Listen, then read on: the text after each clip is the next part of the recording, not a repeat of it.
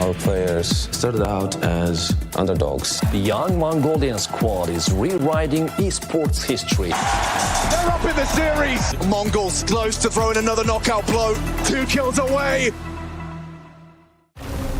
The Esports World Cup, the most elite competition in the world.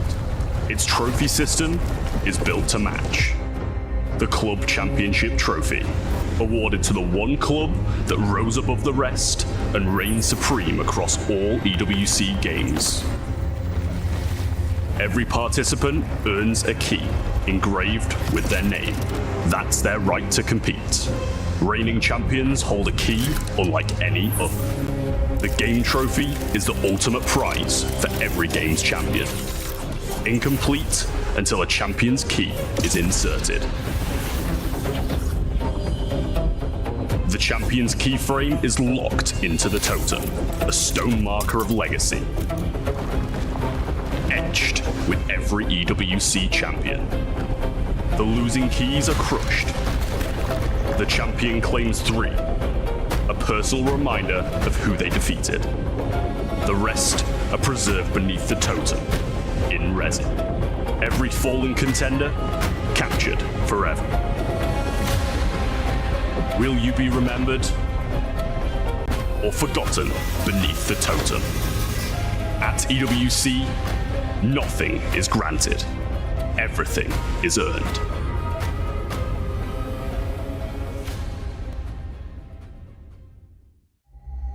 Avli, I need you to cover the STC arena today. Ooh, it's gonna be tough.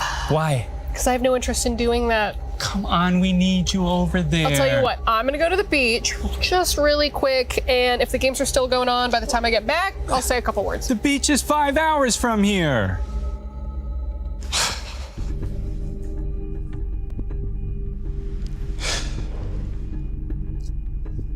I wish Avli cared about esports more than anything in the world.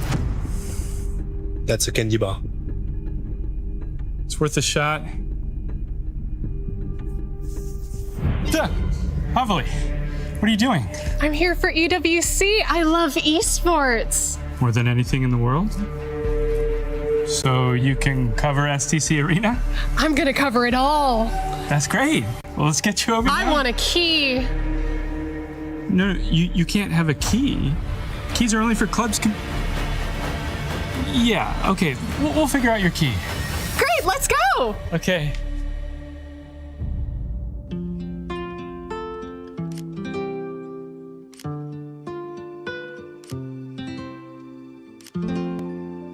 Avli, I just want to say you're doing a phenomenal job. Everyone's really excited about your work. I just love esports so much. Yeah, well, I'm going to ask about getting you a raise because you deserve it. I don't need a raise. I have my key. How did you... Can I see that? Mm-hmm.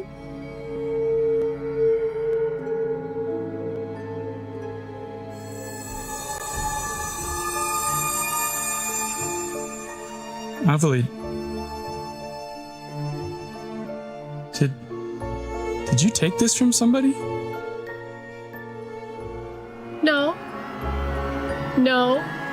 No, no, Okay. no, no, Okay. no, no, no, don't do that! We were having such a nice tournament! Why does it matter? We were having such a nice tournament! Okay, it's your key. It's your key.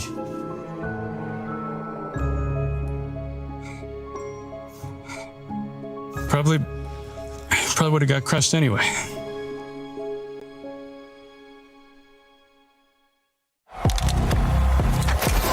He thinks he can come in here and play my game. Let's go. He knows nothing. Let's go! Tyler, why? You're done. This is my ladder. You can't climb it. It's better than being hard-sucking masters. You're going too far now. Your eyes buggy. Your elbows ashy. That airline? That's an L airline. Somebody better hold me. Okay, yeah. Do something then. Raw energy. Hustle, blow the house down.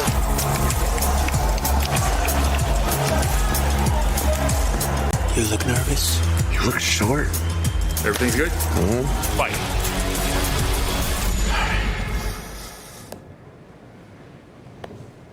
Okay.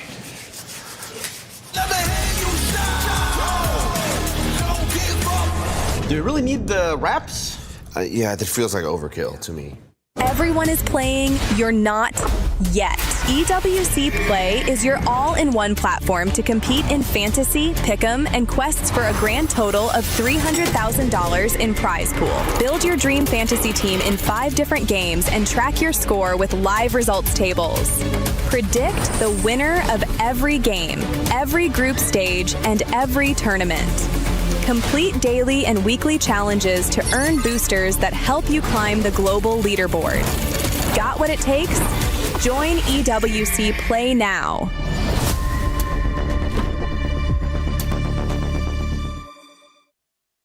Hello, everyone, and welcome to EWC Hardcore Trivia. Today, we have the gentlemen from Core joining us, Stable Ronaldo, Jason the Ween, Adapt, and Marlon. And today, we're going to figure out which one of them is the smartest. Just by looking at you guys, I don't know. I had a 2.1 GPA. It's not bad. I got an associate's degree of arts. 4.0. You graduated? Oh High school. my God. Graduated high school with a dual credit degree. I didn't even think that was possible. Either way, this is how it works. You guys have already figured out the buzzers. We have a couple trivia questions here for you. Now, for round number 1, each one of you is going to be able to answer one question, and you can pick your category by ringing your buzzer, which you can begin now. Stable, well, no, honey, that was just a skill diff. Stable Ronaldo. Go ahead and choose your category first. And Food, I want food. Food? All right, food. Name the bitter compound in oversteeped Darjeeling tea. What? What the f? Easy, yeast. Oh, okay. Maybe the answer was yeasty, but not really. Answer is polyphenol derived tannin. That was my next guess. That was my next guess. That was actually my next guess. Minus 30 points for Ronaldo there. Oh my God. Bro, it says minus 30, right? And feel free to buzz in to choose your next category. Guys, Marlon, for you. I'm gonna go geography. You're a good Geography. geography guy. All right, we like geography. What is Gland, Switzerland's official 2025 population within 100? We'll give you 100. Gillians. You don't know this? Switzerland. Population We were just by talking about this. 100. Yeah. I'm gonna go, so obviously that's a city. Obviously. Facts. Well, it is 168,000. 168,000. Hey, it's close. It's close. That is fairly close, but is it within 100? Come on, 100. The correct We answer could say is 100,000 maybe in between. 13,700 residents. Oh, you're close. You're close. I mean, that's not bad. That's not a bad You answer. were right there. All right, now between Jason and Adapt. Oh, bang. All right, Adapt. Movies. Yeah, I'll do There's no Oh, there is movies. I can't read for a second here. All right. In the movie The Lion King, what kind of animal was Simba? What the f? No, Gotta be this is. Oh, this is... Okay, so everybody got like Einstein questions. I got- and yeah. you got that 3rd grade question. Damn. I'm gonna go lion. And the answer is actually a lion. That is correct. A point for Adapt on the How do board. we get like the hardest question of mankind? Yeah, go ahead. Jason, and your final question for history. This gives you the opportunity to tie up with Adapt. Name Henry VIII's 3rd cousin executed in May 1541. I think I know how this is gonna go. Oh, no. I think I know how this is gonna go. Darren Watkins. No, it's Samir Woods. Ronnie Nets. Was that just like a honorary degree that they gave you? You don't know Or- Darren Watkins? God. Darren Watkins Jr.? You don't know Darren Watkins. Clearly, He's a key part you of don't history. know Margaret Pole, the Countess of Salisbury. Oh, Jason, dude, Mark, come on. Of the Salzburg, yeah. Disappointing, incredibly disappointing first Incredibly round disappointing. for everyone dunderhead. besides Adapt. Now, Adapt, as the winner of this round, you get an incredible opportunity here. You may eliminate one player from entering round 2. You have 5 remaining seconds. 5, 4, 3, Jason the Ween. Yeah, get it. 2. Jason the Ween. Jason, you're gonna have to stand there in sorrow, your buddy don't even sadness, want- and silence. No. For round number 2, you will be answering questions in the same category, so buzz in whenever you're ready. And Ronaldo is first. Was? What is the escape velocity of Earth? Oh my God, that's so easy. 32,000 meters per second. Ooh, I'm sorry, but we are actually looking for 11.2 kilometers per second. I mean, honestly, not bad. Right there. It was actually right there. I was right You there. were fairly close. I was very close. But that is incorrect, and that's another minus Okay, 300 yeah, points all for right. you. Oh, God. You got him on, yeah. Go Are ahead. you like delayed or something? Like, what's going on No, here? you got it. Okay. Your question. What is the third closest galaxy to the Milky Way? Oh, it's so easy. Third Bro, you know closest, this. third closest galaxy. You got the Milky Way. Yeah. You did. He got the Segway. The Segway. I'm gonna go that way. Yeah, That way? I'm gonna go that way. Yeah.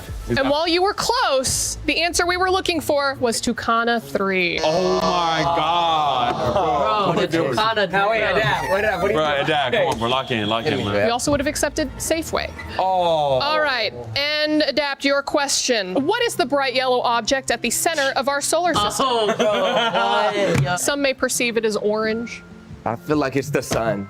And the answer is the sun. Adapt, that's another 300 points Fire. for you. Gotta respect him, man. Yeah, you two are kind of struggling. For the third and final round, Adapt, you get to select who your final opponent will be. We'll give Marlon a break, yeah. Yeah. Give me stable. You and Ron? Ron? All right, even though he's at like negative 300 Yeah. points? No. He plays the next round, me and him one-on-one. Marlon, I'm so sorry, but we're gonna have to take your buzzer and you must stand there in sorrow, silence, Okay, Marlon. shame, Welcome to the team. suffering. And for our third and final round of EWC Hardcore Trivia, we have two potential categories for you to choose your question from. Oh, who gets to pick first? Adapt does because he is currently in the lead. I see you go for the. I'm gonna challenge myself. Let me get gaming. Okay. Yeah. Gaming?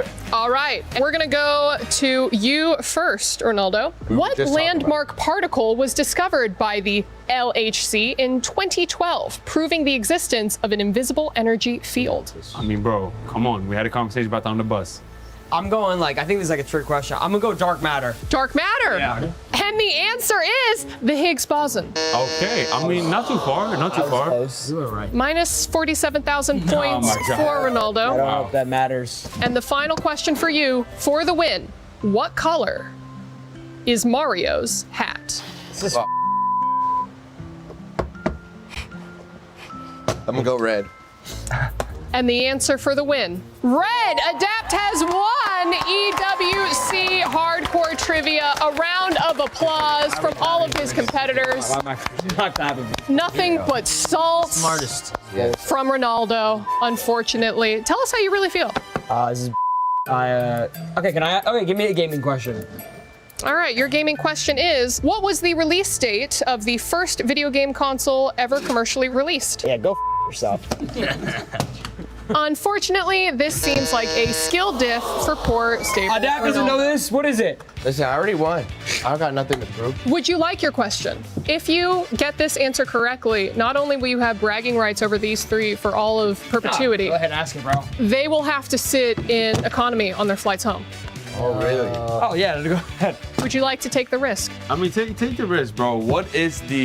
Yeah, what do I got to first lose? letter Let's of hear it. the- Might as well, bro. All right, partially built right here in France, the LHC has led to breakthroughs in particle physics. Though not intuitive, the first letter of both particle and physics are the same. What is that letter? P. It's P. And the answer is P. Gentlemen, I hope you brought your comfy neck pillows, sweats. You're sitting in economy, or rather, maybe in the cargo hold. Adapt, anything that you'd like to say to your losing No, I colleagues? knew I was gonna end up on top regardless. Core, thank you all so much for joining me. And Adapt, when can I be expecting my check in the mail? Appreciate it. Thank you. I'm gonna connect you with Griff and we'll sort it out after this. Fantastic. All right. Make sure those 2 extra zeros that we discussed. Thank you all so much for watching the EWC Hardcore Trivia. Appreciate it, y'all. $75 million, 25 tournaments, over 200 clubs, only one club champion. The Club Championship is the beating heart of the Esports World Cup. Over 7 weeks, esports clubs send their players to compete. Every placement, every win, every podium earns points for their club. At the end of 7 weeks, every point counts. The club at the top walks away with $7 million and the title of Best Esports Club in the world. It's not about being the best at one game. It's about being the best across all of them. Depth, versatility, consistency under pressure. One championship trophy, one title. Who will take it? watch history unfold in Paris at the Esports World Cup 2026.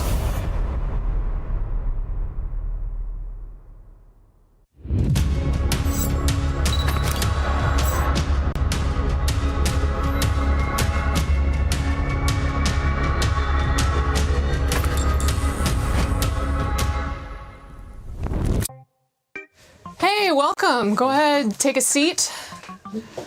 We ran out of office space here, so we're making do. Listen, I don't know if anyone's kind of told you what we're doing today, but we're just gonna have a chat. And honestly, I would prefer to call you by your real name, if that's okay. Oscar? Yeah, Oscar Canellis Colocha. Actually, no, we're just gonna stick with Maxwell. Okay. Listen, I know that you auto-dub a lot of your content into English. Are you planning on doing that for this interview? No, this is my normal voice, and I will use it in English. Also, you're a highly respected journalist, Avali. Thank you. Now, during your time with Counter-Strike, you played for more than 15 teams in 8 years. Was that because you couldn't make friends? I actually have a lot of friends, but it's hard to make friends in gaming because people are like you, like rude. It's kind of personal. Did you ever think that maybe in those 8 years that you were the problem? Was it hard for you to leave Counter-Strike for Valorant? Or does being from Catalonia make the idea of separation come easily?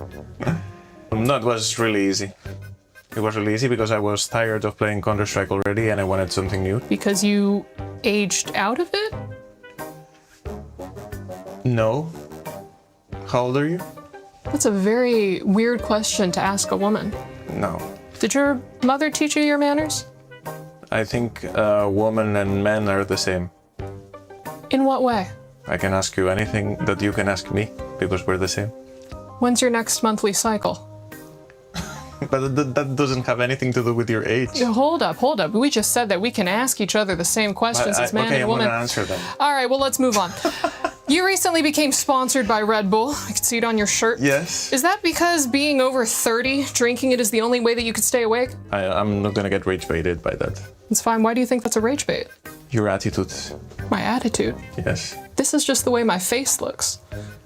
Now, Red Bull says that you were, quote, considered by the vast majority of fans to be one of the most charismatic professional players in the esports scene. By majority of fans, did they just mean your mom? It does mean what? Sorry, I didn't auto-dub it. Red Bull says that you were, quote, considered by the vast majority of fans to be one of the most charismatic professional players in the scene. But by majority of fans, did they just mean your mom? Oh. That's a lame one. Your mom is lame? No, my mom is not lame. That's incredibly rude. She gave life to you. Yes. But no. I mean, it's a lame question. It's a very lame question. I'll be sure you can do better. I'll be sure to let our writers know. Yeah. Do it because... Look straight into the camera and tell our writer that you just don't think he's doing a very good job. You probably chat GPT the question or something. You need to, I don't know, do your research. You're the owner of Club Otakar. I'm glad that you could come to EWC, but why didn't you bring your club with you? Because we're starting. We're new. We have only a Valorant team and we need more to compete in the rankings and everything. Is that just your way of saying that you're broke? Yeah. Did you turn to team ownership in the hopes of being less unsuccessful? Less unsuccessful? I mean, can your club beat any team that is not named LK? That's a good one.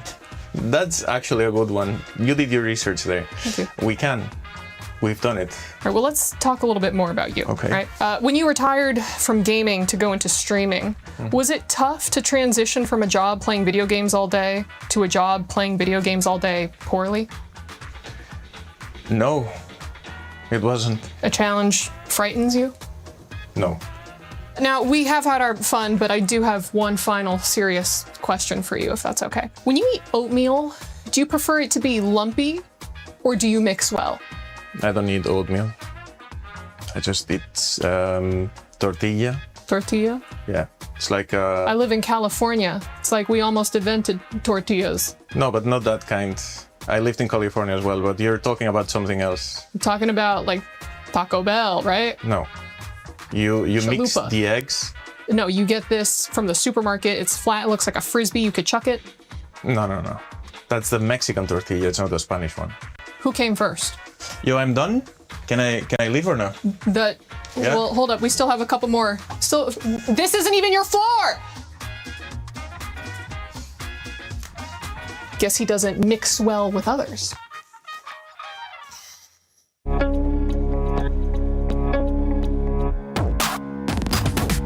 Welcome to another edition of Chicken in the Box, here with Astralis. I'm here with Stair, player 1, Ryu, player 2. Stair coming in very confident to this one. He's obviously going to get to look inside his box and discern whether there is no chicken. Ryu, you want the chicken. That's the goal. Yep. You've got to get it out of his hands, or maybe you already have it. Who knows? We're going to have to find out. Let's open the box. I'll open the box. I'll see. I'll have a look. Okay. What's your initial reaction? I did tell you the script already, so you should be able to win. But what do you want to know? But he's trying to throw me off right now. You know, he's speaking a lot. So you got the chicken? No. You don't have the chicken? No. Really? You sure? Yeah, I was wrong. So what's in the box then? If it's not a chicken? Nothing in the box. You sure? I think so. Should I look again? Or? Interesting. Yeah, you can check it out. Let me just make sure. That was a quick look. That was like you don't want to show anything. You know, it's as if you have the chicken. You feel me? I don't feel like that was a really quick look. You know, I can understand that. It's if you don't want to look. You know, you don't want to give anything away. I saw it already. I have to double check. Like, is it there? Is it not there? You know? No, I really think it was a very fast one. Like, you don't want me to see anything. You feel me? Should I check again or? Yeah, check again. Okay. You sure? No chicken? No chicken. Nah, I don't know. Something's throwing me off here.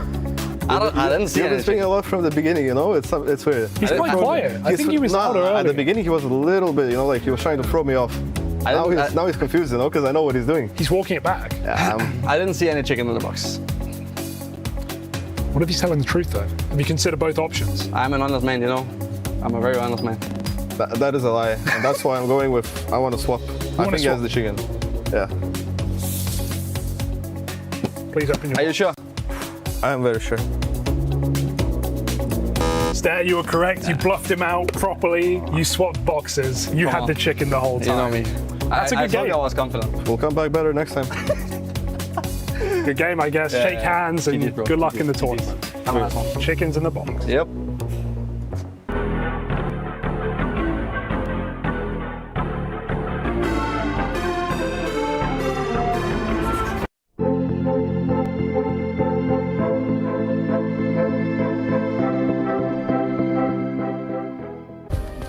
Play is in our DNA. Whenever we let it out, it becomes our superpower. Now imagine an entire city being built to supercharge it. Kadir City, powered by Play.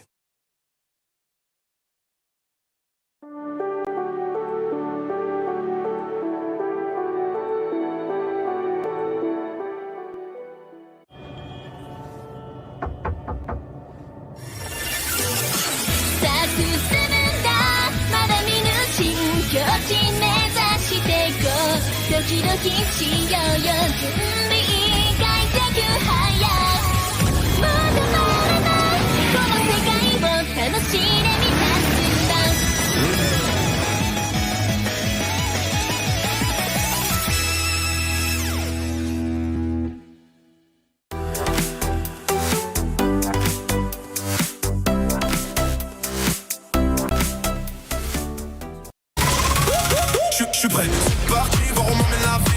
Chrome sur mon green, tu m'entends quand je respire. Top le veston, jamais film, trop de pas, big plan, j'ai fait changer toute la piste. Regarde ma pêche, je pense pas j'attire. Je coupe la line, laisse la qui laisse frémir. Nouvelle état, new name, toujours fluide dans le move. Main en l'air quand je rentre dans le groove. Garde ce regard, je suis déjà posé. Deux pas, je tourne, glace dans mes yeux figés. Beat encore, puis je prends tout ce qui est à moi.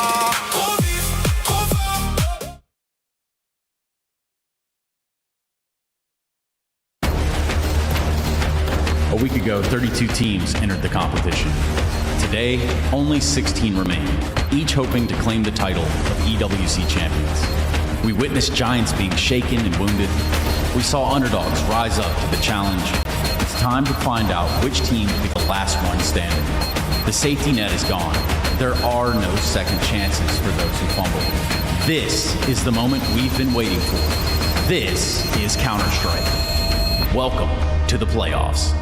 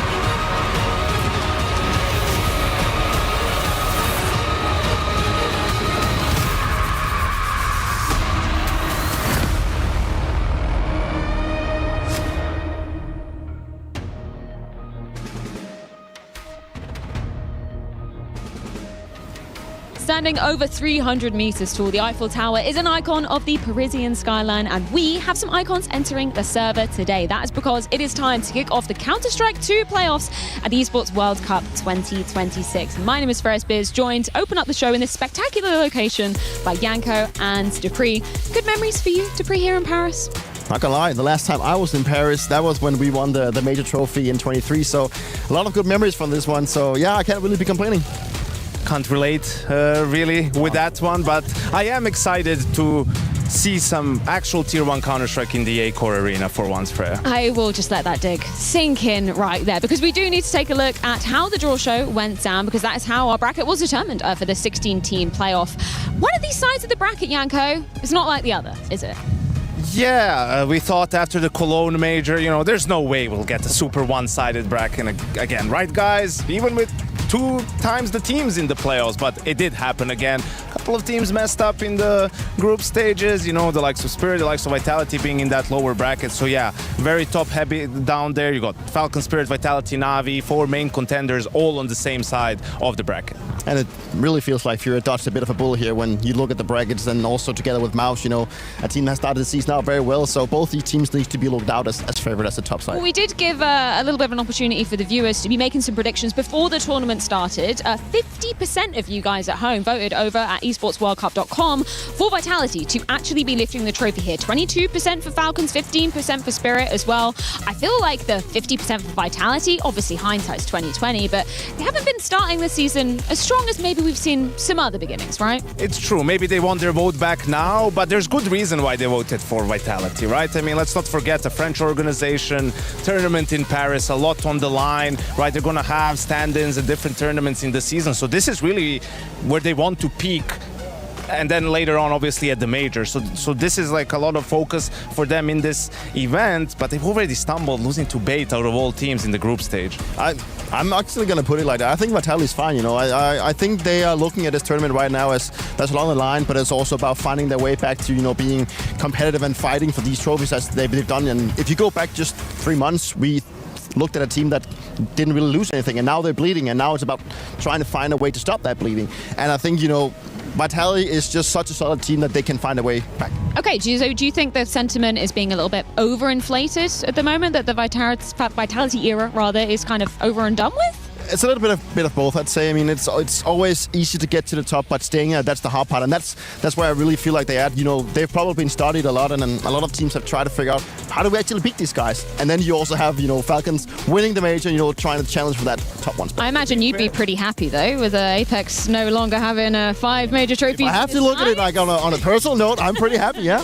Sorry, Yanko. You know, to be fair to Vitality, a lot of teams have still not figured that out. Falcons did. So they did, apparently. That's the one problem for them, and obviously Navi that one time in Atlanta, right? So I think that's why it's fine that we give them some leeway, but that's why also this tournament is super important for Vitality to prove to us that they're still around here. Their time is not done yet. Yeah, obviously the Com Championships as well. We're looking at that from both sides of the Vitality and Falcons equation. Hugely important for both of them. For Falcons, though, I'm relieved, I guess, that it wasn't just a major fluke. I know they haven't gone and lifted a trophy yet, but they've looked damn good. Probably one of the strongest teams to come out of the group stage. Yeah, they've looked the most clean out of all the contenders, it feels like, and who knows, they might have just unlocked a sort of new level because, you know, for Nico, winning that major was, you know, such a huge relief to finally get that done, and now with that pressure not there anymore, right? Like, are these Falcons going to be even more dangerous moving forward? Obviously, a huge amount of pressure, as we're already talking about, down in that lower side of the bracket. But let's transition to our Crunchyroll story of the day, which is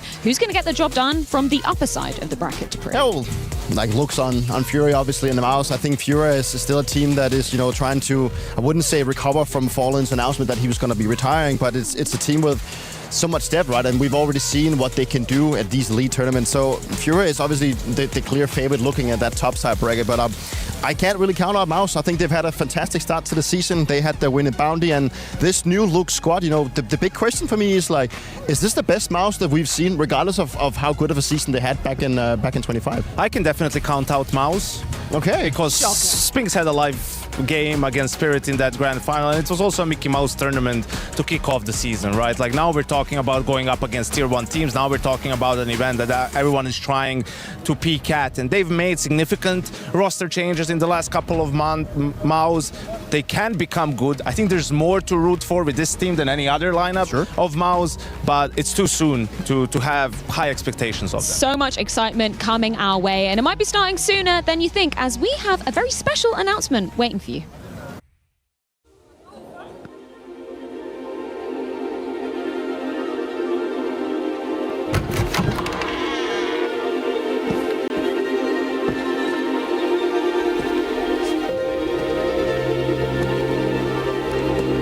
How long have you been doing this? 17 years. That's a long time. Yeah. 17 years of victory, 4 majors, 2-time IGL of the Year, 2 Grand Slams. Pedro, t'as fait ta joie. What was your worst loss? Maybe Cologne. And your greatest win?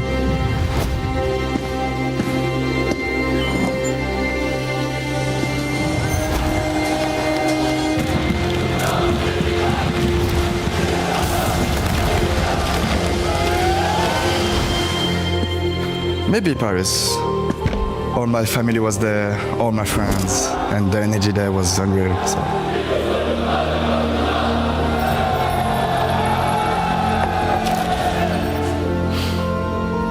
Almost fell with that one.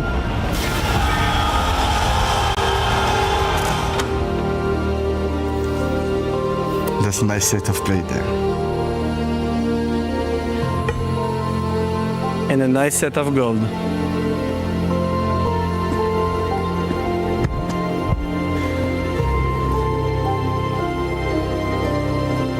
Heavy trophies in this room.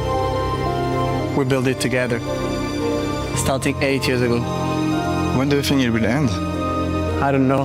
But not now.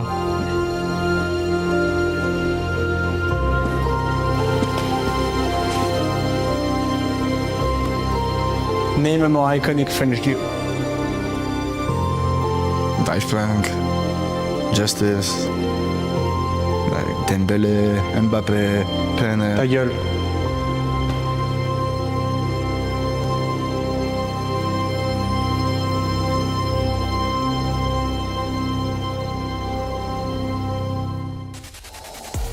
And truly, no place more perfect than Paris for this announcement to become official. Congratulations, Apex. I will be seeing you for at least another 2 years on the side of Vitality. I mean, that video was just perfect, right? You've achieved so much on this squad. If you were to go back to 2018 Apex and think just how much has happened, would you believe yourself? Not really. Even though at that time I already accomplished a bit. I won a few trophies already with like the past teams. I won a major before that. But yeah, I never expected, first of all, to play in an international team into Vitality, but have such a great success within the year, so yeah. And for you, Zyro, I mean, it was kind of your debut on the big stage. We'll forget about the one that happened at the Face It London Major. That was before the Vitality time, right? No, I don't remember this one. But for you, like, you were a name that was on the tip of everybody's tongue. Everyone was so excited for you to join Vitality. Can you believe what you've achieved as well? I mean, at this time, no one could believe what we done, like with this team, obviously. I mean, when I was playing Face It and you interviewed me, I was really scared at this time. I was like a really shy guy, but at this time I didn't know like we gonna become maybe one of the most iconic duo and maybe one of the best team with Vitality as well. So obviously at this time no one could know that. It's crazy, right? Because you started, Apex wasn't even leading the charge. At that point you had to go through a couple of in-game leaders before this duo kind of really was established. For you, Apex, why did you decide to extend your contract with Vitality? I want to know that it's where I want to finish my career so far, but I can't quit now. I can't quit when I feel I still have so much to give. Even though next year will be my 20 years anniversary of playing Counter-Strike and giving everything for that game, I still have a few to give, and I still have the hunger to win more, even though I won a lot, more than anyone else. But I still have so hunger to win trophies and just trying to put Vitality at the top of the world again and again. And I don't know if we're gonna do again 2025 or even like what we've done at the beginning of the year, but I'm gonna give my best to be sure that we're gonna bring trophies home. It's been such an incredible run for you guys. As you mentioned, the past year and a half has been exceptional from the Vitality squad. Zyro, it's kind of obvious why Apex would want to stick with someone like you, but why have you stuck with him? Why not? I mean, like you said, I think we won almost everything, and I think with the team we have right now, we shouldn't have regrets. I think we should keep going with the feeling of winning. And even though, like you said, he still have under the shoes to go forward. And I think we just need to, like Apex, we want like to still build something with Vitality. And even though like maybe he start to be old and have some back pain, he still has some, like he's still hungry to win anything. And even though like we still managed to like find the way to win together, and we're gonna find out. Yeah. Just one more question. I wouldn't be doing my job properly if I didn't ask this to you, Apex. Obviously, we're all talking about the retirement of Fallen because he's announced it's his final season. For you, extending until 2028, will Vitality be the final org that you play for? I believe so, and I hope so. That for me, that's the goal. That's the goal, to finish here. Almost, it's been 8 years I'm in Vitality, so with the 2 more years, it will be more than 10. Yeah, that would be like the best thing to do. I've done my best here in Vitality. I've become who I am today thanks to Vitality, thanks to this game. So I didn't see myself finish anywhere else. And yeah, I'm pretty sure I could have get offers, maybe stuff like that, but that's not the goal. That's my goal. At the end of this contract, I will be almost 36. So it might be the time to stop at that time. But yeah, I still have the hunger to win and to give my best on a daily basis. So I'm tired a bit of everything, but I can't leave CS yet. I mean, that hunger is incredibly clear. Congratulations, guys. Once again, it's been such a privilege to get to share this news with you here in Paris. I know you've got a few fans waiting behind the camera to get some signatures, yes. So I think it's about time that we recap exactly what went down in the group stage. Huasso makes it a 1v1 instantaneously. 18 frags already from Huasso. Piri is low. He has to acknowledge the potential for the defuse, but on the low HP calls the bluff.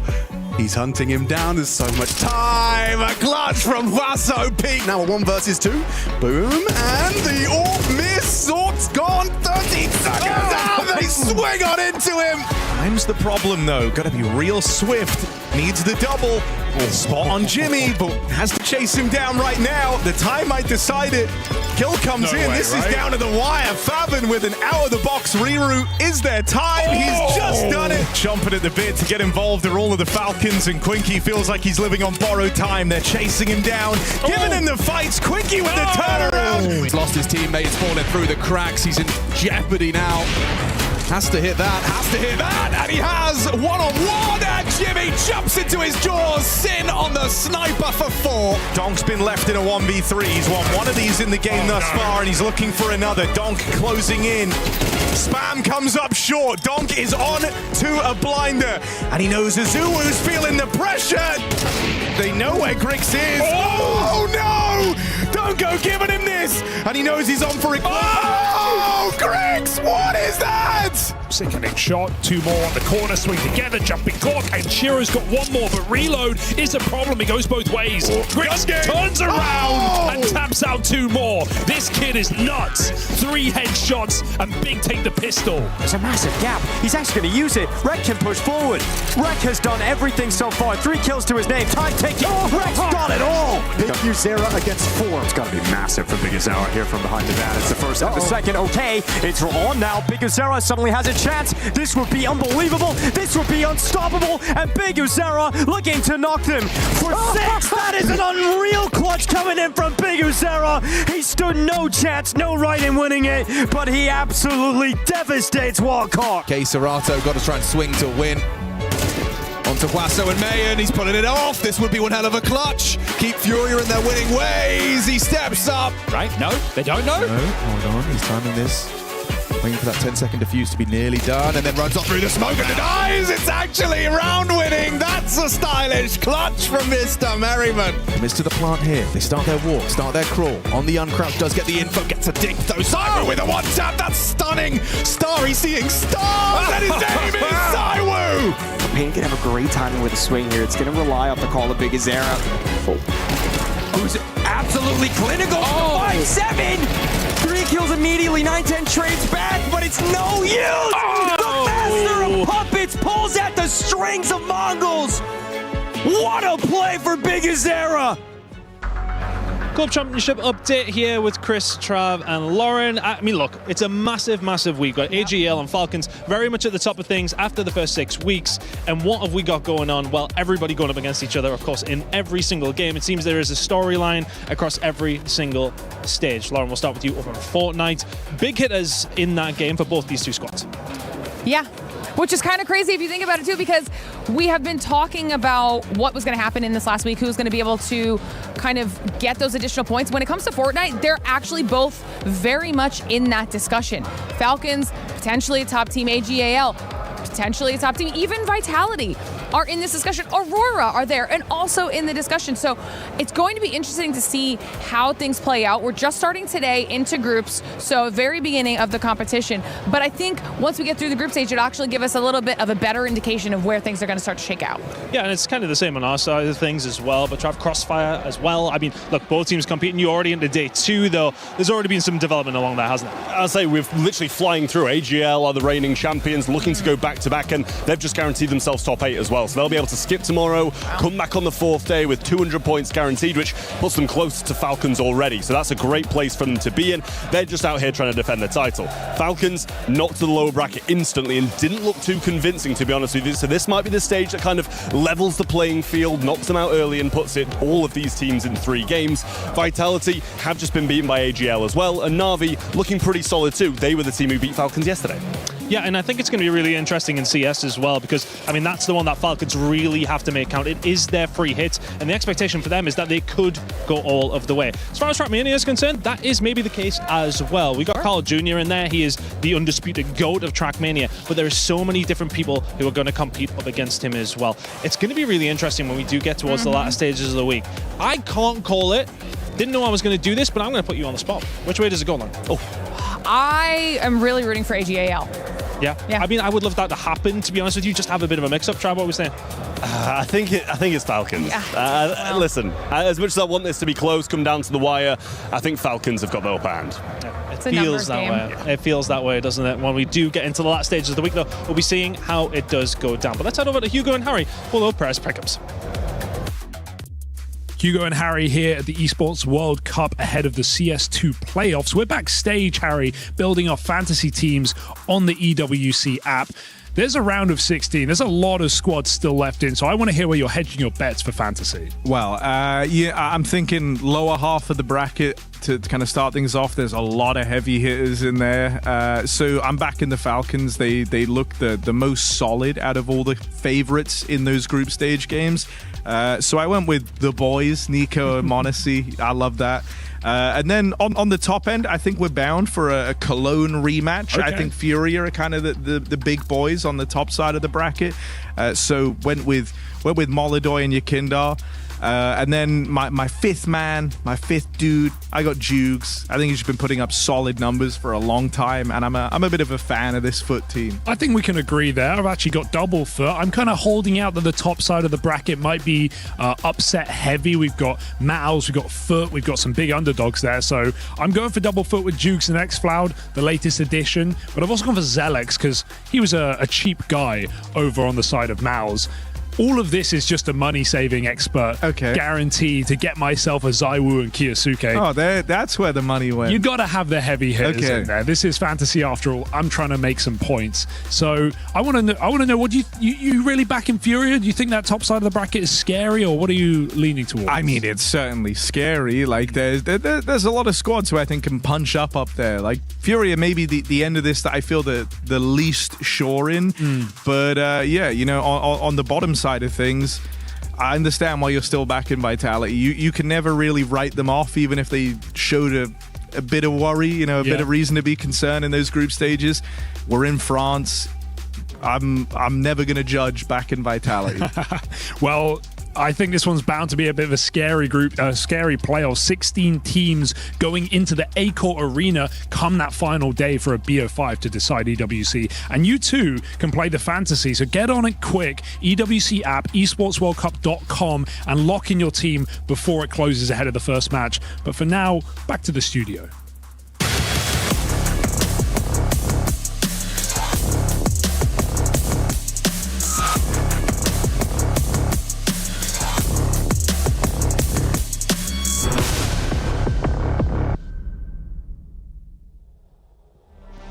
And here we go. It is time to meet your players for the first match of the day. G2 taking on Astralis. It's Chris Bucket alongside Dupree and Yanko in the studio. And gentlemen, this is a great matchup to open up our playoffs here at EWC. Dupree, what should I know about this team rolling in right now? Oh, it's my former team. That's one thing, right? You know, it's an organization that I represent for long, but it's a new look Astralis. They, you know, decided to go away from the whole Danish court, moving into being an international team. It's been going better than people have expected, but it's still a team that seems to be lacking that edge to take them even further in playoffs. Dupree, of course, our 5-time major champion, the only one to do it in Counter-Strike history. And to his left, we have the Serbian assassin, the man who's been all over the world, dominating the Counter-Strike analytics. Talk me through this tournament. How big is this opening matchup for both these squads, G2 and Astralis? I think it's absolutely massive, even more so for G2, right? They made the roster change during the offseason, bringing in Wrinkle. We heard their coach say in an interview, you know, they felt they reached the ceiling with the previous lineup. They saw what it can do in Cologne, and they felt they needed someone who's a bit more aggressive, right? Who can open the space for some of the riflers to play in the late round. And obviously you're going to give them a little bit of leeway, first LAN tournament with Wrinkle being in there, but making the playoffs was an absolute minimum, and they are a favorite in this match. Now this was a 2-1 victory over Big. If you're looking at your power rankings, Dupree, where's G2 at amongst your top 16 teams? I think G2 is just still like a big question to me, and as Yanko just pounded out, I think they needed to make that change to take it to higher. They haven't really reached a semifinals, but since they won that, you know, blowout of tournament in London, so it's still a team that, you know, that have a lot of good quality. They have a lot of good players that we can look out for, but as a team, they haven't really been, you know, punching the pack into the playoffs and making semifinals. So there's still a lot for them to gain here. All right, Yanko, for anyone new to Counter-Strike, we let our players and coaches choose where they are going to compete. Let's walk through our map vetoes and tell me, who do you think might have the statistical advantage after looking at what made it through? I think for Astralis, it's interesting, where do they go? And they do go for Ancient, right?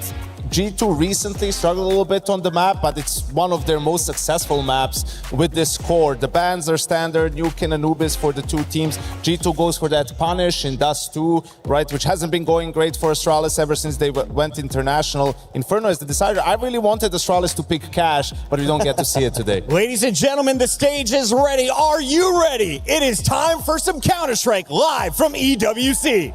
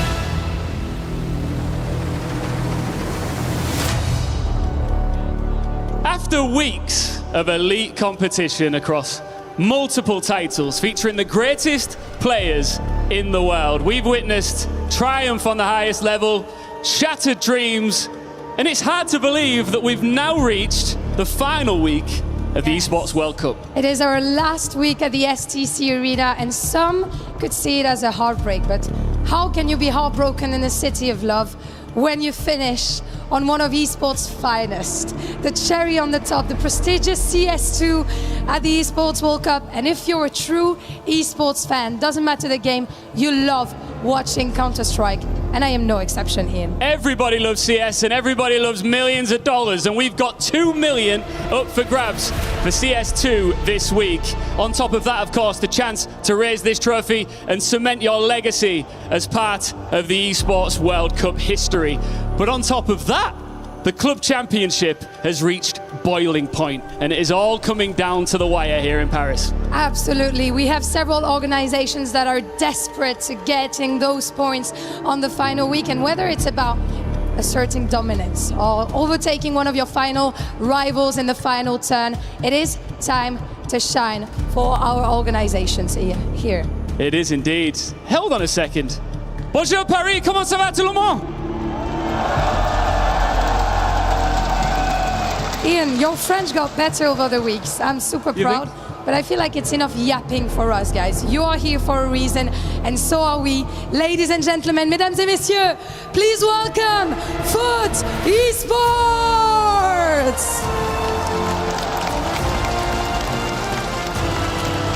Crowned in PGR Bucharest, they are built on belief and passion, and they are entering this tournament with a lot of courage. Up next, it's Magic! They entered the year outside of the established order, then started knocking down the names inside it. There might just be something in the name. Our third team is Gamer Legion! And this organization already knows what it feels like to shock Paris, and it's major. But this new Legion is forged from almost nothing but belief, trust, and skill. Please welcome Legacy! A nice reaction from the crowd here. Brazilian giant killers with very little interest in reputation put a favorite in front of them, and they tend to see opportunity. And this is one of esports' most recognizable badges, G2 Esports! Rebuilt again and carrying the kind of expectation that never disappears. G2 arrive in Paris carrying those expectations from them and all their fans across the world. Up next, it's Astralis! Danish Counter-Strike royalty. The lineup may have evolved over time, but this name will always be judged against the highest standard, and they've got an opportunity to live up to it here in Paris. Mesdames et messieurs, les méchants de l'histoire, vos personnages principaux, Team Vitality! 5 consecutive trophies earlier this year, 2 consecutive ESL Grand Slams. They come to Paris with the entire capital behind them. Paris, this one belongs to you. Talk about a reception for Vitality. Up next is Team Falcons! Cologne conquered. Major champions crowned. They come to Paris with proof that this project can reach the very top. And here they arrive, looking to break expectations and raise more silverware. And from the top of the VRS rankings, they look down on everyone else. Team Spirits! playing against them feels like waking a nightmare in the City of Light. Explosive, ruthless, and built around some of the most frightening individuals the game has ever known. So many superstars on stage. Let's welcome the next lot. It's Aurora Gaming! Last year's EWC finalists, now reshaped around an international lineup while keeping the firepower that took them so close.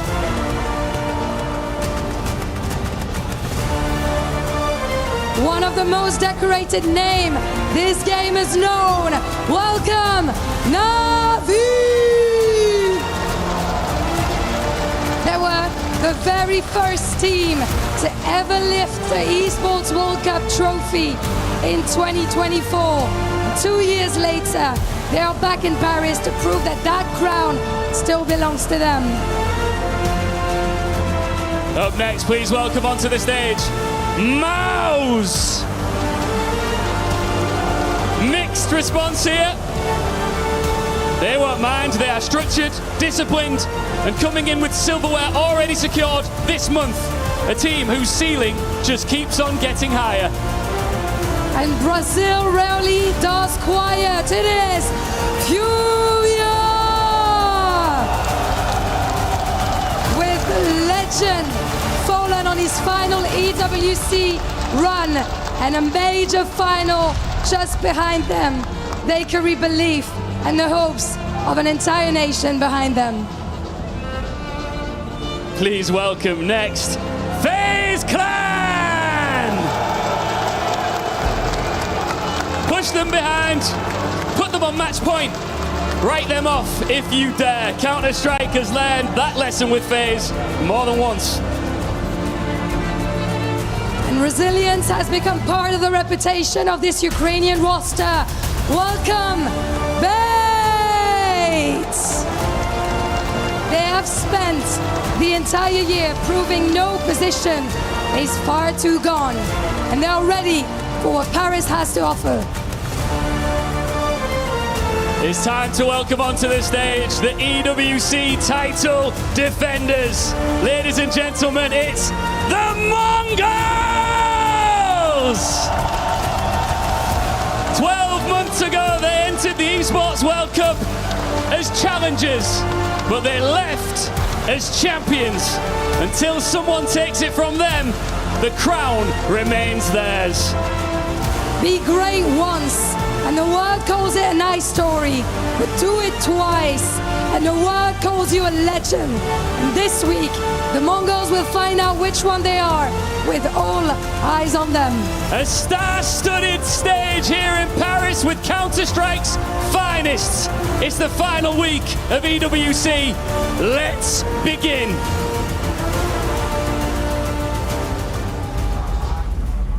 Lose, key, crush, you're out of the Esports World Cup. Let's go, guys, keep it up. Like I said, try to go into the flow state, like round by round. Be as loud as them. Let's go. Let's celebrate today.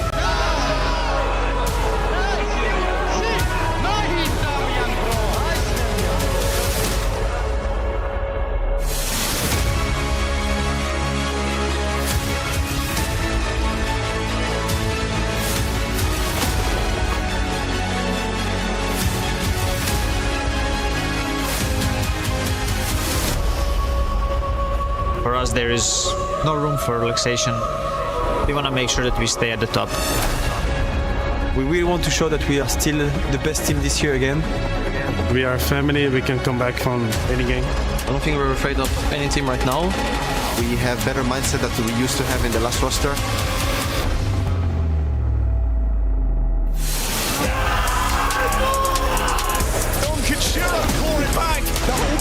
Slow down.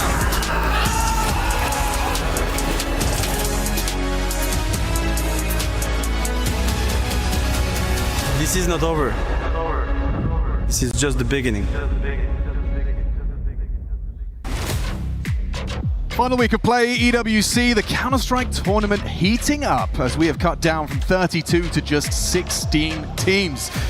This is where things level up. Single elimination, we've got Astralis on the stage versus G2 to start off our playoffs. What do you reckon, Chatty B? Could we have a 3-map affair? Oh, it's tough to call on this one. G2, for me, they are the favourites. Astralis on the other side coming through the lower bracket, having to take down NIP in a 3-map affair. That puts a couple more questions, and so does the map pool. Going into Ancient, first one of the series. It's somewhere that if you look at the history of recent results, not looking too good for G2, but one of their home maps, one of the maps where these players really thrive. You get Mattis, you get Nerds, you get Heavy God around these smokes. That's where they're going to do their absolute best work. But Huddle finished, taking our seats, and Astralis looking ready to push this one. During the groups, Astralis played Falcons in a Group B upper bracket game, and one of the conditions you gave for a competitive game was the Swedish sniper Fozy taking over. In your opinion, is his presence today compulsory as well? It's him alongside of Steph, right? Okay. These are the two that are going to be necessary. That match you're highlighting, we were focusing on when he's getting the AWP, what type of spawns he's getting, what type of picks he's able to find. And talking to Orbs, we've got the new boy on the other side. That's Wrinkle. He joins G2 just this season. 9 maps of play. Still very green, and you go back to his time on NIP. He was there for 2 years. He played with over 11 different players, and none of them the caliber that G2 have in the server today. So can Wrinkle show the world that he isn't just a weird pickup, but actually a worthy piece of the G2 roster? He's one of those players that has had these incredible clips. You know, he'll have a moment, he'll have a round where he can just take over the game. The question is in his volatility, in his consistency, especially in that AWPing role. There's a lot of money, a lot of resources put towards that sniper. You need to be able to find traction and output. Looks like we're getting this one started, ready for battle indeed. How are you doing, SDC Arena? You ready for some Counter-Strike? That's what I like to hear. CT start for G2, and Astralis going to be on the attack. See what Hooksy's able to call here. Hooksy up against his old organization, took him to the highest heights they've ever seen. Hunter on the other side, the only man remaining. He's taking that leadership. Idling. We've got dual Berettas on Nerds and Heavy got into this. Still for Hooksy. Fozy being donated as they are turning their attention towards A early. That says the Julie's up to tree. This is a lot of stopping power. Matters to take first contact on the jiggle in the big box. I'm curious if they go any further. Heavy God and Wrinkle starting cave. Will they get any answers before this A hit comes through? Mattis going to be that beacon. They're not worried about middle at all. Very sight-centering is the defense. See what that util from Fozy's going to be. Just a little pop flash. He's flubbed it. No splash, no problem. Stair takes Nertz's head off first. Mattis with empty hands as well. Astralis breached the A site successful. Smokes are up, and the bomb is down. Heavy God. Found by Hooksy. Just survival, the name of the game now for Hooksy. Hunter coming in from Temple. Ryu caught off guard, but lives to tell the tale. Finds him eventually as well. Wrinkle crawling through, overlooked the corner. Beautiful start. It's exactly what you need to see for Astralis, picking up this T-side pistol. Heavy God going to do his best just to hold on to the Berettas and the Kev. That's the tone you want to set on your map choice. A couple of bullets left. Can he do any damage? Can he take Fozy with him? The answer is yes there. Another kill for Heavy God. It could equal a Silence Dem 4 into the next round of play. Looks like they're going to leave him be. Now it's going to be about dealing with this force buy of G2. Not how you want to start off round one. Yeah, missing some util, but you convert the round anyway, right? So it all works out in the wash. G2 are one of these teams who, especially on this map, have been impressed with their force buy setups, the way that they are going to use the smokes to block and corral you. So we'll see how Foxy wants to call around that. I'm going to operate for something a little bit more direct. Nice! Cool. Let's go! That's a big roar from Hooksy, leader. Have the energy early.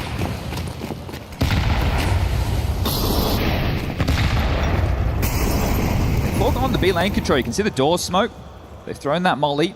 They've actually dropped back. They don't want to get popped on by a flash by some util and a clamp down the west. They need to see how unfold. Yeah, it's just that one rifle on Heavy God, supported by the sidearms and Kevlar. Smoke fades. Lane clear. You have to know retake util as possible if you're that of Heavy God. So this is going to be tough. He's going to have to dodge flashes. Multiple bodies likely to swing through this door. He's aware. He is ready to deliver on that fan massive. Hooksy's nailed it! The one rifle you had, and Heavy got the first to fall. Good contribution from Astralis' captain, looking to convert upon this pistol win. Hunter's going to give this one a look. Fozy at the ready. Has the bomb. And that's loose now. Some problems. Rotation starting to make its way over. Remember, Wrinkle's been in A main this whole time. Starting his flank now as well. Those mid players could be susceptible to him. Timing, though, not on his side. Bomb retrieved now as they regroup and are actually going to path towards Hooksy on that cave side. He gets some info, will back away. They're not to know what lies over towards Donut or Wrinkle's A. getting close. Yeah, he is. He's being diligent on the clears, but you're about to lose that bomb again. A backstab and just a missed shot. Yabi gets cover. The penny drops, but you've got 28 to find that bomb plant. Now you're path to A. Hello. The gap has to be that A side. The rotation trying to beat them there. Stare is noted too, but they're going to continue. Go on, Hunter. Trying to get across the sideline. Yabi rounds the corner in time. That's one back rifle for Nerds. You get the bomb planted. You've smoked off the Donut Avenue, but they're both coming through CT. A smoke for Wrinkle. You'd have to overstep. You'd have to give Nerds something. Otherwise, it looks like they might just be bringing that rifle through to the next. Yeah, Wrinkle's just going to go see if he can find himself another gun, a bit of an upgrade available. Young man, 21, right, playing in NIP. That's not the team that people might remember if they were watching Counter-Strike a decade ago. This is a squad that had a whole lot of work to do. And Wrinkle, yeah, he was brought in to kind of be a difference maker on the AWP. And what he was offered, he was unable to make a name for himself. I think a lot of people were surprised to see him don this G2 jersey, and some nerves on display there on what could have been a very important kill in the back. No one's saying it's an easy kill as well. He rushed it. Yes. He did. And look, this is another factor with Wrinkle. Stage games are something which are pretty new to him as well.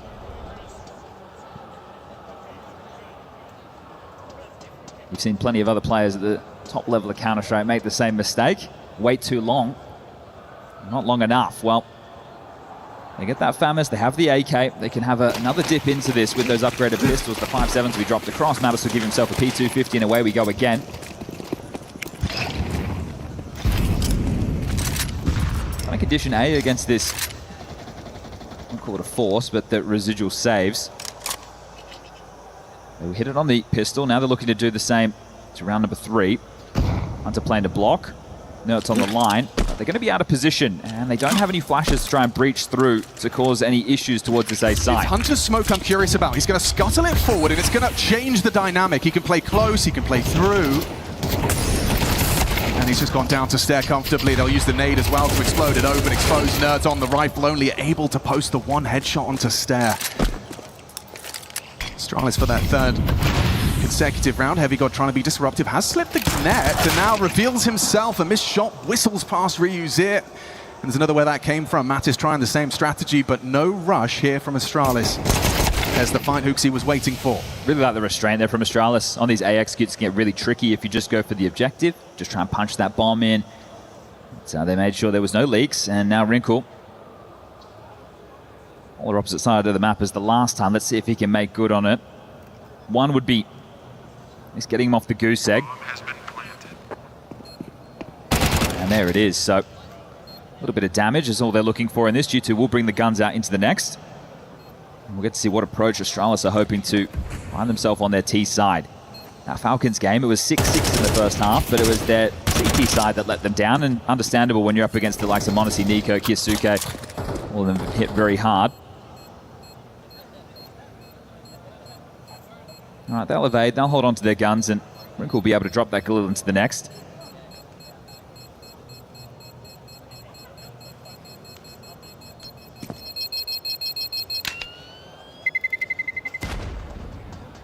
That'll be that as we get to the 3-0 start. So flawless in the conversions for Astralis. That's what you'd be hoping for if you're newly appointed coach Neo. Now we get into the meat and potatoes. Curious to see if Bozy wants to bring out the EWP in the early stages, or if they're going to operate with something a little bit more rifle-centric. They can keep the pace in that case. But heads-up Counter-Strike is something that G2 can respond to. Wrinkle gets his AWP. The lurk smoke comes into place. That's going to keep the question mark for Mattis and Heavy God as the B defense. Standard util exchange over towards B lane, and they're going to posture for a hit quite early into this one. Yeah, throwing out that lurk smoke has forced a block on the ramp immediately. That's shooting over. That means they're going to be 3 strong. Util's in the air, but is there follow through? Yeah, it hasn't deterred them. The block smoke, you're facing it, you're getting spammed through it. Heavy God's connecting, so is Nerds. Actually finds Yabi's head on his advancement of this site. For that plant, Nerds catches the flashbang, but Stare susceptible to spam. Ryu catching flak. There's Fozy through the smoke, pulls us back to an even keel. Is it going to continue to be smooth sailing, though? 2 in K for the post plant. Stare adopts this ramp position. Powerful. Ryu caught with a nade in his hand. He's given the advantage back. G2 trying to get on the board. Kit's a present. No longer is Mattis. Hunter will scoop up the kit. Wrinkle doesn't want to overcommit with that AWP. You've got Stare to get past. Heavy God anticipating that ramp presence. Swings in, finds it. Should be good to convert. They have to be on that defuse and Stare in that power position. Wrinkle trying to hold on to his AWP, but run down Fozy. 3 kills and a free AWP. Oh, they're losing it all. That's tough for G2. They had the smokes, they had the kits on the retake, just unable to piece it together. A bit clunky, and that one's going to be disappointing, starting 0-4 down into partial buy territory. And it didn't start well, did it? They lost that opening kill. They still breach in. The Yuta was good and just taken off domes. We've got a G2 timeout. Saw wants to get on the mic early, and understandably so. Things seeming a little bit chaotic in these early stages. They've had opportunities, they've just squandered them for one reason or the other.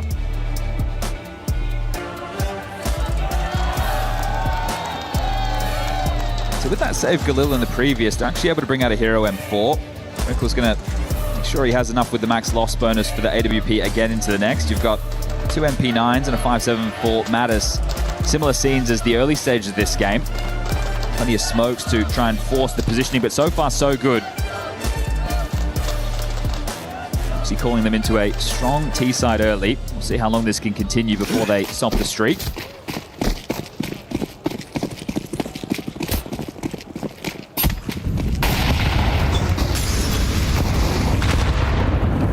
Control, but B lane taken on the other side. They have to worry about this heaven play. Yeah, this is the setup though. Nerds is just going to go for this kind of jump scare. Mantles up. MP9 doesn't find the dink they were looking for, but Stare through the smoke.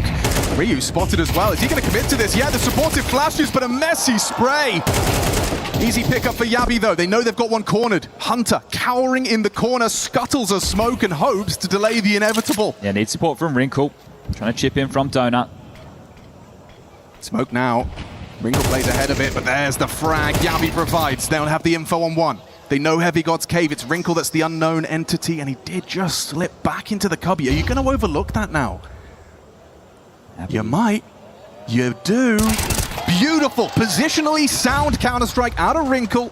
Posts his third frag and pulls us into a 2-on-2. B is open, Chad. Hooksy, low on HP. Fozy with the AWP, and Wrinkle tracking them down quite quickly. Hooksy's so low. Well, Heavy God's a B player, right? So they're going to be wary. This is a free kill. Yeah, not messing that one up. 1v2 for Fozy. All right. Molly did this. Facilitates a safe plant. Heavy heading ramp. Wrinkle, cave. Fozy wants to isolate here against Wrinkle, and he's nailed it. All bullet to the ribcage pulls us into the 1v1. He's got a good feeling about Heavy God's angle of approach here. 1 versus 2 for the Swedish sniper. Keeps this ball rolling for Astralis. All right, the closest one yet, but that's 5 straight now. Again, it was just the partial bite. Still, the rounds are stacking up, and that one, the divide and conquer approach, not paying off. Thought Wrinkle found a bit of impact there. Gets isolated, and that's tough for Heavy God.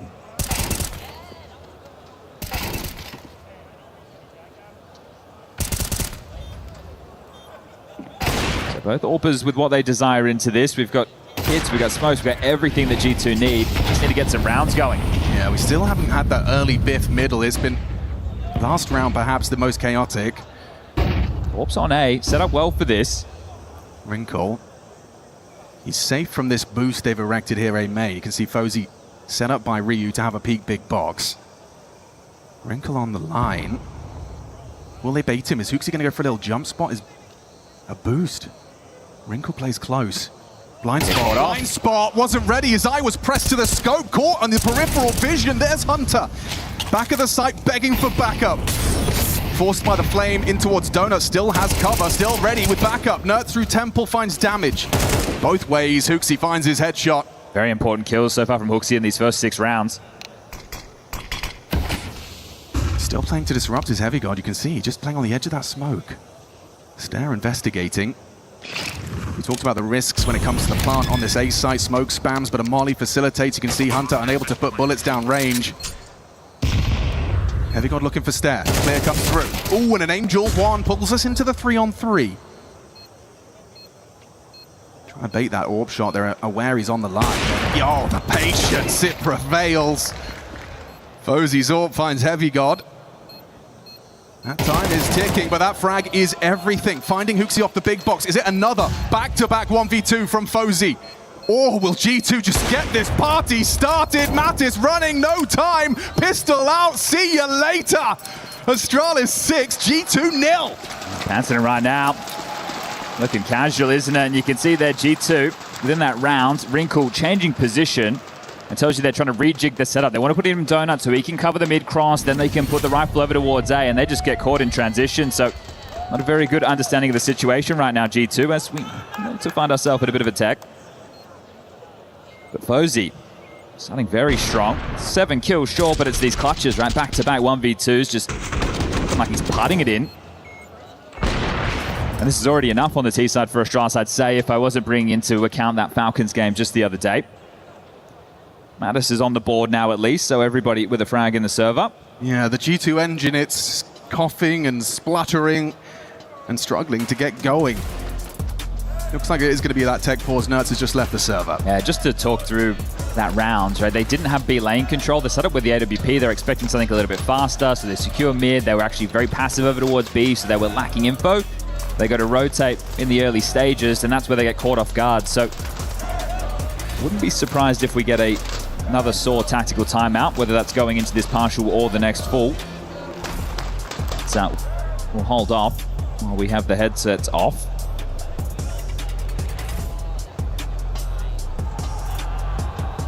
Players not allowed to communicate during the tech timeout, so they'll have to sit and stew in this one while we sort out Nertz's issue. Eye contact is allowed and the smart glass is open, so you can have a look. You can be a nosy Nelly if you want. Fozzy's taken a little bit of a look out. Right, go earlier in the year with Astralis. You take EPL right in Stockholm. Had a decent performance, coming third overall. Rivals in Fort Worth, another one in the venue with a 5th, 6th placement. For G2 on the other side of things, you've got Krakow 5th, 6th, Cologne 5th to 8th, Astana 5th to 8th, Rivals 5th to 6th. Not hearing a lot of podiums. No, and well, they haven't won a playoff game in a Tier 1 event in 2026. Well. Right, so Astralis have been able to manage that. But, G2 have not. Problem solved, back underway, and another partial. You're in the washing machine right now, G2. This is a horrible play. You're not saving any guns, or if you are, it's not enough to... The full buys behind. This is a miserable start.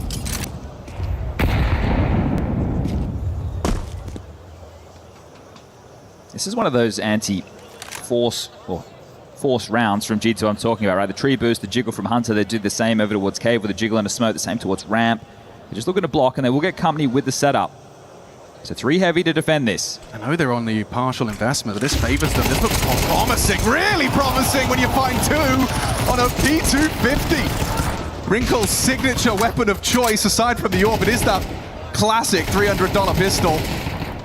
He's put it to fantastic use, and now Astralis, you're up the creek without the paddle. You need a couple more of those. Shot like that, I guess. They've still got plenty of time, and I think HooXi's had some important kills within these mid-round scenarios. I know this is against the lighter buy, but the in-game leader still wants to force the issue over towards A.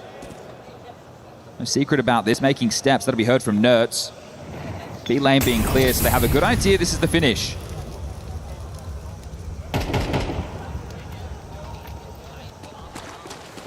Heavy God's push securing that. Rotation, Mattis leaving the site as well. And here they come. This is not a fantastic angle at range with an MP9. Hunter's going to be hard-pressed to find output. Especially with that Molotov at his toes. He's buying time, swings on out, gets away with it. Blocks the donut smoke, that's nice. An interception on the donut smoke gives him more angles to work with, and that Heavy God flank, this looks great for G2 to close it out, but Yami finds Mattis. Heavy God reveals his flank, 12 seconds. Surely no chance, absolutely nothing for HooXi.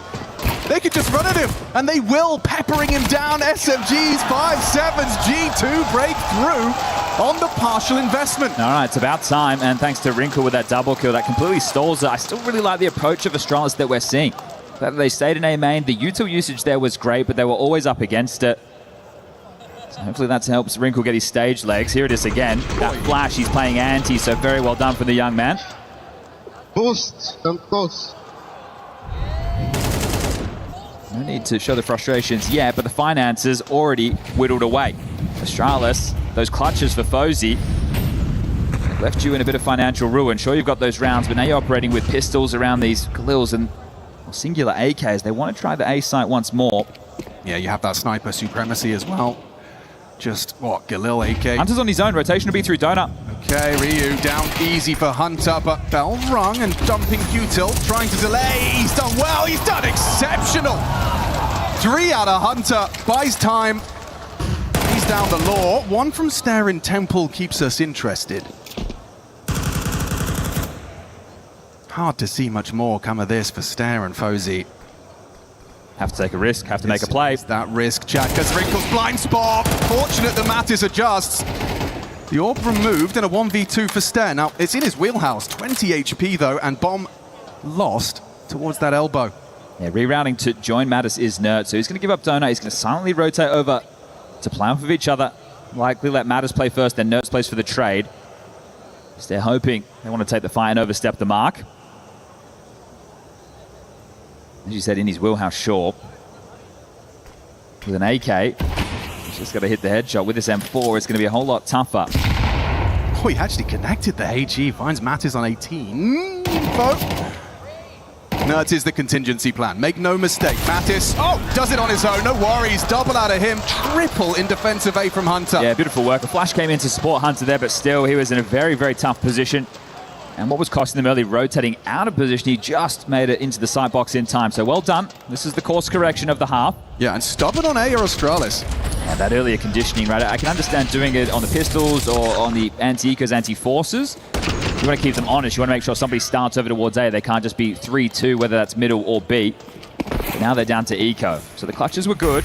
Got you a nice bed of rounds, but momentum could swing the other way. We've been talking about this all EWC long. A lot of the Counter-Strike events, they have these 2.5-minute ab breaks. Right here, it's 30 seconds, you're back underway, so the momentum can mean a lot. So can a couple of confidence-boosting eco frags. It's only 1 from Mattis, though. Yeah, he's quite animated as Mattis. They're in, they're planting. They were denied. Yeah, good find. Good read of the situation from Heavy God, knowing that lurk smoke is just to try and get something out of the eco. They don't get the extra cash.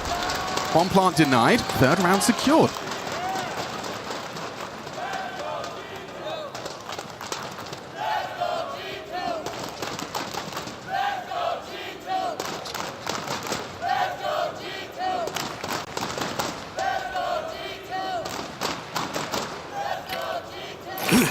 Some firepower missions in the buy for Astralis. It's 2 Galils for Yabi and Hooksy. The rest of the AKs, no Fozy AWP. Mid-harass Util. Just want to soften up that of Nerds and Hunter, and out. Done. He is out. Oh, gets caught. Doesn't matter. White screen still manages to put the crosshair onto Hunter's head. Heavy got back. Finds Ryu. Knows he's committed behind his box and trying to find the angle around the edge of that donut smoke.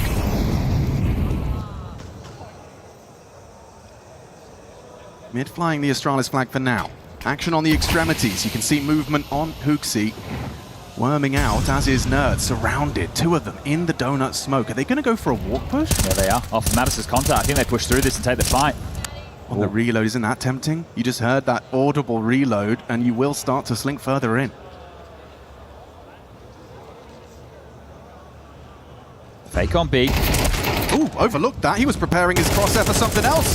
Bomb Double loose. Back. That's the end of the round, surely. Fully committed with the bomb, now surrounded by all 3 of the remaining CTs, and it even gets better. Hooksy trying to pit that gap cross temple. They will know this came from B, right? Yabi was throwing B fake utility right there, so you're worried about Heaven, and you're going to backpedal into him towards T-spawn. Nerds with a massive round, 3 for him. That's 4 straight, and the recovery well underway. See Mattis, right? He has to worry about B. He's coming over. They did want to push through that donut smoke on contact. His mind gets drawn to the B side, not so focused on the crosshair, still wants to play for the info. This is very well done from Nerds, right? Bomb down in this position, essentially the round-winning maneuver. Yeah, and good spray control considering the evasive maneuvers adopted by his opponent there. Get broken after... There was a couple of hype clutches from Fozy. Has, again, just left them in financial ruin here. It's going to have to be a partial and then a full gun round for the final. Going to get that 3,400. So this allows them to bring out some pistol upgrades. So we're starting to see it take shape. There's plenty of Deagles, and That's telling us something a little bit slower, right? If they had the Tech 9s, the smokes, right, we could see something a bit more in your face, a bit more direct. With the digs, I think they are just going to have to take their time and allow these pistols to search. You can't brave the mid protocols there. Incendiary, elbow smoke. Ryu with flashes, perhaps there is a second timing they're trying to hit.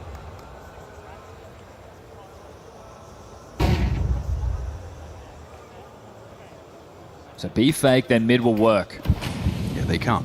Nerds communicating a lot. 3 from Astralis. Slink out middle, and Nerds strikes. Whoa, that second bullet magnetizes to Ryu's face. Clean shot down so far, and it only gets better. Wrinkle catches Hooksy, poking his nose out heaven. Another headshot for Nerds. The multi-kills keep flowing. Conversation will need to become as Fozy. Something. Yeah, another Matters. You see, He's the having a cam's up the game. whole time. He's definitely wears his heart on his sleeve. If you're Australis, just looking to get that 7th to stop this momentum. 6-6, considering how this started. No pistol round. G2 will be happy to...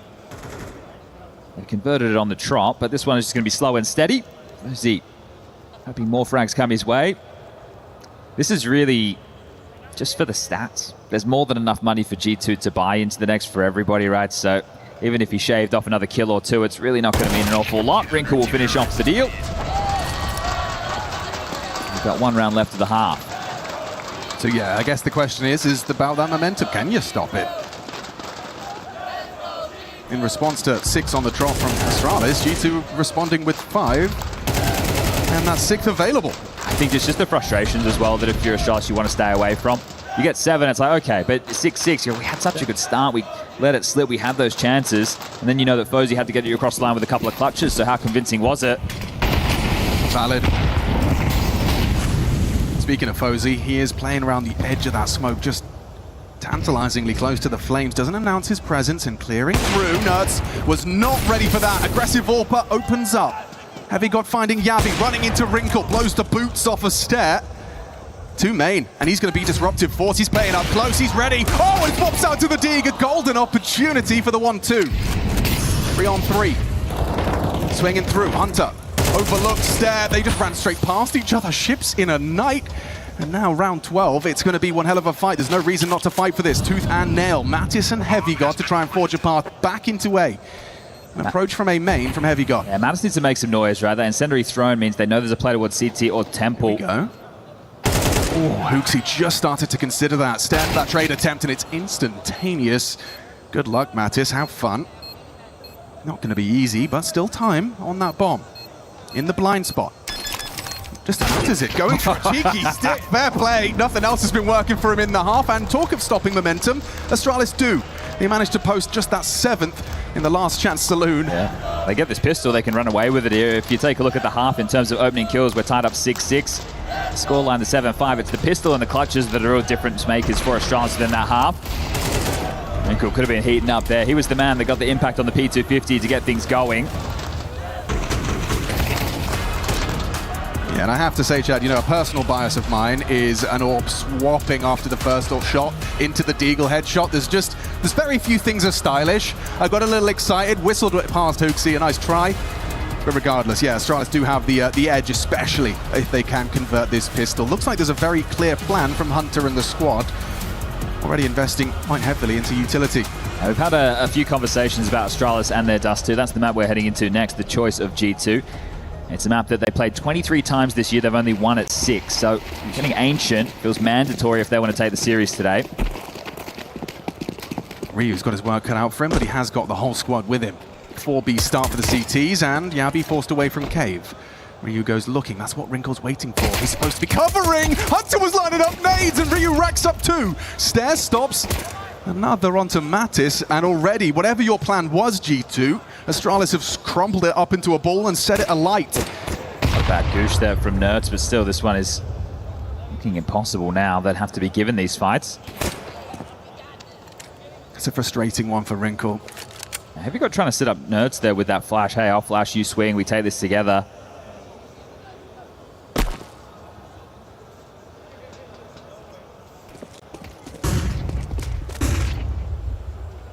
Versailles, it's not the weapon you want at range, and he actually hits a bullet there onto Heavy God. He can just block them with this smoke and call cancel on the chase. He's actually denied Donut, so A feels safe. 45, get a couple of kills, get the bomb down. That'd be a success for G2 right now. Winning this round, it's all on Nerds.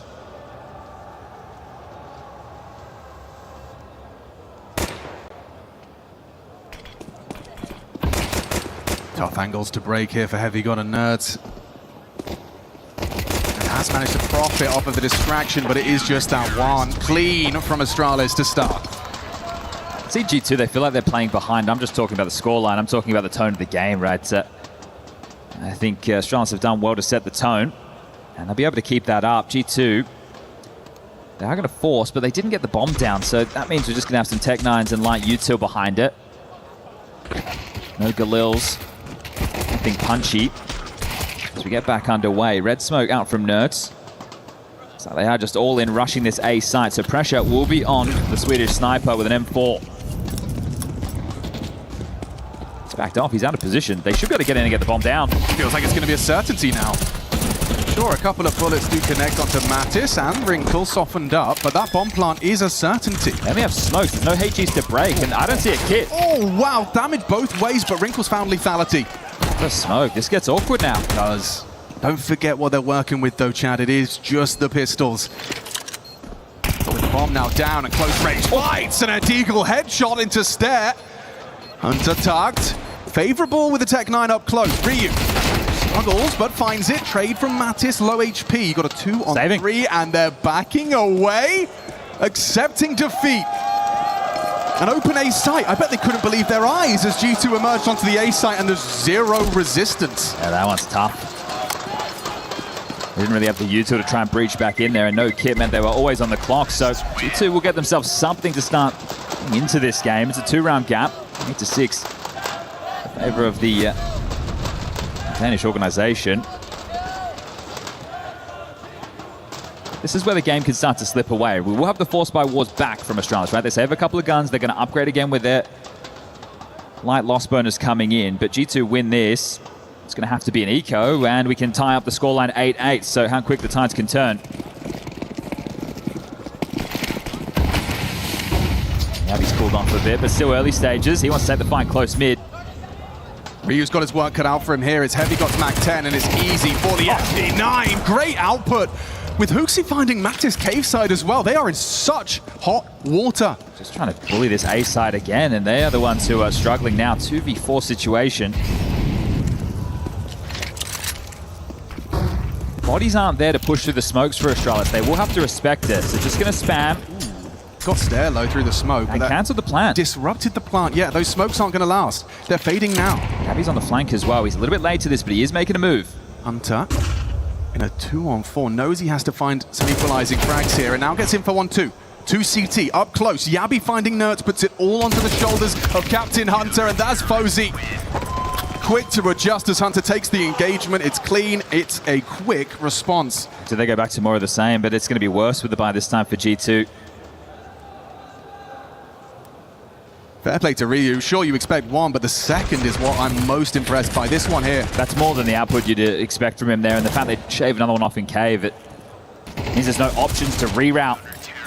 Committed to that, and again, they were given the good graces to get that bomb down, but just a light bit of spam caused the cancel.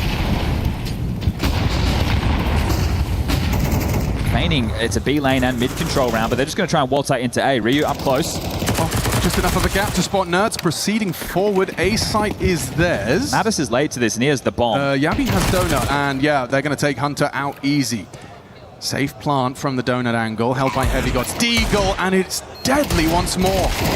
Ring down. Oh, quick from Yabi. Finds it necessary. Now just Wrinkle and... Good luck, man. Yeah, good luck, have fun. Attack 9 versus 4. And they know where you are in the flames. Still delivers the headshot. Flank from Fozy secures. Astralis up to double digits. Yeah, just what I was talking about, this could be tied up for G2. Now they're in a bit of a hole, right? They lost bonus 1900 plus the bomb going down. There's an extra 600 for everybody. But will have to be an eco unless Saw wants to take a timeout and call them into a force to find some life. Otherwise, you're essentially giving over 11 for free.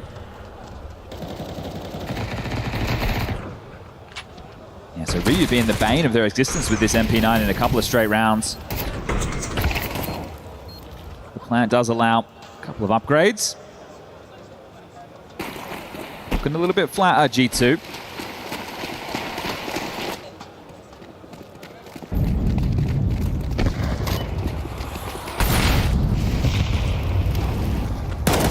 It's all about hoping that the Pistols can find something on their own volition, and top step through in the crosshairs. That'll be the opening kill. And the rest should really start to follow. Heavy God's the only one who's shown proficiency on the Deagle so far. It's Mattis. Every time. He's having a game. He's having one of those. All right, well, just 3 more to sweep this under the rug.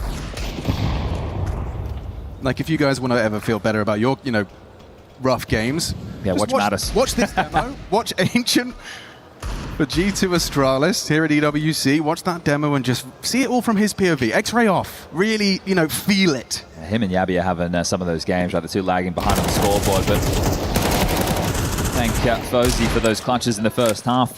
Astralis, they are making good on his hard work. Last man alive. Doesn't look like they'll be able to do any damage in this one, and there's no point overstepping. He has to make the move, and will. Ryu. 3 kills for him there. 18 frags deep. Starting to find some impact. That's now or never for G2 on map number 1.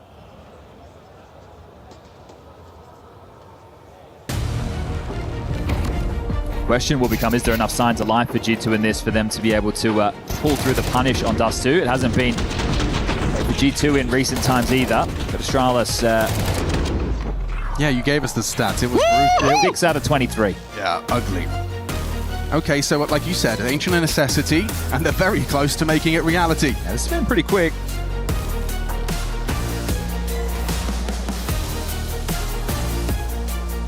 But is it going to be cut and dry? I think because you haven't been able to establish any rhythm on the T side, any rhythm at all really, this is your first full gun round for G2 on the second half of a map that is quickly slipping away. Europa doesn't have his AWP, Hunter has a Galil. They have to hope that they can break in. Something 3 strong in mid are Astralis.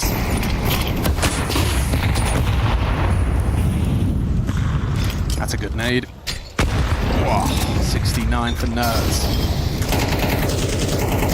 Anti-flash, good awareness of the possibility for this path, but Stairfall blind, but that's what you want, that 1-2. Just a massacre in middle. Now pack this one up. You can see from Astralis there, right? Let's take stage 1. Let's get to Donut, let's get to Pocket, let's see what they're throwing. Once that's secure, once we know that it's not all out wall, we're going to drop the next wave of utility. And we'll stuff Elbow. And it just looks way too easy. That's what you want to see, right? That's exactly what you're hoping for when you're talking about the protocols, the way you want to approach these rounds and make it look... they're up against dry runs right now, Astralis. It's just Heavy God. 2900 loss bonus going into what will be the last and final. The bomb down in middle, 50 seconds left on the clock. Yeah, he's not good for Ryu. And another kill for Ryu, up to 19 now. Sitting top of the tables. A strong start in the early stage of these halves. Looking to close it right now. Just 1 more rounds, as the last 2 have been flawless. One of them was an eco, this was a gun round, and you get nothing done. So G2's frustrations palpable right now. And a CT side with 5 AK-47, so that's going to feel pretty damn nice going up against 4 Galils, an MP7, and very limited util. Yeah, 5 AKs, but not a single one on the T side. Rough. Looking to pipe out mid. They do have the space. They are undetected, but it is noted that this is open. Charles are aware that they are giving middle right now. Okay, Stair, how do you approach this? Nerds on that grab walk, and it's a good trade from Mattis. Yabi's feeling that pressure, dumps his util and takes cover in the smoke. He's going to play right next to Heavy God. He knows it's a possibility for that walkthrough, but he's bought himself time. Flash! It was from Ryu. They were doing the dance. There's Heavy God at least out main. Now Ryu confirms his position. A nice find onto the Temple player. Hunter, Fate draws out the incendiary. It's this clash between Wrinkle and Hooksy that will determine Oh, just how in trouble G2 are. They have to back off. They have to reset. I don't think they can plan towards A. They're hanging around, but they're worried about the possibility of a flank. But we should know where both players are. Looks he just parked the bus in Donut. Yeah, the loss of Donut really does change the dynamic, doesn't it? You got Fozy investigating CT, and the absence of a plant has them questioning, where are they off to? They'd have to be noisy if they wanted to make this move, so Sharks are aware that this will be the A finish. But giving them enough rope, letting them play this one out. 25 seconds, confirmed it has to be on the A site. You can see Hooksy is paranoid about the potential through mid. And that's a turn! They just line up for him! That's one hell of a finish! Hooksy double! And a 13-6 smashing to start us off. Simple stuff for Astralis on this one. Both pistols, some clutches from Fozy, and they make light work of G2 in round of 16, single elimination. This one was quick. G2 yet to connect the mouse and keyboard. You want a different look for them going into Dust 2 coming up next.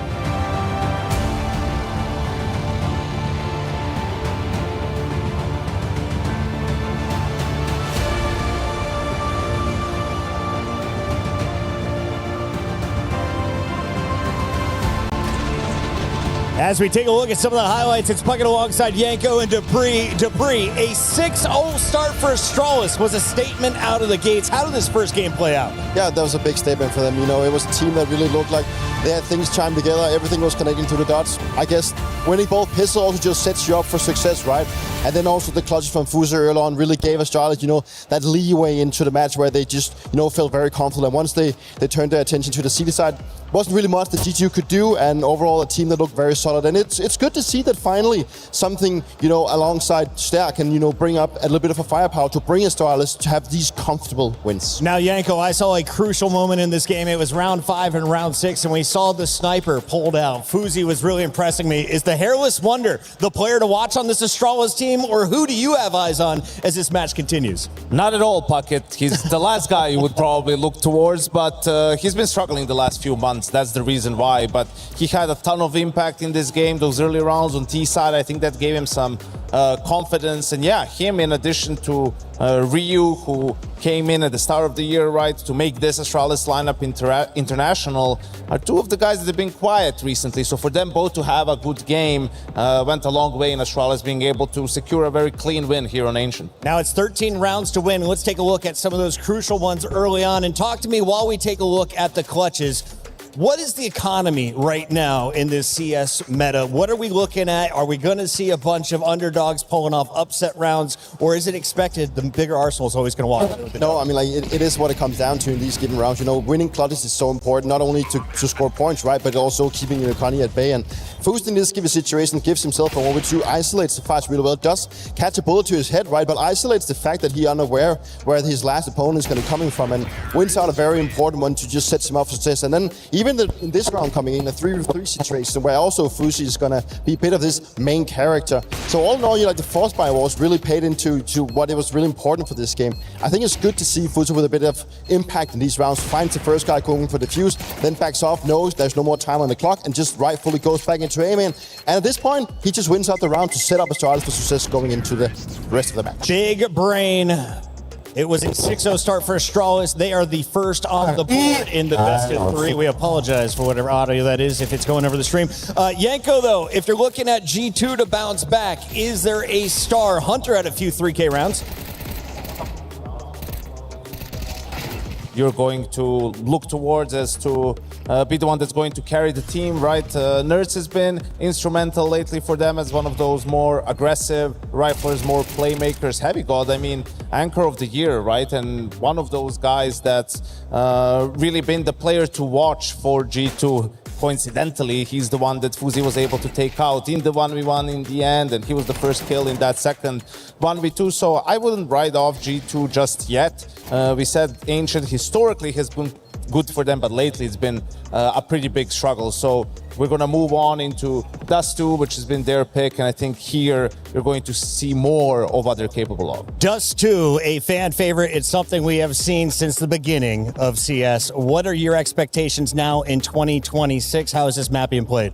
It's not really been looking good on the side of Astralis. Like, they've played it 23 times and only won it 6. So it kind of paints a picture of a team that's been struggling in this map. And recently they haven't really picked on the last couple of months. So it's a map that they had their struggles on, right? They did put pressure on Falcons when they played them in the group stage, but as a map, it's a map that's relatively simple, and I think it just speaks into also just the way that G2 approaches the game. So, rightfully so, I think it's a punish pick in some sense when you look at the G2 that they want to be playing Dust 2 against Astralis. But I mean, at this point with what Astralis has showed, I'm not even sure if I can count on Astralis regardless of their recent history. It's going to be a fun match either way. And reminder, we are live on 2 different streams. This woman is all over the venue. Freya, where are you at right now?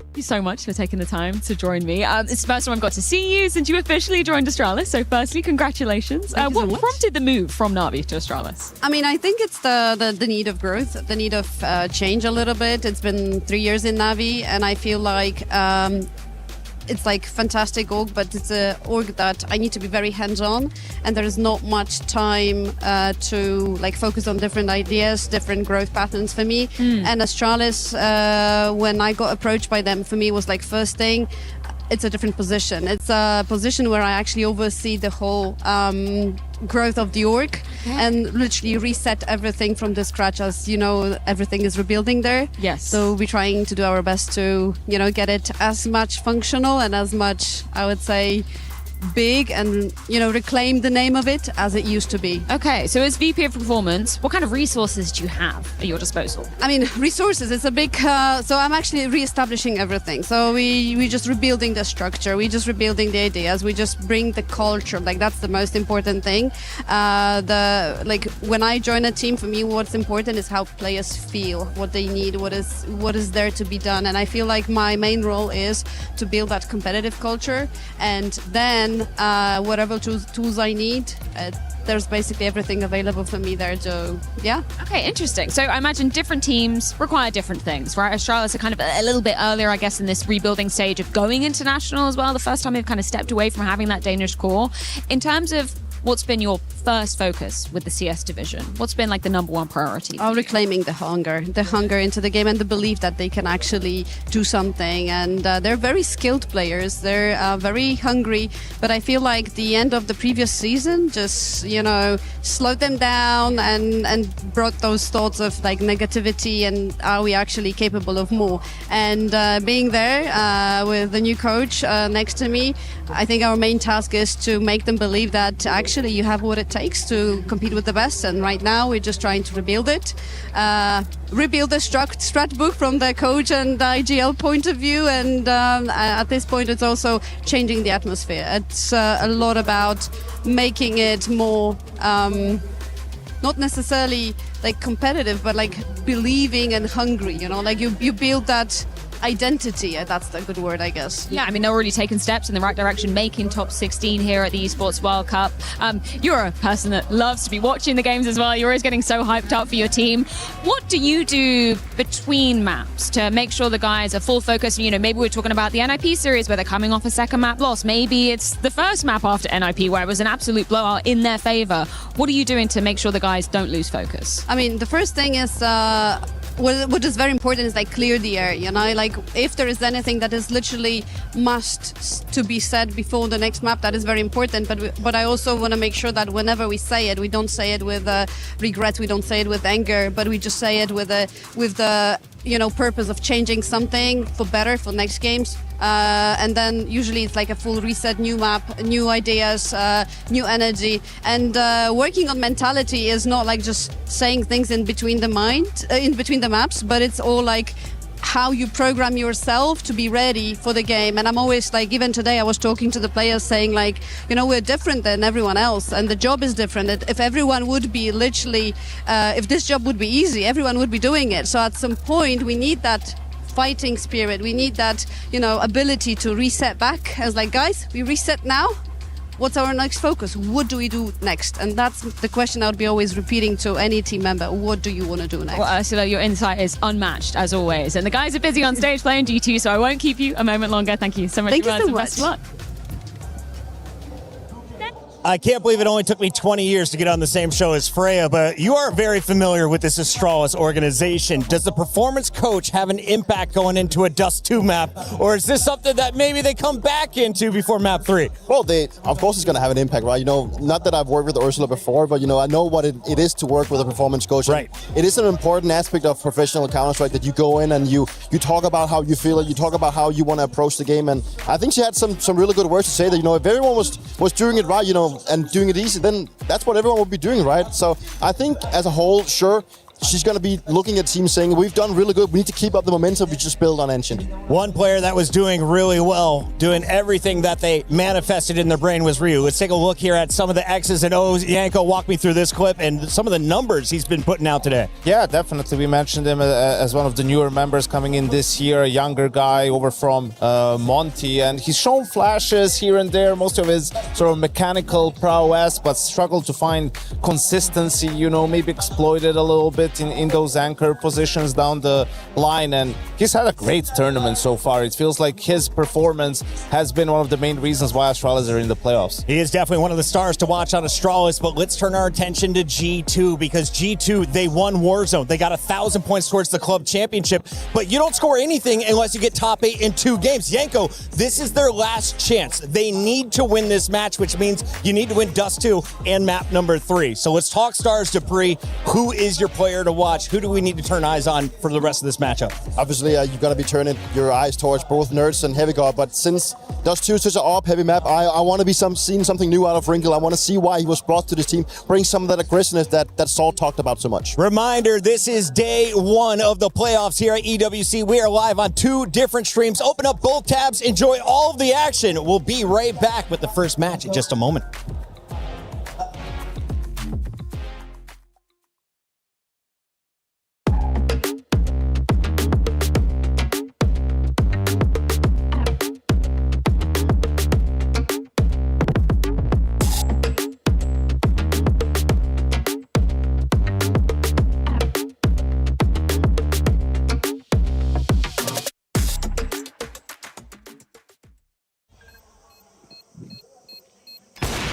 Low.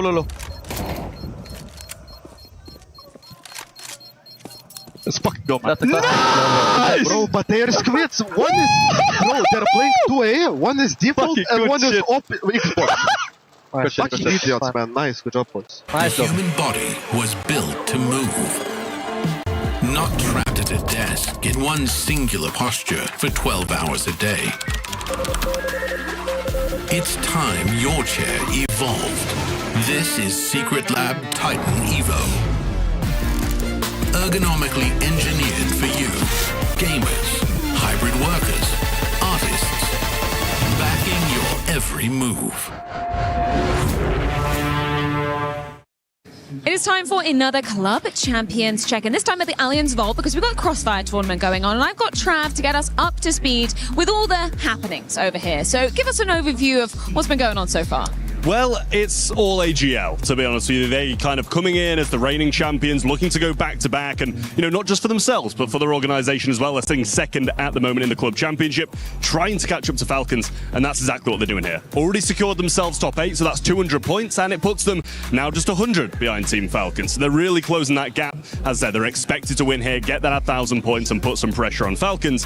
And the pressure's already on Falcons, to be honest with you, because they did drop to the lower bracket yesterday against Na'Vi, who are another one of those top 4 teams pushing for the title. It's unlikely that Na'Vi are going to be able to get it done. It's like a 0.22% chance that they win the Club Championship, but there's a little bit of something there. Okay, interesting. There's a lot of pressure on Falcons over on the CS stage as well, understandably so, just winning the Counter-Strike major and hopefully looking to get another Club Championship trophy in their cabinet too. In terms of any unexpected results, is everybody going to par at the moment, or is there anything crazy happening? Yeah, most things are kind of going as planned for the teams. You know, Vitality coming into this one, we've seen a lot of their Twitter game complaining about the group that they've been thrown into. Coming in as the top seed from their region, they've been put against 2 of the strongest teams from other regions. They were thrown into a group with AGL, so they were knocked down to the lower bracket by AGL. They're trying to claw their way back up because, as I said, with Navi, it's unlikely they're going to be able to get the club championship win, but every place you move up is huge amounts of money when it comes to the club Very similar for Vitality when you're looking at CS as well. When we're looking at the bottom side of the bracket, you don't really want to be situated in there, and unfortunately for Vitality, that's exactly where they find themselves. Thank you, Trav, so much for the update. We'll be coming back at you with more Club Championships news.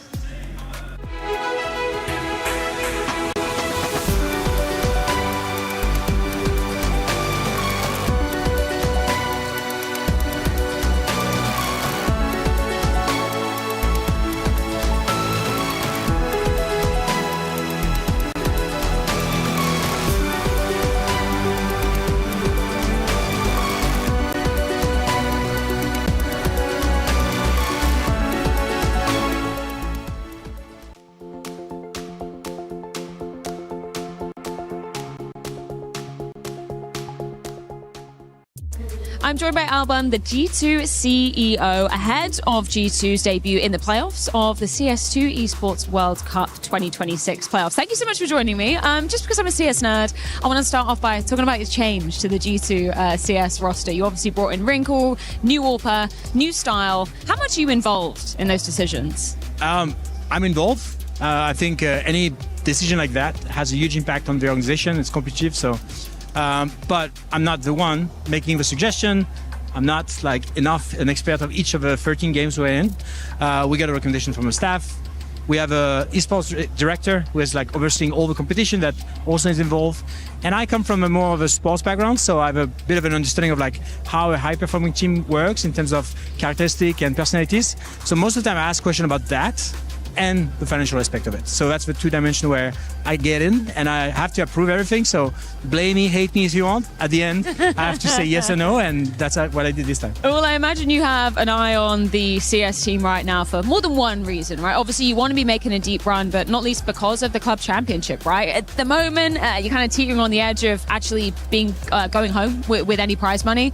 Does that add more pressure on the guys today?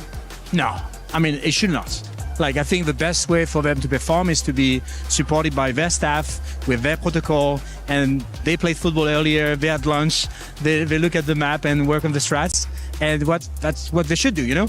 I have a bit more pressure, probably, but that's fine because I think winning or losing matters a lot. At G2, we don't like to be controlled by the results. That's why sometimes we make jokes about no refund and things like that. But I think it's important, yeah. I mean, we had bad results in our key games of Valorant and League of Legends. Rainbow Six didn't qualify. And then we had a miracle run on Warzone. So now it's time to transform it into a success. And for that, we need one more win. Yeah. So one win with Astralis and we're in the ranking. If we don't win today, we're out with 0. Damn. Okay, that sounds like a lot of pressure. It's good that the guys aren't feeling it. Just touch upon the Warzone side of the conversation. I'm not too familiar with kind of, you know, the favorites, the underdogs in that, but you guys ended up winning it. Was that a surprise to you? Yeah, in your eyes, they were the best from the beginning, but, you know, they were a challenger. I think they ended up last year. We picked them at the start of the season. I think they were not like the favorites, but we saw that in the early stage of the competition or season, they're always qualifying, always going into playoffs. So it's like, we really think they have a potential to go top 8, maybe top 4. And that was the goal. And then, yeah, miracle run, Falcons, Twisted Mind, everybody insulting each other and us winning in the middle of that. So it was great. Anything you want to say to all the G2 supporters out there to end things off? Yeah, sorry for all the medical leave you have to take after all games. We love it. For us, it's important. We don't want to be any other esports club. We are an esports club with an attitude, and we're going to keep doing it. Sorry. Thank you so much for your time, Alban. Yeah, good luck heading into the Counter-Strike match.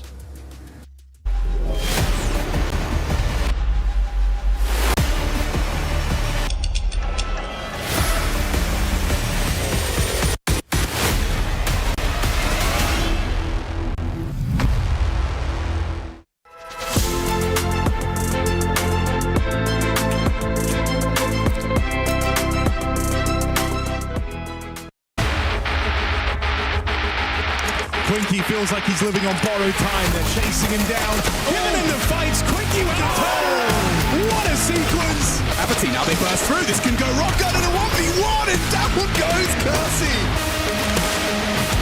Has to hit that, and he has one-on-one, and Jimmy jumps into his draw. Sin on the sniper for 4.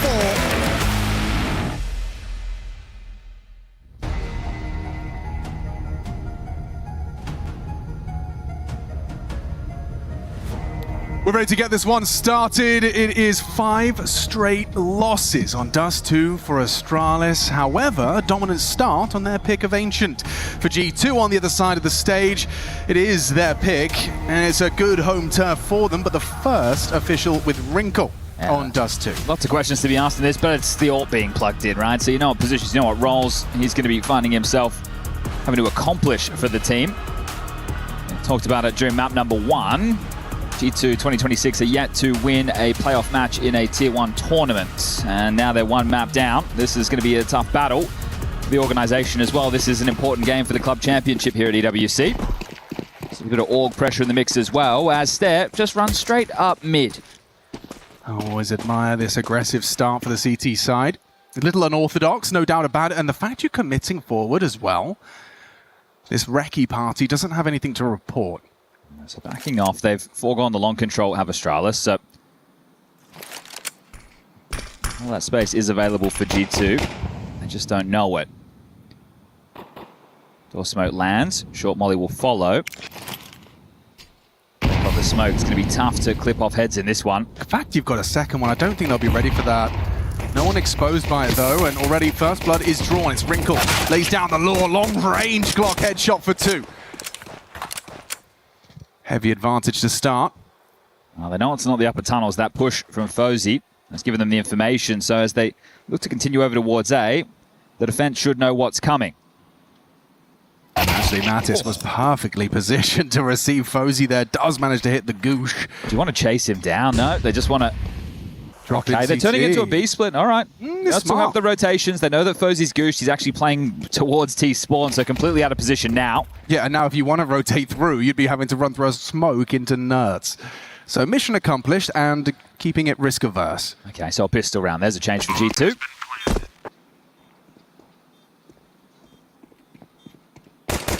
I think that there's going to be a... Hold on a second. We'll see how quick that they can get rid of Hooksy and Fozy, both extremely low. 6 points of health between the two of them. Fozy has the armor to hold on to. Hooksy has the kit, so at least they're signed to carry through to the next round. That's if they're allowed. But I think if you're Astralis, after being 1 map to the good, and with how dominant you were, obviously the clutches came in, the pistols going your way, and you took care of business, I think you can take a lot more risks on the CT side. We saw it there on the pistol, right? The fact that they've run up middle. They didn't get what they were looking for. It wasn't a biff. They weren't able to cause it to be a brawl. But you can push into lower tunnels. I want to see more risks taken. I want to see them take some chances because, yeah, you have lost this map 5 times in a row. You've only won it 6 times out of 23 times played this year. You can't play it the same way you do every time. So you need to see something with a little bit more aggression, at least in my opinion, out of the Astralis CT side. But Wrinkle does very well. You want to get this man the AWP as quickly as you can here on the T side. Force buy for Astralis taking shape. Yeah, I mean, backing your statement up is Wrinkle. He refunded the AK, went back for a scout just to keep the extra cash in the coffers. It's a scout standoff in middle. I think it's fortunate as well that Rhea had a very good first map. He's been having a decent event overall, but as the B anchor, at times I can see this man get overwhelmed.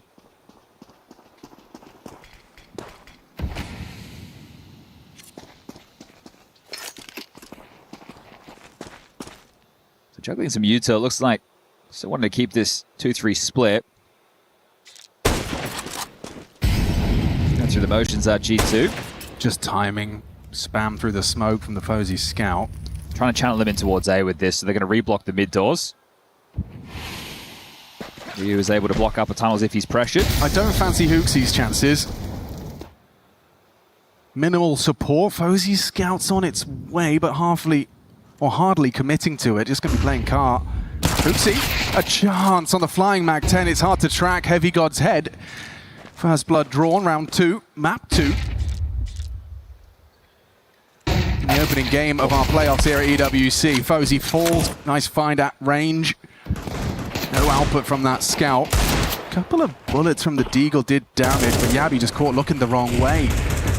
He thought Stair was still on the angle, he just dismounted.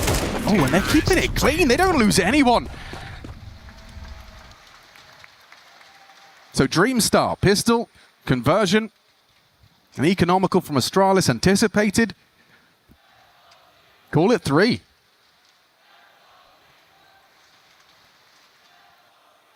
We'll see if Mattis can have a less frustrating game of Counter-Strike coming up. Yeah, Ancient's one he wants to forget. There's a couple of flashes in this eco. Krypton Hooksy is really, they're just hoping to gamble correctly right now. But quicker to get this map control. RG2 already in through lower. That's all clear. Now, Hunter going to take this space over towards short. Set up by Wrinkle with the flash. Bounds around the corner. Sector clear. They did manage to hold on to Hooksy's flashes at the very least. Something better than nothing. Just in the wrong place for this, right? Can't really set up his teammates when they're the ones over towards long. So Hunter calling this clear for now. He's about to get a little bit of company. Letting the Mag-10 make the space. And just dodging his flashes. He will catch that one. Still deals with his equal on the other side of Hooksy. And Hunter on the Mag-10 could farm up a bit more cash. The SMG, 2 for his troubles. Nertzel with Ryu and Fozy. And then you just have the one man of Yabby. Wrinkle. Spot him there on the jump, but it's Nertz with another. And there you have it. Pistol with the conversions. Now, does Wrinkle want to upgrade into the AWP? He can just wield this scout. It's going to depend on the spawn. It's going to depend on the calls. Might just want to carry this through and see if he can find some tags on the cross. But that was the simple stuff. Let's get into the business as Fozy will bring out his ult. Now, let's see. Do the CTs want to come in with an inkling of aggression, pushing into lower, forcing the issue? The will not upgrade. Takes the first shot, then brings it into the boost. They will get the long control.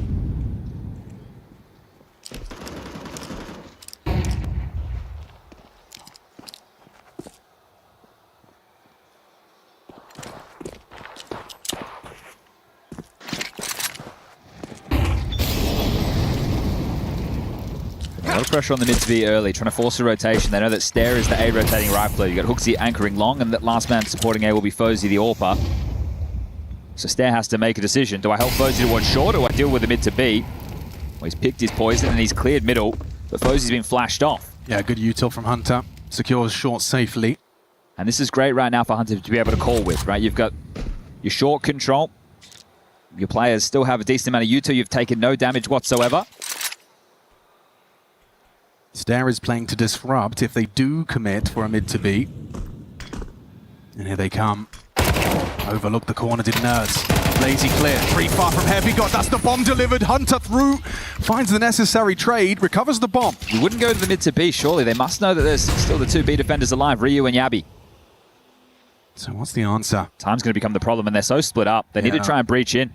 The pressure on the shoulders of those 2 you mentioned, Yabby. Tucked on sight. Ryu bricks. That's the headshot you needed. Hunter's giving you the way in. Pressure onto the shoulders of just one man. It's Yabby, precise headshot tracks, but only the one.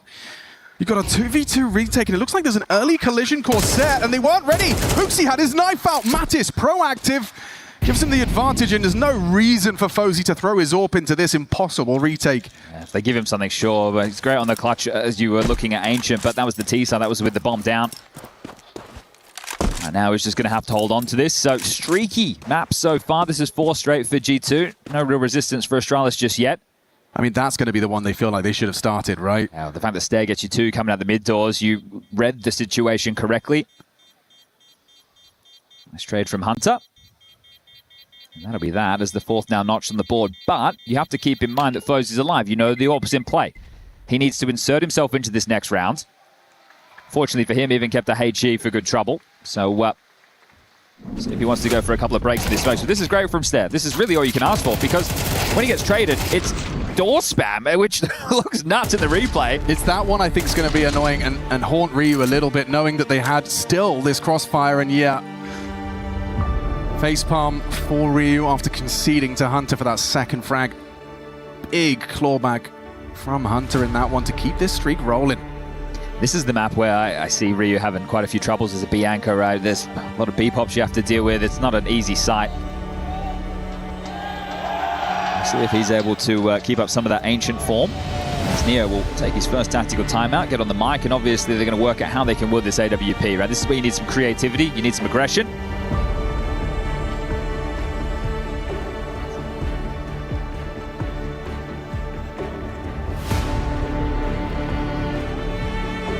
And he's got both.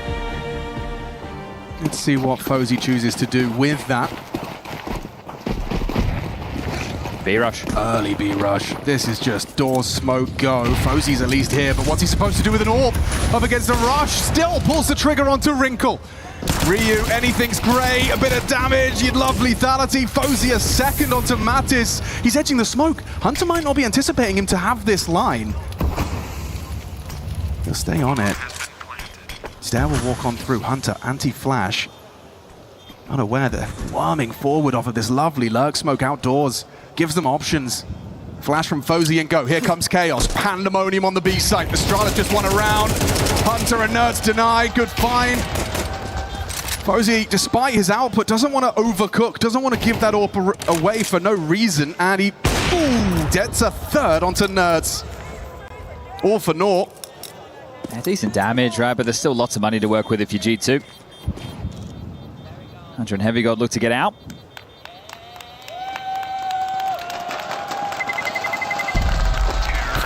Be 5-0. Looks like Astralis' weaknesses on Dust 2 haven't gone anywhere. Yeah, well, we'll get into their second gun round now, so... As mentioned, I really feel they can take a couple more chances with the map in the back pocket, right? They selected to be on this CT side. You'd hate for this just to go like normal and not feel like you tried anything out of the box, but to be fair, G2 have started pretty default heavy, right? They're getting that lower tunnels, they're taking all that mid space. Away we go again. So Wrinkle posted up on the cross. Out long for Matters. Flashed off the line, they'll give over the space.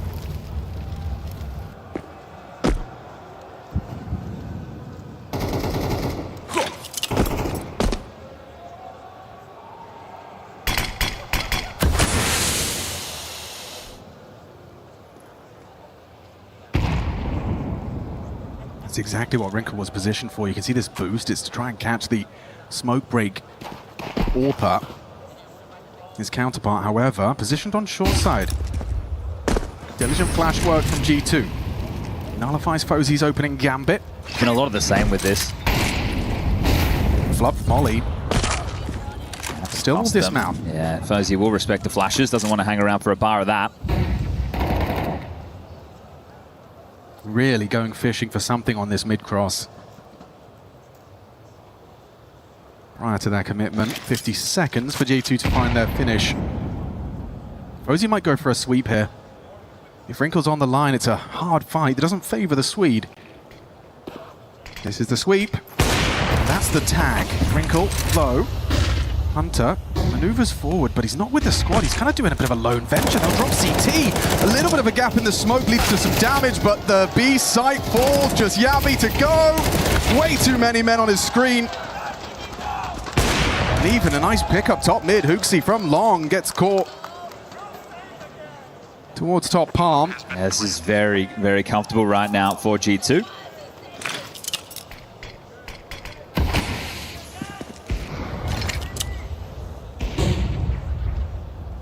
Going to try and take this away from Fozy this time round because it's been saved in consecutive rounds. He's got lots of cash. The loss bonus is there. He will be able to bring it out again, but maybe not into the next as he assessed the finances. It should be in Astralis half buy. So Fozy, not long for this world. The Shadow, they do a lot on that angle, but still takes down Heavy God. You can see defense mode now as the bodies are coming his way, and he knows the hunt is on. Can he retain this? Wrinkle jumping, gets caught, but the trade should be there. Hunter will confirm. The board wiped. So Fozy has a stack of cash. I think take a timeout, talk about this type of a buy, because Stair can get himself, Fozy can drop one and still get the AWP. Yabby can buy himself. They can work this out.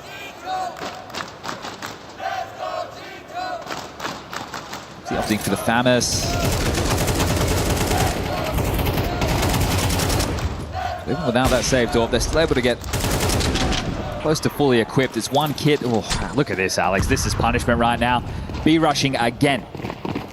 It's just Ryu. The entire Astralis squad disconnected. He's just got to do it all on his own. Not bad output 1.5. Heavy got down to 14 from the spam. And now they're playing retake. There's 3 smokes remaining. There's a molly in the mix, so they can continue to replenish the smokes towards the doors. It's going to be about a CT lurk on the way in, and well, the flashes, there's only a handful of those.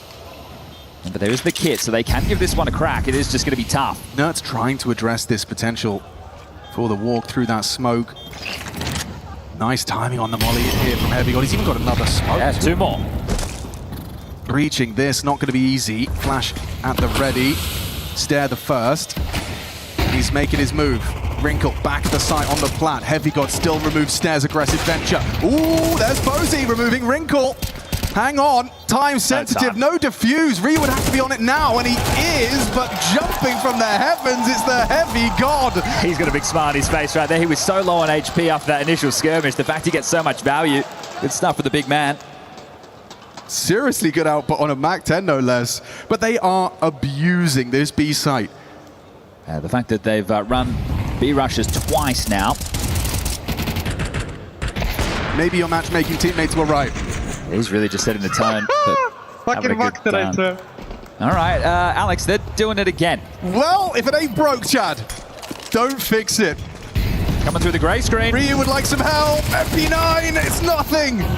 Some damage, sure, but Yabi with a 5-7, a prayer, and a peanut in his pocket. Good luck, have fun.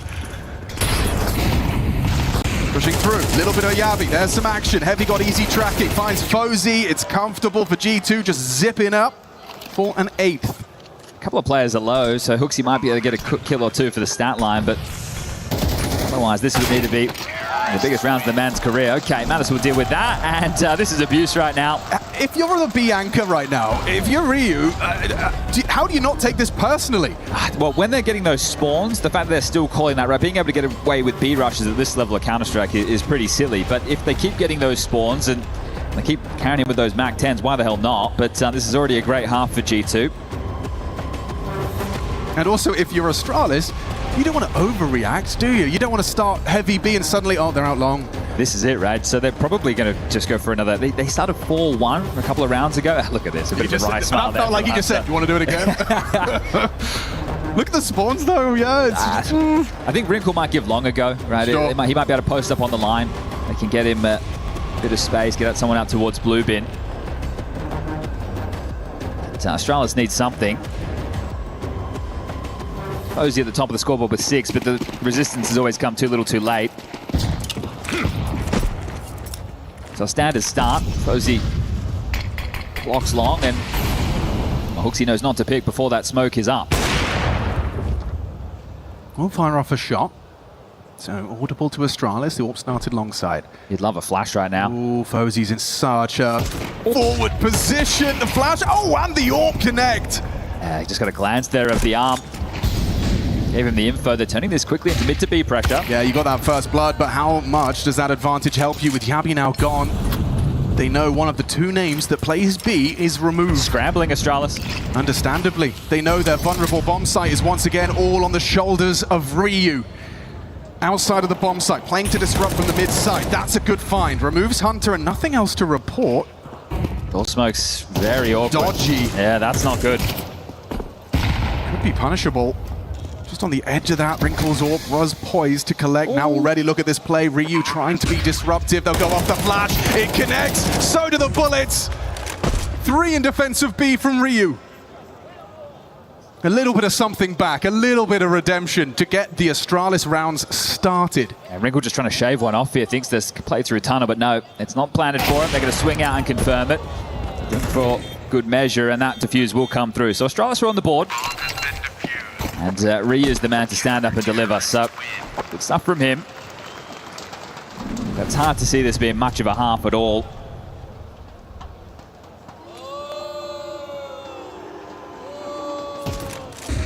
Justin Bieber in the building.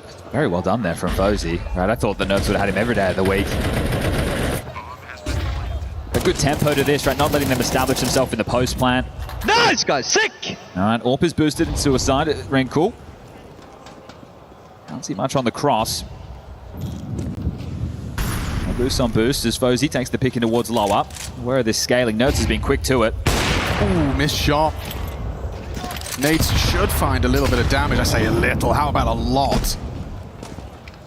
25 for Mattis to work with, has to stomach the double HG. Cozy turns that flash, Nerds taking this space away. The Incendiary, though, in this rock, paper, scissors game has maintained control. Starting to get a bit more pace in these rounds, other than these B rushes I was talking about, but when we saw them go for map control, it was a bit more of a slow roll. Minute 10 on the clock. On the fade of this, Stair would love a flash from Fozy over towards the ramp, so setting that up now. Deep HE, destined for damage. Look at that, right between the wickets. Nerds and Wrinkle, flash now. Stair does go on the second. Oh, perfect! Dips in, removes Nerds, falls back and maintains that advantage for the CT side. HooXi needs to get something towards long. This is a 2-2 split right now. If he goes down with nothing, A side's in a box. Yeah, and it gets awkward for the Orb. Missed shot. Pressure onto HooXi's shoulders here. Oh, and he's done very well. Catches both of them just walking around the corner. The off angle pays dividends. Just Hunter and Wrinkle. Trying to find a little something like that. With Stair gone, Fozy's Orb, good onto Wrinkle. Hunter, the first two. Yeah, they let him plan. He's gone on up. He's trying to isolate a third frag, and this one's starting to go from impossible to improbable. Hunter 9 HP has his back turned. HooXi ensures things don't go awry. It was always tough going out long there for G2. You have the low HP of Mattis from the early nades. If Heavy God goes down and it's not wide spacing, then HooXi just sweeps them both under the rug, and well, 2 straight rounds. Is this just a cosmetic comeback? Well, it has to be rifle round after rifle round. There's still money for G2 going into next round, even if they lose this one. So this is the hardest way to get back into things for Astralis. A little search from Mattis, and oh, more than a search. He has found the treasure that is an opening kill, removing HooXi. And you can see the gamble out of Astralis. Look at this call. Immediately after showing face long, they all pivoted towards T-spawn, and it's a rejig. And they're not to know it was a 3-man B stack, and I like this from Yabi. Staying active, see if he can find the gap. It's kind of what you were asking for, more of this. Just very late in the piece. Already across the sightline of that smoke break or play. Nerds anticipating this aggression from Yabi. Oh, the comms were a little slow. Yabi still goes down, though. It's Hunter that finds him. 13 frags for their captain. And that B site looking rather unmanned. Unguarded, but just the sniper in that nest. Misses one from the window position. Second, good for it. Has to keep repicking. And that's what that flash is supposed to facilitate. They're all congregated in the tons. One has made it out. Ryu, an opportunity. So much damage eventually. Finding Mattis in that war of attrition through the doors. There's Stair onto Heavy. Got Astralis defending their site valiantly. Onto the backside. Wrinkle gone. Hunter low HP. 8 bullets versus 3. It shouldn't be possible. How are they allowing him to get the reload? Now he's got the ammo. Hasn't got the head. Good to Astralis. It's good to see them being a little bit jarring, right? It might seem a little bit too late in the piece, but let's say 4 straight plus the pistol plus the conversions, we can start having that conversation. So they're not just rolling over right now, they're still putting up a bit of a fight. So that one should have been Yabi's. Hunter does well. He's alone and one dark. But doing well considering how easy that opening kill came onto HooXi towards long from Mattis. So final round of the half. As mentioned, G2 were going to have the finances. HooXi G'ing up Fozy. He knows he's going to be an integral component if they want to try and end this in 2. Nerds is forward pathing, or he slips under the sight line. And he got a whiff there. Nerds is talking a lot. Yabi started here, and HooXi, they've got a crossfire established, so util will be required for Nerds. Fozy forward. Just runs through the flames down to half health. Playing ahead of the mid to B smoke. Oh, HooXi's got his nades out, goes walkabout. Easy for Yabi. Oh, doesn't matter if he's flashed. Fozy throws one of his own. There's 2 back from G2. Do they want to reset? They no reuse B, Stair A. Yeah, and you know where he was. He's just scuttled a smoke from CT. Piecing this one together now. Jumping up short, trying to hold on to this rotation right now is Wrinkle with the AWP. Yeah, you got proactive Ryu as well, knowing he wants to be close to Stair, and he is playing for the fight. He needs to find them both, and it's instantaneous out of Hunter's AK. Clean with it. Oh, and a clean close too. Call it 9-3. G2's pick. Astralis, that loss streak on this map may very well be extended to 6. Conclusion of this one. Yeah, it's a tough record. So this is more like it from G2, looking a bit limp, a bit lifeless in map number 1. Still some of those frustrations on display with a few of these deaths, even though it was pretty simple stuff. Obviously giving away the opening in 2 consecutive rounds in this, but only 1 really matters.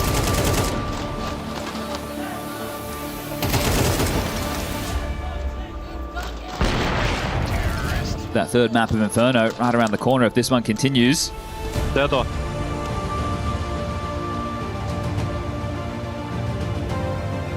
Goodbye taking shape for Astralis. P250 for Fozy. He's dropped some utility as well. See behind the other belt. So 2 smokes, a couple of flashes in the mix. The defense, we've got U2 on Hunter. The rest with Kevlar. 2-3 split of the defense. Ready to react towards Long with these flashes on Hunter. It's going to be a mid-door smoke. It looks like they're just going to scuttle up Cat. Those protocols ready for the aggression, ready to flash them out. He sets them up to take that short fight. As we can see, no action for a while. B defense has been called over. They're going to try and clamp down, fight mid and short together. You can see those blue dots on the radar. On Mattis's cue, Hunter provides the flash. Feels like it'll be too late. They are very close, closer than he may be ready for here. Flash is good, connects. Finds Stairs head, no trade, and plugs from the skies. Ryu was trying to make forward space. 1 back on that flank. You need Hooksy to somehow find another. Can't do it. Denied by Wrinkle's USP. 1v3. Abby can't find the headshot. All right, Mattis, 3 kills in that one. Thought he was going to get caught off guard there with that timing. Rounds the corner, the flash is there. They're in his face. You can see Ryu just blind trying to make the space.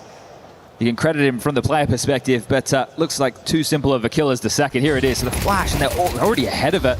Drops down, Ryu's running out, trying to get this territory. And they close things down for double digits. Well, Astralis are going to take fullest of ecos.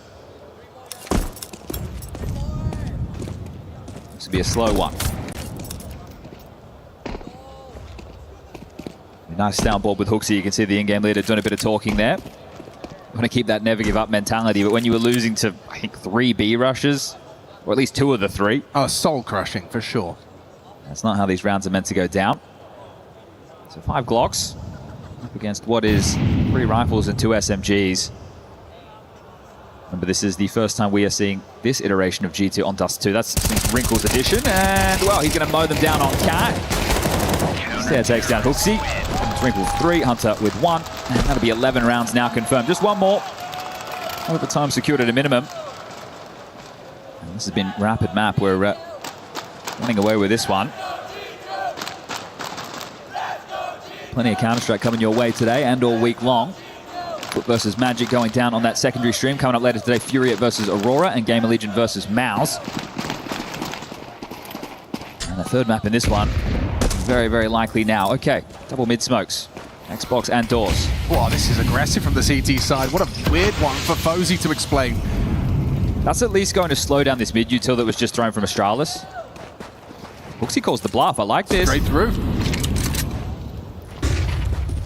This is quick. Occupying short at 1 minute 30 gives you so many options. I say options. Look at Hunter. He's got a nice cache of grenades on that ramp side.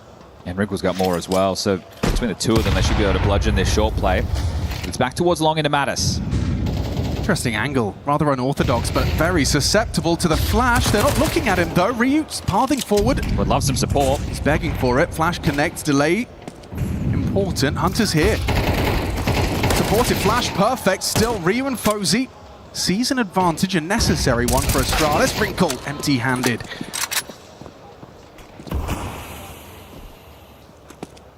Smoke threatens for CTs to disrupt this plant, but it's going to go down uncontested. They can take this slow. I think they should take a look, go fishing, see if you can do some damage, make the buy a whole lot harder for Astralis into the next round, regardless of the outcome. And I think these are the bonus weapons as well. I hope to see them play with a little bit of attitude, considering how they've been rolling over Astralis so far.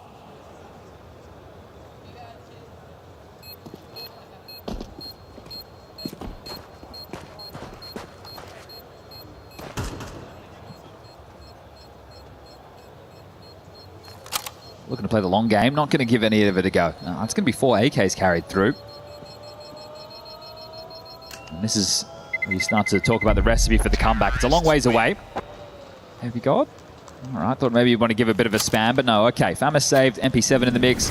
Wrinkle's got enough for the AWP.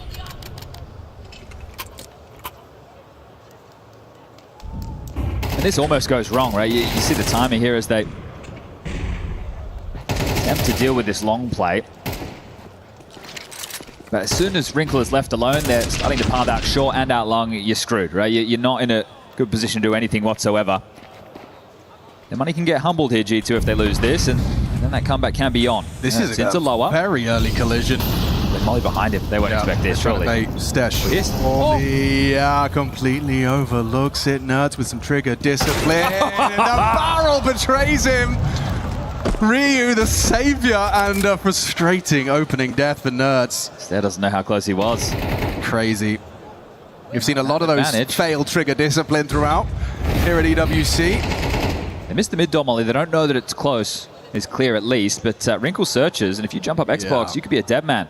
Stair doesn't know how close he could come to being denied access to shore. He'll just have to remain tucked on Xbox. You can see that bomb on the back of Fozy maneuvering.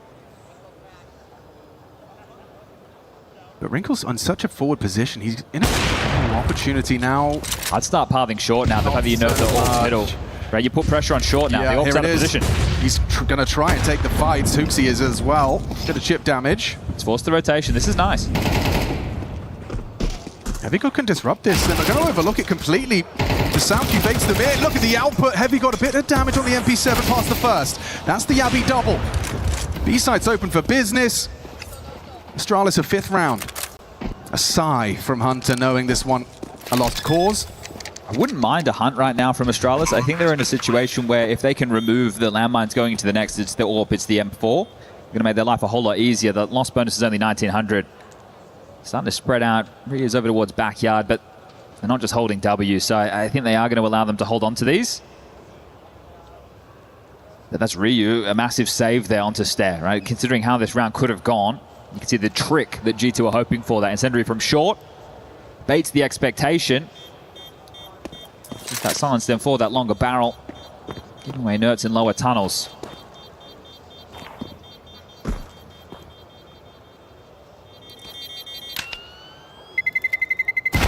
Terrorists win.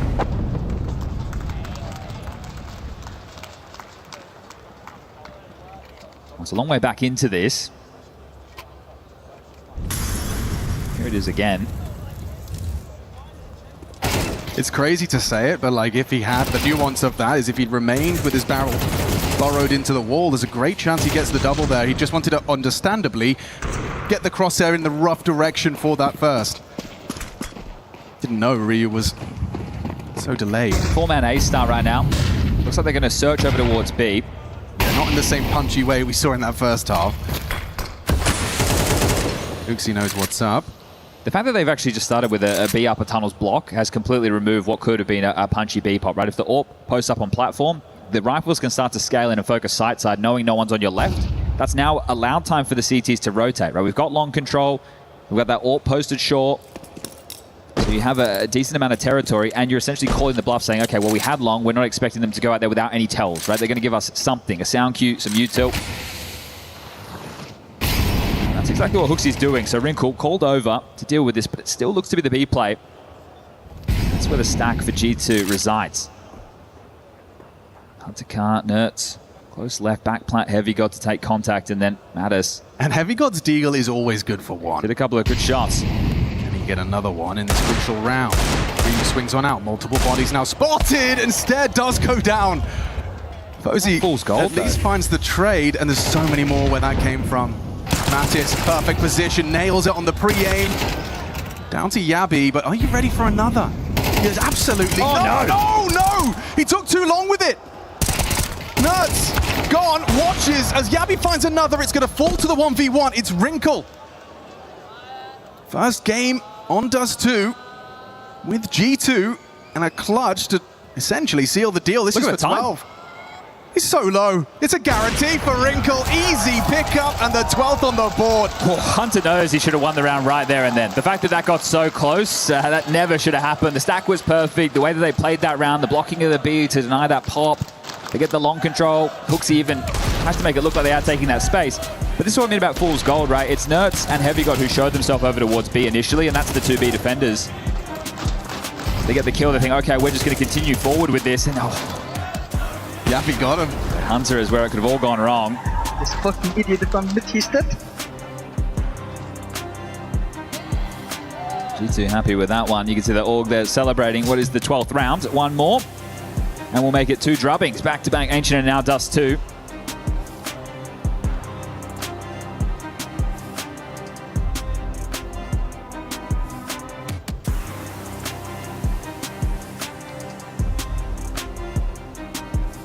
Seven consecutive feels like a tall order.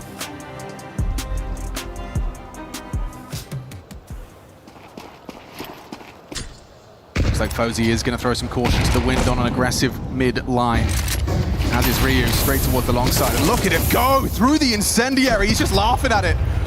Was that supposed to stop me? Heavy God's gone, and a necessary trade provided by Hunter. Good find. Plucks the head off the shoulders of Ryu.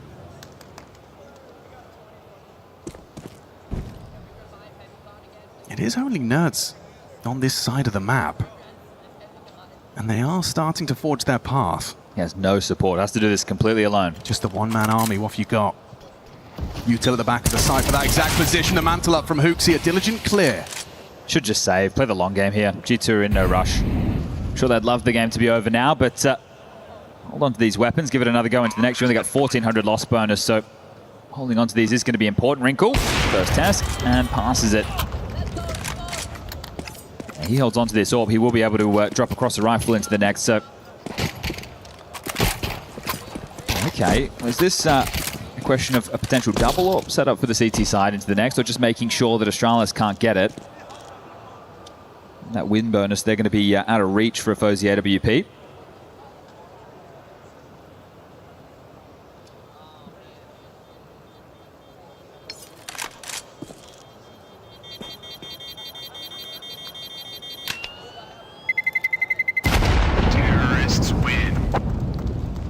Okay, it does look like they want to carry the double orbs through, so Hunter brings a secondary orb through. That's going to be for either Heavy God or Nerds over towards B for sure. I do love this as well when you have got so many opportunities for G2 to take us to the third. A second orb can give you that opening. And the thing is, Fozy, he won't be able to get one down. Whether or not G2 have been able to understand the finances to know that's the case, they still will have that advantage as weapons are being juggled by Astralis. Saw on the mic.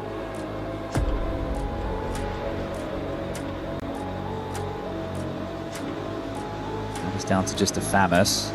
Or is it? I'm seeing the juggle going on, the back and forth as the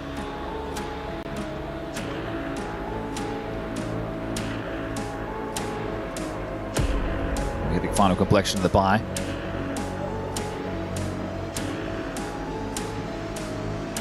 Spawns for Astralis. I can see Yabby lining up a corner smoke insta immediately. Do they want to try and be punchy on this?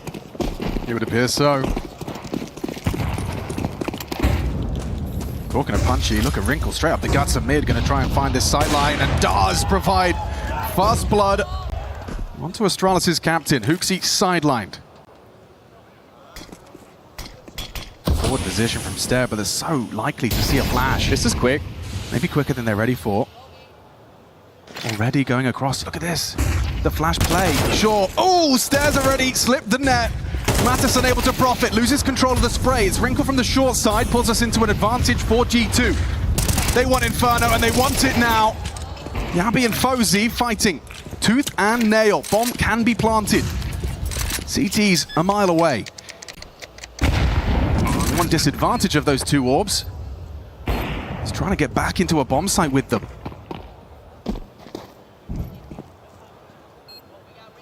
Two from the long side, Wrinkle short.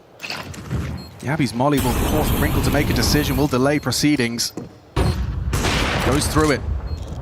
No, that's a quick one. Long-range single scope, just Yabi and Wrinkle should have this. Just as easy as that, a third map secured. Yeah, nice map here from Wrinkle, 19 and 8. The defuse will come through, and some similarities. Both teams showing comfort on their pick. Both pistols for G2 in this one. The same for Astralis back on Ancient, but this one will be decided on Inferno. Let's hope we can get the best of both teams clashing horns, as right now it's looked very one-sided on these picks. The third and decider, that's where we want to see the fireworks, because one team will march on in this round of 16. Now quarterfinals await. It'll be Furia or Aurora playing later today to be their opponent. But this is what you need to see from G2. Shrugging off a poor Ancient. Hunter 21 top of the table. Wrinkle right behind at 19. It's good for a debut, you know, seeing Wrinkle perform in the way he did, closing rounds as well, but it will be determined on that third and deciding map. And for Astralis, that B site needs work. As we take a look back at some of the highlights, G2 able to finish with a score of 13 rounds to 6. Dupree, this was the expected outcome. What did you see, though, from G2? I think so far in this series, we've just seen two teams that are exposing each other's map a little bit here, with Ancient going the likes of Astralis and now D2 going the likes of D2. I think it's teams that are now, you know, moving into territory in third map where both teams are looking very equal. So far, I mean, like looking at G2 in this one, they recovered very well from that Ancient. I think they looked very well in this one. I think Hunter had a lot of impact. That B side was like, you know, constantly being bombarded. We had some rushes in there. We had some very nice B splits. So overall, I'm very happy to see that G2 had a way of bouncing back. Yanko, it only took you 6 rounds to look at me and say we're going to a map number 3. So this is an expected series so far, but have any players stood out to you or any surprises through games 1 and 2? I think Hunter stood out on Dust 2, right? Not only with some of the calling, targeting that B bomb side, back-to-back B rushes, sort of getting into the head of Astralis a little bit too, but just also in the terms of fragging, right? Like he was really sharp on this map. And I think that's what G2 is hoping to get from Hunter as the IGL, right? He's not going to overnight be as good as Apex is or Kerrigan is and some of the guys that have been doing this for a long time. But what you're going to get in return is hopefully a potent fragger from that IGL position, sort of raise the average skill level of the team. We haven't always had fraggers in the IGL role. Where do you rank Hunter among the teams left in this tournament, Dupree? I think Hunter is a phenomenal player, and I think ever since he's, you know, picked up the reins of G2 and having to England them, I think he's been looking really, really solid. And as Yanko just pointed out, he's probably not supposed to be an in-game leader you're going to be comparing to Glaive and Apex and Kerrigan, but his firepower is there, and he's always been a big game player, and I think that is what he also brings to the table. He's always going to be so reliant in these games, and he always shows up in the most crucial moment. So it's also a good way of having a guy a captain that stands up and can deliver these kind of performances. It's been such a fun matchup so far. This is G2's turn of striking back, and it's been one-sided affairs. As we take a look at some of the digits, Yanko, what is most impressive on the screen? I'd say the 7 multi-kills, maybe, right? Like, because out of 21 kills, that's not a lot of kills for that many multi-kills, and just when you get those, you pretty much end rounds on your own. And that's the beauty of him, right? You know, he just delivers frags and frags time and time again. And it's not that he's one of those guys that will go out and do all the entry job alone, but he can also just capable of closing out the rounds and doing some really good mid-rounds calls for the entire team. Now, this is the first week where you fans in the audience can hear me in English. I love it. If you have signs and you want them to come on the screen, feel free to come up and party with us. It's Dupree, it's Yanko, it's Puckett, and we've got some great rounds of Counter-Strike to revisit. Dupree, you asked for this one in particular. What happened in round number 4? Round number 4 is the first Byron we do get to see on Dust 2, and I think it was a really good mid-round call. We do see a little bit of a sloppy clear coming out of mid. You can tell that Stair has already positioned himself close to close out this piece, but Nurse doesn't actually clear the angle properly, and that lets Stair a double kill here.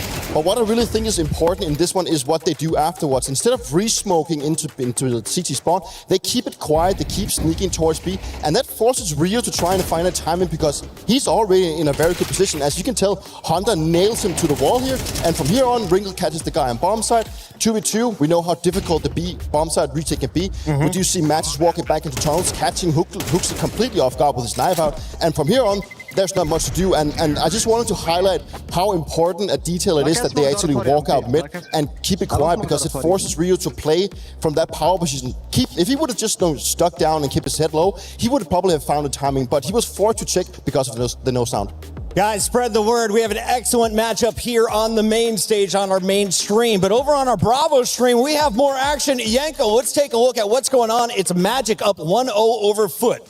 Yeah, I have to say a little bit of an upset, right? Foot maybe not one of the favorites to win the event, but against the likes of Magic, I think they're a bit further ahead in their development. But we were keeping an eye on the A stream, but I'm sure this was an explosive game, right? These are two teams that are full of young, exciting players and probably a lot of action going on over there. Now, this is our first day working together. So, gentlemen, would you like to spend the next 3 minutes talking about Map 3, or do you want to do a live look at what's going on over on Bravo?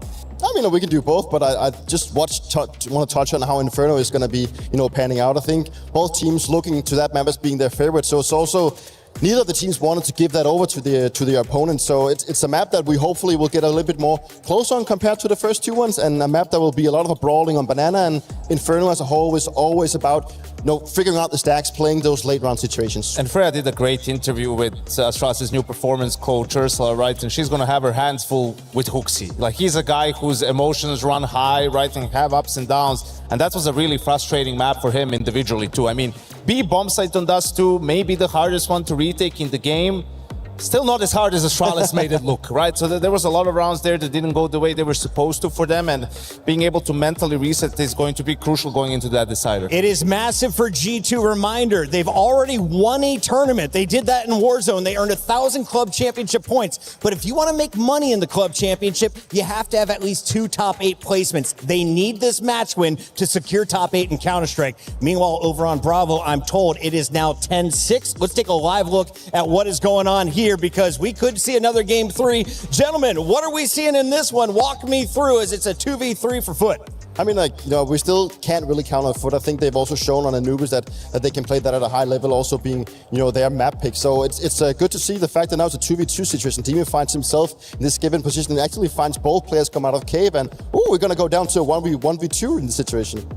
Yeah, Foot, I think, still going to be able to take this into a third, and once you even though they lose this clutch, so extends the game a little bit longer, but Mirage, if these two teams get to it, that just feels like a high elo face-it pug. At that point, like there's so much individual prowess, so much mechanical skill on the server, that should really be a barn burner. Awesome matchups across the board here in Counter-Strike. This is day 1, and at the end of the day, we'll be sending our first 4 teams packing. In the meantime, let's take a look at who could be facing elimination on our main stage. G2 just won map number 2, but it was Astralis that punched first. We're going to Inferno. Talk to me about the expectations for both squads. Who needs to have a faster start, Dupree? I think it's all about the mental reset for this one. Both maps were just, went in the respective way of their picks. So right now, I think, obviously, G2 coming from the win on Dust 2, coming in with a little bit of confidence, where Astralis, they seemed a little bit frustrated. So a little bit of a mental reset is needed on that side. And Yanko, before we go, give me a hot take looking forward to the final decider match. I think Hunter just goes where Huxi is on the T side. I think he's just going to be like, hey, this guy is struggling, his tilt. Let's just take advantage of that and go win the game. Keep the conversations flowing in chat on Twitter all around the world. We'll see you for game 3.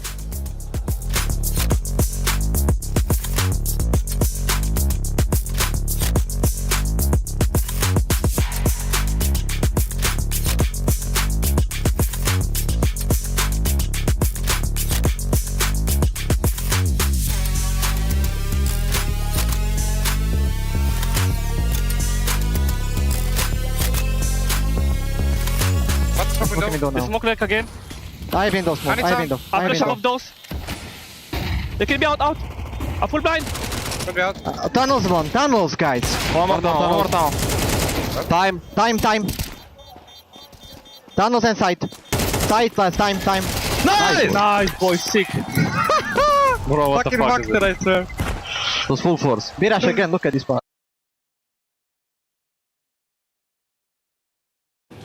I am down at the Lenovo Legion Gauntlet, where I've managed to grab Chris to give me a few words about Trackmania, because a little birdie may have told me that there's some heavy implications potentially for the club championship. Yeah, I mean, everywhere across the board is like going mental this week as far as the club championship goes. It's coming down to the wire, and 2 of our main competitors are very much competing here in Trackmania. So we've got Falcons and Carl Jr., who is the favorite. He's the undisputed GOAT of Trackmania. So for him, look, I don't want to say it's his to lose in Trackmania. It can kind of be a case of 3 or top 4 players going against each other when we do get down that final. It's our very first day, so we're still just tempering expectations there. But he is the favorite heading into this tournament. And there's Binks from AGAL. He is the guy that is going to kind of try and bring a bit of hope here for AGAL. They're still in a good position, I would say, but for them, this is not the game they'll be counting on to find some wins on. They're just hoping Falcons probably don't do as well as they're expected to. Okay, I do want to ask just a little bit, because we're in France, of course, and we've been talking a lot about Team Vitality over on the CS stream.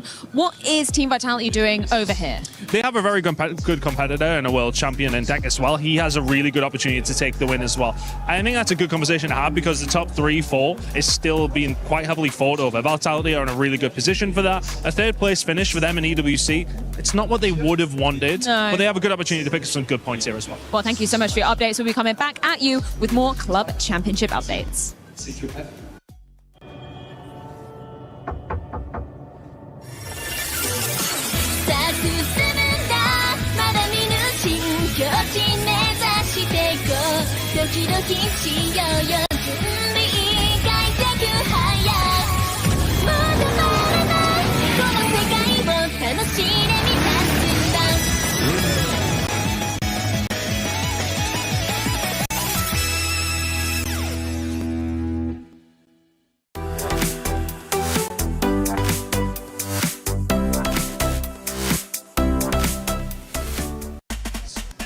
I'm here at EWC Paris and the crowd is already looking good for day one, but I want to find out what ELO do our fans of different teams have? We're going to be starting with G2. Let's see if they're any good.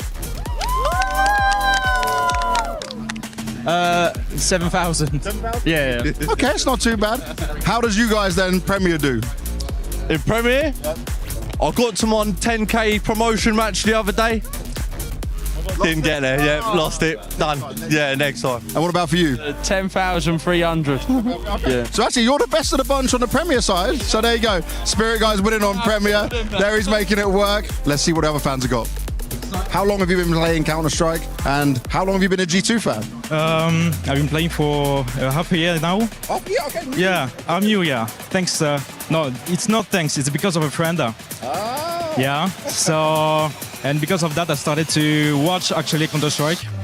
And it's been a blast since literally the very first tournament of the year, like in 2025.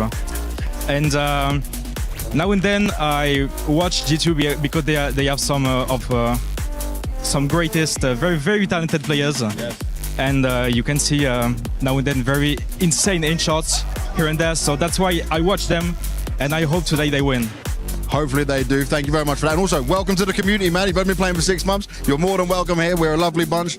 Most of us, I would say. So tell me this, though. When you're playing Counter-Strike right now in Premier, what is your ELO? 5,000. 5,000 is not bad. We all got to start somewhere and grind on up. I appreciate that. But what is your aim? Do you have a goal of what ELO you want to get to?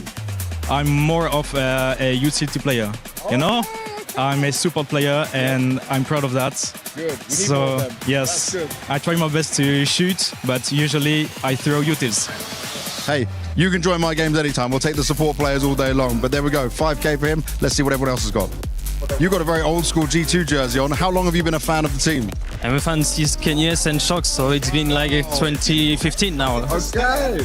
And you supported them the whole way through. I respect that a lot. But tell me, I want to understand, how good are some of the G2 fans at playing Counter-Strike? What is your Premier ELO, man? 15,000 now.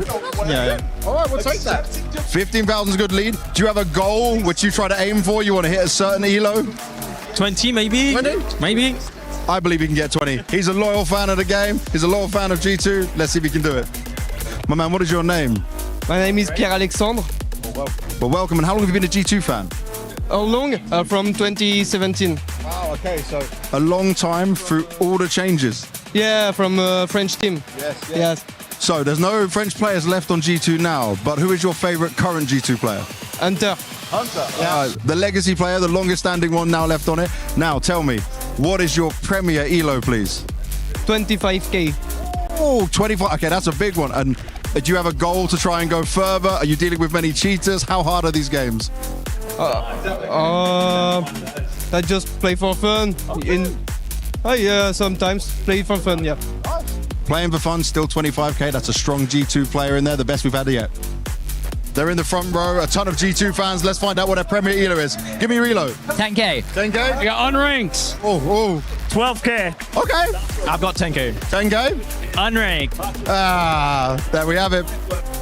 So there we have it. I've been looking at some of the G2 army and seeing how strong they actually are. And the numbers are in. Out of all the people we asked, they have 9,300 Premier ELO. Not sure what we can make of that. What do you guys think? Because, you know, maybe some other teams could do better.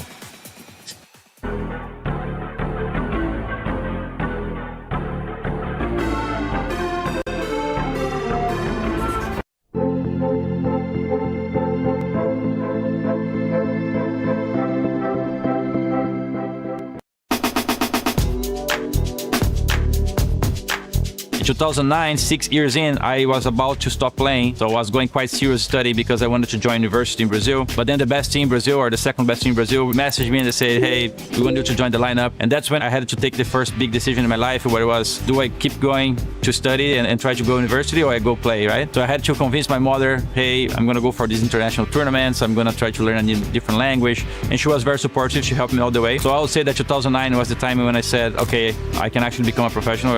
Now I have the chance. I was trying to become one. Now I have the full chance, so I'm going to make the most of it. I think I saw that CS would become big back in 2014. I was still at school, but at some point I called my mom and told her, I think that's time for me to stop school, just because I felt CS was growing and I was pretty sure that I could earn good money and live with it. The school didn't want me to miss days, so I said, okay, I'm stopping it and I'm moving forward to play Counter-Strike for a living. I would like to say my parents were mostly always supportive of me being at the computer, but they had no idea what esports was. For me, I was watching Cologne 2014. I think my mom saw me watching it. We were just talking and I told her, like, I can make it there as long as I keep playing. I think when I was playing FPL, I was on a semi-professional team with like X1.6 players, and they were well connected in the scene, and they kind of got me an invite to FPL with the rest of the players. And I think when I started playing there, that's kind of when I felt like it's super possible. Not like it was like cocky, but I was like feeling that if I'm not already better, I will be better than them. And the rest is history, I think. So I think there's multiple steps in realizing what Counter-Strike could do for me. I think the first event, probably when I was 15, I came home with cash, put it on the table and said to my parents, it was 100 euros or something, 150 euros. Now I'm earning my own money. They ask, how did I get that money? They started asking questions. I said, from playing over those next few years, when I was 15, 16, 17, I got a very small salary. But I think once I was in university, so that's probably around 2008-9, I started getting really good in the game. Joined Fnatic and Mouse and some of these organizations that was really big in 1.6. I realized I could earn something next to my studies, but the moment I joined TSM and we got that salary, because in that period of time, Counter-Strike exploded every year with 200-300% in salary increases every year. At that moment, I realized this is going to be big, and I kept pursuing that dream because I was very close to stopping in TSM, or right before I joined TSM, because of, you're getting older. So that must have been 2015 that you realize how big CSGO is actually becoming, because 1.6 was not big enough for people to live off the game, especially when you're doing a degree as well. Imagine if I had not taken those risks and not really jumped in Counter-Strike one more time, and then I see how big Counter-Strike is now, and I could be now electrical engineering, and I would be thinking, hey, I could be one of those guys, and that was kind of my dream. You just gotta go with what your guts are saying, give it a try, because then if it doesn't work, you can always jump to something else. Making sacrifices and choosing things is part of the process, if you're a gamer or not. Everything in life is gonna be like that, I guess. Play is in our DNA. Whenever we let it out, it becomes our superpower. Now imagine an entire city being built to supercharge it. Kadir City, powered by Play.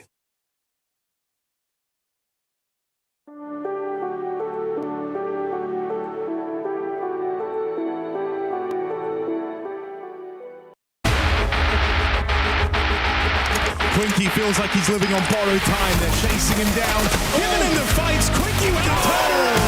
What a sequence! Apathy, now they burst through. This can go rock good in a 1v1, and down goes Kersey. Has to hear that, and he has one-on-one, and Jimmy jumps into his drawers. Sin on the sniper for 4.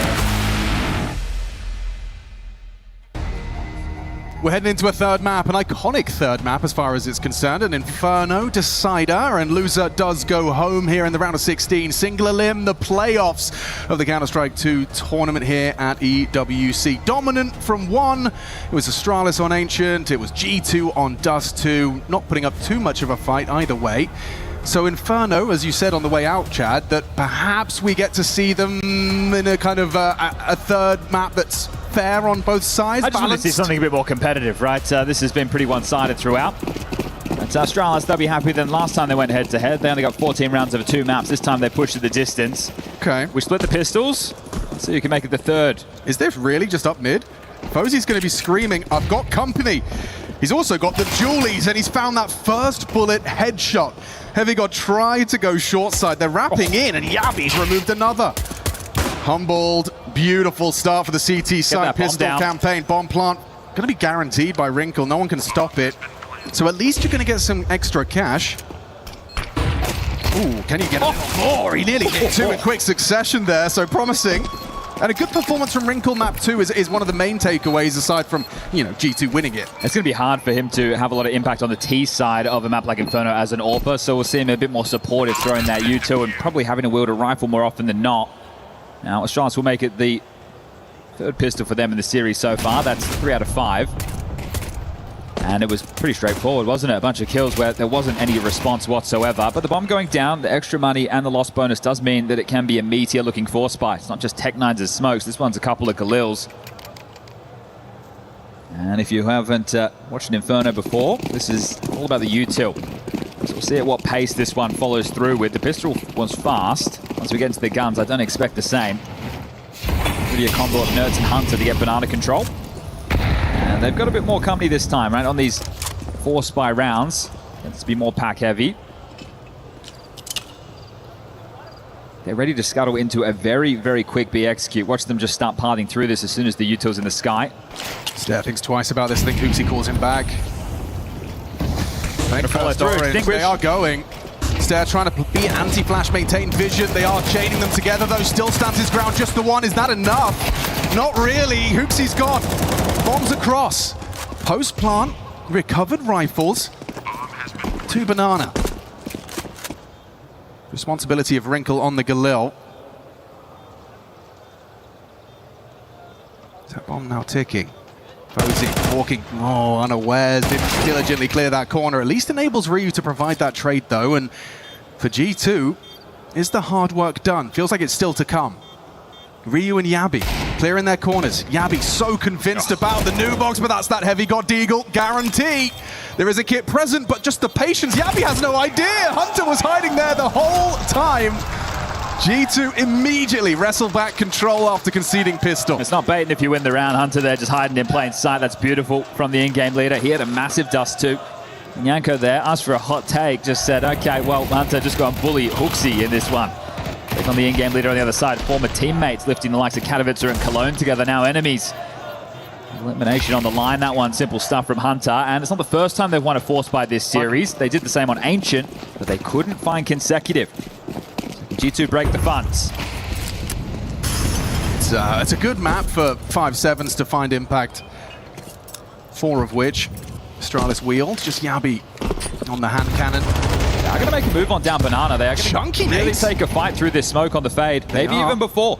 But at range, though, I say that. Nerds actually closes the gap. His MP7, he's fully blind. They've got him trapped. No, they haven't. Hunter! 3 in quick succession, deals with it. One back from Hooksy, but they know where he is, and you can see his helplessness in his gameplay, just spamming, unloading into the smoke, hoping for a little something extra. Mattis can't catch a break. Considering Hunter and Wrinkle are low, they need to be careful not to give away too much more. Hooksy might want to carry something through into the next, but still just looking to do a bit of damage as the bomb is being punched on the other side of the map. That 40 seconds now confirmed, and he's hanging around. He's got company. Heavy God coming down banana. 2 top mid and spammed away from Hunter for 4 within the round. It's a little bit frustrating there for Astralis because I like the idea. The flash was even good. It's just Hunter, the support network, was ready and raring to go. I wonder if there's a bit of organizational pressure for G2 in this game as well, knowing here that it's not just the Counter-Strike tournament, it's not just the progression through the easier side of the bracket. No point mincing words about that, is it? Okay, Hunter. It is going to be the Eco back. So they have won out the war of attrition, and we should see a 3-1, and they can do something with these very light investments. We're talking a flash of smoke at 5-7. Actually learned something from Puckett there on the desk as well about the Orgs needing 2 top 8s to be eligible for that club championship. So for G2, you get to that quarter, you win this game, you win that, what is it, your first playoff game in a Tier 1 event this year. You not only do that, you also make your Org happy. It's good to keep the boss happy. We'll see how far they can push the issue, right? Obviously, you win Counter-Strike, you get 1,000 points, but there's some other teams that we'll be talking a bit more about that. Your Vitalities, your Falcons, maybe even your Navis. Counting on their CS squad. This one, another stack on the pistols, and you just have to hope that you've called this one correctly. You've gambled correctly if you're Hooksy. You just want to do a bit more damage. You took a few rifles with you, a few upgrades with you, excuse me, in the last. Doesn't look like it's going to happen this time round. You can send Nerds in as a bit of a beacon. They're going to flash and pick top middle, but look at the range right now. Very deep. Mattis playing chicken pit. A lot of range on this. It'd be classic Mattis for the series if he gets caught off guard by this one. Yeah. I think the guy is due a little break. A couple of ecos might soften the blow. And B is open, right? They've been able to send the SMG of Nerds in, clear it out, make sure no one is home, and he's even taken down Stair on rotation. So at this point, Strauss is just looking to not give away too many more casualties to Nerds to farm up some cash, but this one is done. 3-1. Start to settle into this. Let's take a quick look at what's going on that secondary stream. Versus Magic. Looks like they're going to be heading to their third map of Mirage very shortly, so you can whack that one on. As Nerds, he does want to get stuck in with the SMG. He's the man to take the liberties. There's just 2 more to find. An Eco Bash ace, everybody's favorite, as Hunter's going to steal it. How rude. That's all right. I think those ones, it's better. Right? I don't want this. I don't want the ace on the stat line of an Eco Bash. Right? It's fine. I'll save it for the gun rounds. Nerds has gotten himself 4 there, gets himself up to 5 kills, and we'll get into Strauss's buy. No Fozy AWP available. Relatively limited of util as well. Lacking HEs, we see players like Apex, right, which is what you're going to hope Hooksy can do with the B defense, landing devastating grenades down Banana. They are extinguished. Oh, it's half wall immediately. We're going for the extinguisher, the car molly. That would be telling of a fight. They are playing a little bit more forward with their A defense on this bracket setup, but Banana's where the action is on Stair. Yeah, he's ready for this. The whole G2 squad on the other side of the screen. No one's seen him. Finally, Mattis puts him down, and just Hooksy. Good luck, mate. He's been spotted and executed. Another one there from Hunter. Just clears out the site. 7-1 for the boss man. It doesn't get more cut and dry than that. And it'll have to be the save. This B duo just bowled over. Ryu's probably pretty happy it's not him. That's true. All right, I took the hiding over there on Dust too. Someone else for a change. It's a good opportunity right now to talk through the CT setup. So there will be the combination of Hooksy and Stair with your Banana control. Hooksy's going to be setting up Stair to take those fights. And then it's going to be either Fozy or Yabi. Right? That's your AWP or your rotating rifler to assist if they want to go for 3-man setups. And then Ryu has to anchor down towards A. It's going to get some credit as well for Wrinkle and his flash. Ensured they find that frag onto Stair cleanly.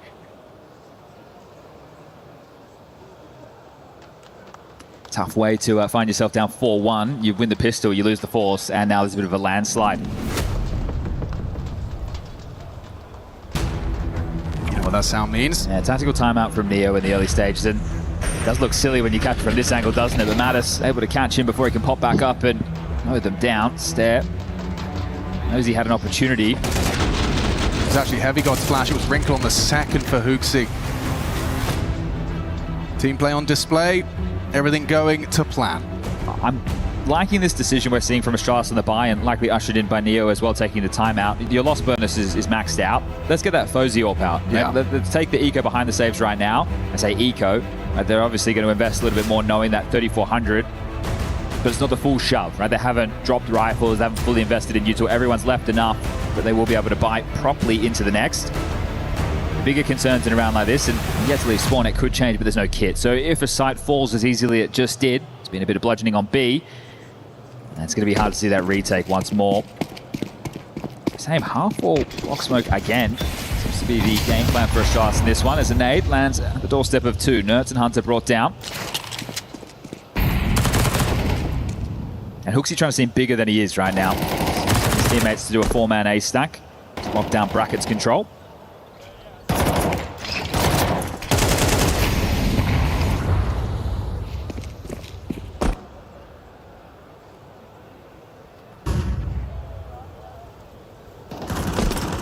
Mattis flashed in for his apartment's control.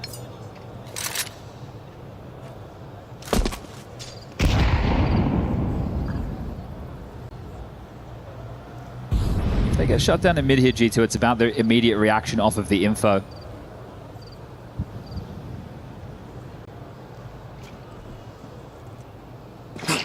Feels like Status 5-7 could be very disruptive in this position. And with the boost set up, it's a nice distraction.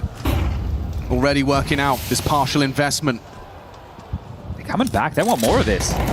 Instead, quick with the rifle will profit. No trade attempt out of that. Ooh, the boiler player who is now alone as Stare doubles up on mid. Look at that minimap. Just the battlefield laden with G2 bodies. 25 seconds. Heavygo trying to do some damage. Sure, remember, this was just the partial. We're going to be buying into the next. This one's a feel-good moment for Astralis as Heavygo backpedals and looks for the save. Yeah, always a good look for coach as well. Off the back of a timeout, you find yourselves a little bit of a momentum breaker. You wonder what the thought process there, right? They established that it is a bit of a mid-stack. They know that the boost is in play, and then they still want to pipe up middle. So I think in that moment, they're assuming with all that info, G2 start to race up Banana and try and isolate that solo defender. Instead, Astralis flash, they take the fight, and they stifle this one to get their second round, 2-round gap. Yeah, Stare as well. You give him an inch, he is capable of taking the mile. To note, though, in the spree of 4 rounds for G2, had a lot of bodies stay alive, especially in the 2 prior to this. Flawless rounds mean they have a lot of cash to splash. And a round like this, if it would devastate the finances and you had that 1,400 loss, it's a tough position to call yourself out of. Fortunately for them, they've got all the cash that they would hope for, and they can go again. But Versailles will get the orb. Can't say the same about Wrinkle. They want to keep him operating on this AK. And that's something that Saw noted with HLTV, right? They wanted someone a little bit more aggressive. He's not going to be that on Inferno, especially not on the T side. And they didn't need the extra voice of Sampaius. And you've got that in Nerds. It's akin to a Yakinda style player. Likes to take space, likes to control the macro. And then you've got Hunter, the in-game leader. Those two and Saw, with enough people to make the calls. Wrinkle just needs to get out there and hit some shots.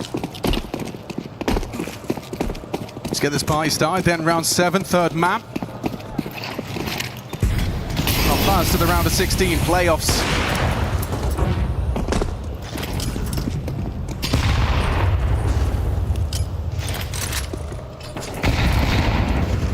Again, they continually find this opening utility damage. That must have been team utility there. It must have been. I don't think I saw anything. You're right. Yeah. So 4 strong on A. Awkward. Stare left to his own devices on B. They're trying again. This bracket's control. They want to fight for it. They want to demonstrate they can take it away. You got the Fozy Orb short side, and Yabi's got a nice cache of these HEs. He's just going to keep just chaining them together. That one's a big one. Right between both Hunter and Mattis. Now forward positions on the long side. Smoke won't last forever. There's a flash on the fade, and Yabi's just going to worm his way into library to acknowledge the potential slip CT. A lot to concern himself with. Locked. Throws out a Moto Smoke. Interesting improvisation. You wonder if that's an invitation to creep through. Looks like he might get blindsided by this. Ryu's responsible for the housekeeping of this spot. They're boosting over. Could be an awkward angle. Not ready for Fozy's vulnerable. Brought down by Hunter. Ryu, off you got. Multiple bodies flood the site.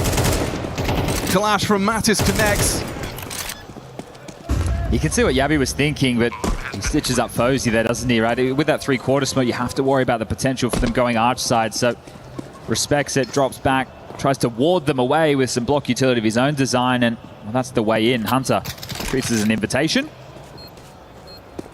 Well, looks like Hunter's got a gift for Wrinkle into the next. Yeah, I'm curious though, because he could have bought it, so it's telling that, all right, they want to start changing it up because they weren't expecting this AWP. Nah, he's dropped it. So it's just the housekeeping and making sure that they can't get that for Fozy. They do have money on the CT side though, so that won't be too much of a concern.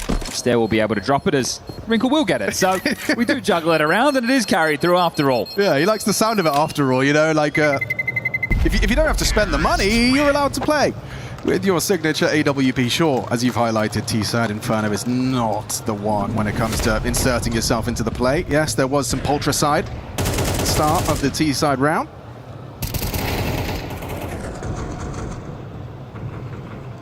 Looks like they've woken up from Ancient, though, G2. Oh, he had a good innings as well.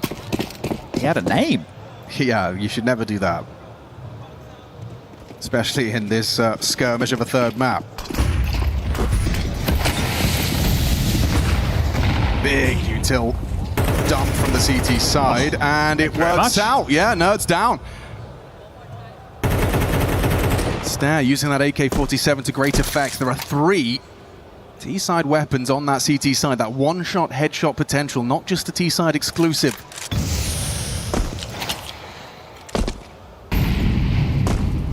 HooXi's got to play this dangerous game where he plays for info, but also doesn't give it up to an AWP on Wrinkle.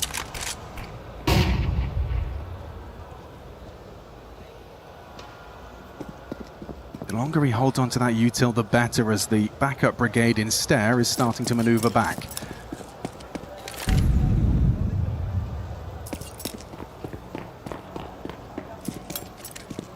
Rather quiet. The calm before the storm. A block smoke thrown at the 52nd mark. They've just played for info top middle. They're behind that incendiary, so they have a good idea this is going to be the B play. Where's the rotation? Yabby's even getting proactive. He's going to be making that move for a rather fast flank. They're still congregated top banana. 30 seconds as the util dump comes through. Smoke fading. Flank connecting. Wrinkle still lining up nades, and he's gone. Backstab there. Mattis with one back. 25. You gotta have to go commit. Surely you have to commit. At least that's what they think.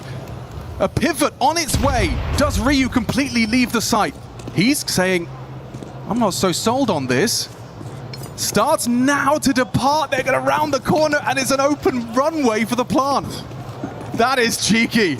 He's even used the last couple of seconds to try and go for the safest of plants. Okay, well, now good luck with the retake. Moto's just been smoked. Okay. Ryu really wants this bomb site back. He can't believe they've stolen it away from him. The moment he departs. Difficult smoke to broach. The time ticking. You've got that HE break. Mattis tucks. Hit by the wallbang from Fozzy's orb. Softened down to 40 as he unloads his mag, just trying to keep him at bay. The time is ticking away. 2 frags is good. Heavy God lingers. Someone has to get on that defuse, and it is not planted for Heavy God. They could just sit it. They could just sit it time. Whoa. Just in time. Astralis do regain control of that A site and will put that 3rd on the board. Right, down to the wire there. The fact that G2 are even able to maneuver into a plant is impressive. Keeping Astralis on notice with this one. I wonder where the rotation is. They turn it into a flank instead. So proactive in the mid-round from Astralis, and HooXi likes the way that one feels. So keeping it to a 2-round gap. No issues in the buy department, and so much extra cash stacked. Heavy God has 10k. So there'll be plenty more gun round. This one, Abbas showing a bit of attitude. Straight through the mid-smoke. So he suppressed the ability for them to go aggressive. They wanted to linger around to have those questions. Mattis has denied it immediately.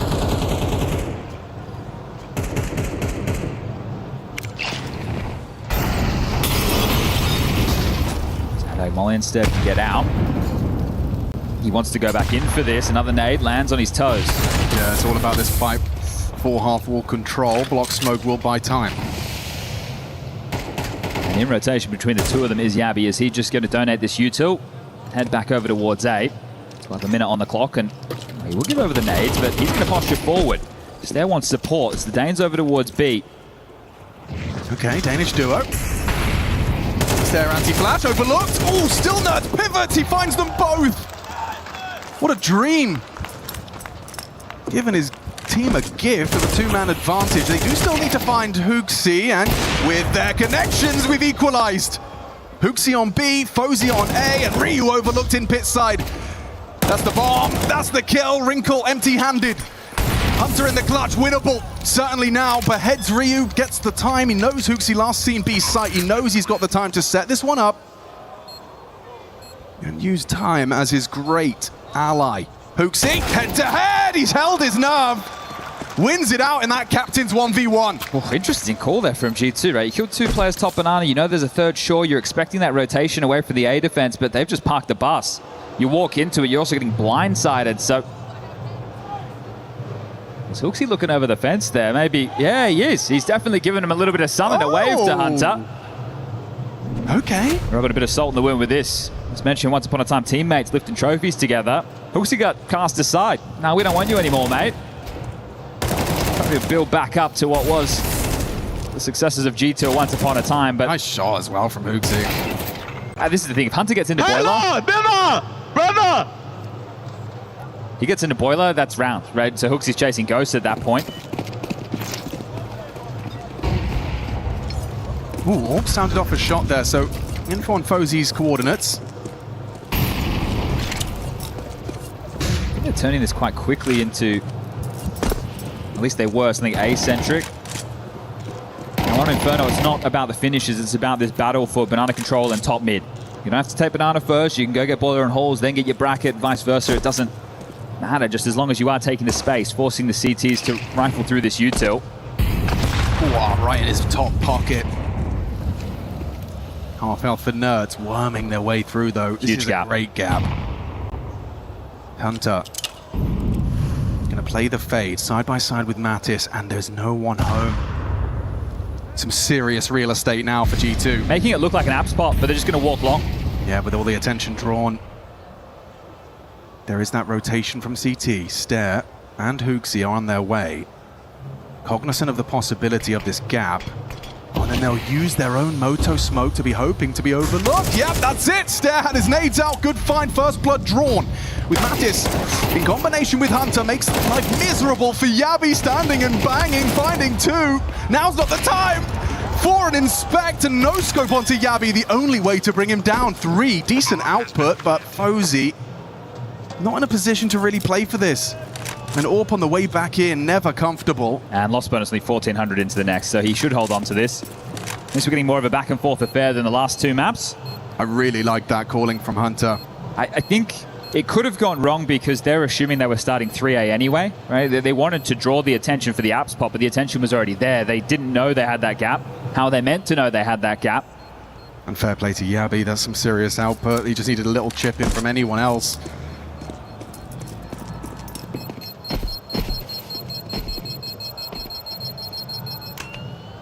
Well, we are getting that closer affair, Chad. I think down the stretch is where it gets a little bit more difficult for Astralis because of the seesaw, right? Fozy can drop an M4. That's the opening incision. It's nice when Mattis gets to make his play. The interview with Saw over at HLTV talking about they don't really have a natural entry. They have these players who like to take their timings. They're rotating from B2, guys. So it means you need to be a little bit more creative with how you go about these things. It's not just run on in, get the job done. I like to be tricky with it. Also, I have quite a few players who have a similar profile. G2 is one of these teams to me that feels like a jack-of-all-trades team. You've got Heavy God, who one of the absolute best anchors in the world, but I feel like this man could play any role. And right now, he's not really having to do too much in the fragging department, just 4 kills deep. On the CT side, I'm sure that will have to change as that pit anchor. Charles have shoved behind the save door. Fozy's dropped a rifle. Sarah's in with a FAMAS. 5-7 for Hooksy and an MP9 for Yabi. They're buying next round. If they don't save anything, if they don't get anything done right now, it's 1,900 loss. They've pulled one of these out of their hat already on their CT side. Is it asking too much to pull it off twice? On off-angle adopted, this is a unusual setup to have Fozy responsible for the right side and Ryu mantles the radiator for the off-angle. It's very unlikely the crosshair is pre-aimed by Heavy God, but then again, you were just speaking about his individual ability. We'll get to see it on display if he does proceed abs. So he just threw a flash into Boiler, which normally would tell of a player jumping up and starting to search for space there, but Heavy God isn't. So I think Astralis believe there's a bit more coming their way, as it is 4 over towards Banana, taking control past half wall now. And the setup dismounted. A lot to concern themselves with. Yeah, re-sweep from the AWP. Cause brackets clear for now. 50 seconds for G2 to try and find their finish.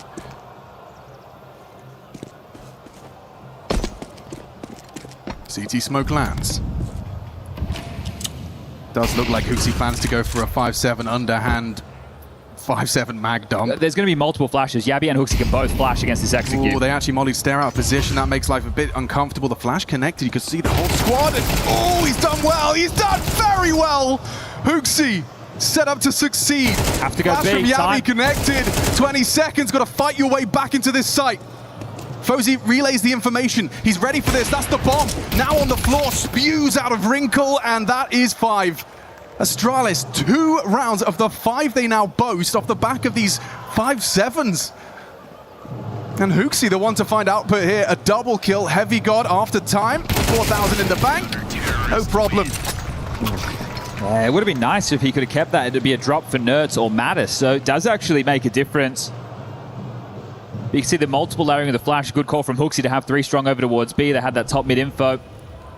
And it's just the layering of flash is going to catch them. How many can you possibly be ready for? Nobody playing anti there to get the job done as we can tie things up 6-6. Good execute, and that's it. I might want to focus on a good execute. Limited resources to do so. Especially if you concede an opener, you can see Fozy's going for some rather audacious forward position. Ooh, there's a little bit of a kerfuffle. They're down to 64. Already very early amps presence from Heavy God. Come down to the restraint on Util from Astralis. How much pressure G2 can apply to force out these nades. So Fozy with top mid control. It's hard for Heavy God just to swing into this. And Fozy's quick, but clearly not quick enough. Heavy God beheads it. Oh, and the pre-fire. Yeah, Mattis knew what was up. The flash pops. He immediately nails it. Just HooXi. Rotation has come through. You needed to find something, though. Empty hands for Hooks. Yabi needed a third. And it's Ryu. They know he's the A anchor. Heavy God has cut the rotation, so looking to at least leave with the lead. At the swap of the sides, a clean close from Heavy God. And a really impressive opener there on that final round. They've been the ones who've been playing on the front foot over towards A, right? That Incendiary comes in top mid. He just takes a swing, a boiler off of that. The only thing you have to worry about if you're Fozy in that moment is that boiler swing. So Heavy God, great opener. But as we recount that first half of play, it's a pistol, then you lost against the Force. You had a HooXi 1v1 clutch against Hunter, and you had 2 rounds where you're on the lighter buys with saved guns cobbled together. So gun rounds is what seems to be eluding Astralis as far as their CT side is concerned. Good moments from G2 in the calling department, some well-pieced together rounds. And Hunter continues to stay towards the top of the scoreboard on 11, leading the way for G2 again. It's Yabi on the other side, who's had some moments, but not all of which that have been converted upon. Now the pistols at this point, 5 have been played, 3 are to Astralis, 2 are to G2. Let's see if we can level the field there. CT side now for G2. Hunter with a couple of flashes, smoke for Wrinkle on the block.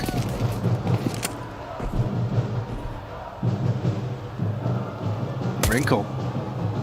Not scared to take these long-range fights on that USP advantage, but this is a horrible opening death for Ryu.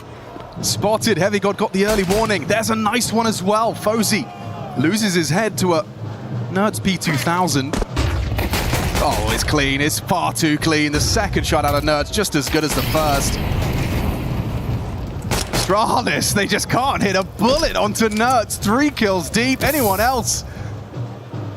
Nerds welcomes it. Let's do it. Yabi says okay. He's got plenty of time, and now he's got the bomb, but still we need to get into one of these 2 sides. So how confident are you, G2? How much do you want to overstep the mark?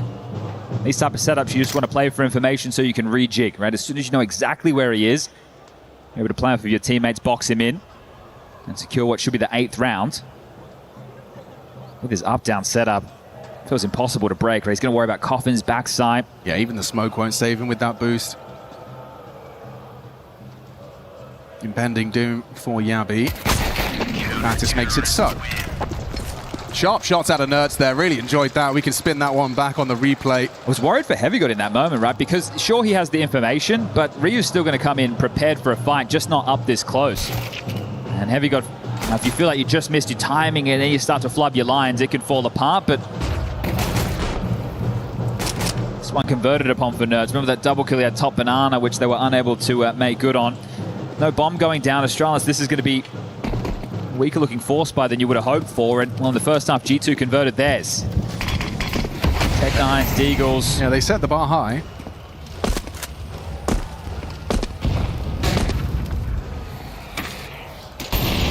Incendiary. Looks like they want to give it over. You're worried at this point if they are behind that half wall smoke that they're setting up for one of those pop plays and you could get caught out of position in the open. But on the other side of the map, they play for info. So helping, I suppose, reinforce the worry over towards B by noting it's not an apps pop, but it could still be through mid. Hunter playing to block. Winkle playing very passive on long side over towards Arch. And that's all a fake. They're going to try and play through this long smoke. Yeah, Wrinkle ready. MP7 feasts. 2 down, rather casual. And they just have to run in. And that's exactly what they'll do. Mattis is going to just push with that MP9 to finish the job. Nerds has started here. Charges in. Good shot. Wow, good tracking. Single bullet to the dome. You'll take the plant. You will. Even if that nade really leaves a mark. Hooksy just gets the code punched, but his chances of a 1v4 on 13 HP are close to 0. They'll group up, ensuring that trade potential, using that low HP Nerds to draw crosshairs. And so G2 will weather the storm of the Astralis force. The kill there on the SMG from Hooksy does make things a little bit more interesting, because if he wants to try and keep financial pressure on, he could drop an AK right now. It does mean come the first gun round, he's going to be in a tougher position, but that's good. That's making an assumption of how this next round will go. So if he wants to drop an AK and give it over to... He has dropped an AK. I would imagine it ends up with Stare. He's your map control player, right? He's the guy who's going to be in the thick of it around all of these smokes. So Hero AK, some light upgrades. Oh, is it light? And it has worked out in the wash. 2,900 into the next. So how much damage can you do? Action on Stare. You've been set up by the leader. You need to find some output. This is not your round to win, but one where you can definitely keep the pressure on G2. Wrinkle's AWP sounding off early. That's going to limit a lot of your options. Nuts is going to go for this jump spot. If he dared do it again, yeah, gets his info safely. Risk averse. And then on the re-aggress, looks like they want to go for this. Not playing scared whatsoever. Stare. In hot pursuit. 2 on his screen, and he feasts. Matt is punching monitors. He can't handle that.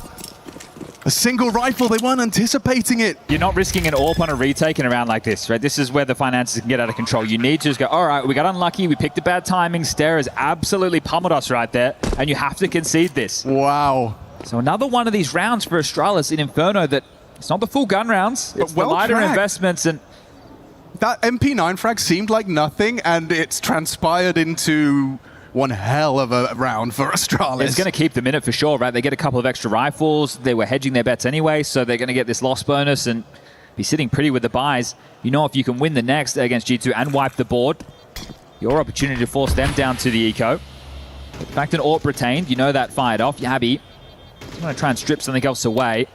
Has a little bit of a timing available here. Bomb goes off. Does he want to be noisy on this pursuit? Spots out, takes his shot, and that'll be that. So 2 M4s, the AK carried across, and now the buys to complement exactly that. It's the other side of the server where the questions are. Look at this. Just absolutely no idea. Right, there was still some level of awareness here, but they're just assuming they haven't piled up close. You can't be making assumptions like this. Lefty loosey as we get 3 rounds the difference now. Neo knowing with a round like that, you start to destabilize some of these personalities on G2, especially if you can make it consecutive. So Wrinkle with the AWP, you want to take a look at his spawn. Is it good for mid, right? Does he have a good banana spawn? Are we going to extinguish? Look for a fight. I can tell you it's middle of the pack. I think there's certainly players on G2 you can tilt. I just don't think Hunter is one of them. No. I think that man is tilt-proof. He's said to me before, he does get emotional, he just doesn't show it. Yes, yeah, absolutely. Which is, you know, stoicism in a captain can prove very valuable. It's interesting when you contrast Hooksy to Hunter. Yeah, true. See wearing his heart on his sleeve. Once upon a time, very negative about himself, but trying to rebuild this Astralis. He's got good pieces around him. put Stair to good use in the previous. Versailles trying his best Zywoo impression. Oh, an opportunity. Just the pointy elbow of Nertz on his jiggles. Doesn't manage to quite connect the bullet. And a similar setup right now that we saw in that first half. Wrinkle doing his best Fozy impression alongside of Heavy God.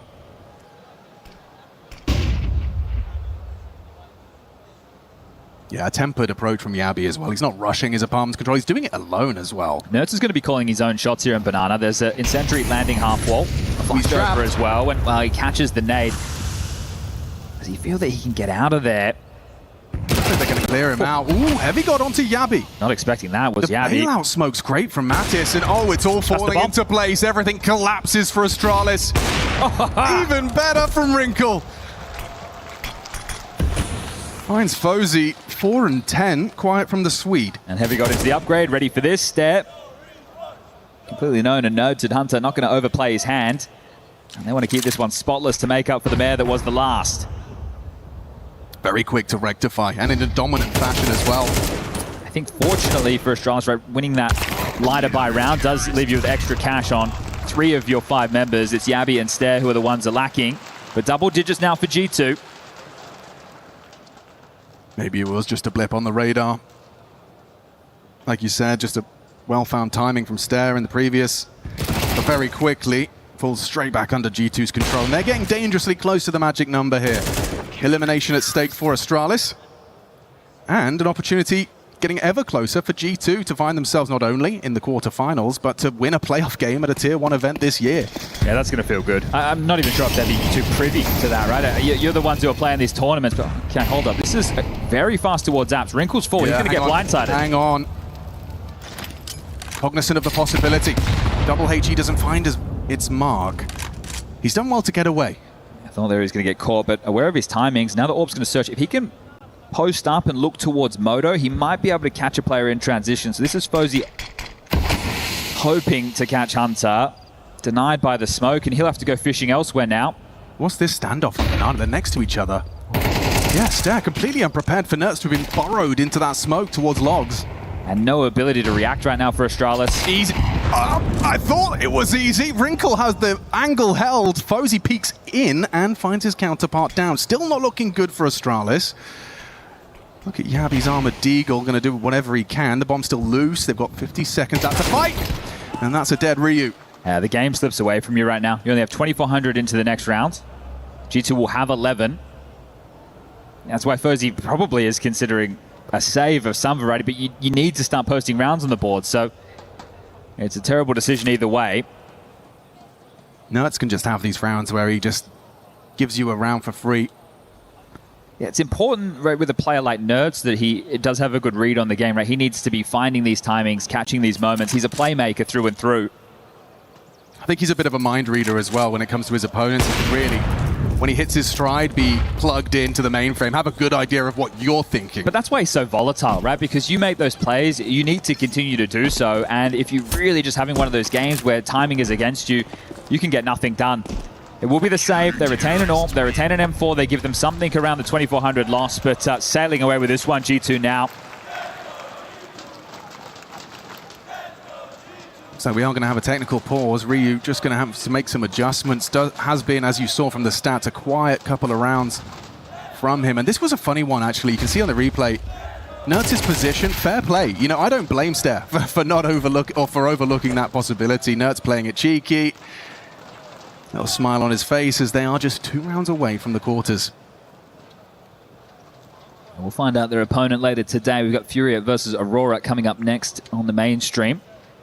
Foot versus Magic raging on, and then, well, they'll be playing the winner of the Gamer Legion Mao's game. So concluding the upper half of this bracket, and this is where you feel an opportunity for any of the teams on this side of the bracket for a deep run here at EWC 2026. The big names, your Falcons, your Vitalities, your Spirits, your Navis, they're all in the lower half. Sure, Furia are here. Mao's as well, just off of that bounty win. There's no doubt which side of this bracket is easier as Wrinkle posts up aggressively again. External time up. Allows him to backpedal before Yabi can get there. Someone might go out with a whimper for Astralis. Does he catch anything on the jump? They're just clinging on, aren't they? Wow. Leg shot. Unconfirmed. Oh, the blood on the wall might be telling. Mattis will pull back into that B side, so space conceded. You used a lot of utility to get that control. You are going to need a rotation. Hunter silently cheating over. He knows he can be heard from top banana if he runs. You don't see this boost all too often, but once a half, it can be overlooked. Stair, how's your clears? And Ryu, can you trade? Okay, info. Drops off. Oh, and then Mattis onto Ryu. They've done well. Fozy and Yabi, though, with Hunter now arriving just in the nick of time. Oh, Hoopsy's in trouble. They're so low. 29 HP. Going for that double dip off the flash. He's got Yabi booked. And it's easy for Hunter. Out with a whimper indeed, Chad, because 12 on the board for G2. Well, good opportunity for Hunter to maybe throw some words back at the fence the other way after that clutch early in the first half of play. Looks like we could be ending with 3 maps in this series being 13-6. Ancient made it seem like Astralis are not to be overlooked. Dust 2, real thorn in their side. Another map added to that loss streak. I knew it's gonna happen.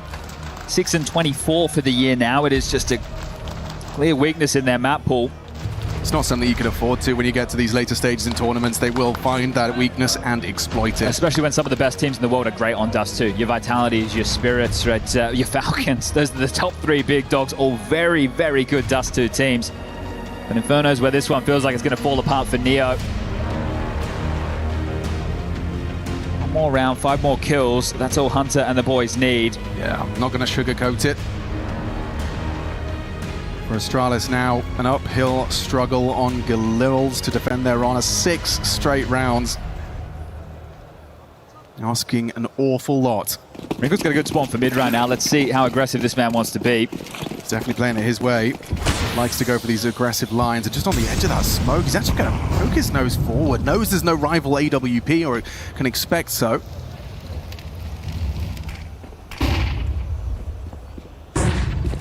They're progressing. This fight is to and fro for some top banana control, and they have won it out. They have their space. Retake util onto the half wall. Wrinkle wants to take this fight head on, and he's actually going to go for a sweep. There's only one man here trying to hold these rotates. It's passive from Yabi. Anticipates this clear. Ooh, Wrinkle doesn't pull the trigger, and Yabi can run him down. That's going to lead to some rotations. Look at this, though, burrowing into the smoke. They're right next to each other. A freebie for Stair. Oh, and he gets a second. Bomb was committing A. That's Heavy God's domain. Understandably, calling B site clear now is Stair. What do you do with that information? You move the bomb back, but Hunter's already there. He's being flanked by Hooksy. Have to know this is a possibility. They're just trying to deal with the rotation of Heavy God. Surely they know Hunter could have slipped into ruins. Yeah, Stair did just have a glance, but he's gotten across undetected. Fozy? Yeah, just exposed. It's with a denial. Oh, that's a quick trade out of Stair. Fair play. He's had another one of these rounds where he just gives Astralis the round they so desperately need. That can get very out of control. I think Hooksy's probably the safety net. They're coming through CT. Hunter unlikely to expect that, but Stair was very low after the kerfuffle in Banana, so the fact he's able to get one more. It does feel like it's unrealistic to ask him to keep doing that. I mean, the 2 rounds they have on this T side are thanks to Stair's output on B. But that's one we asked to, point out pressure points for these teams. It is about key players making moves, right? Yes. Nerds on the CT side, the same for Stair now on the T side, and it's about how do they interact, how well do they read each other, as Heavy God is going to be Hunter. They want to take this away, and they will. AK denied. So, this is a very difficult comeback. Hooksy trying to keep the energy there. 3rd and final tactical timeout called from Saw. They won't have any issues in the buy. Hunter, before investing, still has 11k, so drops are available. Wrinkle, you thought that was going to be his every day of the week. Wasn't expecting someone up close and personal, so very good time for Yabi to find his first opening kill of the map. I'll keep him in it for now. Need to win this one, and then we can talk about a G2 eco.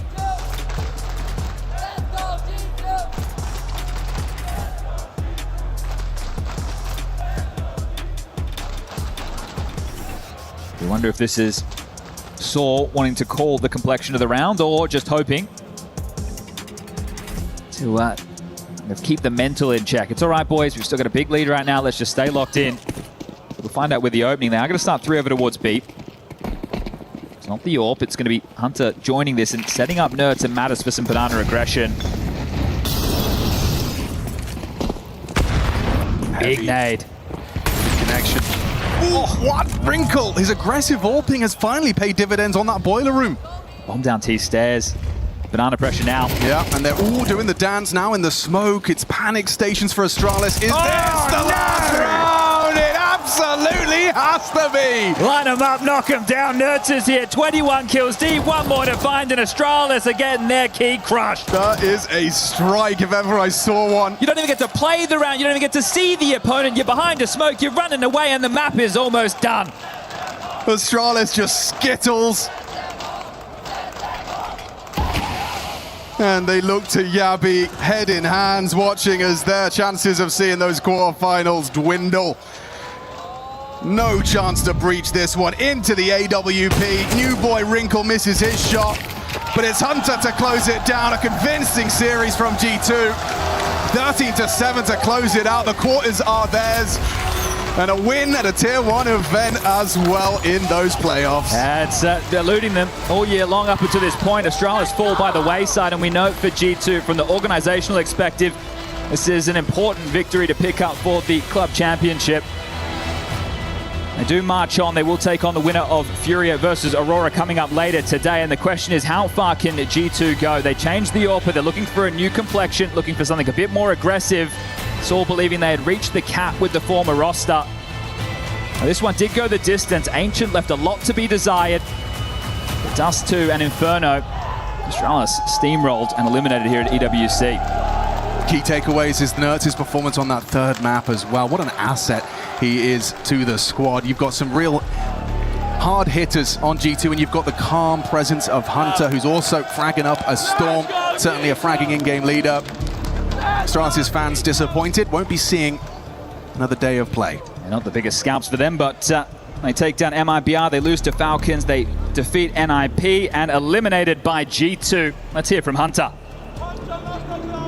And G2 stands strong here in Paris with their first win against Astralis 2-1. Congratulations, Hunter. Of course, it's a pleasure to welcome you here in Paris, first of all. I know you're used to those big crowds, and you're also used to one other thing is beating your ex-IGL.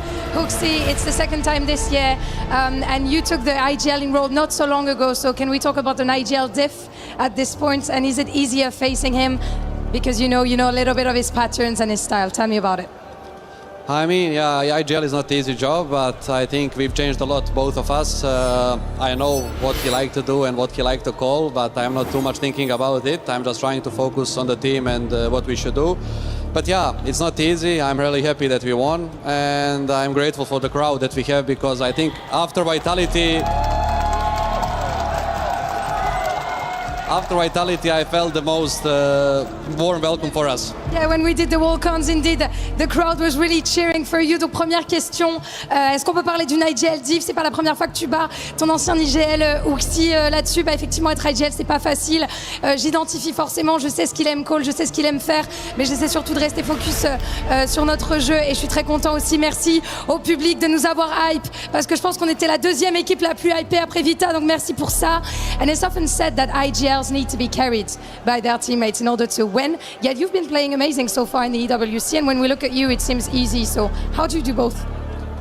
I mean, yeah, with experience, I'm trying to do both. I am trying my best. Obviously, my goal is not to be top fragger, but of course, if I have a chance to do it, I will shoot, and I will try to kill as many as I can. But yeah, it's not easy, as I already said, but it's a pleasure for me. I like the role. I'm just sorry that I didn't take this role earlier. Oh, wow. Okay, beautiful words from you. And you were top fracking on D2 still, so you're showing that you can do both at the same time. Donc, deuxième question. On dit souvent que les IGL doivent se faire carry pour pouvoir gagner des games, mais pourtant, il joue très bien depuis le début de l'EWC. Donc, comment il arrive à gérer les deux? Bah, comme je le disais, évidemment, c'est pas facile. Moi, mon rôle, c'est pas de top frag, mais forcément, j'essaie d'aider mes teammates, et je suis content quand j'arrive à avoir de bonnes games, évidemment. And I wanted also to ask you, because of Wrinkle, it's your first big LAN with him, if I'm not mistaken. You're a young Hopper, so how has it been, you know, having him, welcoming him to the team, and were there any adaptations needed on your side? I think it's super important for him, this experience, especially playing in front of the crowd. We are just getting used to each other. We are getting used to him, and he's getting used to us, to see how we work and how we prep the games, how we deal with everything on LAN events. So I think it's super great experience for all of us, especially him, and I just hope that he will continue playing amazing. And you guys seem to be having fun on stage, and I think that's important as well, of course. Donc ouais, cette dernière question, plutôt, c'est votre première grande LAN avec votre nouvel AWPer, Wrinkle. Comment ça se passe, l'adaptation, etc. En vrai, oui, c'est important de prendre de l'expérience aussi, de voir un petit peu comment il s'adapte à nous, comment lui s'adapte et comment nous on s'adapte à lui, évidemment, comment on prépare ces grands événements en LAN aussi et comment il réagit là-dessus. Et c'est évidemment un plaisir d'être ici avec le public. And last but not least, before we get to the key crusher, I feel like a lot of analysts and a lot of fans don't agree on this one. So who better than a player who knows very well these teams and the teammates to tell me about it? Who is the biggest threat in the lower, you know, the lower part of the bracket? We think of the best teams in the world. I've heard Falcons, I've heard Vitality, Navi, Spirit. Who do you think is the most dangerous team here at the EWC? I think it's hard to say because it's the beginning of the season. I don't think anybody showed yet the best CS like it was for Major Cologne. But I would say Falcons because they won the Major, and but anybody can surprise, to be honest, Vitality, Spirit. So yeah, I would give it to Falcons, but they are not that stronger comparing to other teams. Do you think you're biased, or is it because of the Major performance? Sorry? Do you think you're biased a little bit because of m0NESY and Nico? Nah. No, it's all good. I'm happy for them, and I just hope we'll meet in the finals. Of course, and we hope that too, évidemment. Donc, qui est la meilleure équipe du monde actuellement selon toi? C'est dur à dire. Je pense qu'il n'y a pas une équipe qui montre un CS parfait en ce début de saison. Mais si je dois choisir une équipe, je dirais quand même Falcons. Et je ne suis pas biaisée, mais j'espère évidemment rejoindre m0NESY et Nico en finale. And now it's time for the key crusher. Hunter, I'm very glad to welcome you to that EWC signature moment. Anything you want to tell HooXi before you break his key? I'm sorry, brother. I'm sorry, brother, says him with a smile as our key master shows the way to Hunter at the STC Arena. Our first key crush on this stage for CS. And Astralis are out of the competition. G2 move on, and they could do good. And the club championship as well. Hunter shows it in Paris.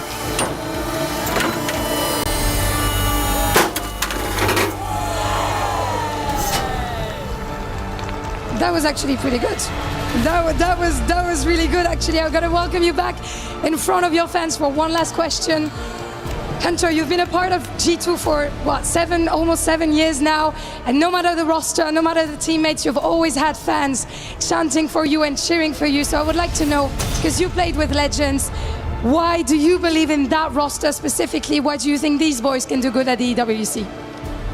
I think we are capable of doing good things. We didn't show our A game yet on this event, but we are improving and we are trying to be better and better, and I think that's what we are showing so far.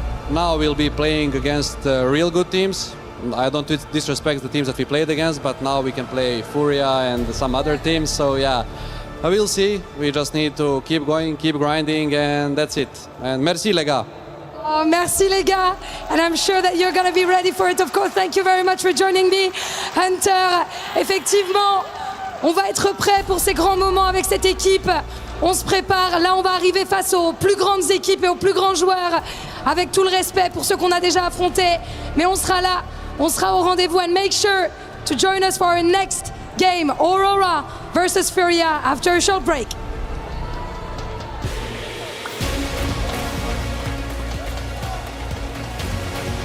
After 3 games, G2 is powering into your quarterfinals, and that, of course, is going to earn them some serious points towards the club championship. They will earn money if they continue on in the tournament. As for Astralis, Neo, please do not leave Paris before I get to say hi to you. It is a bummer to see them exit after a great game 1. We've got Dupree and Yanko to break it all down for me. Gentlemen, what did we witness here in the studio? What did you see in that game 3? Dupree, I want to start with you on Inferno. I think turning our attention to Inferno, it was suspected to be a little bit closer, right? The scoreline was still 13-7 for G2, and I think overall the best team also just won this series. I think when it came to closing out the rounds and playing the situation correctly, G2 just had the upper hand in most of them, and it came down to the fact of Nerds playing well, and again, Hunter continue his good form from Dust 2. Good to see that G2, despite fumbling some of the rounds that we are going to be breaking down, still managed to close out the game and, moving into the playoffs where, they once again find them in a position where they can potentially make top 4, which they have been hunting for so long. I think it's also, Chris, who did we talk about on the first map for Astralis? Fuzi and Ryu, right? And you could see them at the bottom of the scoreboard on this last map. I'm not putting in just on them. It was hard for them, especially on the CT side, because G2 was going a lot towards B, and then they were just saving, so they didn't see a ton of action. But, it's usually at these deciders where the stars kind of get to shine and get to prove their worth, and the G2 guys definitely did that. Now, I'm kind of a noob here. I haven't been able to work on your guys' game in the last few months or a few years. Let's take a look, though, at a star that I asked production to put a little montage for. He dropped 21 kills in this game, 15 deaths. As we take a look at Nerds, what does he bring to the table, and what should I expect to see from this young man from G2?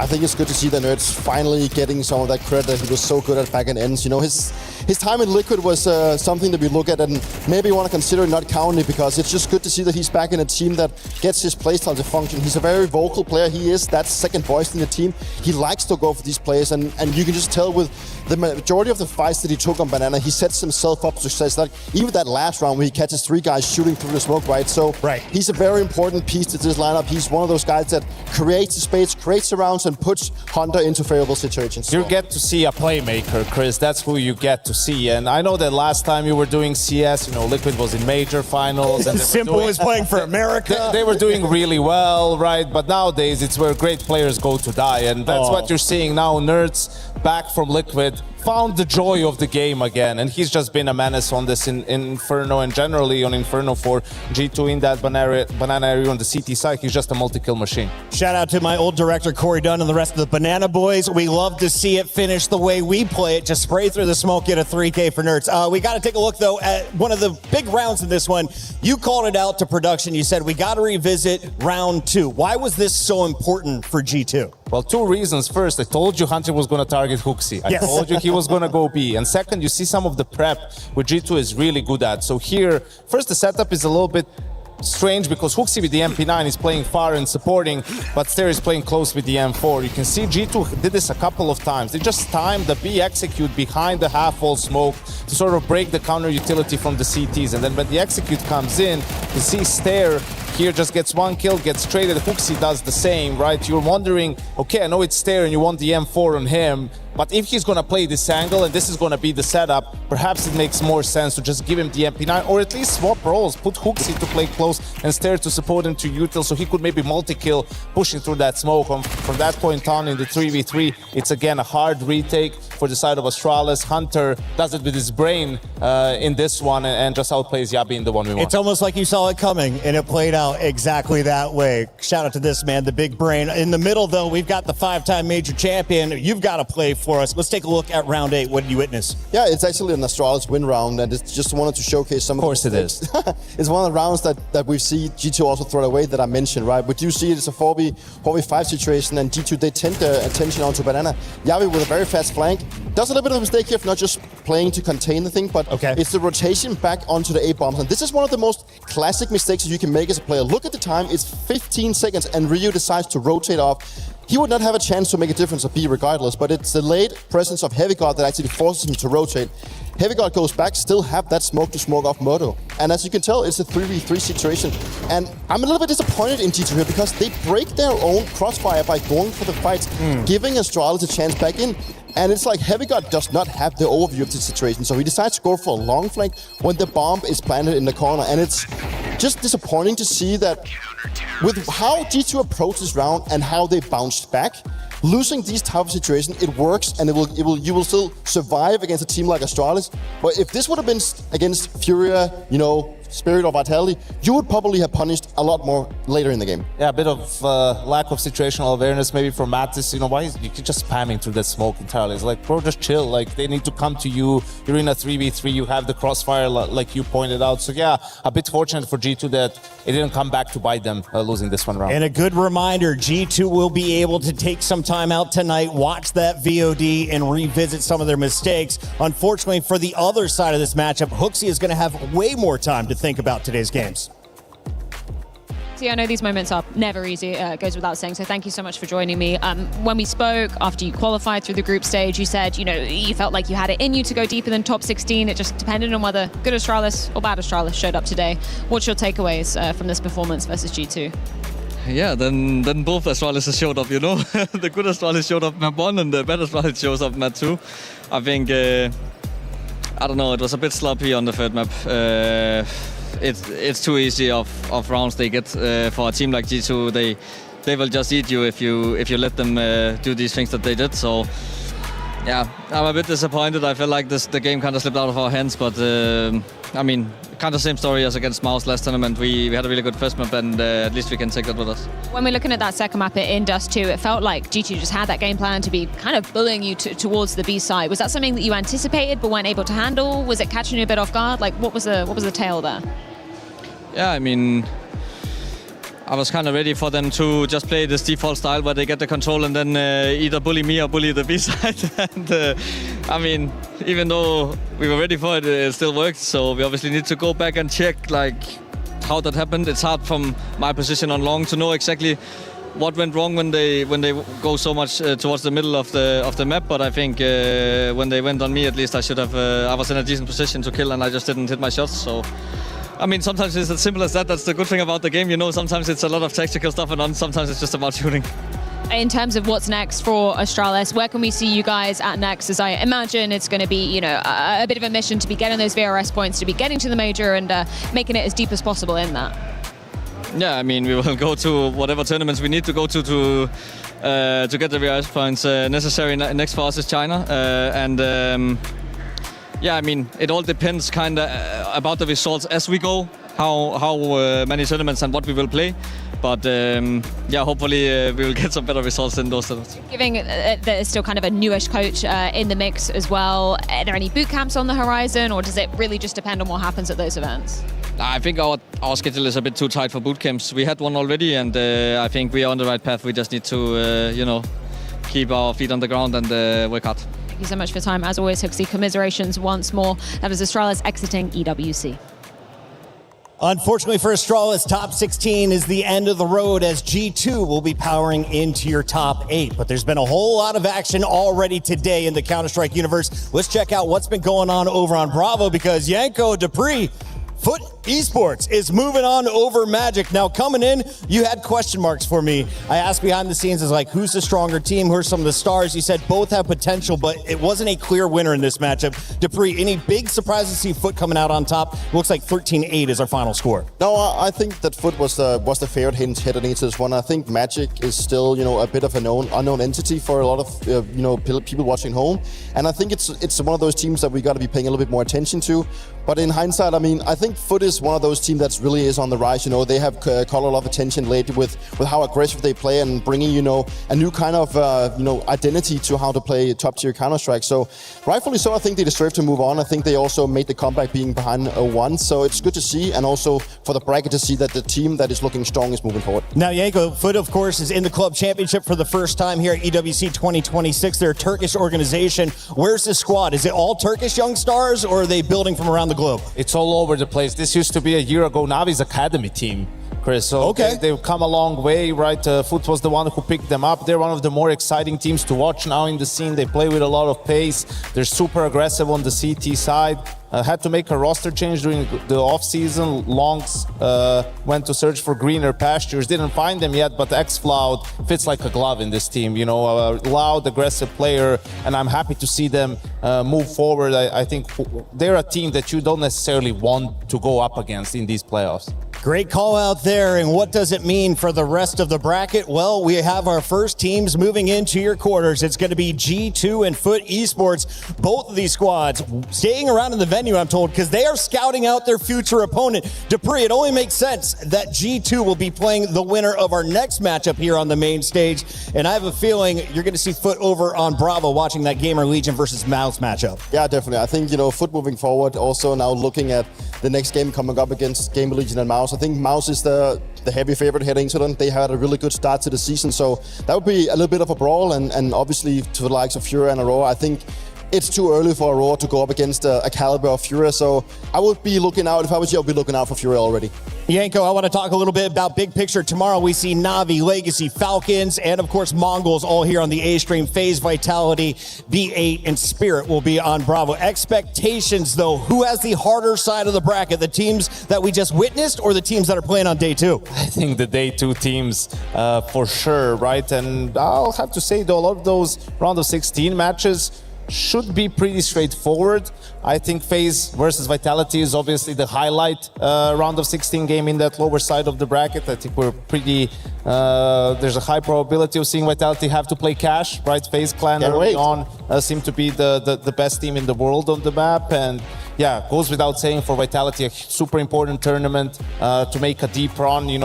I'm sure they want to be in that Acor arena on Sunday, but it has to be one step at a time. Furia has been making noise all over EWC across all of the stages. When we come back, we get to hear from them for a first time as they take on Aurora in our top 16.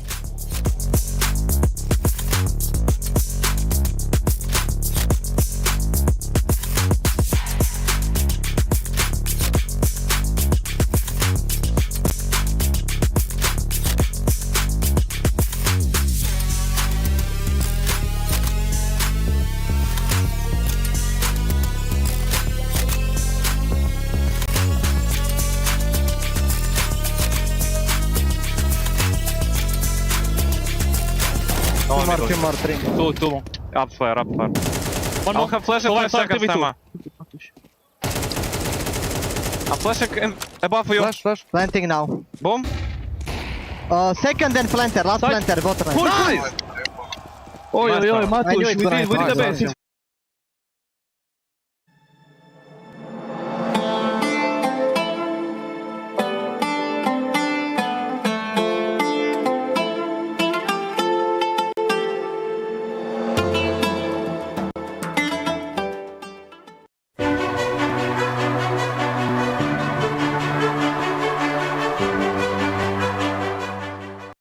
We are live from the Cadiz City Grid, where there's a little bit of Fortnite action going on behind me, and I've got Glitter to explain all the implications of what is going to be going forward for the club championships. First of all, what's been going on? What's the status over here? All right, so we're in day one of our groups. We have a 2-day-long group stage. Group A plays today, Group B plays tomorrow. So that means at the end of today, we're sending 3 teams home already. There will be Keys Crush at the end of the day, and we are now officially halfway through our series for the day. So what does that mean for the club championship teams? Right now, if we look at the standings, Aurora Gaming is actually in second overall, so they're looking pretty strong. We were waiting for Falcons to wake up a little bit because they are playing here today, and they've started to. They're now moving themselves up the ranks just inside that top 8 where they need to be in order to move through to finals. And then we also have Vitality in this lobby as well. We still have 5 matches left to go today, so some time for our teams to still pick up some points and figure out whether or not they qualify for survival or for finals directly. But obviously, one of the other big storylines that we're following across all of our stages is AGAL. We have AGAL in Fortnite as well, but they don't play till tomorrow. So I have to wait to get some updates on that. I'm curious about that because we obviously don't have an AGL representative over on the Counter-Strike stage. So are we looking at them as potential favorites? Like, who should be getting a victory here? Right now, honestly, or heading into it, it was Falcons as a big favorite and AGAL as one of the favorites. Aurora Gaming also expected to do well. So if everything plays out the way that it's supposed to, we should see them all in finals.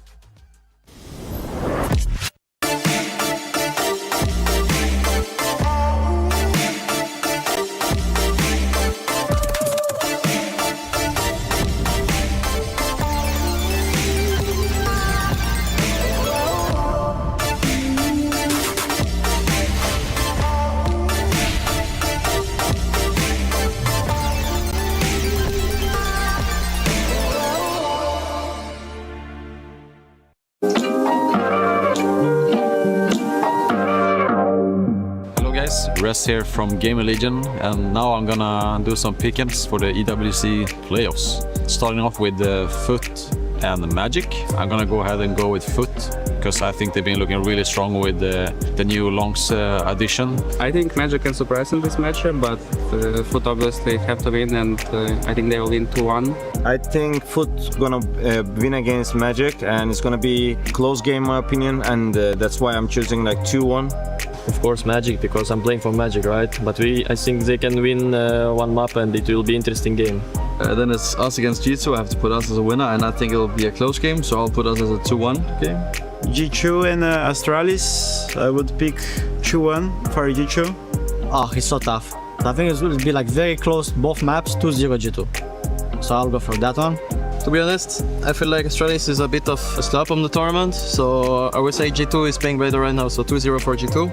Furia is a bit of a tricky one. I can see Furia losing a map, but I think still they will take it down 2-1, so I will choose Furia for the 2-1 here. Obviously I have to choose ours, but I will give a credit to them, so I'm making 2-1. I think Furia would win, but it's gonna be a close game. Or I will show some good CS on one map, probably get close on the third map or something, and then Furia will win it. Game Legion Mouse. I wanna pick us, 2-1. I think we will take it down in a clean 2-0 fashion. Feeling confident about the matchup. Game Legion was looking pretty strong, but I feel that Mouse is still a better team right now, and they will win 2-0. So I will put Mouse 2-0. Mouse, they're having more confidence in playoffs, so they can do it easier.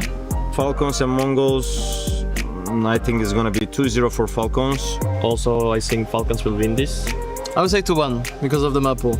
Falcons will win 2-1. I think Falcons just take it 2-0. The new Mongols has looked decent, but I think Falcons just too strong for them.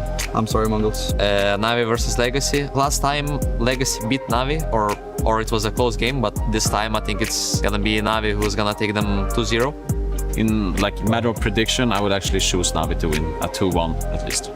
Navi, I go 2-0 Legacy, obviously. For the camera back, I need to be wrong here, you know? FaZe Clan and Team Vitality. This can go be like 2-1. Also FaZe Clan having like a promising kind of lineup with the new players they picked up. I'm actually not sure because I don't want to jinx it and put 2-0 for us or 2-1, but I will just say 2-1. I'm not gonna say more. I don't want to risk it. Yeah, 2-1 for us. Spirit against B8. I will take Spirit in a 2-0 fashion. I think Donk is hungry for some kills, so he will get it. Since it's the playoffs now, they're gonna play on stage, and I feel like they're gonna be in their comfort zone and all with the crowd and all. So I think Spirit is gonna take his on anyway at 2-0 for Spirit. That's it. Thank you guys for watching. That's my prediction for the playoffs.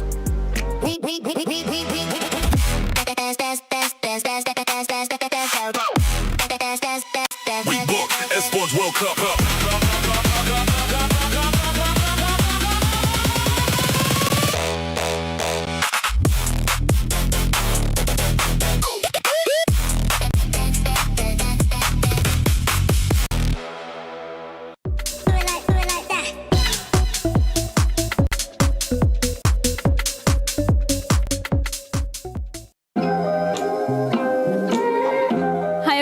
Ginny here, and I'm joined with Aurora Gaming for a classic fill in the blanks, who is most likely to, whatever you want to call it. The game rules are pretty simple. Just name a few scenarios. You can write down the name of whichever player you think it applies to, hold up the whiteboard, and we can discuss. Hopefully you guys' synergy off the server is good. Who is most likely to sing first at karaoke? Everyone's going for the same. I changed. I vote for myself. I like to sing under some circumstances. Why did you pick Waxic? I know him only for a month, but I could see from the first day that he is this kind of a guy. Who is most likely to forget something in the hotel room after checkout? 3, 2, 1. No, bro, it's not me. He does forget stuff all the time. Actually, he forgot his headphones this time. So. Yes, yes, that's why. I forgot about that. I was in between. Has it happened many times before? Yeah, not so many times, but couple of times. For the record, I never forget something in hotel room. Who is most likely to become an influencer? Unanimous agreement? Yes. Why is that the Definitely. case? Yeah, we're not same. I don't know, every day I open Instagram and I see him posting something. He's posting and a lot. I've never seen this guy post something or that guy, for example. Bro, I wasn't like this, but I just said, why not? Yeah, I just changed my mindset. I'm just saying the reason, you know? Yeah.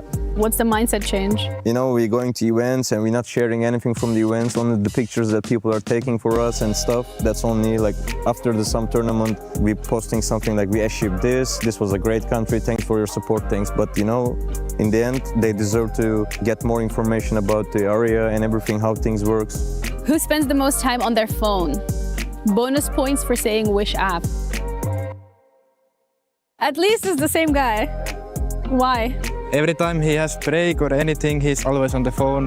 We had like few minutes break in one of the practice games and he was like, I'm gonna watch some YouTube shorts. Who is most likely to tilt after one bad round? Unanimous agreement. Usually I do like these things often. Who inspires the team the most? I will go for boxing. Yeah, he's a humble guy, that's He's why. humble, but everyone vote him. Because like I'm 21 and I grew up watching him and he was the legend of Turkish CS, so that's why I can say. Stick on the same level, working hard, grinding and stuff, guys. So that's why it's not like people can do that for like almost 15 years. It's too much. Who is most likely to become a caster?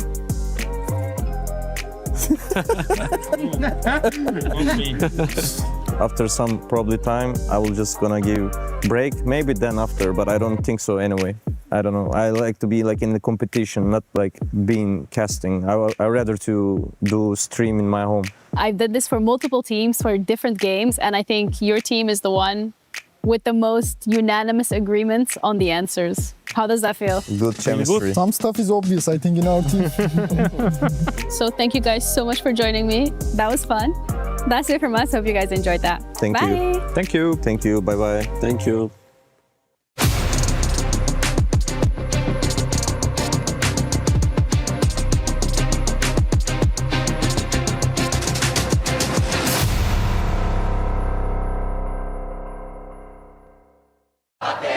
Ahead of the Furia versus Aurora match. If you haven't seen Counter-Strike before, then you've definitely not seen this. But at EWC, the Furia party is here. It's live and kicking, and you can't run away from this hype.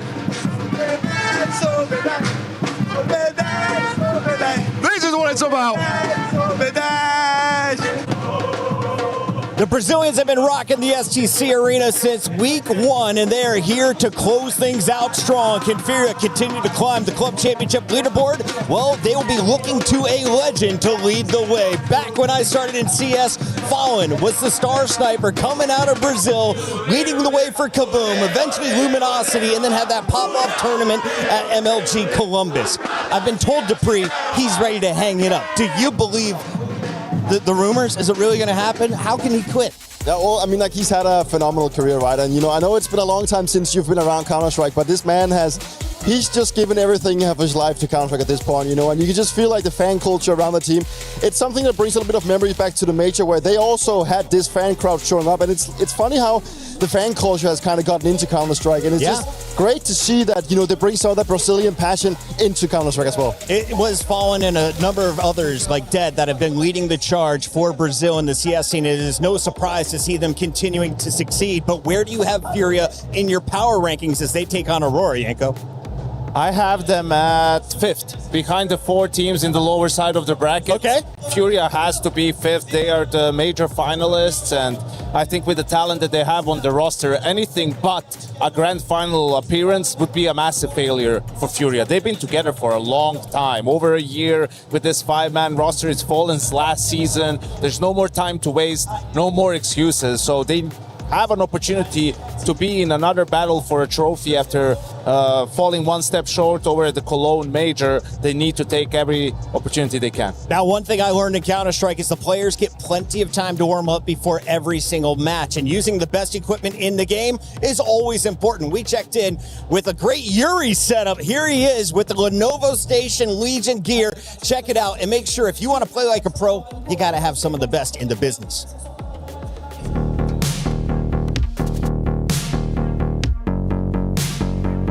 This is Yuri from Furia, and we're gonna do a little Lenovo PC setup. Isn't that right, Yuri? Hello guys. Look, man, I got this pretty much vanilla setup here, so how do we approach it right out of the gate to get you in the server? Let's see. I put like this. I like more straight. Big posture. Yeah, it's yeah. important. Sometimes I play here, like this as well, because I like my elbow like this, and I took off this. So nowadays I play like this. The mouse pad, put like this as well. The monitor, I like to put more close. This Lenovo monitor, it's pretty sweet, isn't it? Beautiful. I do like this. Perfect. You have a teammate who puts his face in the monitor. Oh, Marex. I can like to play like hero. Like, actually, we need to help him. Like when some people dies and he doesn't know. For me, I always play like this. So nice clean tilt. Now I think you're ready, right? Yeah, of course. Okay, so today we've got a little bit of an EWC Paris special here for you. It's a bit of a heist, so I'm gonna need you to get in here and try your hardest. Okay. You got a baguette, and I know you're not afraid to use it. Okay, let's go. Bro, actually, I need to improve my movement sometimes, so... I see that. Yeah, sometimes I like to play 1.6. Oh, really? Yeah, because the bunny hop is very nice. It feels way better, doesn't it? Yeah. Oh my god. No, I need to go to baguette, guys. Yep. Okay, nice. You did pretty good, all things, Yuri. Thank you so much for joining us. This has been a Lenovo PC setup. Thank you, guys. Thank you. Shout out Lenovo. Cheers, man.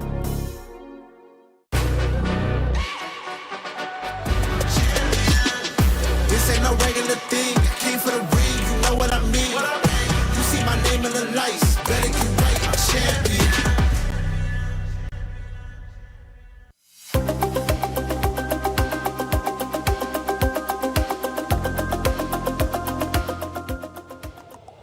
And we are back. It's Bucket Dupree and Yanko getting ready for the second match of the quarterfinals here on the main stage. It's the third of the day, though, and a reminder, we are available on both the Bravo and the Alpha channel. Open up multiple tabs and enjoy the show because this is going to be a banger in this round of 16. Dupree, we got to talk about Furia coming in here. We just got a chance to look at Yuri for the squad. What is his role on the team, and what do you want to see from the squad overall today?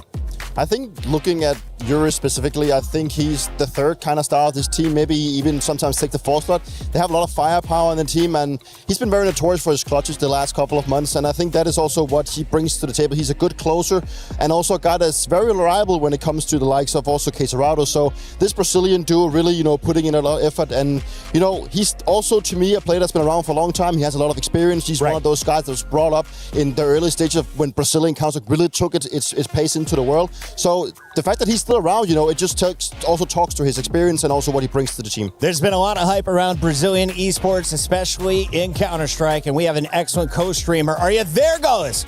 Hello. Hello. Are you listening? I'm listening. I'm loving it. Welcome to the mainstream. Welcome into the venue. I know you've been co-streaming since minute one here today. Yes. What has been the highlight so far?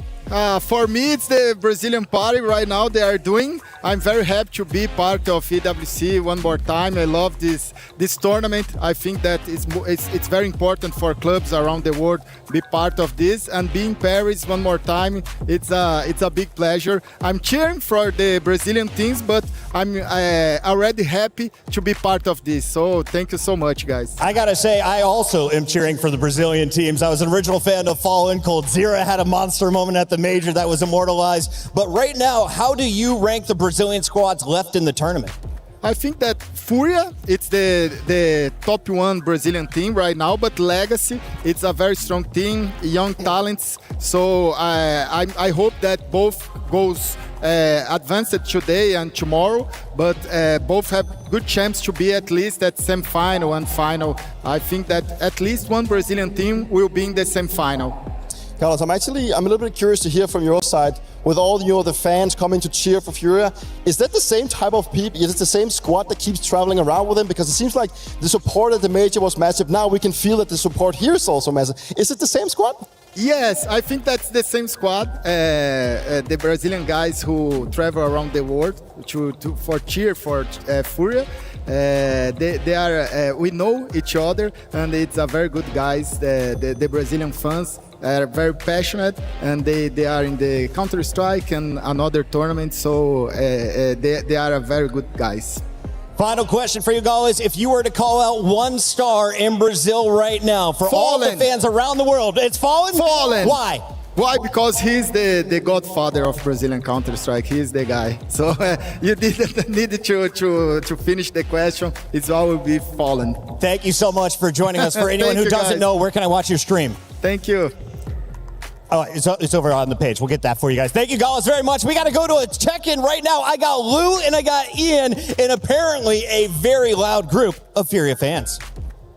There's nothing like Brazilian esports fans, and we can prove it right now. There is nothing like Brazilian esports fans. Vamos fazer barulho! Iago, Furia, this has got to feel like a dream to be here in Paris with your fans, cheering them on. There's nothing like Brazilian passion. That's true. We are the best crowd in the world. We bring this whole energy from Brazil to have a good party with all and support our team. That's Furia. And we're gonna win this with our passion, our energy, and our love. Where does all of that energy come from? You guys never stop. We never stop because that's our blood, the Brazilian blood, Brazilian juice, and we have the sauce to make the party happen and show everything to the world. Speaking of which, where's Lou? Lou? Yes, you want to show me?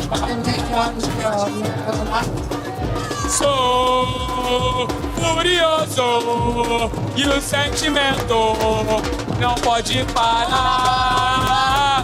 Olê, olê, olê, olê, olê, olê, olá. Fúria, olê, olê, olê. A cada dia te quero mais. I'm sorry to interrupt you, brother. What's your name? Who are you here to see? Are you a Flawless fan? Yeah, for sure. It's a reference for us Brazilian players. For me, it's really special to be here, seeing Flawless players. So I'm really happy to be here. Do you think that Furia can win the Esports World Cup? For sure. For sure. For me, we will get revenge like Furia versus Falcons in the final. I hope so. We will win this tournament. I hope so. All right, one more time. Furia fans, vamos fazer barulho. Make some noise. These guys are up next. Lou and Ian, I will trade you jobs right now. It looks like a party out there in the audience, but we got to talk about the team that is going to have to deal with all of the noise. Aurora is coming in as the underdog tonight.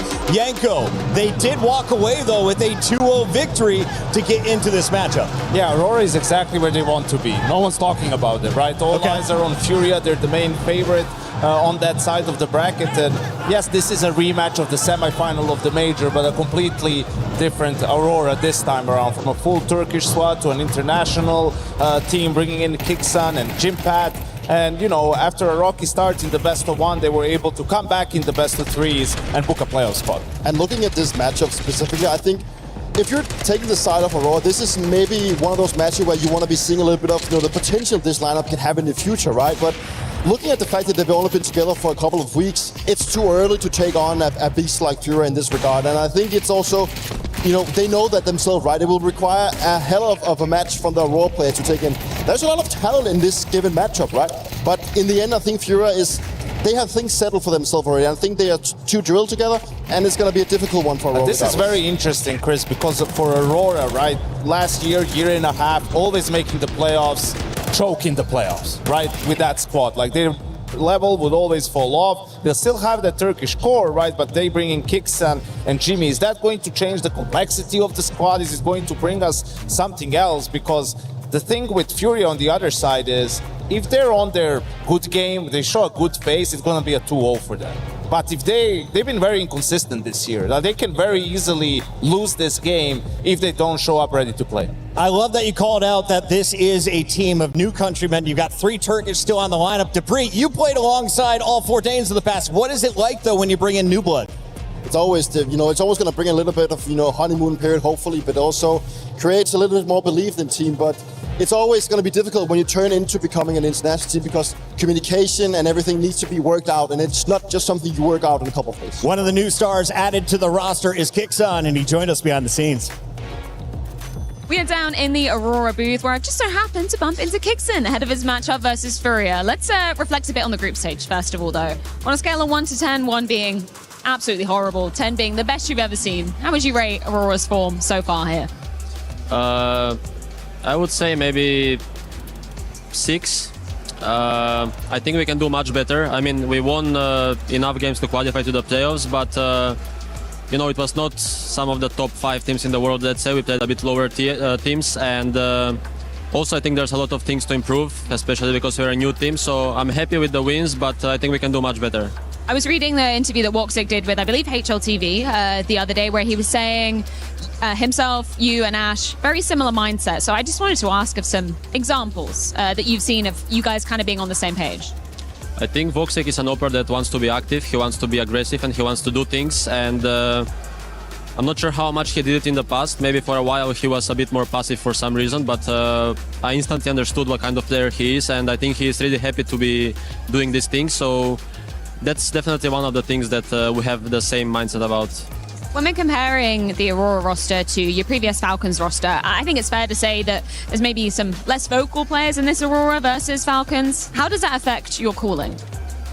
Well, maybe it's a bit easier in a way now because I have, you know, bigger voice. There's still some other voices in the team, like Santares is obviously an experienced player and he has a strong opinion about some things, but it's definitely less voices than Falcons. So in a way it's a bit easier for me because now I can do my thing in an easier way, let's say.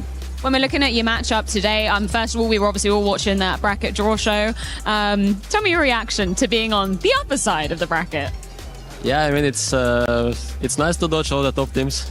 I'm joking. I think Furia is a top team, obviously. They're top 3 right now, I think. And I played them a lot when I was in Falcons. Last year, I think they won against us every time. And this year, I think we won every time when I was in Falcons. So it's been some mixed results and always close games. So I definitely expect a good game today and a close one, and I think small details will decide the winner. Just one final question, if I may, touching upon that. You faced them 3 times this year with Falcons, beat them all 3 times. How different is it going to be, though, with this composition of players? I'm not sure. I haven't played against Furia with this team, but I know that in the past they struggled, so Furia has won many times against the old Aurora, so hopefully we change it today. Thank you so much for your time, Kixon. That is Aurora ready to take to the stage. Furia could be an apex predator, but this is an unpredictable foe. Let's take a look at our vetoes, what made it through, and expectations. Gentlemen, we are less than a minute to the stage. We have a shocker in the veto. Both teams used to veto Ancient, Aurora, this time Pixet. They both tried to gamble with it. No Inferno, no Anubis, so that's going to be a huge sort of gamble from the side of Aurora. Okay. They need to capitalize on that if they want to win this series. Dupree? Yeah, I think they feel the pressure, and that's why they feel like they're the underdog. They have to take it somewhere where they can make Furia feel uncomfortable. So, yeah, Ancient is a gamble, but maybe it will pay off. Are we getting to a game 3, Yanko? Yes or no? No. Not getting to a game 3. He's calling a 2-0 for the Brazilians. Let us know how you see this one playing out in the chat. It is time for your second round of the 16 battle.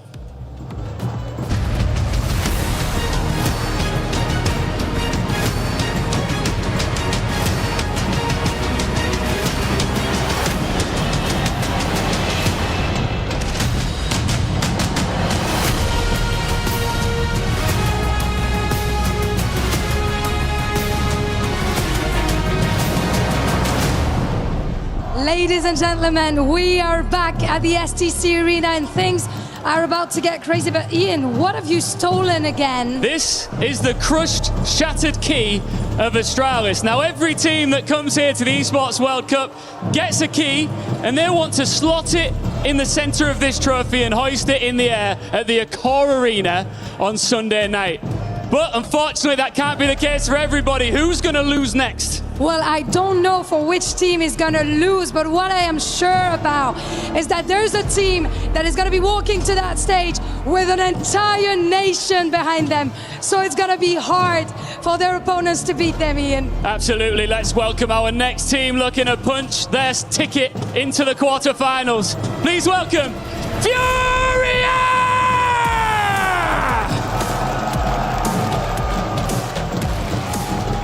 In case you didn't notice, they have got the crowd support behind them. A nation of passion. And they have been unbeaten on their road to the playoffs and fresh from the first major grand final in this organization's history. With Fallen in his final season, Brazil's Giants are fighting to make this run last all the way to the trophy. And to a great team, there needs to be a great opponent. Aurora Gaming!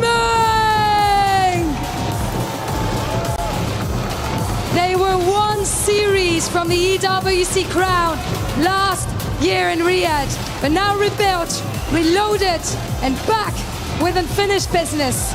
The Turkish firepower meets a new international core, and Aurora are here to finish what this badge started last year, and they are not afraid of the Brazilian crowd. It's Furia versus Aurora. Only one spot in the playoffs is available. The other will see their key shattered.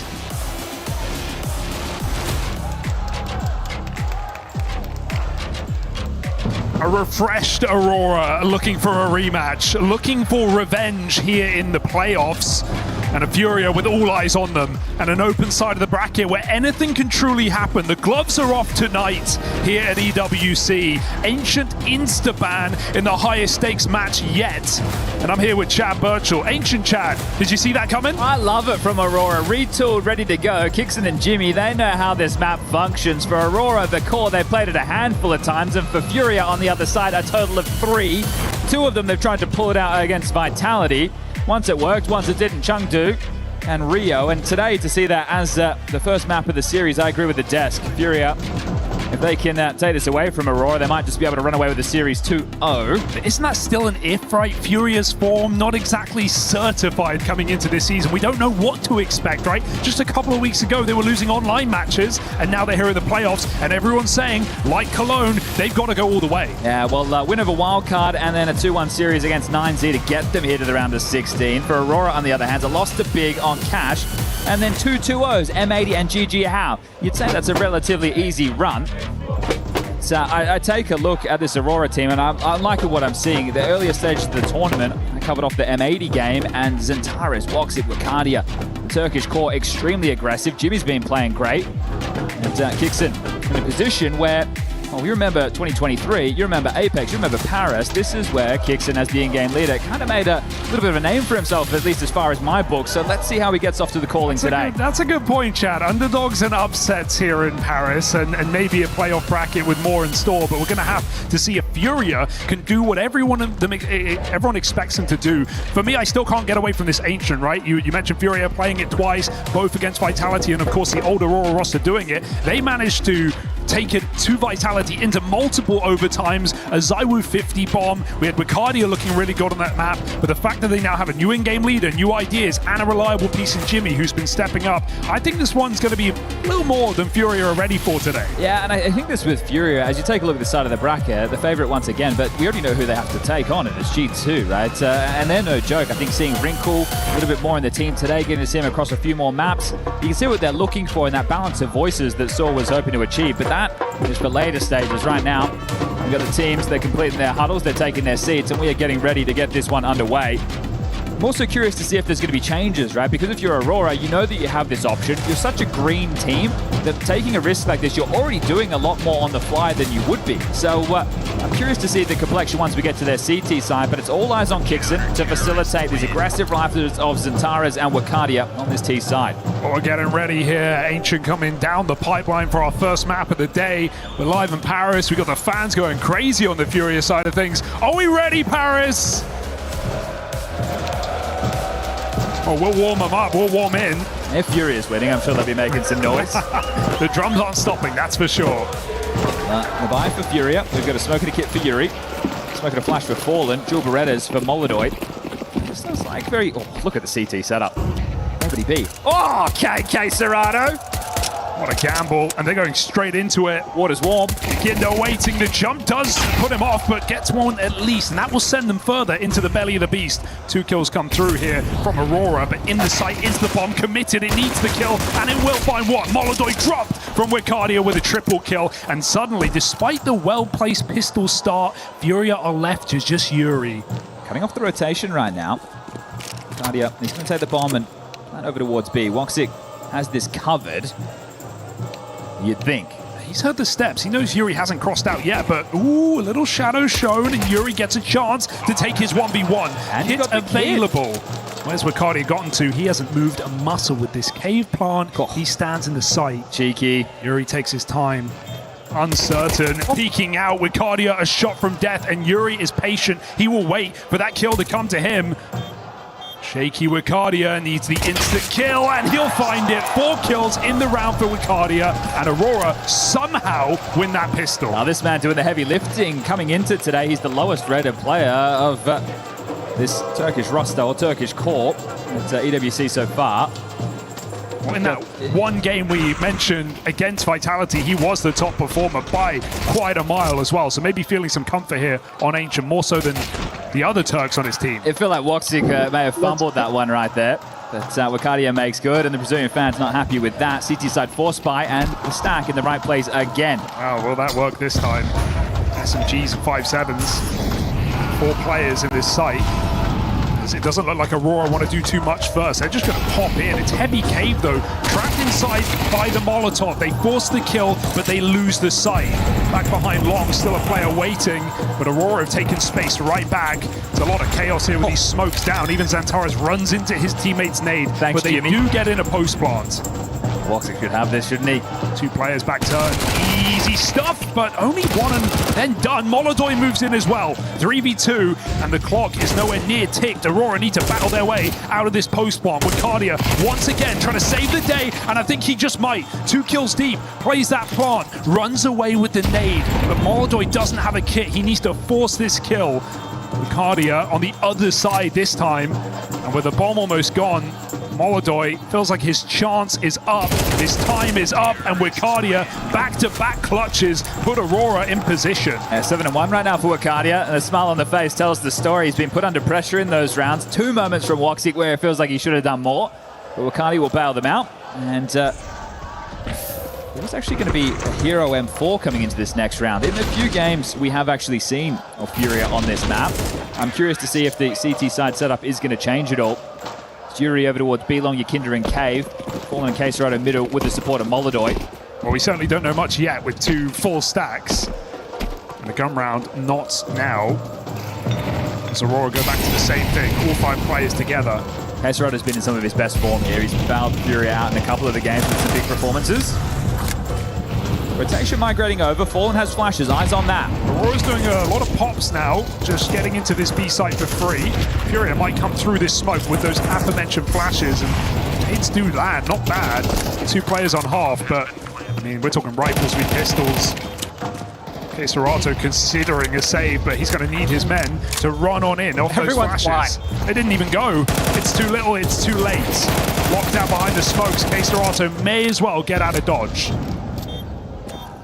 You want to keep as many bodies alive as you can if you're Aurora. A couple of kills, but this one isn't going to get out of control. A shooting gallery, round over, 3-0 start for Aurora.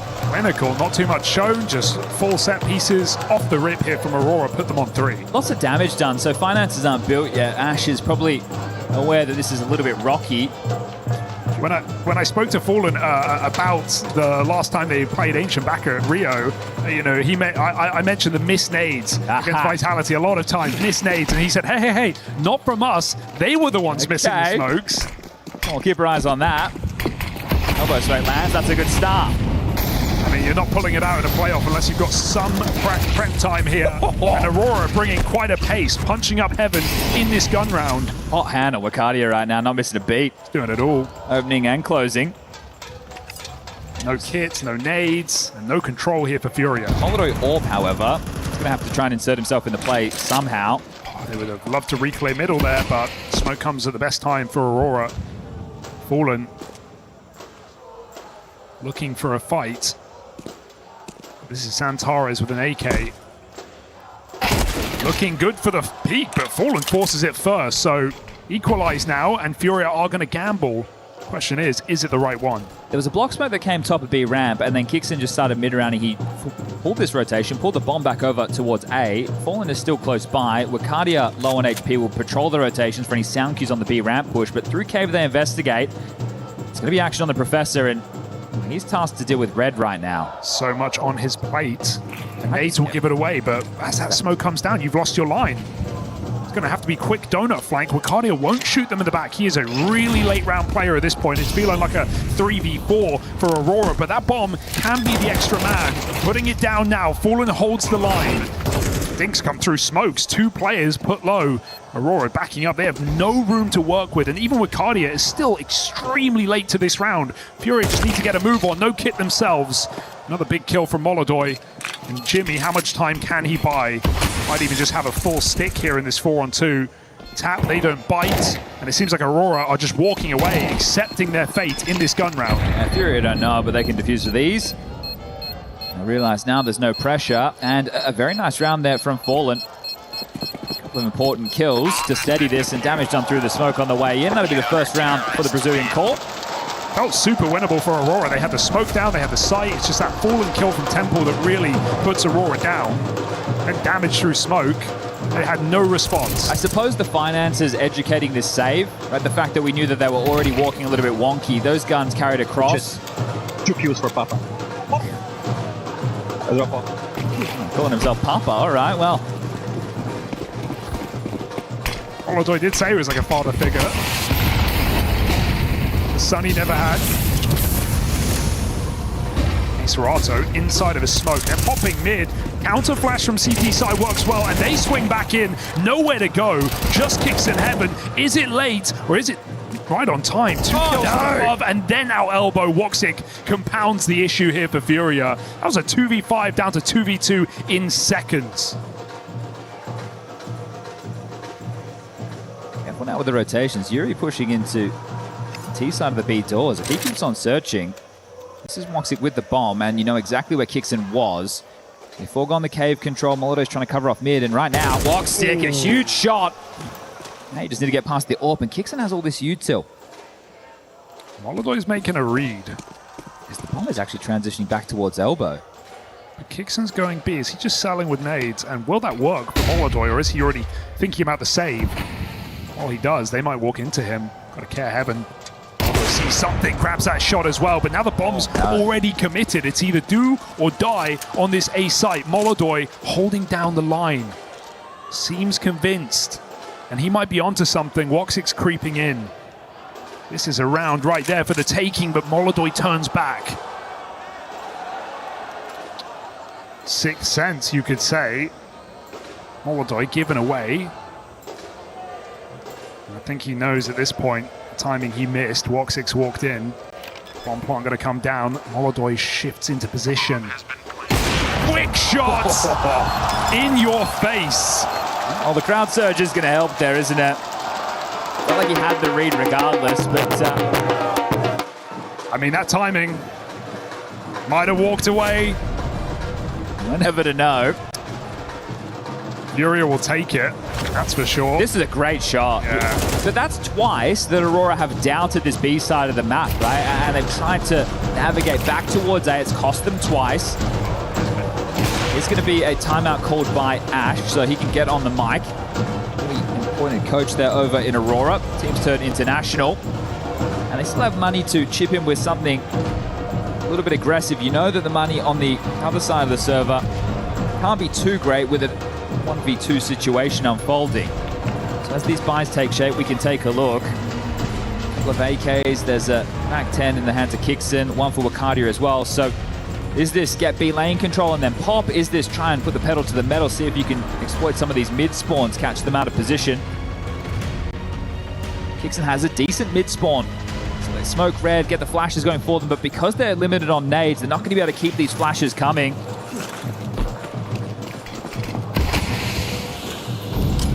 He's going quick. Even the room too. First timing into the donut smoke, and I think if you walk here, there's no way Furia would know. Even if you're familiar with the map, are you familiar with this? Kixon behind enemy lines. They wanted to go B, but I feel like he's got to be cooling. He has all this room. Slow down, boys. Should be hearing some steps now. I think the plan's been cancelled until this happens. Fallen holding on. Gets a bit of a spot. Furia start to rotate, but this bomb is still committed here outside of B. This is a long rotation for Aurora to make at this point in the round. With no nades. Fallen's just going to find Kixon here in a moment, and the Professor keeps making moves. Now you're not going towards A, so this is where communication, mid-rounding, is going to be costing the Turkish core as, yeah, this is tough now. They had their window when players were pulled out of that B site, but now they're back in position. Furia with eyes on ramp. That bomb stuck in a corner the rest of Aurora walking in through the cave, and rotation is here. Third man in position. The map is too quiet. They've just re-cleared middle. It's all feeling a bit obvious now. And Aurora have no nades to block any sight lines. These rifles are going to wreak havoc. Flash comes in. Brief dodge, but got to get past this line. The Caserato's on, and you said it yourself. He's been reliable in this tournament. He's going to keep that up here. Will not let them get in easy. Re-peek off the back is punished. Mac 10 is pressure that Wicardia jumps on. 10 and 2 on this player. Molodoy doesn't know where to look, and he can't get away with that. Wicardia another multi-kill, and Aurora another round, surely. Porte's picked up this AWP and is just going to back off to put that in the hands of Molodoy. So the Force, after the 1v2 loss, it will pay off, and that is a great round to win in a number disadvantage situation with no utility. Wicardia is putting in an absolute shift right now. In 3 of the 4 rounds they've won, he's been the man. Yeah, what a relief after losing that, having that round kind of robbed from you back on the A site into this weird kicks and timing that got room but wasn't played off. Aurora still shoot their way out of this situation. He's done some quick maths here. Fallen will be able to drop the AWP. He can get himself an M4. Molodoy can drop one. I imagine Fallen will take something like a 5.7 or an SMG, and someone else will get that. But that's if they want to try and wrestle this back. They get the 2,400 loss into the next. 2 M4s and an AWP. It sounds like a full buy, Chad. But just curious to see what the approach is, because they don't even know that they lost A through middle. Right, Fallen, he could assume that, right? Exactly. So they don't know that that was the gap. I'm not sure it'll be open again. It's weird to not see Furia play it at all, just sit behind that smoke with 0 pressure, but they're going to do it again. Especially a team that doesn't play this. Caserado is HEing this smoke, and Molodoy's in donuts. They still want to make some sort of play for middle here. Later in the round, break comes in. Xantara's on the lip of the smoke, looking for a headshot. Yet to get going. This could be one way to do it, but put down half. Reset off middle, back to B, where Aurora have laid their hat most of these rounds. Yeah, full information from Molodoy still, so staunch play, flash over, and really want to clear this. But with Molodoy's position, not hearing any steps or more U2, you'd think they should be safe as houses with this one. A couple of smokes to block, that's on Caserado and Yakinda. We settle into this, 60 seconds left on the clock. 3-man B set up. Molodoy still with the mid control, Fallen tasked with A. A focus, rifle uncleared, flash does nothing for you, but Wicardia is the one guy who keeps delivering. Another double entry, and that trade is guaranteed, as is the round again. Quick, explosive hits here for Aurora is putting them on the board. 13 and 3, we'll just keep counting. How many double kill entries can this guy find? And he's got 2 clutches to his pocket. Nothing worth saving, but a round Fallen can't win. I did say before, Wicardia lowest rated coming into this for the team. Well, I think he's going to turn that on its head pretty quickly. You had Woxy putting in a shift and Tara's as well. Jimmy with some magic moments. The in-game leader, you're allowed a sub-1 rating. We give it to you. But Wicardia, I think he's the man who I said would have had the most issues with this language adjustment. Right, and Xantara's, I suppose, but we know he's played internationally before. Apparently they tried to teach him German, but so far so good. 5 rounds, they wipe the board, Fallen goes down, and it will have to be an eco. So this is looking good for a 6-round half, unless they trip over their own shoelaces. Can't see that happening, even when Fury have had stacks in the right place, been unable to convert these rounds. That's a good point. A lot of the rounds we've seen from Fury, especially in the early stages, their opening gambit was the right call, just unable to connect the dots, and that's because of this Wicardia firepower. Yeah, 2 triple stacks on B that Aurora have gone through in rifle rounds. The first 2 rounds going into 4 players. All of these rounds in Aurora's pocket. And Kixon again, fearless move. With that kill through the red smoke, he could walk through. Woxy's also been boosted, picking Molodoy on B. And Aurora are suffering from success. Kills all over the map. Kixon's not going to overcook. He wants to play numbers. Back to B with all 5 again, because if it ain't broke, don't fix it. I think if you're going to play this game in the Vito Furia, you need to be ready for this, and you have to keep the mental tight, right? It's going to be very frustrating, but you allowed it to come through. You didn't need to, right? You banned Anubis. I know that's the comfort But still, you put yourself in a tough spot. What do you make of this mid-control, though, that Fury are doing? It seems like they're not really playing it. They took it one round, they got the triple kill, and then they went down to the 2v2 and won it off Molodoy's clutch. But for the most part, Fury aren't fighting middle. Yeah, and that could be limited resources, or also the fact that you don't play this map, so you don't have so much comfort. The fact that they were setting up protocols for a second or third wave, that takes a lot of coordination. And they also weren't doing it. We just saw nades in the red smoke, Molodoy holding a line. It's not like Fury were being too active, even in late round on middle. Something that Aurora are exploiting now, coming in from heaven. Continual B hits, Kixon just going wherever he wants. I think the fun factor right now is there's not a lot of maps on record for this new Aurora roster in general, and now you get to play a map that you as Kixon were pretty good at as an in-game leader, I'd say. So you get to play the quote-unquote your game, right? What are you doing in terms of prep? Oh, they played it a couple of times against Vitality. These are the rough positions, right? Otherwise, it's not that you're countering anything. You're just going to know that you feel more comfortable than them in this situation. And insta-ban or not, there's no shame losing to Vitality, especially when you look at the margins that all these games we talk about have been played. Overtime, 13-10, 13-11. Not exactly clean victories. It's funny, right? Because normally once we get to these stages of the tournament, right, top 8, top 6, depending on the format, and you have an Aurora, you have a Vitality, and you have a Furia, Ancient is hardly played. Right? So to see it sneak through in the head-to-heads between these teams, it's nice to see each other pressuring and trying to play games in the veto. Probably not if you're a Brazilian Counter-Strike fan right now, 4 rounds down. Yeah, no. Look at the gamble. This is a full shove. They're going to run out cave. Have to play aggressive. This is a lot of players in one position, but they sit back on their site again. Furia with some scary setups here. Does it scary kill for who? The kill might just come to them, but Woxic pulls nades. Nobody's looking. Nobody. Yinkinda's walked right underneath this player, and Woxic still gets something done. Yinkinda's waiting to strike in the smoke, but he needs all of them here. Double kill before Woxic hits a wrist breaker.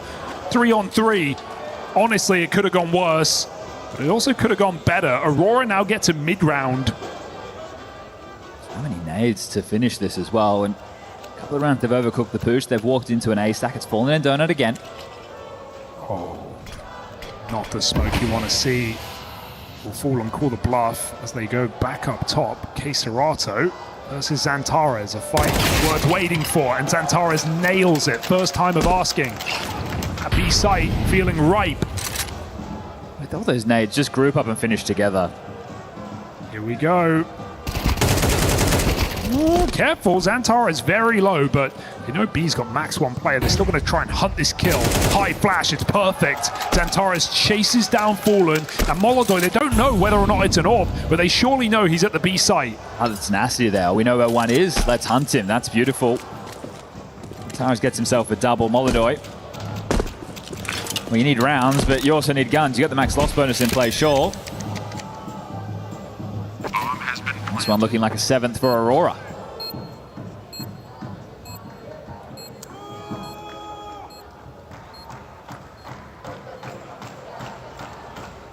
Just been clinical, but also very calm, right? They're walking into a lot of heavy site setups and not having a problem. Xantares and Wakardia, multi-kills aplenty, and Woxic, that was a big save down on ramp as Yikinda walks right under him. Fortunately, he found the opening before Yikinda got a chance to activate as well. True. Would have gone very wrong. I mean, Yikinda didn't even know he'd walked past Molodoy. Woxic. Just taking a look at the opening kills, Kixon 0 and 4 in that department. The opening frags are actually falling in favor of Furia, and they're still ending up losing these rounds. So that makes sense. Out of their comfort zone right now. And I think this is a great option to keep if you're Aurora. Now, we don't know if this was something they were actually working on to bring into their map pool. Again, this is something that if they wanted, now they've gone international, they can pivot in, they can drop another map, they can try and play a 7-map pool. We know how that normally goes. Here we go, they're fighting mid. Nades go in, and Aurora say, no thank you, not interested, but up heaven, Kixon's caught back turn. And as these positions, maybe they're not ready for. No one able to help out, offer any compromise in middle. Kixon's spending a lot of time dead. 0 and 5 in the opening death department. 2 kills to his name, but he at least gets to be the puppet master. Even the rounds where he's running out middle, it's not like he's finding kills, even if he is finding space.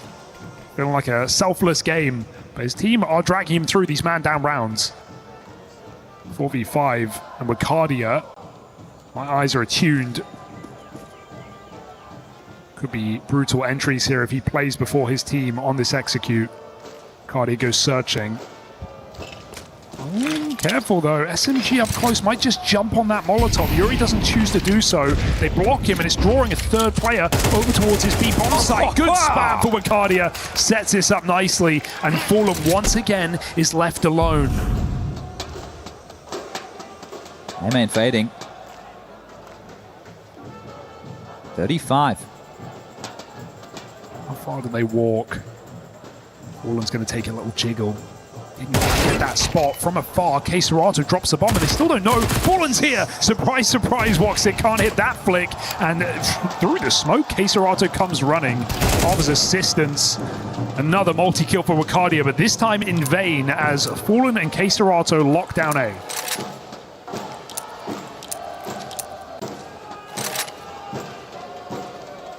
Well, he's going to hold on to this AK. There is cash for everybody bar Kixon, and that makes sense. He's constantly the dead man walking. Funny to see, in all these rounds that Furia have their players in the right place, they lose, but in the one time that Aurora walk into the understacked site, Furia get back on the board. Very important rotation from Queserato there. Can they salvage this, right? 5 rounds, it's still going to be so tough to see Furia turning this around. Even in that moment, it didn't feel like they had a great understanding of the situation.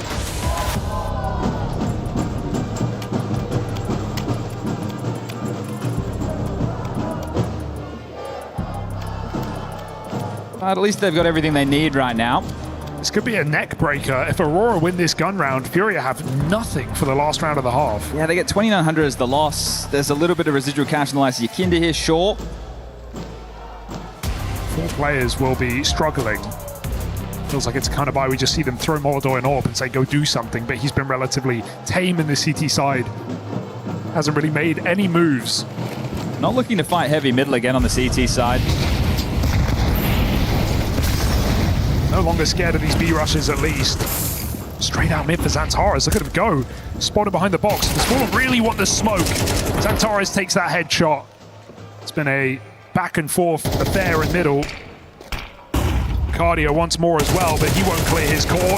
Yakinda converts the spray, but escaping is a different challenge, one he can't amount to.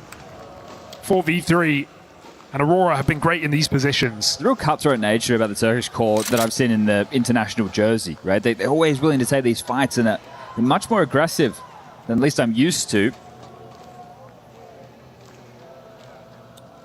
Jimmy gonna play here. It's locked in A main, but nowhere near him is that bomb. That's one of the tough lurks, because you walk out, there's someone on a deep line, you die, you get nothing for it. So, B pressure. I hope he finds his timing here, and Molodor has begun that rotation, so this could be the perfect remedy. Or is it again just this backstab that is so reliant on the site hit? The bomb is reconsidering. And so Aurora have pulled the wool over Furia's eyes in round 11. Right now, though, Queserato has played forward through the smokes, so he's calling B clear. There's nothing here, no sound cue, no bodies, rotations on the way. How deep have they gotten? That's a question Furia don't have the answer to.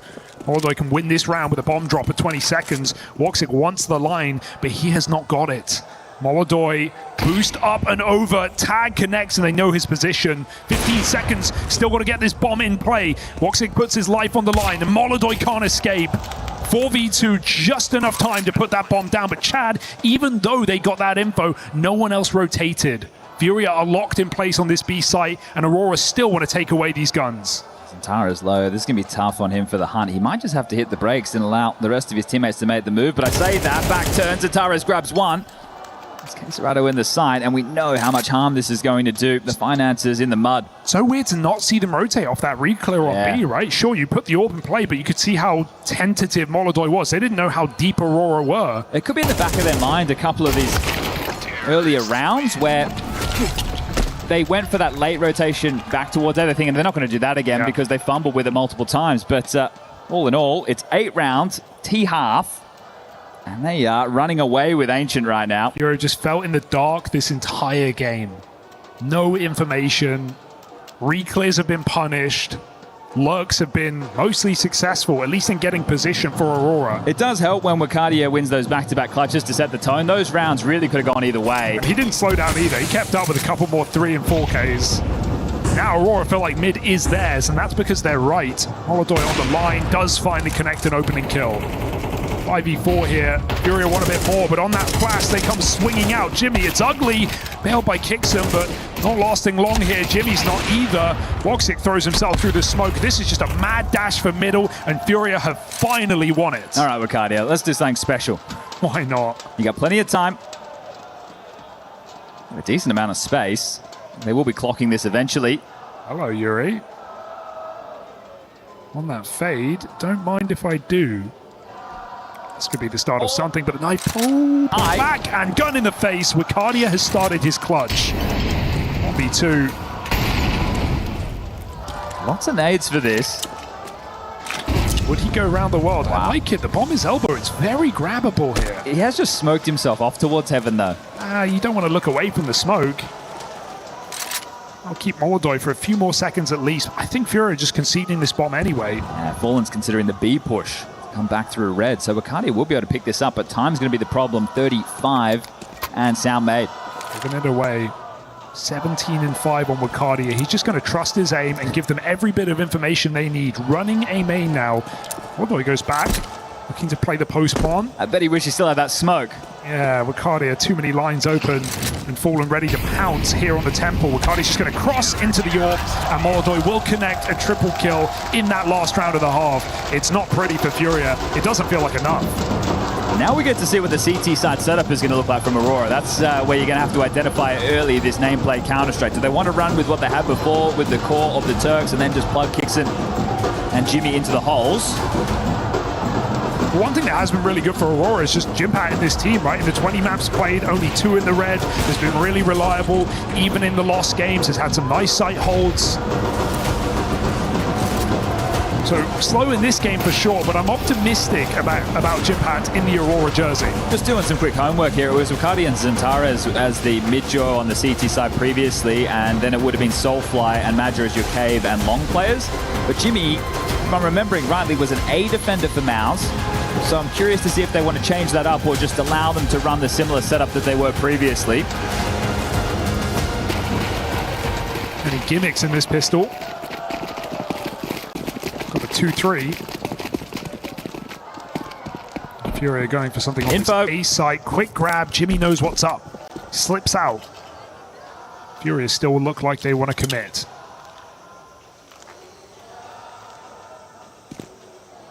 Only one smoke on this play. Team flash. Easy dodge. Can't dodge death though. Smoke misses. Yeah, It's that's begun. one they missed. That was not Vitality. Put it down in the smoke. 5v. Careful. 4. Kixon moves in. There's no kit right now. You're in a strong position. He's got crossfires as well to hold down this site. I don't think Aurora are getting back in here. Backside spotted, dealt with, and done in this pistol. 3 from Yuri. All right, well, that's the recipe for success if we want to see a comeback on the cards. Just 3-round gap now. The question is, does Aurora force or do they take the eco?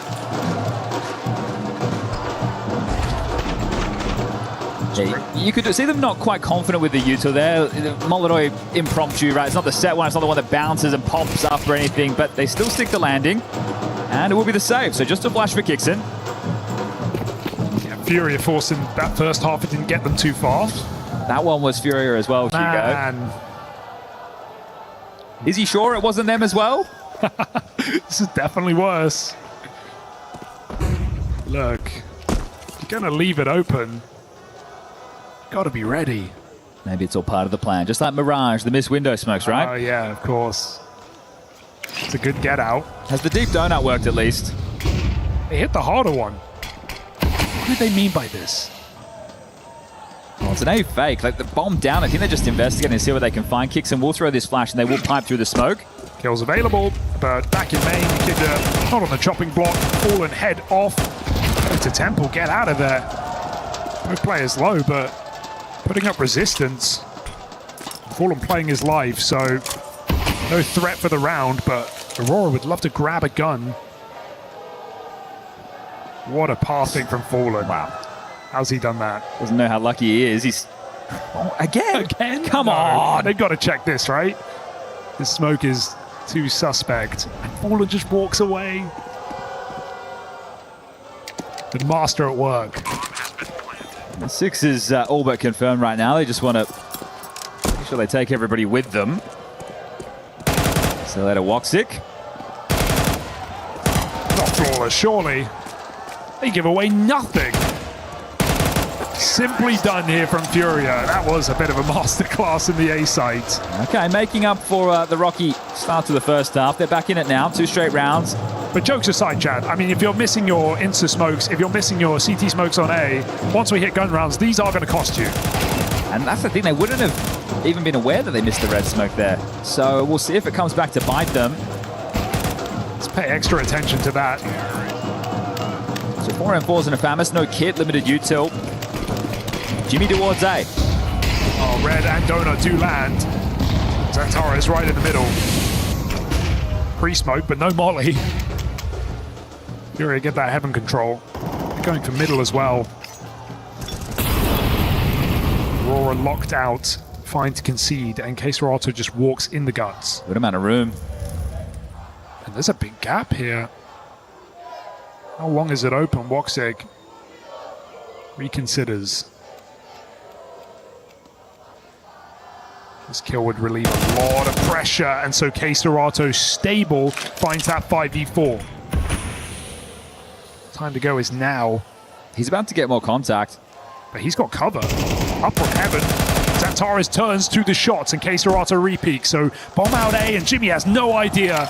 Aurora just get pulled around the map in this round as Furia's contact play wins this gun. Good luck saving. Yakinder, if he'd like, can throw his body on the line. He's just picked up an M4, so maybe not as enticed now. Lost bonus 2,900 going into the next, and well, it's a slow hunt. Looks like the setup is Wakadia Cave, then Kixin beat Long. I think the Falcons roster had lots of changing of position as Wakadia. He's in the open, but hasn't been cleared, means he doesn't get anything. It's Kixin snatching them away. He'd love to get an upgrade away from the Famis, but this will be round number 7 for Furia, a 1-round gap. And they're bringing this one back. For all the fakery and foolery of that first half, that one looks pretty good here for Furia on this T side. Terrorists win. Obviously reliant on Keserato getting that entry. Pulled all of Aurora out of position. So drop guns and cross your fingers, or eco till next. That's the problem, right? I think this is a situation where you partial buy behind the saves and everybody gets a gun out to the next. You can bring out Woxic's AWP with the max loss bonus. So this isn't a gimme for Furia, but it's definitely one of the easier rounds. 2 rifles on B. Do Furia know that, given the kills they found last round?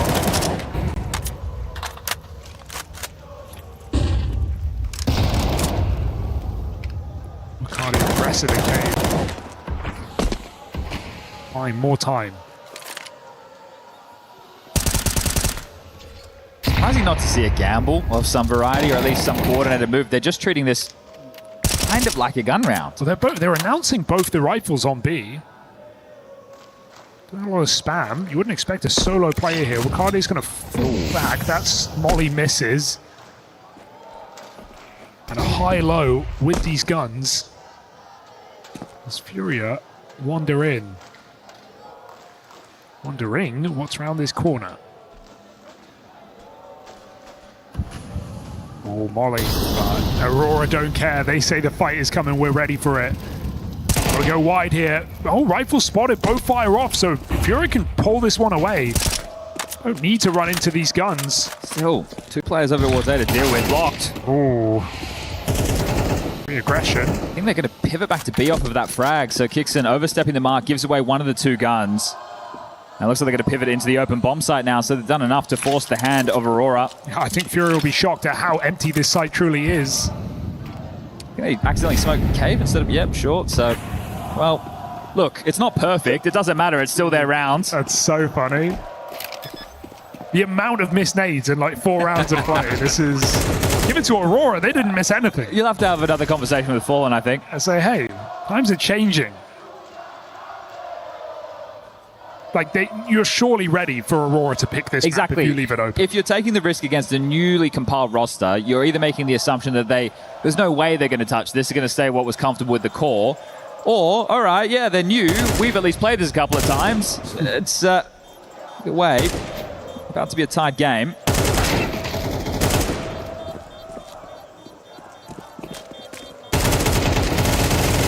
Now getting activated, so that sweep against the pistols. Centaro's looking to get away with the rifle. Fallen says no. And we're all tied up 8 apiece. Okay. Lovely stuff. 4 straight so far on this T side. Not a single hit from the CTs just yet. And Ash on the mic. Another tactical timeout from him. Sid straight talking to Molodoy. Very direct.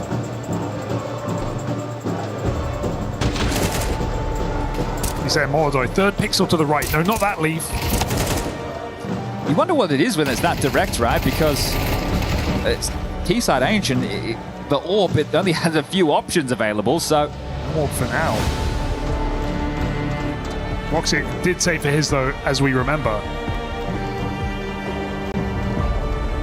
Molodoy CT side just kind of sat back in donut a lot of the time, rotated around A with Fallen, being that extra piece of B if needed, but Woxic, wonder what he's got in store. I feel like this is the kind of guy who's going to be peeking down ramp.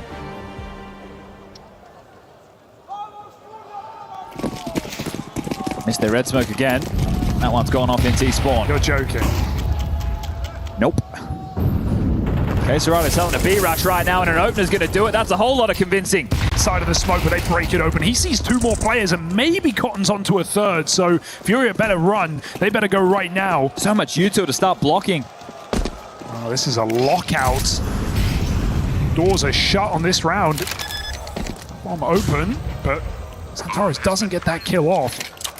Flash buys the couple of seconds needed to put the numbers in. And Molodoy is just min-maxing here with the Molotov, not letting them through on any ground. There are still more nades in play. Oh, where that came from, huh? The Molly, they're pushing Temple, Aurora. You have to call it off. Yeah, there's just no time. Re-smoked in CT, you're not winning this. Hits on Woxic. Kicks in as well, but he's actually hanging out for something sneaky. Careful, buddy, he's going to let them go. Surely not, they're all still here, going for maximum damage. Good double from Kixon, but everybody in the site, they might be dead to bomb. Now they can live just here. This is all good in the hood. They've been doing their homework, and, well, Furia will take the lead. Some of it. Can't believe it. Well, no way they can live from the bomb, but we can't let a red smoke. All right. How are we missing red smokes? They're clearly not playing pugs on it either, are they? Great from K. Serrato. Have they hit a red smoke? I think 1. 1? Well, actually, that might be charitable. I'm not sure. I think 1 out of 5. So the saves, the loss bonus, another gun round for Aurora. Okay, Molodoy got that one in. 4 on B.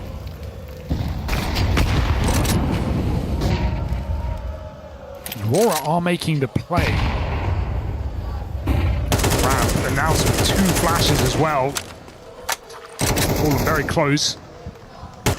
Aurora, after putting pressure on, pull back to B. Rest of Furia walking down middle. If they can get the AWP in red and he can control... Okay. Which AWP? This one, gone. K. Serrato hits his, yet again on this line. He's doing his best Wicardio impression right now, 20 kills deep. He was a solo carrier of that first half. It just didn't feel like enough to do anything. Now it is. Wicardio, though. You said get the AWP in red. That was meant to be why. Wicardio is able to dodge back to the B side, and Yakinda can block. Bombs in A-main. Wicardio is out of commission. He's got to rely on luck as these players cross in. That nade goes in deep, and Yakinda spams him through the smoke. So consider this one done. It's Jimmy, 4 and 10 in Donut against all of Furia. He's not been able to find fights in the CT side. It's looking like his worst map yet. And just be the save again. The max loss bonus, sure, there'll be another gun round. Don't you worry about that, but this is getting away from them quick. What a landslide of rounds. The flash, oh, just missed the mark, and that'll give Jimmy a kill, so he can start adding more to that tally. There's his 5th. I think we're talking about how the opening kills were going in the favor of Furia in the first half, and they weren't converting rounds. Well, they continue to go in their favor now into the second half, and they are. Jimmy trying to hold on to this, going to get chased down. Oh, losing 2 guns. Kixon removed from the piece as well. It feels unnecessary for Kixon to be hanging around as well. Look at the money. It's really not in a great place. Xantares can drop. Wakali can buy himself. Jimmy the same. So could have had full rifles and the util if he had held on to that one. We're 6 rounds deep into this second half, and Aurora have nothing to show for it. This was an 8-4 lead. It's funny seeing K-Serrato as the most aggressive piece on this T side. Normally it's your Kinders of the world, but K-Serrato is just being thrown in. A bit of freedom, showing that he's got some diversity to the playbook as well. Fury just walking into Red Room. Middle has not really been a factor of this map. A lot of respect on these donut smokes. Xantares spams K-Serrato. That's through elbow. K-Serrato tries to get activated in middle, and now Aurora sit back with a 5-on-4 for once. A must-win round. And he's back in his aim, just staying in middle. Only a round where it feels like they actually have a bit of a read on the situation. They're not just being outmaneuvered or faked out by one man in an entry kill. That's it. That's a short smoke. They walk it all the way back. Furia have been doing a lot of shifting around the map on this T side, and so trying to regain lost ground. I ask myself how this can go wrong. Missed shot for Woxic. Jimmy has the smoke to block. I think Woxic is missing this though. Unless he can't see a thing. Making it a bit difficult on this A site. That donut smoke as well. It's going to block Furia, and with no entry out A, they're kind of locked out here. That kill might change things. Bomb's loose. Yeah, he's still got a kill before he departed. Wicardia puts us in a 4-on-2. I think Furia, I mean, they don't need to save. They've got the money, but where's the easy way in? That donut smoke fading, reconsidering now. Into Jimmy they go. Are they even going to try and put this down? 10 seconds. They've got to get this kill instantaneously. No noise made, no position revealed. Smoke on the bomb. And it will come in. Yuri gets that frag. I think he's just got it. Oh, nice shot for Woxic. Yuri surely too much to handle. A 1v3, 4 health, and nowhere to hide. Aurora taking this one low and slow. But in the open, that fade will come out of nowhere, and that's a mid-air shot for Woxic with the P2K. Smile on his face there as well. A couple of important ones for him. Doubles up in that round, and finally we get an Aurora CT side round on the board. Ridiculous shot. We draw it back to just that 1 round game, but there's no issues. You were pointing out the finances there. Furia have more than enough to buy. They have multiple buys available. This is the opening kill. Put a leash on K-Serrato, who's 6-3 in that department. This one here, if it wasn't Wicardia getting that kill and then traded, I think that round's on. Yeah. Definitely cooled off here in Cave. Aurora know they need to win multiple rifle rounds to humble the finances of Furia, and fortunately for them, if they can do that, we're at the tail end of this. That red smoke landed. We're getting there. Cave as well.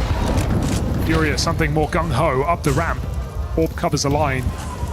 Kixon locked in the corner. Not looking like he wants to give this away, but Yakinda's come hunting into B. Look how deep he's gotten. Kixon just swings out. Surprise, surprise. Yakinda caught unawares. Kixon surely no more than one. But there's a support. Rotation in. Jimmy gets almost a double. It's Molodoi, thank you very much. And a 2v3. With that smoke down, Molodoi going to put the bomb in. Got more util. Do not count Molodoi and K-Serrato out of this 2v3. Xantares' smoke feels necessary to keep the pressure on. Molodoi, big block. Xantares is just going to go through. He didn't even tick. They don't even know. Molodoi still hits his shot. Wicardia also ahead of this fire. And K-Serrato in a clutch. This time is very low. They don't have a smoke for the bomb. A well-placed headshot on one of these players could be a problem. He's looking for the fight. Smoke picked off Xantares' body. They're sticking it in the open. There is no cover, no problem, no allo. The nail biter there. I think they found that smoke off Xantares' corpse, able to get that on the bomb just in time, and that was necessary. So just getting by with consecutive rounds now on the CT side, but with one man staying alive, the bomb going down, the pressure there. Furia still in the driver's seat with the buys. Terrifying that Wicardia almost led to Woxic take that final bullet. That is as close as they come. 10-10 and back-to-back rounds. You said it yourself, they need to break the money with multiple buy rounds. Aurora are looking to do just that. Looking for a late resurgence here on this CT side. It could even be buy rounds down the stretch. Right, we're looking at 2,400 loss bonus either way. If they keep getting into sites, getting the bomb down, they might be able to buy out the remainder of this, but you need to break Aurora the other way. Donut smoke, red smoke, cave smoke, everything you want to show we're fighting for mid control.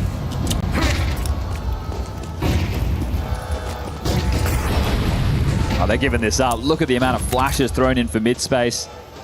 So much control here.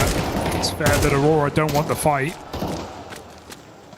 When you use so much utility to get this space, if you're not going to do anything with it, are you hoping they come back for a re-clear?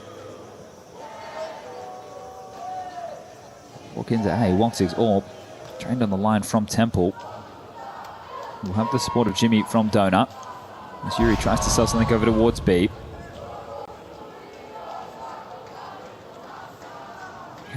Will give Woxic a brief warning. Still needs to nail this 5v4 as they get ready to swing out of this main position. Woxic dialed in on the line. Ooh, right under the crosshair. Now they've got the sight. Jimmy at times has been extremely passive, and he's going to need to be because they're coming for him, looking for this clear. Keiserato converts that spray by the skin of his teeth, and there is nothing in this sight until Xantares comes through the smoke. Molotov does not let him get away with it. And with Woxic locked out at Temple and bomb down, man up, I don't know how Aurora get back in. Might have to be the save, right? The finances aren't there, just a 1v1 in the last, and it came down to the defuse. You're going to need these guns going forward. Looks like they're going to relent and give this one over. I'm going to risk the man disadvantage on the retake. Woxic said if he can take something with him. Risky move. The money's not really there. If he had gone down and lost that orb, very unlikely he gets an opportunity to wield it into the next. So what felt like a decent setup for Aurora there was just Jimmy getting isolated towards Donut and no help available. And there's been times where Jimmy's just kind of locked out of these rounds, but he also just hasn't put up kills when he needs to. The only way they can maintain a foothold is with Donut there. But a nice late mid-lug from Keiserato. His 22nd kill. Shooting higher than Wicardia now.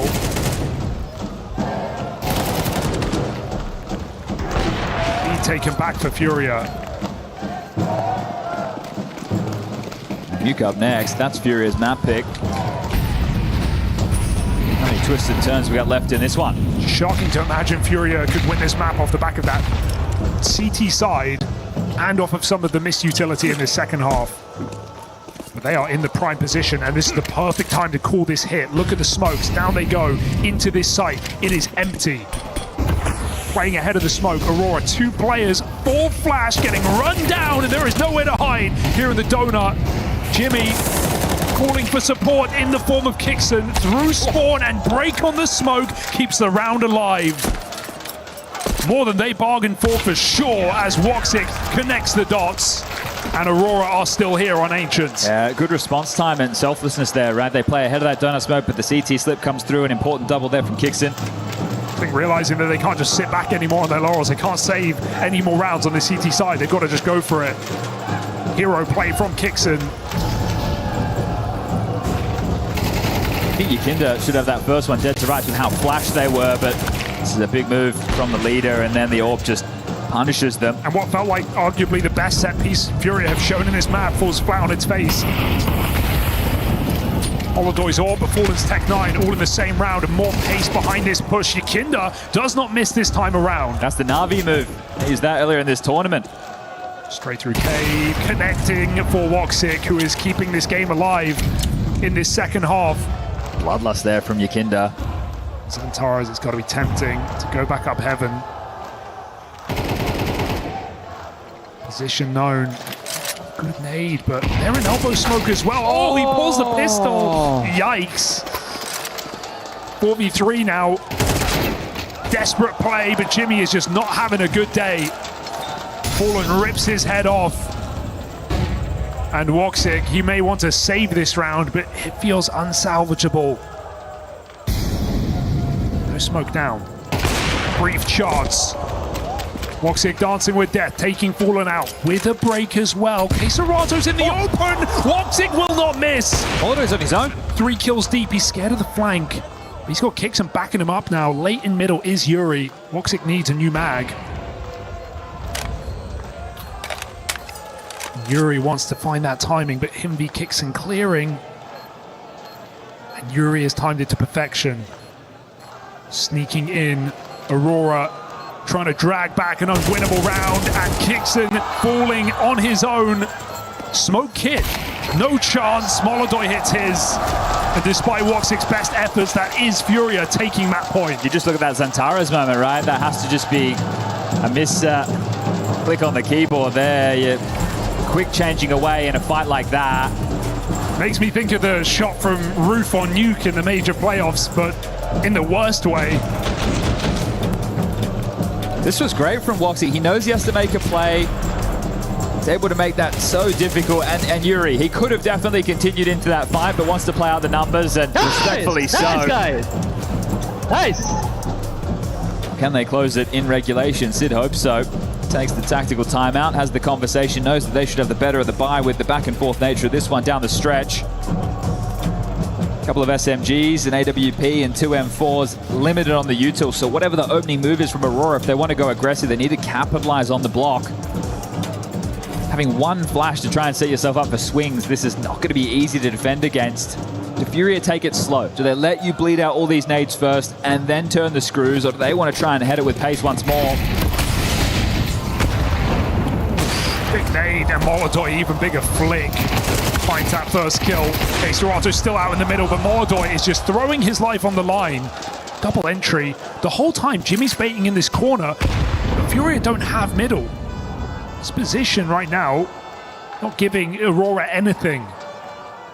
Really hoped that they would overheat off those entries and keep pushing up middle, but instead, it's just left him locked in place. Woxic has had some round-saving shots on this map. Might need to come up again.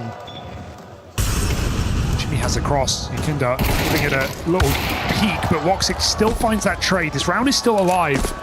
Skin of their teeth. Kicks on an SMG. This is the bomb. Going in first.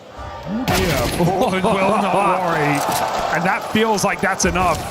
A 3-on-1, Molodoy running back, Woxic shifting in, no kit, smoke in your face. And despite an 8-4 lead for Aurora off their T side, it is Furia who come up clutch. They close it out. All the way back from the brink of defeat on this surprise ancient Furia steal. And this is where the conversation about the veto shifts. Now it seems desperate. Now it seems like a risk taken because you didn't feel like you were in the series. It's Nuke up next. You have Cacerado off the leash, a beast in the openers. The man went 7-3 in that department. Fallen was having his way as well. But it was Ricardia versus Cacerado as far as the T-halves were concerned. Woxic doing his best to try and claw back into some of these rounds with the AWP. He had 7 multi-kills throughout that map, but it was not enough. 13-11, they will fall. And now the task gets tougher. At least you get that CT side start on Nuke. Yeah, you're holding on to anything you can get at this point. I mean, the ceiling was high for Aurora. Think of what Cardia started that game, but I think the floor let them down in this one. Multiple missed chances for Jimmy and Aurora, a map they will regret. Great cast there, gentlemen, and a good performance by Furia at the end. I want to start, though, by Yanko. Our audio person asked, what happened if it would have ended 12-12? It would have gone to overtime. It would have been first to 16, 3 rounds per half. But we avoided that one thanks to Furia. Here, Chris, great T-side from them. Didn't get flustered, but by what was a frustrating first half, were able to stay in it and close it out in regulation. Now, Dupree, this was, of course, Aurora's map choice, I assume. Are you happy with a 24-round loss? I mean, with the way they started, then surely not. I mean, they set a trap for Furia, right, and it almost worked for them. That's what I want to give to Aurora. I think it was a brave move, but also a move that they maybe needed in a series where they were also see themselves as an underdog. So I'm only going to give a little bit of credit. I think that was a cool move, but in the end, you know, you could tell by both teams having not played this map, being notorious for banning it out, both of them, that when it came down to all these messy kind of situations, it was about the individuals to step up, and that's where Furia just looked better, right? Unfortunately for the side of Aurora, Jimmy did not have a good game, and he has been one of the players that has been, you know, standing out on this international roster so far. So all in all, I think the trap was cool, but in the end, I think Furia still showed what they can bring. Yanko, we are going to try and fight through the noise to show some highlights, and there were highlights galore, but you two asked for specific rounds. We got round 5 and round 6. Gentlemen, walk me through some of the big plays early in this map. I think round 5 was a good example to see that Furia did have a bit of things planned. You know, you can see a bit of a mid play coming out here, flashing out. You get Kinder coming from cave and also the mid squeeze, and you know it's a massacre at point. They get 3 kills, and then Kixon doing his absolute best to try and even things out. Actually gets a double here, and then even the player coming in Voxic coming out mid hand. We do not catch the frag that actually happens onto Zero here, but it's a 2v1 situation with Kixon throwing a bit of utility to try and, you know, lure out where Moldor is coming from, and that forces Moldor out of Donut trying to look for information.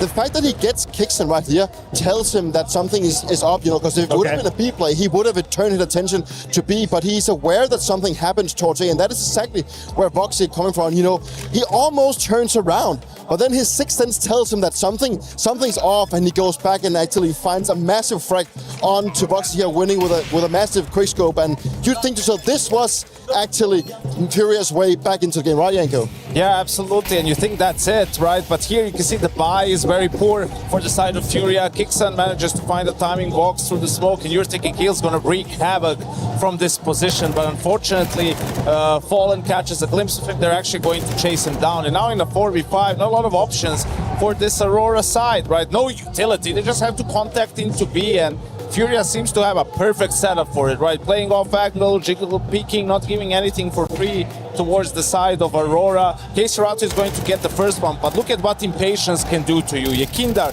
just needs to call this banana guy, but he wants to push forward and trade the K players. That's when Voxic with a Mac 10 shows up from Banana. Yakindar probably wins that fight if he just holds the angle, is then able to play off of his teammates, but the round then falls apart, the defense falls apart for Fury, and you're thinking this might end up costing them because Aurora went on a roll on the T side from this point on. Are we worried about the mental for the players moving forward, or was this just the first game jitters getting out of the way? I think Aurora has bigger problems than the mental, right?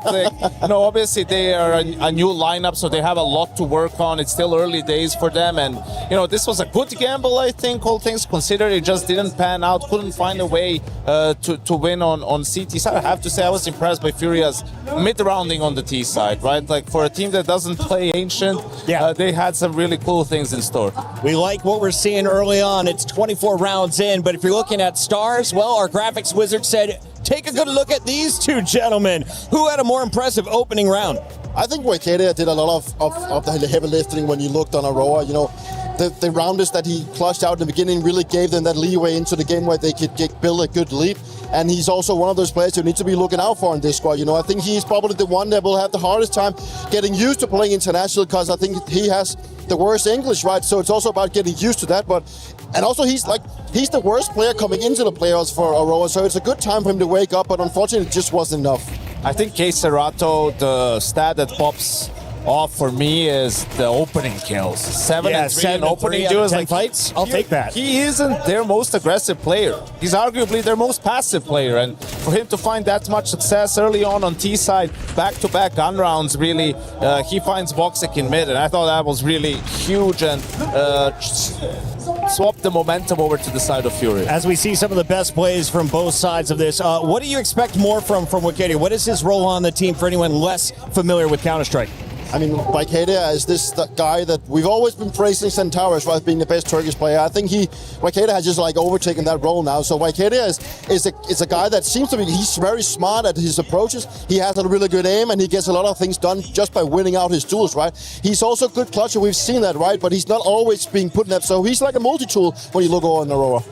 Let's take a look here at Voxic. Who is this guy in the matchup, and what do we need to see from him moving forward, Yanko? I'm told we've got some interesting numbers to look at here. Yeah, I think Voxic, you know, under Major in that Turkish lineup, I think he was really neutered, you know, was doing a lot of supporting, holding defensive angles. When he first burst onto the scene in international lineups, actually, and under Carrigan with Maus, like, he was much more flamboyant. He was more active, taking aggressive fights, being disruptive, and I think he's probably trying to get a little bit of that back in this lineup under Kixen, and you can see that it's early on, he's been enjoying this new leadership, and he's had a good game on Angel. I can relate to that one. Yeah, I can relate to what he's just saying, you know. That was, you know, when at the peak of Astralis, that's when we played against Voxic. And we even had a saying back in my team that he was at such a high level at one point that it felt like sometimes he would always be good for 2, right? So you brought down Voxic, you had a bigger chance of winning rounds. He's good for 2. That is always a fearsome foe in the matchup. Let's take a look at what is going forward, though, for Aurora, because if you lose, your key is crushed. Your tournament is done, and Furia is moving into our final 8. Taking a look here at what we've got in store for us. Expectations for Nuke, Yanko. I like this pick from Furia, because for a team that is going to have communication issues switching from Turkish to English, I mean, Nuke is the worst thing you can play with how the CT side works and how on point you have to be with giving information, with your rotations, right? That's really going to get tested on this Nuke CT side. And also the fact that Aurora does get to start on the CT side. You can very easily be tilted if you don't get a good start on CT. That's why you need to net the most of your rounds. And if you're already running into communication issues on the CT side, then it's going to be very tough to get the rounds that you needed to also be able to convert that on T side. And the last time these two teams played, Aurora started CT, they got 9 opening kills on their CT side, only 4 rounds. So Furia had a day against them in Cologne. Got to convert those openers. Let's take a look, though, at what's going on over on Bravo, because it wasn't the Brazilians taking the opening map. No, a bit of a surprise here. Mao's taking down Legion. Walk me through the final round here, Dupree. A bit of a surprise. Yeah, last time I looked in, Gamer Legion was in the lead, so it's a big comeback here from Mao. That went faster than I could even look at, right? The fact that Mao's actually closed it out, 13-11 on Gamer Legion's map, that's what we expected to see, right? But this new look Gamer Legion with Flammers has also been looking way better than what we saw at the Major. The big surprise for me, Chris, is the fact that it was this close, because I thought the Gamer Legion was the worst team in the playoffs, but hey, they changed something. Yep. Gamer Legion going 24 rounds. We just saw Aurora go 24 rounds. Do we get past round 18? I think so. Stay tuned. Map 2 after this.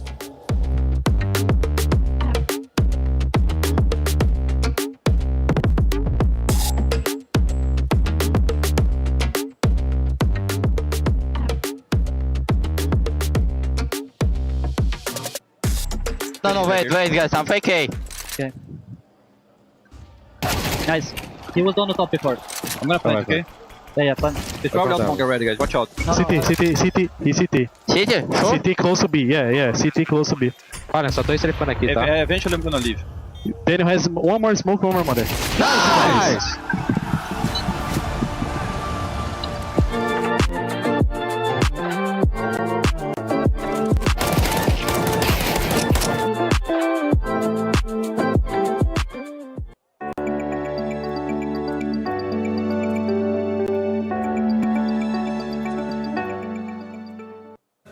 I got Wabi Sabi joining us here at EWC. First of all, I got to ask, where does the nickname come from? How are you? How are you enjoying the event so far? So Wabi Sabi is actually a Japanese saying that means finding the beauty within the imperfections of art.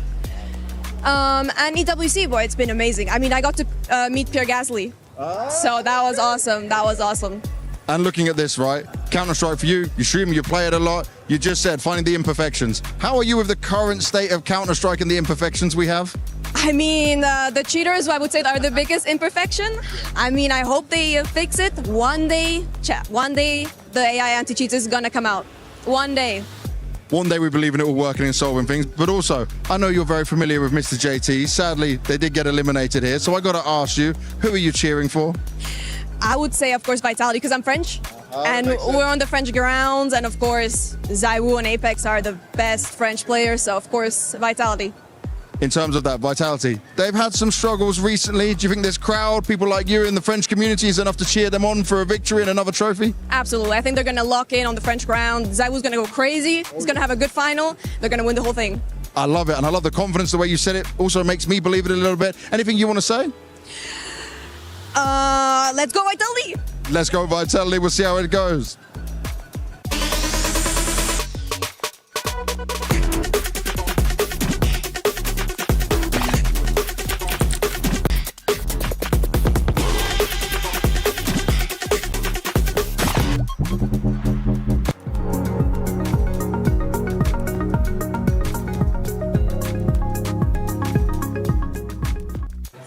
What's going on, guys? I'm on the Aurora side of the building right now. You know what that means? I need to check the Aurora fans and see how good they are at playing Counter-Strike. Let's find out what their elo is. Aurora fans, right? Turkish Counter-Strike individual players are pretty strong. So tell me, how long have you been a fan of Aurora and the guys overall? I mean, I have been a fan of Zantares and the other guys since the Space Soldiers days. Yeah, and I'm still following them, even though they turned to an international team. We are still supporting them. Yeah. That's very important. You stick with them. I know Woxic was saying in another interview that he wants to still feel that love from the Turkish fans, so you're one of them. But tell me, how good are you at Counter-Strike? What is your elo in Premier? I think I'm pretty good, like decent maybe. I have 27k. 27k? Okay, that's really good. A lot of cheaters at that though? Maybe 3 cheaters every one game. Oh God, that's not fun. That's not fun, but you're still holding, you're doing it. Now I've got to ask though, what's your face at elo? 2500. Okay, you're cooking. My man, good stuff. How long have you been a fan of Aurora? How long have you been following the team? I've been a fan of Aurora team since they had the previous squad with Deca. And I mean, it was like for 3 years maybe already. Yeah. So you're going way back with the organization itself. Tell me, how good are you at Counter-Strike? What is your Premier elo? Premier elo, I used to be 25k elo. Now with the reset, I didn't decalibrate. But yeah, I think I'm still like 25k elo in Premier League. That's pretty good. You can still hang as well. You want to be a pro player one day? Nah, I will not be. I'm too old for this. Too old for this, he says. I'm with him on that, me as well. Let's see what the other people have got. How long have you been a fan of Aurora? How long have you been supporting the team? I've been supporting them since 1 year. I didn't know them before 2025, and since I made some performances, I'm behind them, and I like to watch them play. And they make some nice performances against Furia, for example, as we can see right now. I just hope I'm not jinxing this game, so we will see. But I'll come back to you at the end of the game and see if you've jinxed it or not. All right, quick. I hope we will come back and say, you didn't jinx this. Yes, there you go. Yeah. That would be the best situation. All right, tell me, Premier Counter-Strike elo, what number are you? 15k. Okay, that's pretty good. What about you, my friend? 20k. 20k? Wow. And you? Sorry, what? Oh, 10k. 10k. Okay, so pretty good across the board. Aurora's doing well right now. Let's see if that continues. They're very happy. You said you are Turkish, but you live here in France. You maybe going to be an in-game leader like mibr? No. I actually play AWP, you know. I'm an AWP player. And I would like to be like Woxic someday. Someday on the stage here. Oh. I hope so, yeah. How long have you been playing Counter-Strike? It's been like 7 years. Yeah, it's been a lot. Now, I'm expecting... I'm not old. I'm not actually that old, but... How old are you? I'm 20. Oh, you're young. You got the whole time in front of you. I have my time. Okay, so you can still make it as a pro, man. I believe in you. I hope so, yeah. Fingers crossed. I hope so for you as well. Now, tell me this. What is your elo on Premier? I'm currently 25k, but every game there's a cheater, so I cannot play like a lot. But in my 10 games, like, it was pretty good, yeah. And as you want to be a pro player, I have to ask now. Face it then. You're definitely playing, so what's your elo on Face It? It's currently 2k, level 10, yeah. But in like 2-3 years, I guess 3k at least. 3k at least. I like the goals. Yeah. Good luck for it, man. Thank you. Maybe I'll see you on interview stage one day. Thank you. I have found a trio of Aurora fans from all over the world right now. Hello, my guys. First of all, tell me, why are you supporting Aurora? I love the high-sense demons like Wakadia. Yeah. They're just the best. Turkish power is the best. I love Turkey, brother. You love Turkey? I love Turkey. Okay, he's been on holiday to Turkey a few times, but I got a question to ask you guys. As Aurora fans, I need to know what your Premier elo is. So starting with you, my man. It's 25k. Okay, that's strong. 24,500. Okay, so it went down just a little bit. What about you? I don't play Premier, to be honest. No? No, I don't play Premier. Okay, what's your Face It?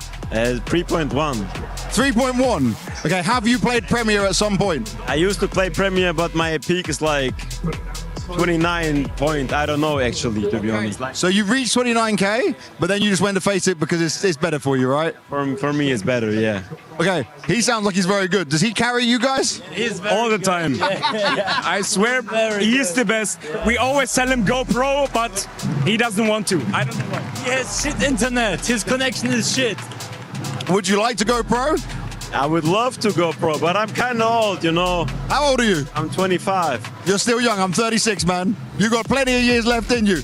Don't let him say that you can't go pro. Age is only but a number. All right, I've got done asking the Aurora fans what their face at ELO is, and the Aurora players behind me, they might to be careful about their spot in the team. The average ELO for the Aurora fans is 22,333. That is pretty damn impressive. Can you beat that, guys? We were there. For every click, every clutch, every respawn. We were there for the years of grind. And we're here. Now. The proud founding partner of EWC. Powering the biggest event in gaming. Shoulder to shoulder with the world's best. Making history. Greatness deserves a stage. Lenovo Legion. Reach your impossible.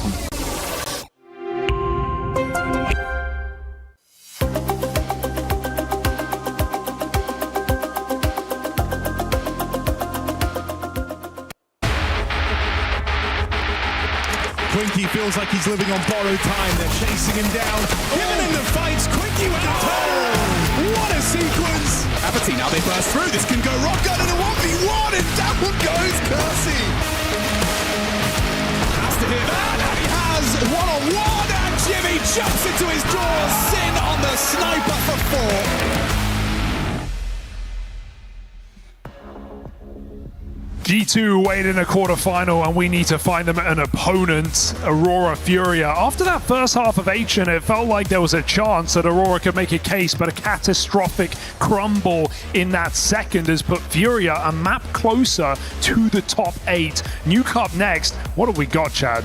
This is the choice of Furia. Aurora, they have played this map a couple of times since coming together with Kixon and Jimmy, but it's all been online. Wins over K27, Nemesis, and Focus, but all single-digit victories, and they get to start on this CT side. This is a map where you plug in Kixon, he takes Madge's roles, you plug in down to Jimmy, he takes Soulflies, and away you go. That means Zantara is outside alongside a Woxy, you know, Volcardia is the Dormant, Jimmy over towards ramp, and then Kixon anchoring down A. But let's get this one underway. Map number 1, we split the pistols. Who's going to set the tone out the gates? Bit of pace into the ramp. Decent amount of util, but if they're going to try and brute force ramp, Kesserado needs to sell a fake. Yeah, look at the stack, though. There's multiple players in position. Will they panic off those nades? Gonna hear them come running. Jimmy, missed shots, needs to warm up into this game, but he's got teammates by his side, and 2 opening kills for Aurora as Furia go nowhere fast, maybe just back to spawn as Aurora shred them on ramp. Volcardia lets out Aurora. If you missed the last map, he had an awful lot of work done in the early stages of Ancient. 2 clutches for Aurora in map number 1, both thanks to him. Let's see if he can keep the steam, because he did cool off, but can you really expect a player to keep delivering the entire map through? It felt like he had more than enough impact, and does so again on another pistol round. Intro to this game is a bit of a rematch, a chance for revenge. Boys. Keep in mind, this was back in the major playoffs where Furia absolutely walloped them 13-4. And now that was the end of the all 5-man Turkish roster. Well, they have been able to facilitate a Galil. That's the Galil gone. Oh my goodness. God damn. Zantara's seen this one before. This is too easy against the Force, isn't it? Getting absolutely nothing done with this level of investment. Not enough for Furia. Curious buy, you know, to buy off of no bomb, get... Oh my god. Toxic chill. Get 1 Galil and try and go behind the smokes. Well, especially considering the game that Yakinda just had, right? It wasn't that he was a non-issue, but he was pretty quiet. The entry man was actually K-Serrado, and Yakinda's the guy who's going to have to take this outside space. He'll be set up with the smokes, the flashes, the task with helping macro for Fallen. And he gets his Galil back, but for how long Wakadia deals with him. And that is flawless. That is a beautiful start for Aurora. Yeah, well, I've learned from Ancient not to get ahead of myself here with an Aurora lead. That's fair. Yeah, CT side nuke, if they can get themselves up to an 8-4 or 9-3, we can start having a conversation and then pushing this one the distance. it's really important that your it's actually your 3 rotating players, right? Woxic, Xantares, and then that Wakadia. They've been doing this together for some time, so their rotation is going to be natural. And they always have the same openers. Woxic goes outside, takes that first initial line. Xantares goes towards main. You look at the heat map. Oh, round pop, Jimmy. Well, nice deep with Jimmy. Only good for 1. A little bit scattered there, wasn't he? Overrun. So, out of position for that after the nade. How much worse can it get? Rotation down to B is Wakadia. Okay, trading out. You'll take that. Fallen's just going to throw himself around this corner, and he still gets the kill. The nade before death. But a 2v2 ensues, and Fallen is 3 kills deep now on a scout. It's not a bad gun when you consider he's got no health to work with. Quick headshot, no. Kixon denies it. He was heating up there. K Serrano, this is in his wheelhouse, though. I know there's no armor. He has this M4, Kixon and Wakadia to find 60 seconds on the clock and just needs to get that bomb. Yeah, but now they're uncovering it. Look at Wakadia go. He's about to clear this position as he realized the package is right around that corner. Isurata's going to have to shift in. This feels too much, so Wakadia will complete it. A nice try from Fallen, but Aurora convert their pistol. Team Ace there. That one is a little bit rockier than it needed to be. Full investment comes through for Fury, no AWP for Molodoy. And would like to see something a little bit more steady from Jimmy, especially considering the last map. Well, the way I introed him into the series today was he's been extremely reliable. Sure, a lot of online games, but 20 maps played and has put up 2 red ratings in all of those maps. So not really been what we expect to see out of Jimmy. Well, speaking of red, might be seeing red in a minute. Furia, only player to get frags is Fallen so far. First gun round, you expect that to change.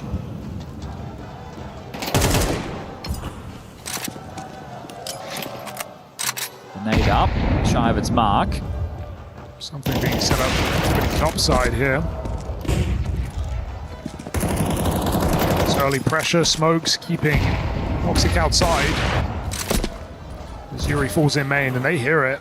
Furia look like they're getting ready for an execute. Jimmy's playing passive on ramp. He's going to have a fast rotation. Re-smokes outside deeper, but Xantares swings out and finds Fallen, so you can have the yard. You're going to need to worry about the A site. Yakinda runs out and about. Xantares is already back in position. That bomb through the smoke somehow survives. We've got a round on our hands. 3v2. All the entries on upper, and Jimmy's got a decision to make. Back he goes. Woxic, no kills offered up, and despite the disadvantage, Furia battle their way in. This is where the players that hemorrhaged last round make it a bit of an issue. Do they give this a go? It's a tough retake. There is one player up for grabs. Molodoy committed. Deep nades. If he can get one, that's nice. Yuri takes them both. Fury are on the board. Yeah, that's a bit tough from Xantares parking towards CT Vent. You expect him to get that every day of the week. Especially with that swing towards yard to find the opener, the tone setter onto Fallen. And then it was just Yakinda pathing into that A side on his own. So the fact that they're able to pull this off, this is great. Know, yeah. But he's the only one in, and then through the smoke, you think Xantares should have that kill. Make it look way easier than it had any right to be. Oh, for sure. All right, well, the AWP still MP9 for Kixon. M4s for the rest. They're batting down the hatches. Fast on this, though, is Yakinda. Saw that from Red. They know what to expect. Xantares wants to shoot him in the back. He might get caught. Could go both ways. He's missed that timing. Did they see him? Wakadia finds Yakinda making a play, and Xantares is still here. Their suspect, K-Serato, spams him. It was actually all the way from the back of Silo. Thanks combined for the equalizer. Wakadia rotates down to B. They're still loitering in yard. They have no lobby presence whatsoever. And again, the deep smokes. They did it like this the other day as well against Nightzia. A lot of players over towards Heaven and Hell, or at least that was the expectation, as the locker smoke didn't look perfect. Fell a bit short, hit the lip. But no one checking it, so no info. Aurora actually called a bluff. Then they changed their mind. They had 2 going down ramp. Now they're coming up. They clear out lobby. They're going to find nobody home. Kixon, he's the first in, and that info he found on his lonesome. So the fact that the ramp push keeps coming is quite curious. It's going to be Woxic down here to try and stall this. There's no smokes. Now they know. Clearing lobby in its entirety. If it's not Heaven, it's B. Woxic is still in a decent position, but Smoke Window, it looks like he wants to commit, and committing is going to make it very hard. These are the kind of fights Woxic loves, but I feel like a trade is going to happen here. 20 seconds, Woxic hits his shot, trying to back up. He's got one more loaded in the chamber. Jimmy comes down on support, and they don't swing, they don't punish. How is he still here? That falls flat on its face for Furia. Yeah, a bit sloppy. Again, returning to that 9Z game, similar things happened, right? They expected just their pressure to force these rotations, and then they enter these sites so late, but they don't actually have the info. And that right there is going to cost them. Almost after time. Kicks and knows he should have had that one. Close. Molodoi retains the AWP. That's going to be the biggest and best weapon for Furia into the next. Yeah, I like the fake for Furia, but they just had to play off of it, right? I mean, Aurora fell for it for a moment. They went for the lobby reclear. There was a huge gap on that B site. The fact that they're not getting into B in any meaningful way here. Look how far Jimmy is when Woxic gets that kill. He's still able to offer assistance. Ugly one for Furia. Maybe a bit more pace here. Straight out the molly into this top site where Cardia locks the doors shut. Shut down. Thank you very much. Caserado gets consolation, but all in all, this is still on. Yakinda's in position. I don't know if they hear that drop, but Woxic certainly hits his. Good awareness there. Been an AK, I'd say there's a chance. Yeah. But because he's got the AWP, he's waiting for a mistake. Not his weapon of choice. No reason to give him this. Woxic might just have this line to the end of the round. So, ooh, careful! Going searching with the AWP. That could not have lined up better for Caserado. Kixon takes a stronger position. Jimmy, no reason to give it up, but look at the nades in play. This one has legs on it. Burning Jimmy out, but he doesn't believe it. Cover from Kixon, not that much damage. Why am I still giving this consideration? Those where both are, so the reroute right now is on. Where are you off to, Caserado? I mean, they have the bomb. Yeah, I don't think you'll be forcing a rotation with that at all. And now the expectation is heaven. Trying to add some confusion. To himself? Yeah, maybe. 25 could just be that CT spawn save. Okay, a bit of a limp. Oh, why not? All right. You've come this far. Give it a go. He knew Kixon was top part earlier. He hasn't repositioned. Headshot comes in. Nade right below. That might be it. The money shot on Jimmy as Caserado clutches up. Catch that. 4 in the round. Caserado with the AWP on the clutch. Is he safe and is he not? That one should have been done like a dog's dinner. Oh dear. Ash will not be happy. Bit of a meltdown. That's a force behind the saves. It's Caserado on an AWP. It's a lobby push. You give him the first info comes through and it's a miracle. That's why you never give up, Chad. Rounds like that. No business winning it. Catch this. The holy hand grenade. On your head. That's going to sour the ranks. Yeah, the Woxic lobby reclear opening up the round. Oh dear. And that is a despicable round to lose. Touchdown. That's a tilter. Oh, that's 5 rounds, CT half. Their money's in the mud. You're starting to build up a really respectable scoreline. Oh no, no. Oh dear. Bitter pill to swallow. Well, it can get worse if they lose this. The force, just one rifle. Oh, they're just sending again. Yakinda on this top site, insult to injury. Thinking you miss it. Give me this site. Aurora must concede. But you've lost the M4. You're saving what would be a Scout, an MP9, and a 5.7. What's the alternative? That's going to have some flow-on effects, isn't it? I just think this puts you in the hole mentally. Losing this round into money break, you just got to sit here and soak it all in. Reboost heaven. And that means he could take away a little bit more, Molodoi. Oh, why not sweeten the deal? He's the type of guy who's not going to draw the line in the sand when he gets to the top of ladder. Woxic is done for. Ooh. Okay, unless he just runs away. Looks fine. So there's something. Terrorists win. It's a very hollow victory here as Furia pop that top side. don't think you want to burn the timeout right now. If you Ash, do it into the next round, sure, but I think your job as the coach is going to be trying to wipe away what has been a bit of a implosion. I mean, you said it yourself, 5-1 lead, money advantage, Furia on eco. You couldn't have had a better start to this game, all whistled away. The thing is, their buy next round is not going to be great either. Aurora are in hot water. Now they believe the glaive smoke. HE and Molly to try and deal with any close press. We can see sectors clear. It's Warehouse they have to worry about. Zantara's hoping to capture timing. He's smoked off for now. Do they play through? Kinder should be dead if they do.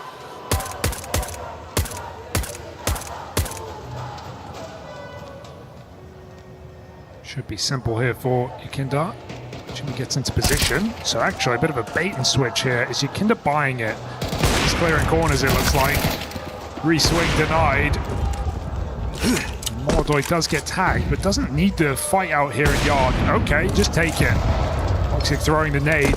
Couldn't finish the job. Bomb on B. 5v2. This score is evened up. Well, that was our expectation with a round like this, so Kixon. Hello. You get anything for your troubles. Undetected for now, but for how long?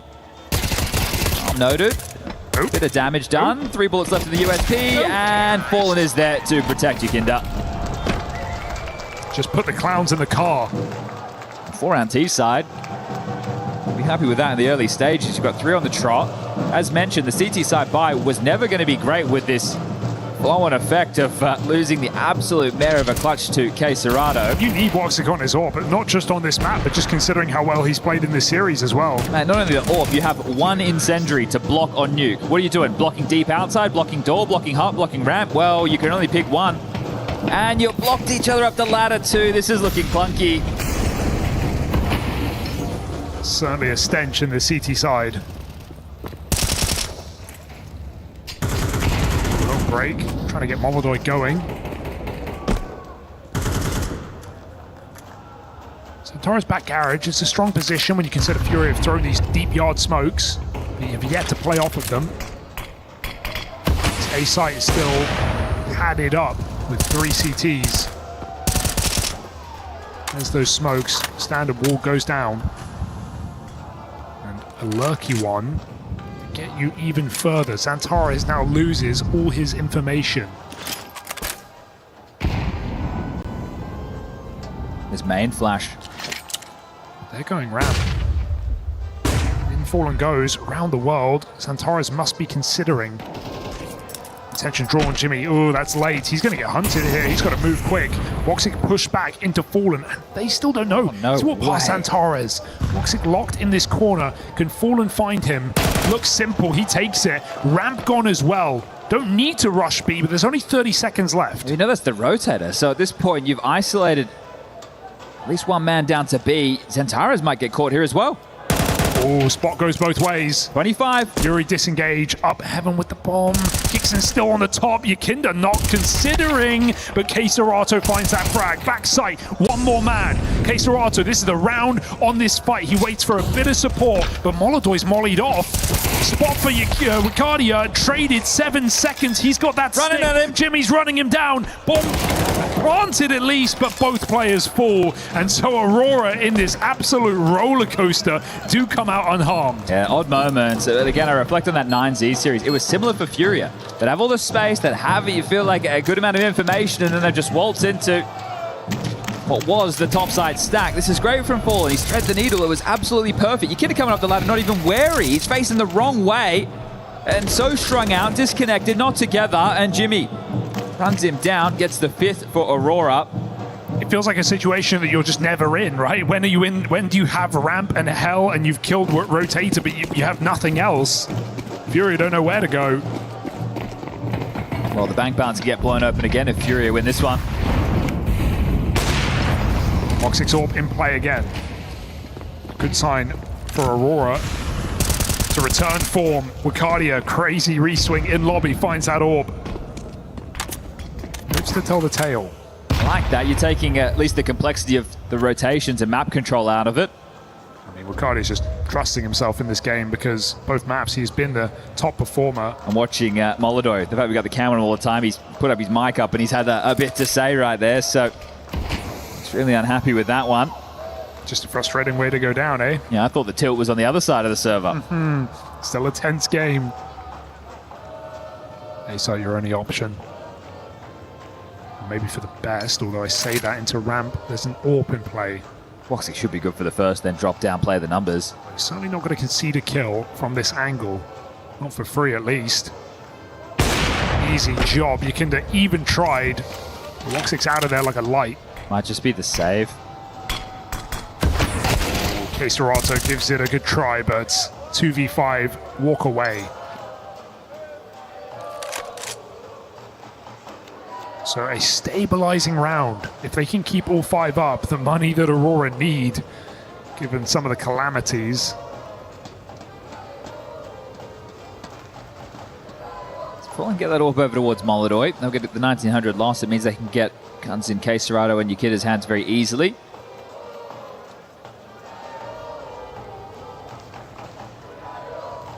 The bank balance will not be blown open, at least as far as Furia is concerned. And Tyrus will get himself an AK, and we'll call this round number 6 for Aurora.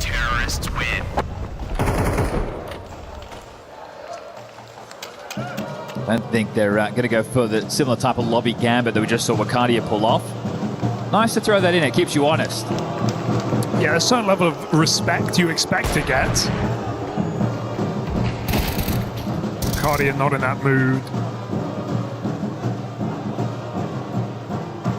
Aurora, 2 more rounds, 2 more buys. Price is averted for now. Very quick outside wall. Waiting for the break, see if they can catch Woxic back lobby, but he started ramp this time. Ooh, crossed. Centaurus makes it. As that third smoke comes in, looks to do something, but he's been getting found in his garage lurks. This may be no exception. On the break, it is perfectly timed. Zantares fed that kill. Fallen does follow up. That's a big scalp to find with Cardia down. Molodoi has Zantares locked in position. Zantares not giving it away for free. I say that. That's a leg shot. Costs you something. Pays the toll. 4v4 and Furia in these positions have just often walked into A. And while that's often been met with stacks, this round is not one of those. Jimmy in heaven. Re-clear outside here. Aurora staying active. 3 Ts in position. Zantara's just below the line. That's a great nade. 35. It's always so late with Furia. Yeah, time's really making them make the call here. Where are those top rushes? Oh, they've smoked main, but they're going to go through. They're going to walk right into this side. Kixon is out of position, locked in, clearing yard. Jimmy's been dropped in top. And 4v2 Furia, a very risky maneuver, but one that looks like it's paid off. Come this one fine. 40 seconds on the clock now. It's a Heavenside plant. Got to buy no matter what. Yeah, I can't imagine you give this one a look, but Kixon is hanging around again. He is going fishing to see if there's anything. I think there's value in taking guns away, even just minimally at the end of this round. The other ones who have that 1400 loss bonus coming their way for the final round of the half. Oh. Double. They're going to just drop in, go for the Hail Mary. They've done the maths. It's going to be worth a shot, but Molodoi drops one more. And that's not happening. Never was going to. Furia onto 5. Fallen triple kill, and that is slow. Feels a bit limp there, doesn't it? That attempt to go for the defuse like that. We had a moment with Kixon on Ancient as well, and their money wasn't fantastic. Wakadia is now having to operate with an MP9. It just seems desperate. It doesn't feel like a move. You could have a full gun round right now and get yourself 7 and be a 7-5 half, or instead you go for some silly business like that. So that one could cost Aurora the lead before we get to that break. No kit. Yeah, see, the emissions in this are huge. 2 incendiaries. Such a crazy risk to take in such a low percentage moment. If you had a smoker, you could drop a molly towards the hut door or give it a go along those lines, sure, but I don't like that move, and I'm not sure Ash does either. Well, we've seen Furia lose to that exact round. I think it was FaZe in Fort Worth. Dropped in heaven last second. Who were the ones who was it Tyler or was it Lin Vision? Yeah, one of the Chinese teams definitely had like some executes for that kind of play.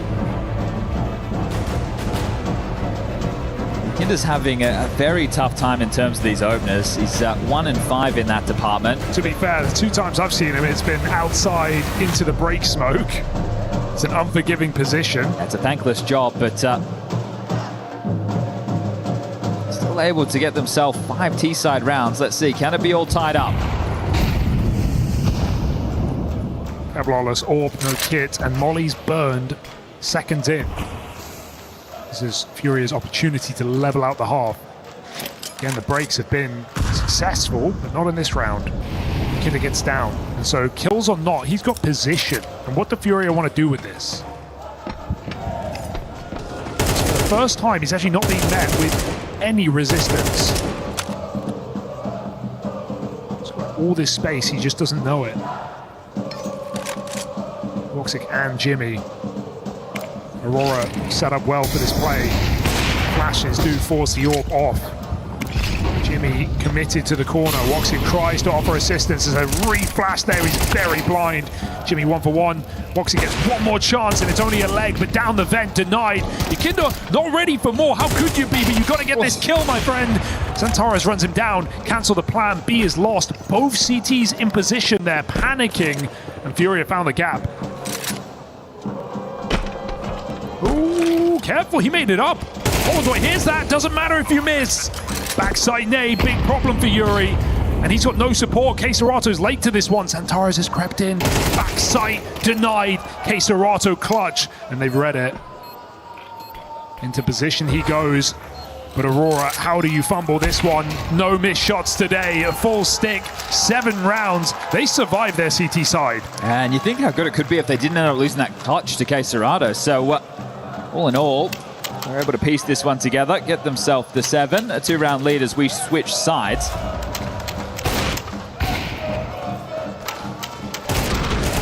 Some odd moments from Furia, feel that they had some good space, but run the clock down. Queserato, when you reflect on it from the other perspective, that clutch necessary to give them a half that is competitive. Now, 5 rounds T-side nuke, you're happy with that if you're falling. You get 3, okay, you can still work with that, but 5 is a couple of extra, and that's going to put you in a bit more of a comfortable position if you lose this pistol. I say comfortable, the game can still slip away from you quick, but it doesn't all lie on this next round of play. Split the pistols on Ancient. Will we do the same on Nuke? Yuri with a smoke and a sentry, following with double flash kit. The rest with Kevlar. The other side kicks in with a molly and a smoke for Xantares. Inside molly on pistol. Is this just a hot roof burn? Or are we doing something late? Interesting to see. Look at the push outside as well from Kinder. And he's walked right under. This is a lot of information. Can't run at any point. They could hear this, but Xantares might make noise coming off the backside. Kinder flicking up. Beautiful shot. With that man so close to the screen, you wonder what he even got a glimpse of there. Yeah, I don't know how he found that kill. And now we have a molly to stop this A play? Oh dear, this is going to go wrong. Aurora feeling like they have to go. They've got nothing else but tickled toes here from Molodoy. Puts Voxic down low. There's a bit of damage on Fallen. Rerouting ramp. Banded the plan. Queserato can tuck in. Aurora lock off hell. Ooh. Careful now. Queserato still needs value from this position. He is alone on this site. Rotation down the vent. Full sending. Not clearing. And Queserato, don't hold your shot forever, my friend. He's going to take the kill. Double up with Fallen's assistance. Dixon cornered. Nowhere to run, nowhere to hide. It's Furia with the pistol. Well, teammates here for Furia. All 5 contributing in that pistol round. Glad the Queserato doesn't hold that shot for too long. We've seen too many trigger disciplines go wrong. Yeah, with Molodoy especially. 2 in this event alone. So we do split the pistols. The bomb doesn't go down. This. Crazy. It's insane. If you haven't tried sitting as close to the screen as your Kinder has, give it a go and see what he possibly could have seen. The guy strains his eyes just to look at the radar. So will be the Glock Eco. No Deagle, no flash, no nothing. So a free opportunity to tie things up. This would have to go horribly wrong for Furia to lose this type of a round.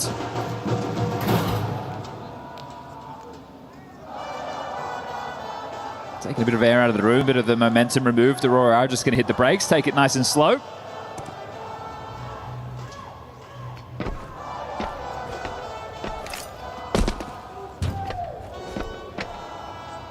I think in a round like this, there's a lot you can glean if the conversation being had.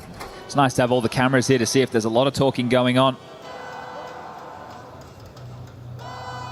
So looking down the line, lots of looking back and forth.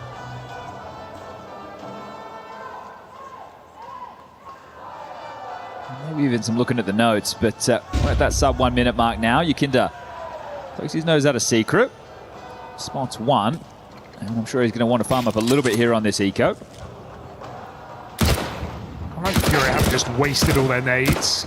You know what they're doing. Save until you have guaranteed damage. All right, well, that's 2 Glock dinks at range. I think you've seen enough, Yukinda. I know you want more, but come on. 30 seconds. Okay, Serrato have him. He deserves them after that clutch in the first half. Here they come. Into his domain, and ooh, okay. It's a bit of pressure. That's farming them up now. Lining them up, knocking them down. Just one more. This could be flawless, and is K Serrato. That's 4 more to the tally. Easiest 4 he'll get. All of that damage. Would love to kill. Not today. Do have a tech, so we will take a moment. Looks like Zentara is requiring a little bit of assistance here. We won't discuss the potential of the buys and what we see getting equipped until we are ready and raring to get this one back underway. If you are joining Counter-Strike and watching for the first time, players during technical timeouts cannot converse. And a reminder of the Gamer Legion versus Mal series going on in the secondary stream. Winner of that will take on Foot, who took down Magic earlier today. That is a fun head-to-head, right? Not just the fact that, you know, Foot, they had to really grind Magic down in that game, but the idea that Mouse and Foot could be going in for a match, I think there's potential in that one. We saw that was a Pro League game when Foot were kind of peaking last season. They played here as well. I think the last 2 series between Foot and Mouse have gone in favor of Foot. Ooh. And that's some explosive Counter-Strike on display between the 2 of those teams. I think X-Flight will fit like a glove over there in that Foot camp. And Mouse, off of the last bounty win, they've been playing with some confidence as well. I tuned into you and Harry the other day, and you guys were seeming smitten with the new variation of Mouse and how aggressive in your face they look to be. Had some good moments, that's for sure. It was Foot who knocked Mouse out of Cologne. Just another one. Yeah, that was wavering, right? That was with Brolin coming in. It was that weird season from Mouse where they decided after Rio to make these changes. But we are back underway. Zentaris has got the support he requires. Molodoi has the AWP. SMGs for Fallen and Yukinda. All right, a lot more players behind the smoke. Searching. Molodoi burning, position at reveal, but Jimmy can't jump on it. Molodoi with a big kill, but Xantares has still found space outside and space that Aurora taking right back. Crossfire in the wrong place in case Dorado, they are everywhere. Just dodging that team kill. Fallen not the gun for the job. Wakadia hitting hard. Nice shooting from Wakadia there. A 4v2 with Aurora rupture this A site. There is nobody home. It's tough. Molodoi forces the fight, gets the opening kill, and now you're essentially talking about a save, right? There's a minute 10 on the clock. The bomb about to be planted will throw up 40. But that one got out of control very quickly. I think that was Xantares getting the kill in heaven from outside.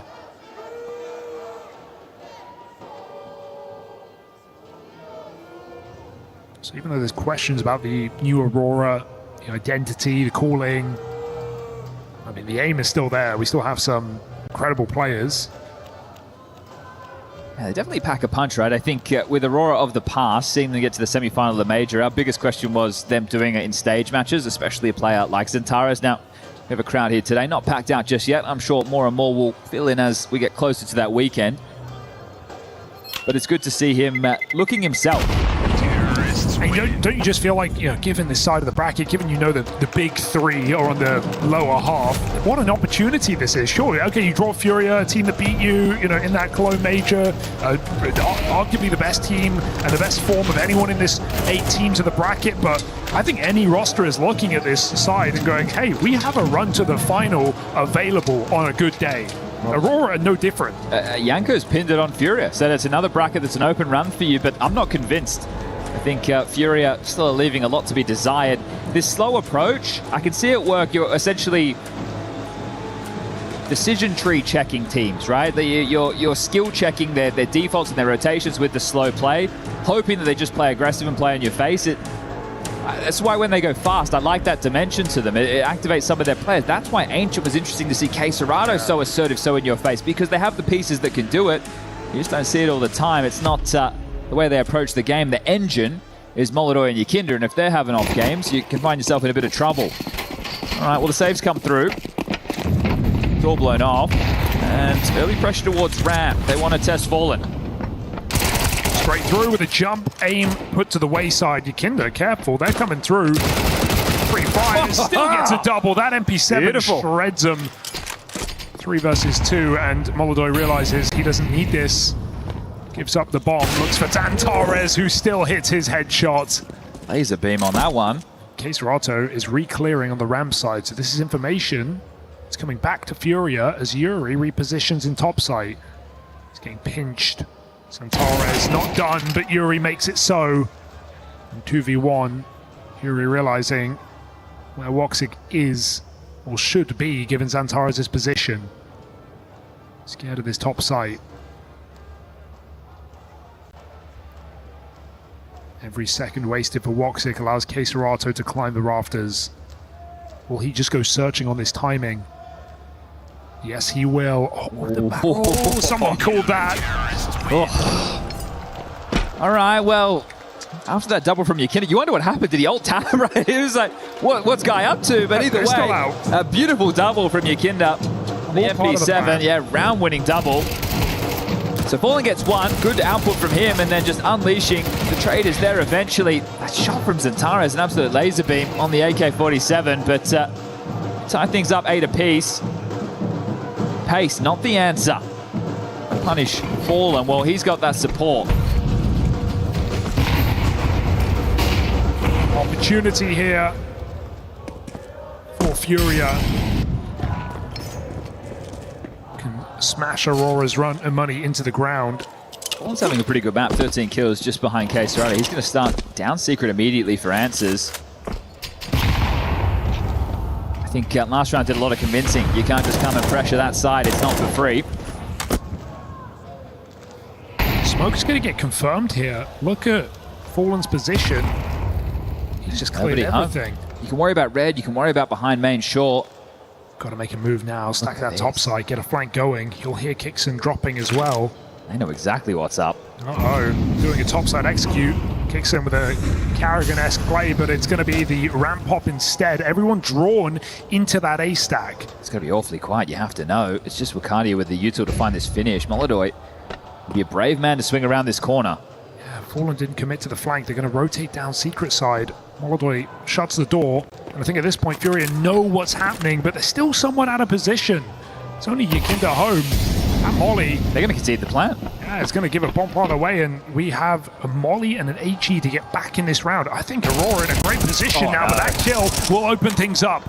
Peppering damage on this B site. Fallen re-clearing. Molly doesn't fall too deep. Just going to run through, though. Open the door. In their face with Cardia and Woxic trade.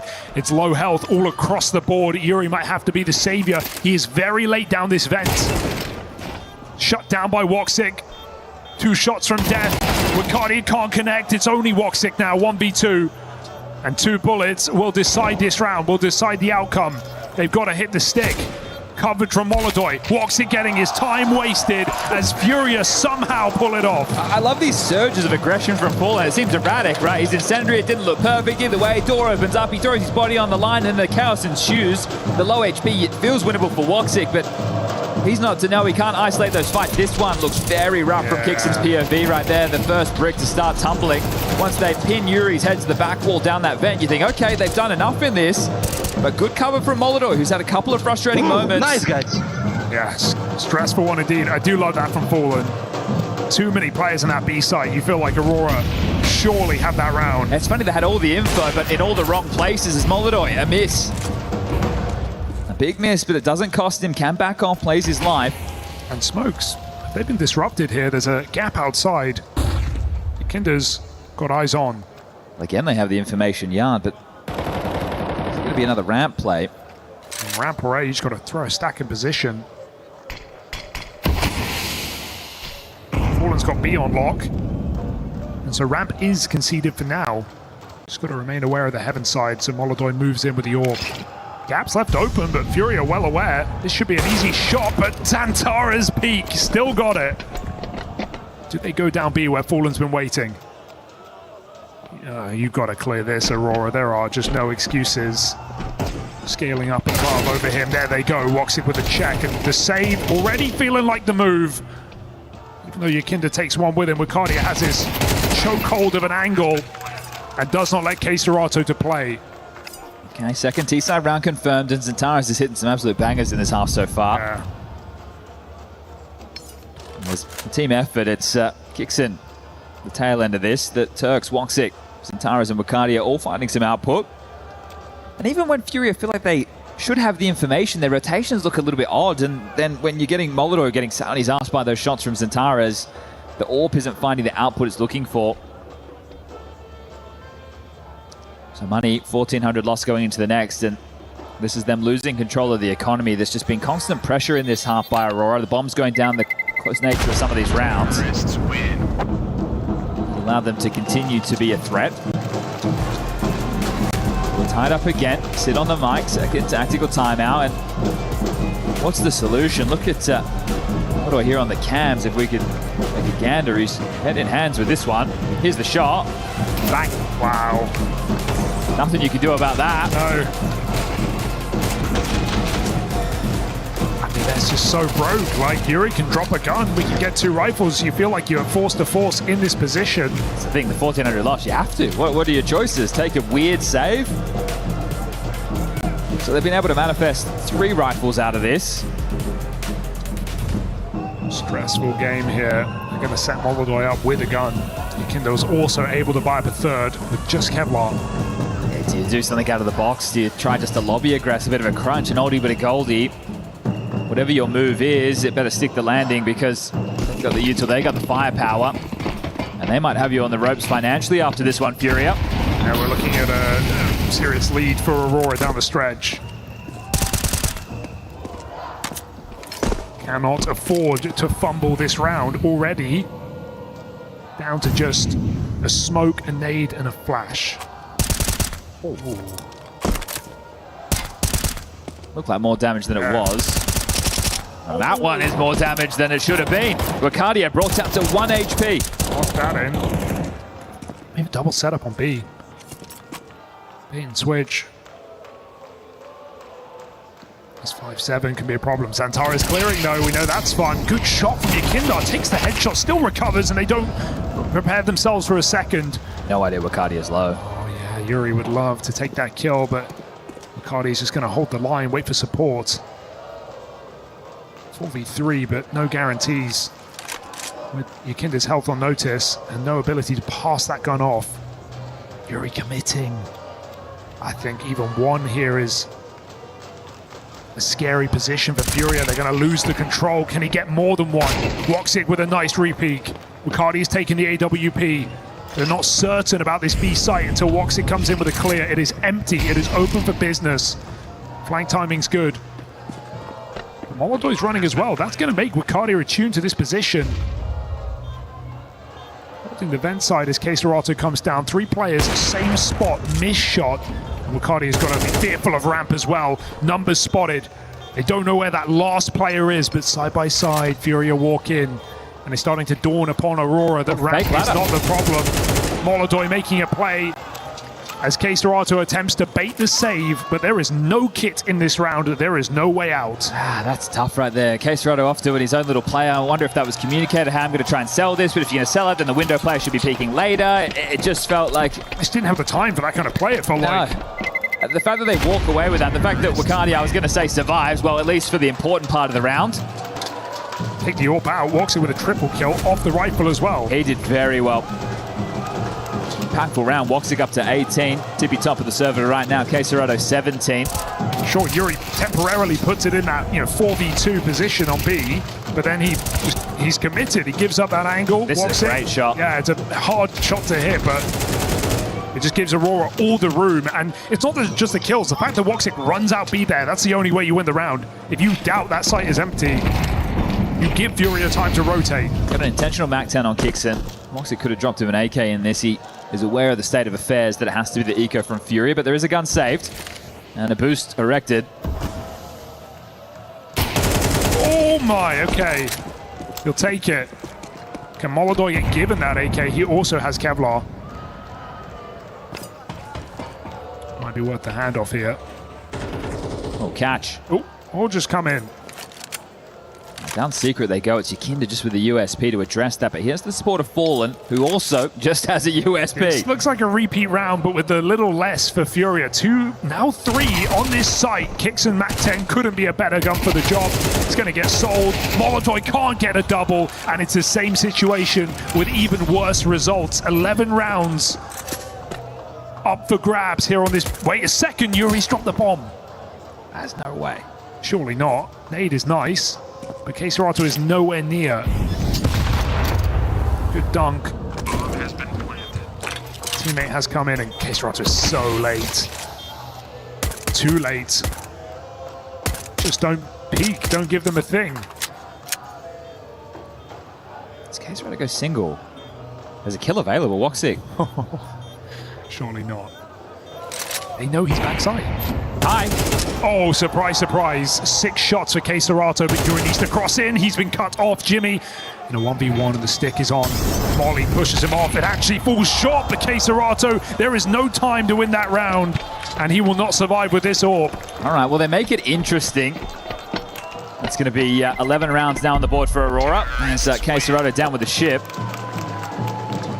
Well, they've kept the money somewhat limited, but as mentioned, there was an intentional Mac 10 in that round. Woxic is swimming in cash right now. And it's Furia with their backs against the wall. God, these rounds are extremely stressful for Aurora. You've got to be wondering. And Molodor can't keep a lid on his frustrations either. Like, that's a round where if he gets a multi-kill on that dropped AK, maybe, just maybe, that's enough to get them across the line.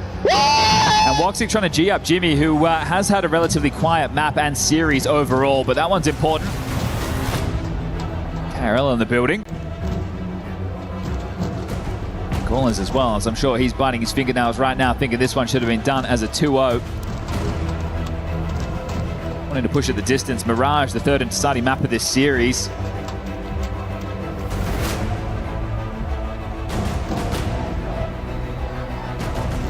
Again with another Mac 10, I'm telling you. This man just trying to make space. It would top pop, would they? Well, why not? Furia did it to them. Insta smoke lands, so... well, misses, more like. No insta cool here. One of those cross smokes did not connect. They threw it off of the rip, so Santares has to fight outside if he wants to make it by. I'll be honest, I'm not sure that matters too much. Fury have had the information in a few of these rounds, and they've still looked a little bit lost in the rotations. No late wall anyway, connect, so this feels like a bit of a fake out on the yard. Fury going to get caught. Oh, they're sending it. Hey, it does go down the vent, but Mac 10 out the door, kicks and says goodbye. You're going to drop my friend, down he goes. No rotation just yet. It's Fallen to address this. This is weird. Queserato wants to hunt, but 5v4, he's got teammates down B. Don't need to give them away back up. 3 players here. Nothing to scuttle out. No smoke for scaling. It's just Molly, HE flashes. I mean, it wouldn't count Aurora out from shooting themselves out of this situation. They've got 3 different positions all at once on this B site.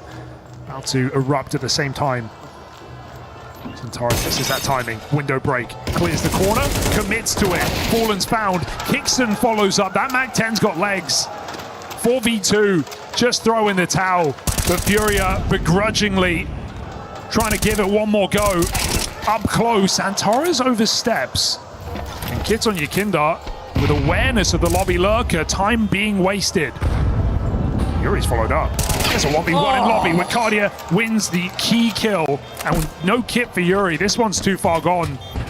A 2v4, an admirable attempt, but a round for Aurora and a map point here on Furia's pick. They give Yuri nothing, not enough to win this one. 3 kills deep, he is out. Jimmy will take another clutch in the stat line, won't he? He's not going to get the kill for his troubles. Yuri takes 4 short. But that's 12. Aurora secure it, and that's overtime at a minimum. The vent dive in a full gun round. You can see Molodoi is not comfortable at all, right? He was tasked with dealing with the window. He starts to press into a different setup. Fallen can only really cover. Look at the awkward position that Fallen gets put in because Molodoi decides to change his spot. And by doing so, it crumbles. They get the opening kill relatively for free. The rotation is there, and that is miserable from Furia. They knew bomb was down B as well. They saw it on Kixon's back, so I love how Aurora do that. 2 doors and a window at the same time. Oh, careful, Fallen.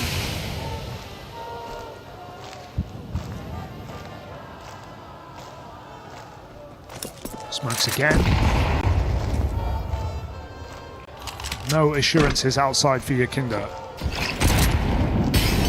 With money known to be low, Aurora are taking it very calmly. Molly in the hut, holding ramp push. A execute set up, but again, it feels like a bit of foolery here on this top site. It's just Fallen in position, and the map is too quiet. The penny is dropping. Fallen, a difficult position to get value from. 2 players spotted. No commitment from Molodoi. Fallen neither drops in after 1. They still battle their way out. It's a good try for Molodoi. A commitment from Yakinda. Cancelled by the Molly. 2v3. We've seen Furia lose worst rounds. Juggling the guns right now. Zantara's into the ult. Woxic with the AK. Woxic has been hitting shots. And this smoke to work with needs to be planted, but everyone's rotated in. Triple drop. Gonna fake it out. Smoke, but you're not getting that plant for free. Pressure's on. Bomb dropped again. Woxic, 1 versus 3. He's hit shots, but can he do this? This is a bridge too far. Isolates, fights. Case Dorata runs him down, and that got scary. But Furia survive. That was a low money bash. Yeah, you might have to take the eco of your Aurora. Still, it's only 1,900 loss going into the next, so as we start to do a bit of quick maths here, they're in that hot water financially as well. They really are screwed, aren't they? It might just be 2 back-to-back force buys, or you take the save right now and then Kixon can go with a Mac-10 and give an AK across to Zantares. It's not an enviable position to call yourself out of right now. They will take the eco. 3 players below 2K. This is I guess it's Galil heavy. Woxic scout, if you want to limit him, but they've not really been fighting outside. What is this, the 2nd full eco we've seen them take this half? In the modern game, that's pretty rare to see 2 full ecos from one. Oh, Yakinda, there he is, close to the screen again. Here's the info off the shot. But this one should be a guaranteed 11th. Not really a route to a bomb plant in a map like Nuke, with no utility. Not getting down that vent. See some looking at nodes here as well, right? Zantares, he's definitely, oh, he's got a smile on his face. So someone's keeping the vibes high. Woxic's cracking jokes, I'm sure. But may as well take the time in this one to discuss how to close this down in regulation. Kixon's doing a lot of the talking. Last map was 13-11. Last series had back-to-back 13-6s, so maybe on for more of the same. Symmetry on display. But looking to trade map picks this time round. Fallen, how many can you get on the fade of the smoke? Pushes forward, there's quick changing going on. Fallen's just good for 2. Molodoi's redemption on the orb. He could just putt in a couple and give himself a bit more confidence. The second will be hit. The swing out from Yuri there. 20 seconds left in this one. Shouldn't get dicey. The fact that he gives it up is a sign of the times. That's an AK in Zantares' hands, but Kisrato's position is strong and there's no time on this clock. 10 seconds. Easy pickings, so you'd like to think. Decent amount of damage. 2 drops will be necessary. Yuri and Yakinda both shy of that 4K mark, so they will need their teammates to hook them up. We had bigger concerns regarding the buy of Aurora. So Kixon, I'm sure he's going to drop an AK across, probably to Woxic or Wakadia in this one. Take a Mac-10 for his troubles. Jimmy might have to operate on a Galil. Zantares will be able to get his own AK.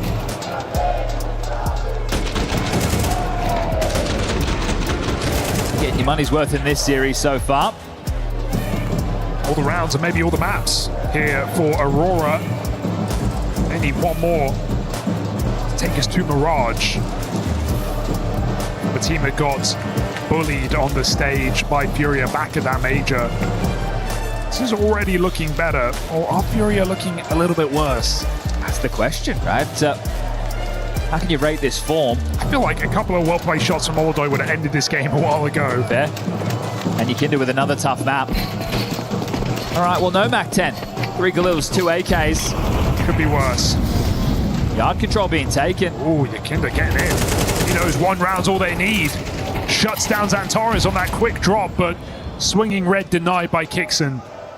An important kill from the captain. Keeps us even. And it's in these late rounds where we've seen awkward rotations from Furia across this map.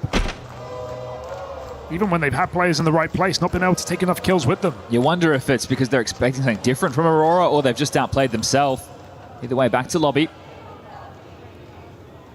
Oh, you have just one smoke. You're just going to walk it in. Main smoke, out they go.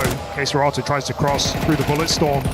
Is he being covered though? Not really. His teammate sells him down the river. Yuri and Queserato not together.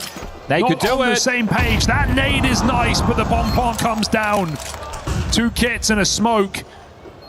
A dream and a hope on this top side for Furia. Jimmy reswing does not connect. And Fallen decides to go back around the world, giving Kixon room. But is it the fake out here? Kixon timing as he goes back to the door, misses that entirely. Oh dear indeed. Fallen makes it in. Mordoy, no idea where Kixon's gotten to, but might need to drop that smoke on the site. It's still Fallen, a shot from death on this fake out. Mordoy core dropping in, and Kixon can't save this one. Is there time? It's going to be close. But Fallen forces overtime. All right, down to the wire. This one's got overtime, and the crowd likes the way that one feels. I mean, Fallen's had a great map individually, but that is a show of smarts. The fake out on the retreat, hit that perfect timing, hit that necessary trade. 1 bullet from Kixon would have cleaned that up. Good to see Yakinda not backing down from his post. But that is down to the wire. I know the fucking game, bro. Okay, Gene himself up. Did play that to perfection. And so now Yakinda even more enthused to get involved. Oh, he had the angle there. Yakinda's going to let them go. He wants more than one. Don't know if this is the move. Yeah, this is scary. They can cross multiple players down secret. Yakinda, sure, he could guess, but he doesn't know. Fallen's addressing it at least, but still, man disadvantage. You could have just evened up the score. Extremely late. Don't die to this now. Okay, he takes... Oh, no! Oh, God! Close your eyes. Look away. An absolute crumble. And this one's done. You got a big fish on the plate like that, you got to take it. I mean, Furia and trigger discipline here in Paris has been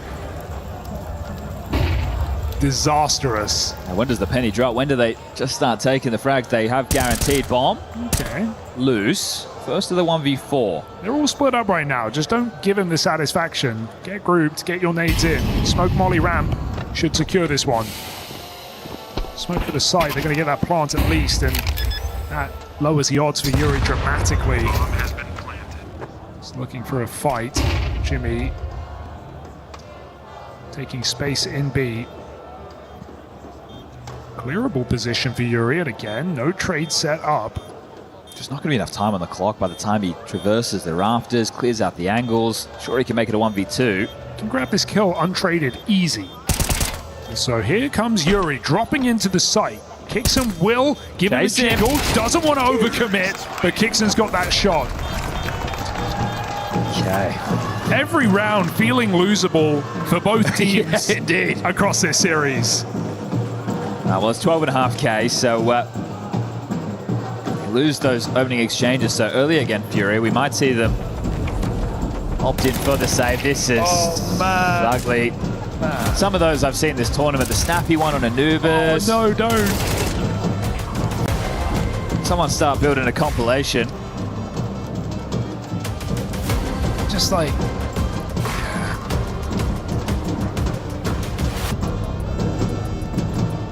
I think the hardest task for Sid right now is mental. Yeah, getting some impact out of Molodoi. 16 kills for him. He started up with Yuri, sure, but the rotating position on this map, you'd love to be finding a bit more output, especially when you compare the pair. You can see on the screen right here, Molodoi versus Woxic. Woxic's been great. I think Molodoi, his scoreline is deceiving. That's fair. I think he's had more trouble.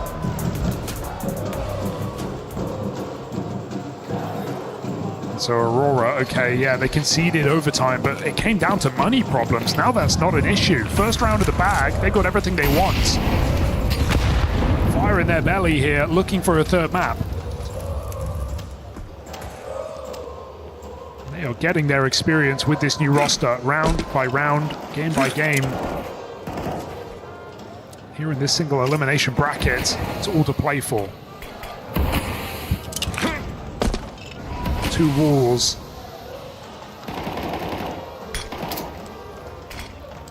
Aurora refresher gets him down secret. And hey, it works. You see that first nade lands. And Aurora managed to get down relatively unscathed. It's Quesarado down towards B. It's the man you'd like to stall. This 2 towards ramp. It's going to limit their options as Woxic tries to disguise the scope.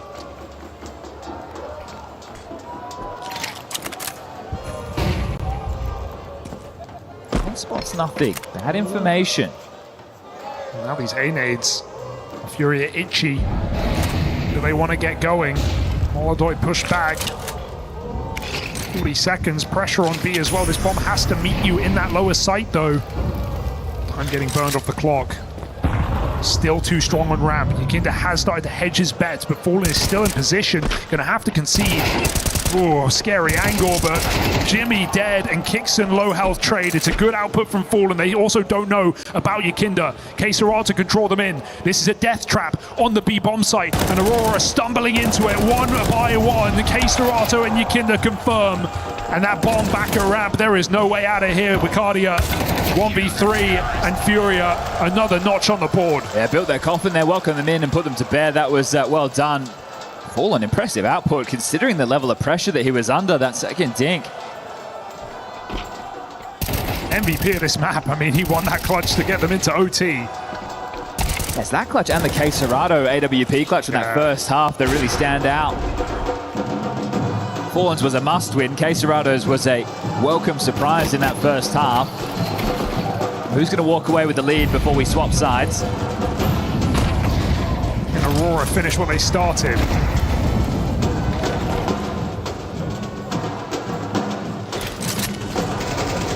3 Turkish players standing very tall in this map.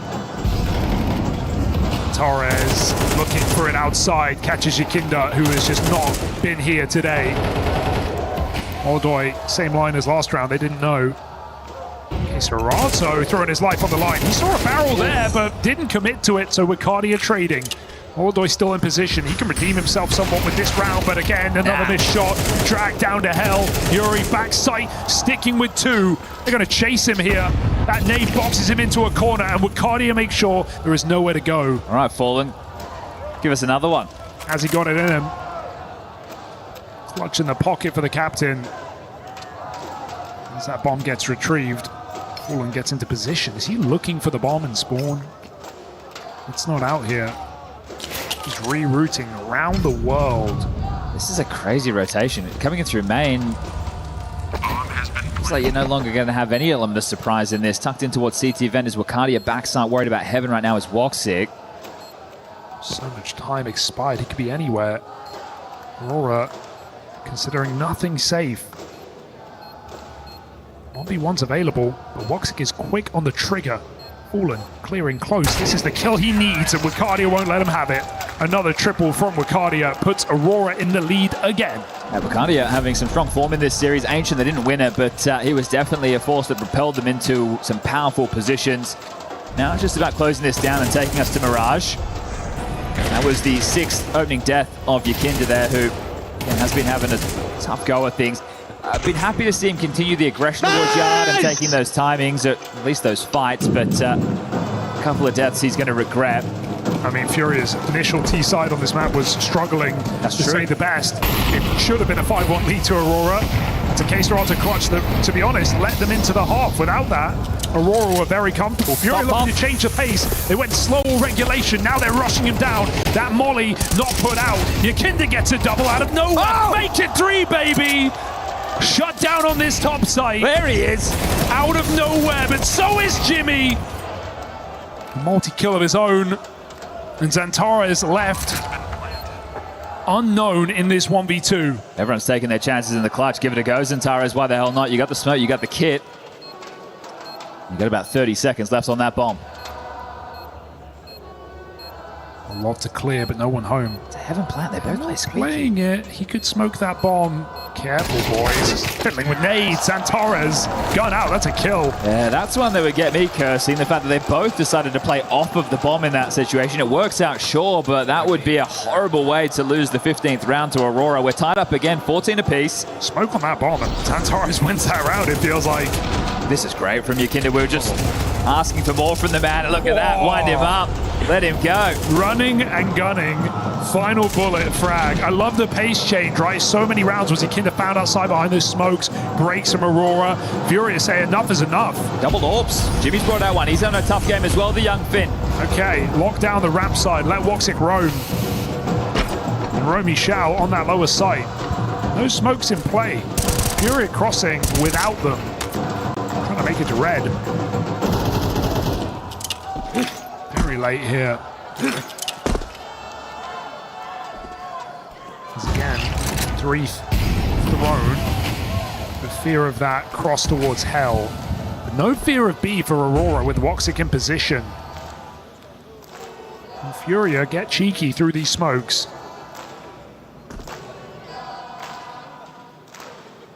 This feels like a round tailor-made for Woxic, who's been extremely reliable in this playoff match. Wide line, hits his and gets out. B is closed. Gonna have to mid-round their way out of this one. Xantara's position revealed. They come chasing. Yuri, banger shot. Jimmy with that second door. Got to worry about his backline. Kicks and drops into the site. This is the bomb towards heaven and hell on its lonesome right now, Fallen. You got to be careful. I mean, he's been reliable, but this is a risk. And these late round moves where they've gone into the darkness of these setups, they struggled so much in that first half. He's not going heaven, he's clearing ramp. This is an audacious play. Do they realize that Jimmy's pushed up? K-Star is aware, but it's a crunch together. Kicks and moves in as well. Jimmy spotted, bomb loose, 18 seconds. There's no saving this package. Jimmy, careful, does get his kill, but this one is done. You're not getting there in time. This is map point. Head for the hills, boys. You don't need to fight this. Just flexing now. Jimmy getting his warm-up, but there is no winning for Wakadia. Panic ensuing, and maybe some miscommunication there. He'll swing out after the clock and take that kill as well. Did they think that there was a chance? Maybe they didn't note the bomb, or I'm not sure. The fact that they've thrown themselves into that. The call came at the end for sure. Wakadia deciding not to go out single. They knew at a certain point, but I feel like maybe that info came down late. Doesn't cost them a thing. These mid to late round scenarios for Furia have been tragic. Yeah, that's a shame. And that's by their own design, right? The fact that the bomb is walking on its lonesome, misunderstanding, and I think these pacier moments where they've been punching in your face, or it's a K-Serato clutch, that's really all their T-side has to rest upon. I mean, it's... They didn't know about what they knew about Woxic's Orb B, so even if Fallen gets past Jimmy there, he's going into an orb. It is funny to see them so wobbly in these scenarios with so much space, considering it's their map choice. I'm thinking this is going to be a punish upper against an Aurora, who, sure, they've played it 3 times all online. They've won it every single time, single digits, but they've got some confidence here and they're playing with it. Surely the call here for Aurora is just watch this top side, right? Another fast rush, a set call here for Furia, the thing that got them into this half of overtime. Got to be very careful indeed. Fight outside. Xantara's doing what he does best and putting them down, putting us onto a third map. Third headshot. Xantares, they can't find him. They can't find anything in this map. It is Aurora, slow but steady, take nuke. Yeah, Woxic very happy with that one. He put in a shift right there. A lot of impact from the Turkish core. Wakadia 24, Xantares 24, Woxic 26. And this one is one that I think Furia will regret. You mentioned a couple of shots hit there from Molotov. This one could have been done in regulation. Yakinda with a tough game, came alive in overtime with that triple kill in towards the top side. But it's the clutches of K-Serrano and Fallen that even kept them in this game. That made it a conversation. We have Mirage as the third and decider of this one coming up. But this is a close series. A 13-11, now a 16-14 overtime affair. This could be anyone's, Hugo. Yeah, messy and stressy, and I don't know if that's going to change come Mirage. We've seen some great individual moments across this series. We've seen some terrifying late rounds as well. Fury are going to have to step up on that third. We are going the distance. Over on Bravo, I saw they were in triple overtime. This one ended by Aurora before it gets too deep. Furia going to have to go to a game 3. We welcome back in the big brains, Yanko and Dupree. And Dupree, I want to start with you. When this game started, I asked, this is Fury finishing out 2-0. He said, I don't know. I don't know quite yet.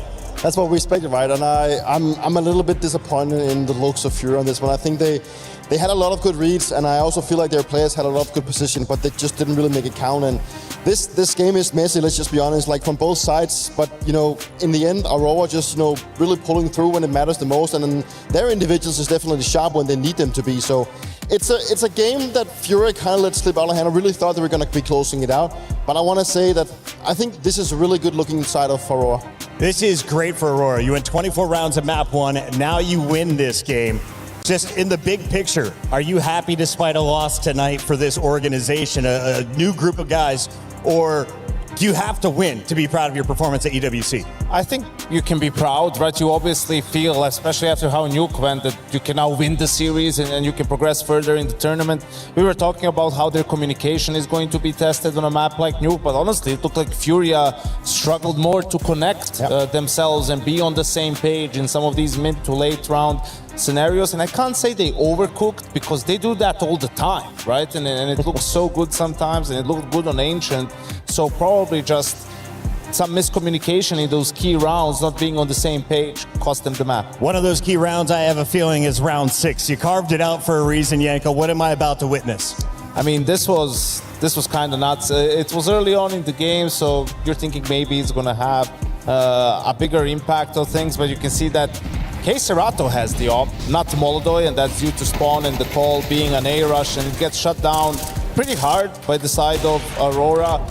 K-Serrano able to get the first kill, then Woxic goes looking for him for I don't know what reason, but he gets one more, and now in the 1v2, it's like he has the X-ray himself, manages to flush out Jimmy with a Molotov. He sees where Kixan is as well, right? But doesn't have the C4, right? So this is still an incredibly difficult situation for him. I would have liked to ask them what this smoke was for, because they obviously knew the C4 was on A. And then just in the 1v2, I mean, I don't know if I can fault Kixan for holding this angle.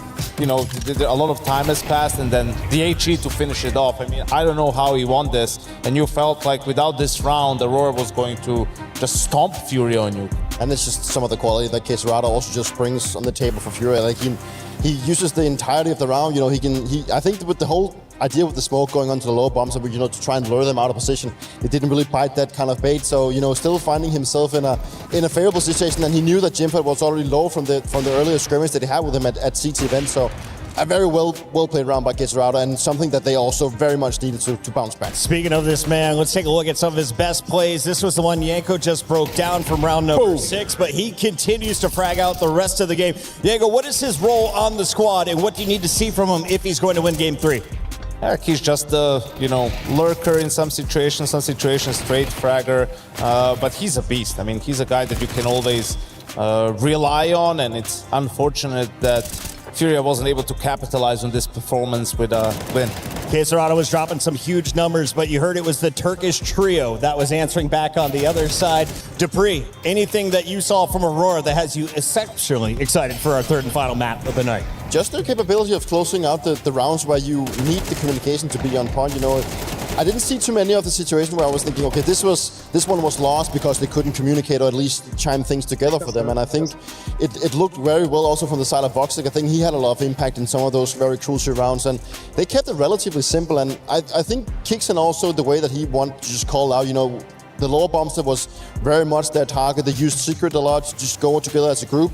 And then in some of the situations, he was just really good at making a small fake to then get more space on ramp and stuff to just, keep Fury guessing where they were hitting. So in some sense, I'd say that I want to give Kixen a lot of credit for this victory as well. Yeah, he found the gaps, right? Because Fury's game plan, or maybe just how it panned out, was they were leaving ramp open a lot, and Aurora was just able to punish them for that time and time again. I have to say, like, Kinder has had a couple of really bad whiffs, man. Yeah. Like, I mean, even on Ancient and on Nuke, I don't know if he's just having an off day or something, but it would be great for Fury if he can snap out of it on Mirage, because he's in that connector area. He's always aggressive, especially on the CT side. So if he goes for those plays playing like this, it's not going to be good. And if he doesn't go for these plays, then you're not getting the player that you need for Furia. Yeah, and it's true to his DNA. That's how he always plays, right? I don't think Yekina is going to be looking at the stats saying, okay, I can't play the way that I always do. Like, he's going to stick to that.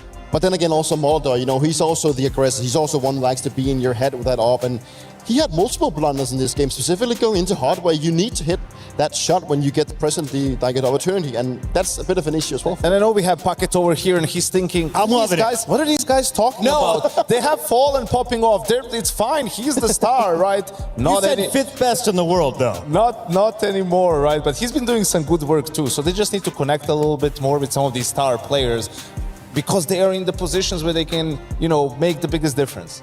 It's not the first esport where the old man doesn't have the hottest hand in the lobby, but he did have some big clutches. When you're speaking of young talent, how old is this guy as we take a look at some more highlights? Production has been making montages behind the scenes, and the CS fans around the world are loving it. Keep sharing it all over social media. And tell me a little bit about this star on our screen. Santaros has seemingly been here forever. Like, he's one of those Turkish players that just has been standing out for so long.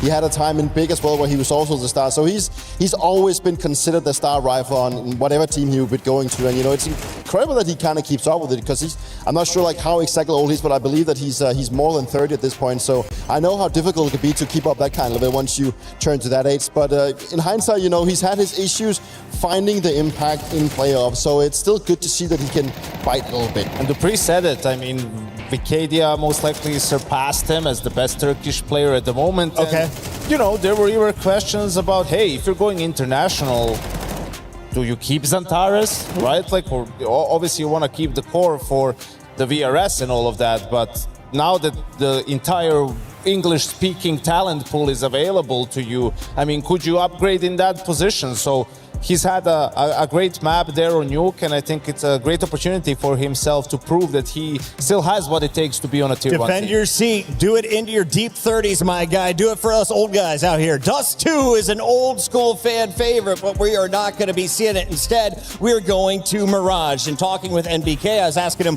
what's kind of the pros' favorite map right now? And he said, well, kind of traditionally, the most fair map has always been Mirage, or even. Do you still feel that's the case, Dupree? I feel like the map has been in the map for so long that at one point, you have to get tired of it, right? But seemingly so Val doesn't, so we just keep sticking with it. But I mean, like, looking at the fact that it's a map that requires, the individuals to be more on point, I think, I'm kind of leading a little bit into that Aurora could potentially take it. I think they've shown that they are more sharp today, and it's a map that doesn't require the same kind of communication as Nuke does. And even in Nuke, they did look promising. So anything can happen at this point. You just explained it, but I want you to say it with your chest. Aurora can beat Furia, and the percentage of my belief is 60-40. You think 60% they will? We can do it. I think Furia bounces back here, right? Like, they had an off map. I think Yekinder, unlikely for him to have a full bad series. Those are uncharacteristically bad misses from him, right? And I feel like he's going to find some fire in himself to turn it around and make the difference here on Mirage. Well, I got the official word that triple overtime has started on the Bravo channel. If you don't have both tabs open, fix that right now. The Esports World Cup is going on for 4 more days after this. For now, though, we got to finish day 1 with the casters.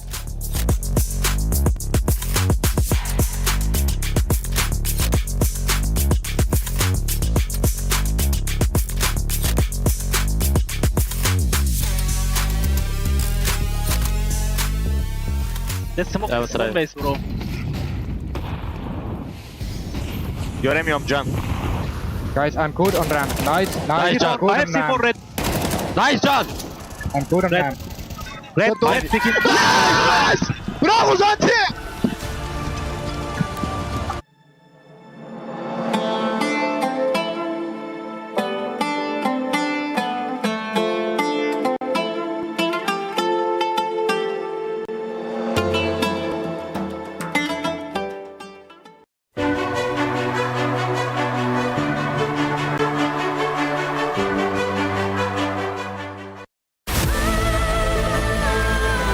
EWC is all about breaking records with the best of the best. That's why I'm out here at the racetrack today to do just that. I've got my driving instructor, Vincent. Vincent, Hello. what is the record for this lap?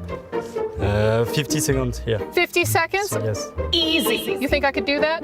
Maybe. Let's see. Let's go. 3, 2, 1, go. And here we go. No. Break. Okay. And reverse for go.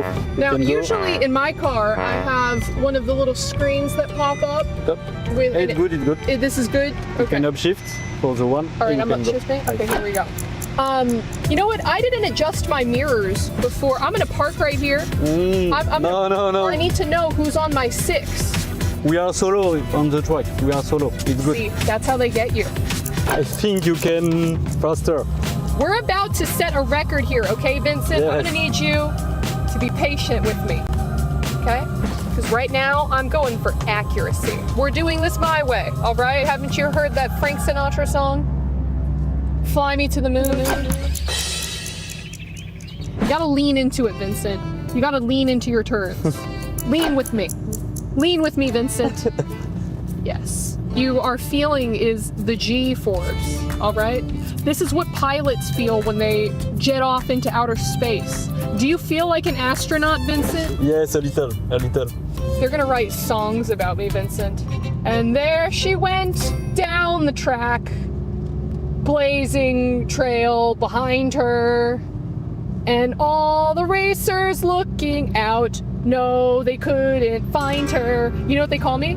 They call me the Yellow Flash. Try to be fast.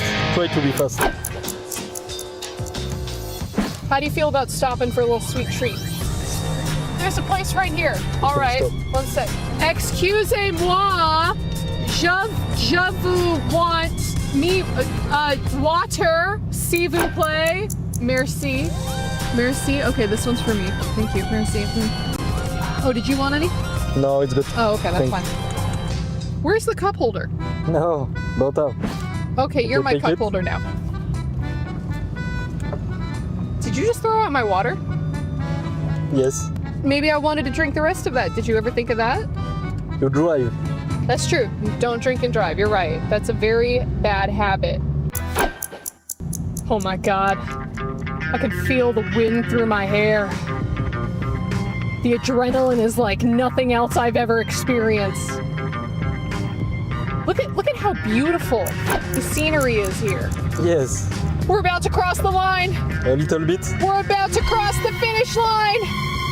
Yeah! Nice. Good job. Little slow, but good job. Nobody has done that before. Nice. We did it. Celebration. That's the sound of my people. After weeks of celebrating only the greatest losers, now I myself have become one. We did it!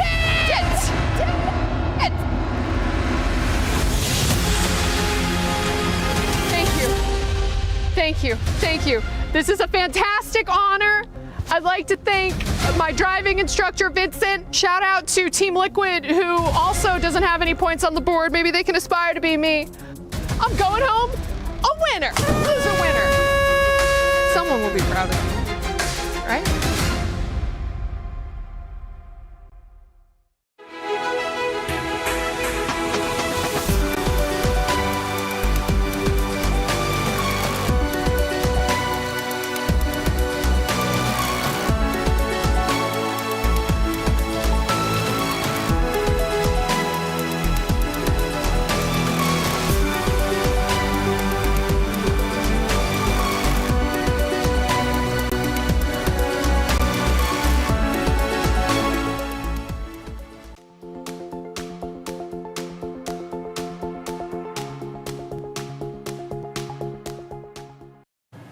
I'm here at the foot booth when we've got tons of things going on, and by that I'm talking about a reaction time test. I'm not doing it alone, of course. We've got real gamers in the wild.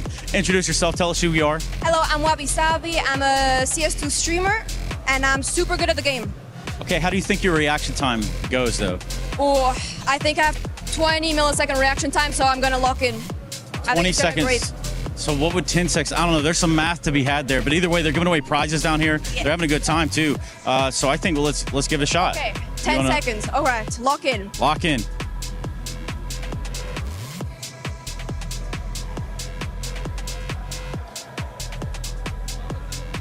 Boom. Was that good? Survey says 796. That was horrible. It could have been worse. It could have been like just a straight 6-7, right? All right, I'll see myself. Let's go ahead and switch it up. Let's switch it up. 40, by the way. Just prove it. Or I'll go on the reaction time test and I beat you here. You walk that back. Deal? Deal. Deal. Here we go. Wait, is it restarted? Yeah, you're good. Here we go.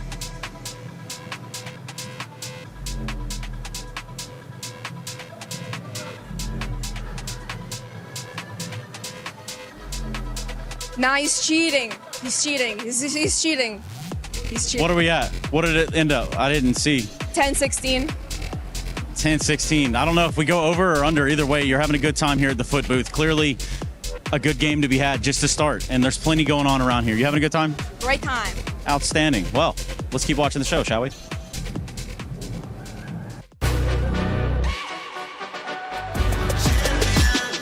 This ain't no regular thing. I came for the ring, you know what I mean. You see my name in the lights. With this being the final week of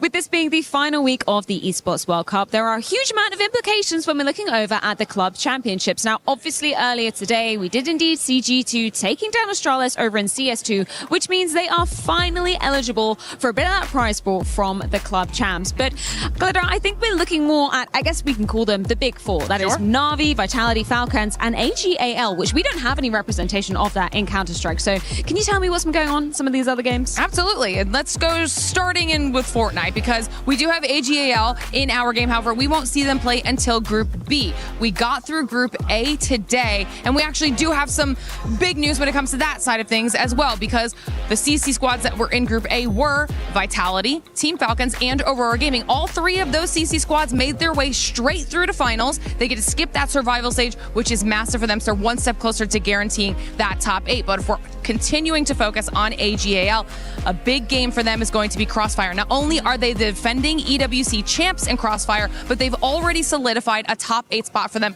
200 more points on the board, closing that gap between them and Falcons on the CC leaderboard. And to circle back to Falcons, we're looking obviously over at Trackmania as well, where they did manage to get that opening win, and I hear on good authority that they are the favourites to indeed be taking the title there, but we might have to see how exactly that goes down. Stay tuned for more. Quinky feels like he's living on borrowed time. They're chasing him down, giving him the fights. Quinky with the turn. What a sequence! Apathy, now they burst through. This can go rock gun in a 1v1, and down goes Kersey. Has to hit that, and he has one-on-one, and Jimmy jumps into his draw. Sin on the sniper for 4.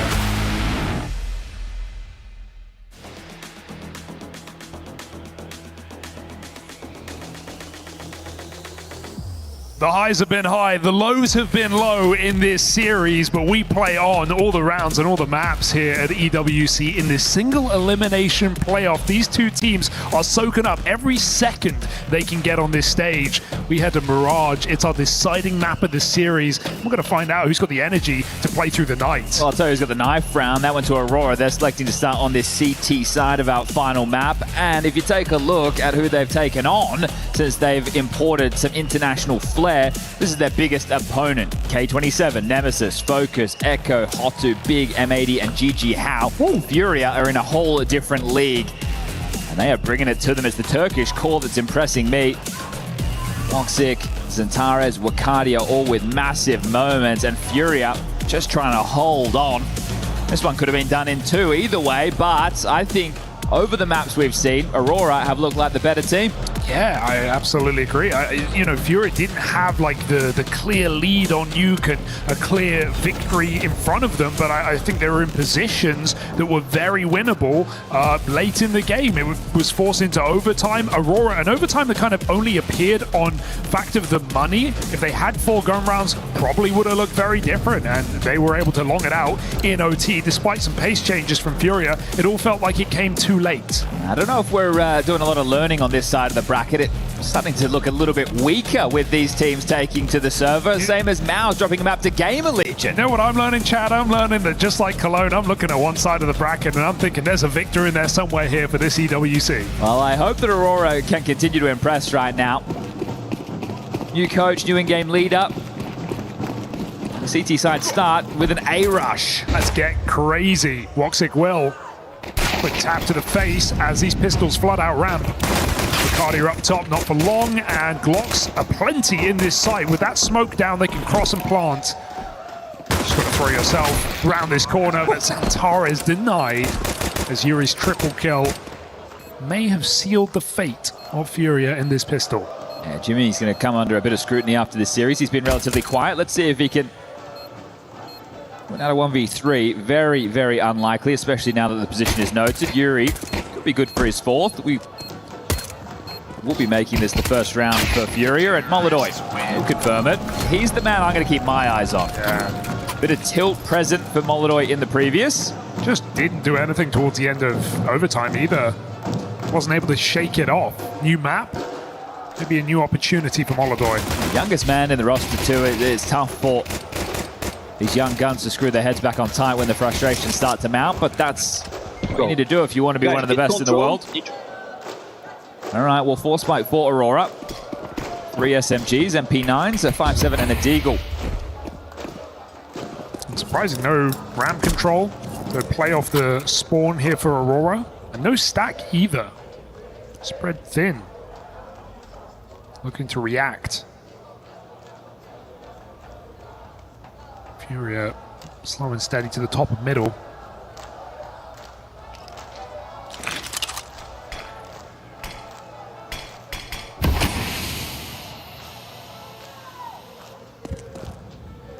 Are they considering a mid clamp? Not playing in con, but Jimmy's starting to scale up short to support this. Molly with light damage. Oh, this is scary though. Looks like a fake out, at least for now, with up Cat, but that Santara's entry has caused some commotion. Shaken up by Wakadi's double and ladder. Look at the extremities. Yuri and Case are out of the Fangs on polar opposite sides of the map right now with 50 seconds left. They're meant to claw this one back. Best of luck, gentlemen. This is not easy. Nothing to sink your teeth into here. Jimmy's just got that spot. It's Case Rato's position. Only good for so much. Jimmy's not handing away that kill for free. Oh, there was an angle there, but he's waiting on Yuri. 30 seconds. We don't have forever, boys. Someone's going to make a move. Yeah, Case Rato says after you. No, you go first. Okay, smoke is something, but Jimmy can come through this. The tag is heard. There's no Ollie's time. down. Yeah, 15 seconds, and there's a bomb pickup, but you need frags, and you need them now, and there's just not enough. 10 on the clock. Yuri's running away. Good luck. Yeah, take him after time, boys. Hunt this guy down. They're picking up the guns. They've got the round secure, but this is a woeful way for things to follow forward after Yuri had that. It's 3K on the pistol. He'll tuck away. He will get away with his life. Wakadi will not be able to track him down in time, but we level out the playing field, and just as we were hoping to deal with the frustrations of Furia, they're going to bounce right back. I mean, maybe it's back to Ancient where Wakadi was popping off. Sure, he kept it going on Nuke, but remember, forced to be reckoned with at the dawn of that map. He went like 13-2. It's funny, the extremities didn't even really play when the fight in mid happened. They only activated once everybody was dead, and at that point it's too late. Bomb committed. We'll force bite back. It's just that AK carried through. Some pistol upgrades, 2 P250s, 2 Tech 9s, and walk out onto the A side of the map. Put this AK in the right place. Only the pistol spotted, so maybe not as much fear as Aurora should have here on ramp. Exec thrown in. Yuri still looking, dueling. Shaking for this fight, and that's a good turn. Kicks and one over commits. Flash will certainly help, or at least it should have. Does not pounce on that kill. So 5v4, he can reset. Look at the bomb as well. There are options here for Furia. Cardia stops K-Serato middle, and Jimmy cannot die for nothing. Like that, but the nade to follow, big boom available, it misses. Furia are running wild. They're running rampant. They cancel the call. Oh, if this is anything like Nuke, I can see them just walking into a stack with about 20 seconds left and having the round fall apart. Dude, what was that from Jimmy, though? He has the prime position. He swings in. Yeah, a couple of players having some off days today. Not the output we'd hoped for. That smoke will keep you there. Time wasted by Molodoy.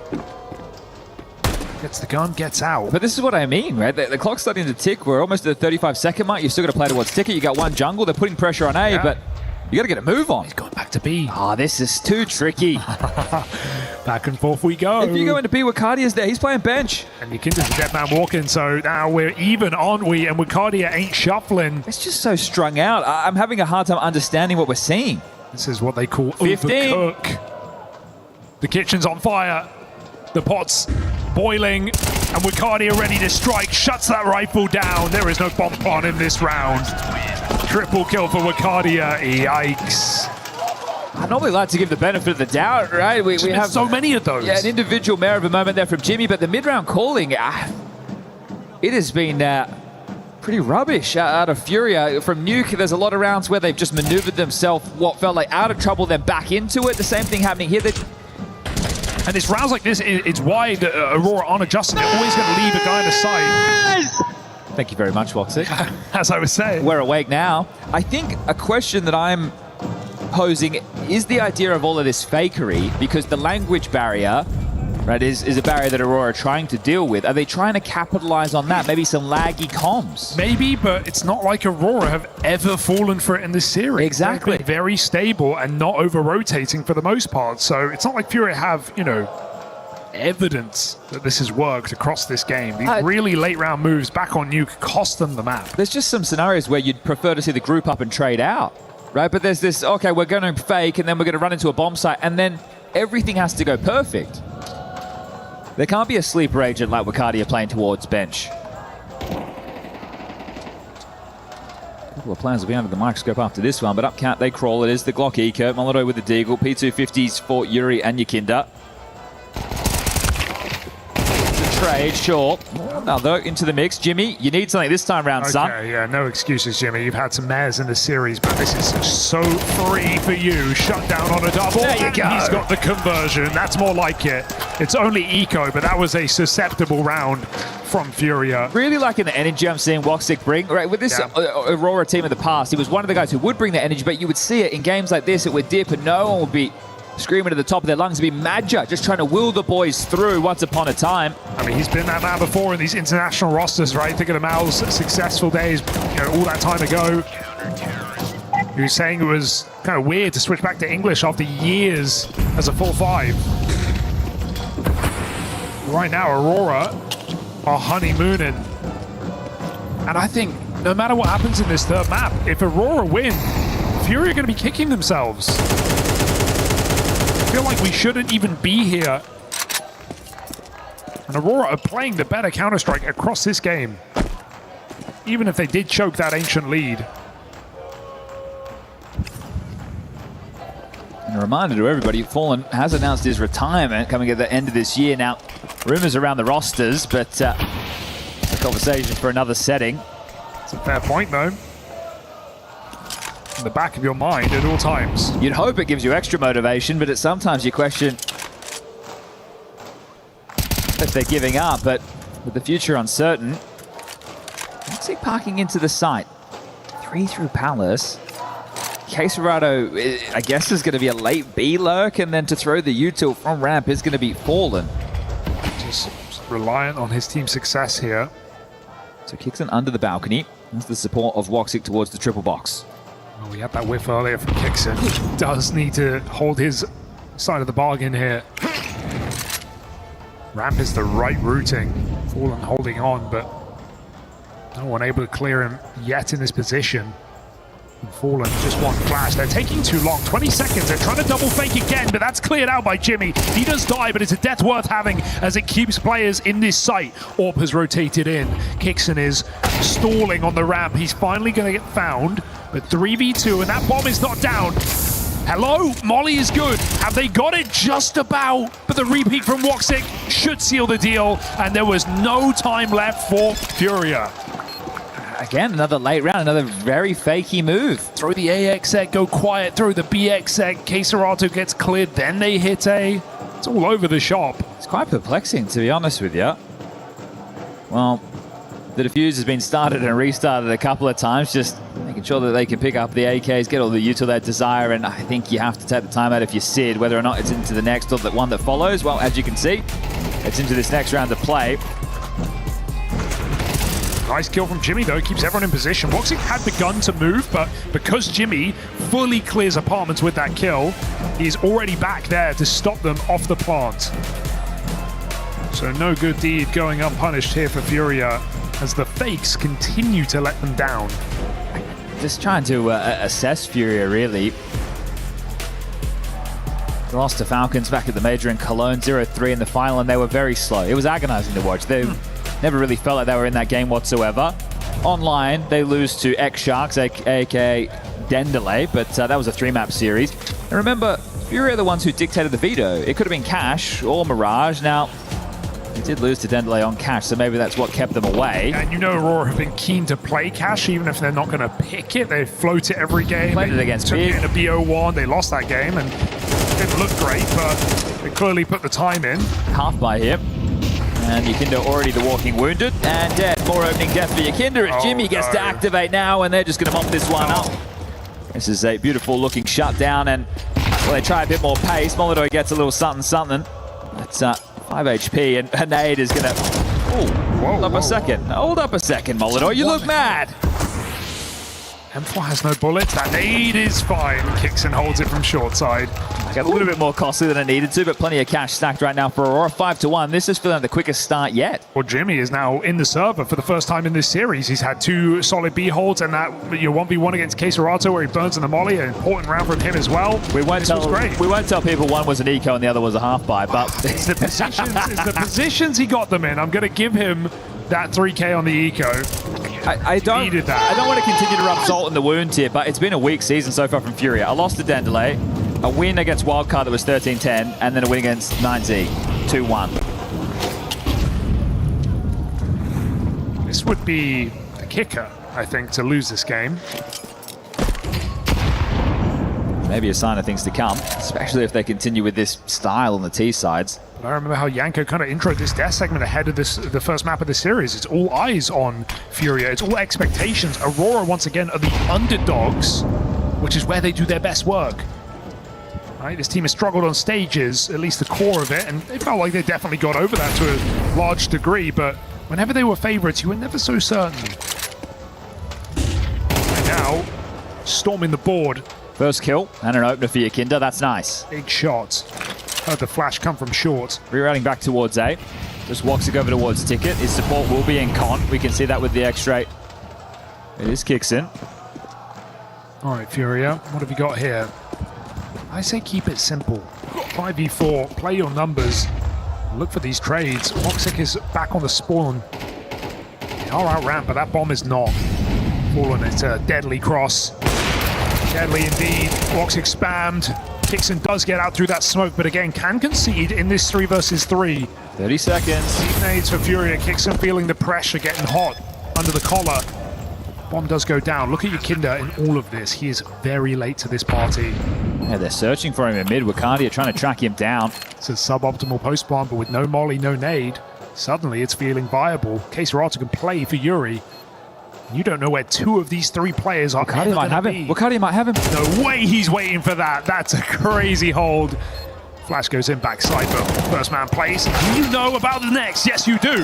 Somehow, some way, Aurora sweep that round aside. Oh, Ash is happy with that one. That's a magic trick. They pulled the blanket off the table. Oh, mate, the smiles on the faces right now telling a story. They are absolutely blowing Furia out of the water. Again, a hot start for Aurora. Same thing happened on Ancient. But this is a well put together retake. Cognizant of the lurk, and again, that Woxic energy. A 5-round gap. The lost bonus there. The bomb goes down. And Gorles, he can see how this is unfolding. That was with the Yakinda opener. Yeah, and just a safe 3v3 post-plant, but it was so trapped in that bomb site. B-pop. Why not? Yakinda trying to sell the middle.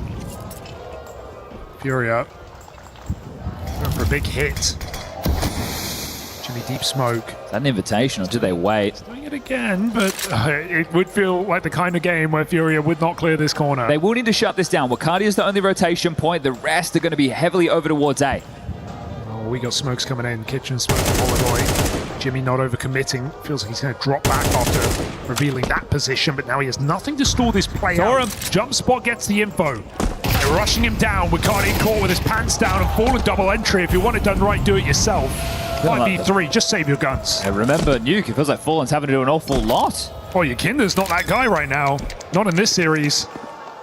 He has been very quiet on these entries. A lot of whiffs, a lot of awkward timings. And so Fallen shows him how it's done.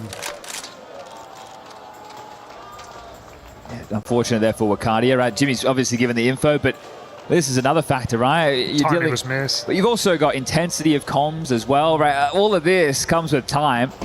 Sounds like someone who's played with JKS. Yeah, when they're pressing the issue like that, you're going to be screaming. It's 3 to retain as Holodoy trying to constrict the movements. I don't think he's going to have any say in this one as the bomb goes off. The second round for Furia now, and that is the first since the pistol. Remember how he got here? It was Yuri just running out A, deleting Aurora. And then a force buy that, well, it didn't even feel that well put together from Aurora. It was just a 3-man pack from Furia walking in middle and clamp down on. Yeah, just great entry work there from Fallen, really. His fragging has been better than his calling in this game, so it feels. You wonder who's micro in these mid rounds, because if it is him, then yeah, but I guess at the end of the day, he is the leader. It can be Yakinda as well. We know how vocal this guy is. Would make sense with how out of sorts he seemed. It's hard to know. Oh, double nade. Big shrapnel onto Woxic. Lives to tell the tale. So they're going contact here. Again, no bomb, so Fallen will have to come back and pick that one up. Something for the pocket of the Professor. Stray bullet would do it. Yeah, he saw him. He saw him. He gets that shot. Nice kill from Yakinda. His 2 kills have looked great. Is that a team flash off of Cat there as well? It may have been. Don't think it would have changed much. That was a hard pre-fire. Santara is caught by timing. That's more like it. 3v5. Furia just throwing themselves together, side by side, into this site. And Molly won't spread. Got room back in ticket. That nade falls short. It's all gone a bit pear-shaped here. Furia plucked the round. Oh, you thought about it, Kixon. You definitely did. Takes that kill while he's got it. Without holding the shots being going. Normally it's Furia are the ones who are seeing fumble in that degree. At least it was already a lost round. Trying to make it a winnable one. So a couple guns to be saved here. And Furia should allow that. At this point, build up your own money. One more will leave you very comfortable. So 1900 loss coming into the next. This is consecutive rounds. We can do a bit of quick maths. The AWP being saved is great. Kixon can drop one. Woxic is going to have enough to do the same. So the buy will be all good in the hood. You don't want to let them back in. Want to pry open that door. Fury going to work damn hard to secure themselves a sizable half. First tactical timeout called. Yuri showing he's one of the best at this A-side lurk. While there were more holes in the previous maps, when it came to the fragging for those 2 international imports, they are holding their own here on this 3rd map. Yeah, it's lucky Kixon had to play every position under the sun in the Falcons roster because they were playing musical chairs, him and Tessa, constantly chopping and changing. So Cryptim ready to play wherever is desired. Jimmy wants to be anchor in Mouse, so this is a natural fit for him. And it's definitely felt like Kixon feels a bit more selfless in this team. You know, I think at times in the Falcons rosters, he was in very strong positions and didn't necessarily get a lot of value on, you know, especially T sides. But you know, here, happy to run in with a Mac-10. Look, Sacrificial lamb. I envy getting to play with some great players like Monacy and Nico. I don't envy having to call around them. Sure. Woxic. This was one by. It's felt pretty rare in this series. Woxic has been reliable. Well, this will be another A play. They're looking to bully Kixon again. So we were just talking about the man. We need to see some output. Just him and Woxic over here. What's he got? Little support. One flash for Woxic available. Wants to take this fight. Missed again. Does Kixon get going with that flash, or does he just lay in wait? Gonna hear these nades coming over. Rotation towards ticket from Woxic. Will he get there in time? Again, another solo fake on this B side, but I don't think Aurora are buying it. Woxic has come back to spawn ahead of that Molotov. Molotov finds a shot. That's a nice repeat, but spam damage does it from Yuri. Yeah, his insurance policy right now is Yuri. Very important frag there. You're hoping for some luck to go your way. How about that? Xantares. Just point and click. X-ray vision on the man. Now they're waiting for a mistake. Do they get it? Yes. Xantares goes searching. Bacardi is still here. A position unconfirmed. Ready to strike on this tap. Yuri over the top, and they're not looking. Bacardi with one more. As Yakinda's thrust into a 1v2, he's going to need two very sharp shots, but not to be. Aurora managed to squeeze it through with some little help from the Turkish 2. I think the trade from Yuri onto Woxic pinned towards the triple should have been more than enough. That is... Show us that from Xantares' POV again, Just please. Unlucky, that second one bullet. It's one thing to drop the bomb, it's another to one-tap Serato. He didn't even see him through that smoke. That's nutty. Luck's on their side as well right now. Molotov with a damn. And what can you do about that? They're putting them through their paces. You got to work hard if you want this one, Furia. Elimination on the line. Round of 16, quarterfinals. G2 watching eagerly on. Someone's key will be crushed after this. I mean, you casted that G2 game. What do you think? Odds against either of these teams, pretty good? I think Ancient, it felt like G2 weren't connected. A slow start, but when they woke up on Dust 2, they kind of just ran away with it. They were running 3 B rushes on Dust 2 against Ryu and just bottling against him. So I think a G2 versus Aurora game has a lot of firepower. Would we even see an Ancient? Would Aurora do it again? Ah, that's a good point. I mean, their first half was great. Had some trouble closing. Well, if you only looked at the win-loss column for G2 on that, maybe you'd consider it, but I think stay in safer turf.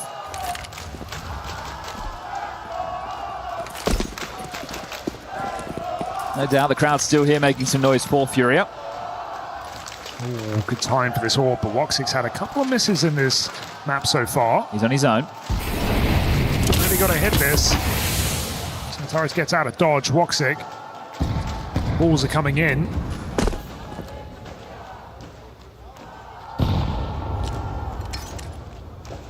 It's really just him here. No move being made. They're so worried about mid or an A play.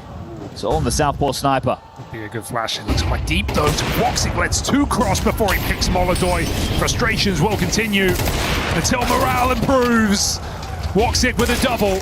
Rotation is succinct, and Xantares has seen something on that cross, but he is not in a hurry to waste his life. 4 versus 2, and the team are nowhere to be seen. They are so far away. Double molly will force reposition. We're waiting for Jimpad to come up on Cat. Meanwhile, 2 shuffle in. Hello, Xantares does not wait forever.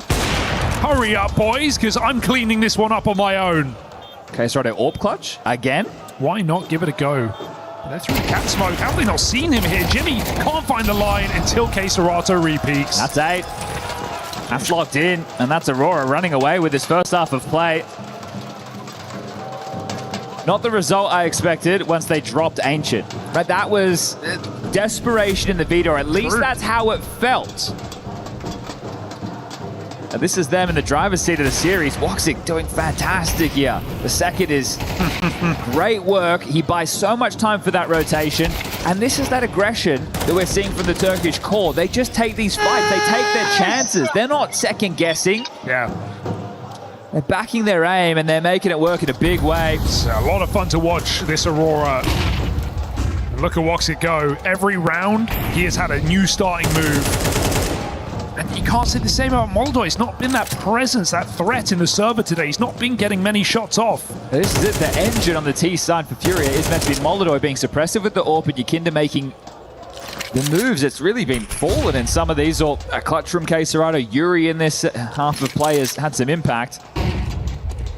It's been trades off Furia. It's been, you know, K-Serato lurking B-abs. It's not like Furia have the entries to let these late round players succeed. Will that change now in round 12? Can't have an off day in Counter-Strike. We've got an awful lot to play around at 16. A couple of extra games in the mix.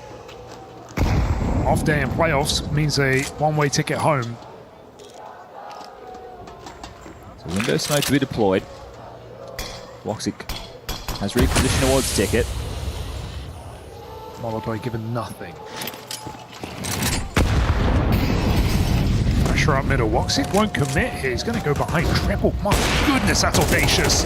Luckily, Xantares has his back. And so these two Turks holding strong yet again. Woxic will fall, but Xantares, unfinished business, spots that AWP. Goes swinging once more. Trades aplenty. Jimmy does find Moldoy. He's now thrust into a clutch, and Jimmy wants everything. Around the world, what a rotation. Tough to win this one. Yeah, this is... You've sunk, what, 10 seconds off the clock before you can get there. You can't go through Palace. There's no way, Chief. You have to go ramp and... Oh, dear. Yeah. Wait, don't give it up. Because Jimmy might have the whole round in the palm of his hand. He just has to reach out and grab it. Jimpat, miss spray. Hey! And it slips through Furia's fingers. 9 in the bag. He's giving him a wave right there, is Jimmy. That's what we love to see. And if you weren't dead, that will kill you, Furia.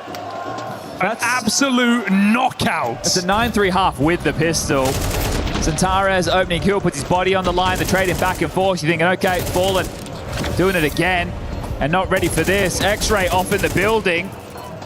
Bye-bye. The crowd in the dark, but Jimmy says bye-bye. Can't give that one back away. Almost whiffed that spray as well. Pack their bags. I think we'll see him in the lobby with a couple of those faces. This one slipping away as the Aurora management loving what they're seeing. I can't believe it. I can't believe it. I can't remember the last time I saw Aurora smiling this much. Yeah, true. They're having a good time, and understandably so. In a playoff. G2 in those quarterfinals. Could this be the run?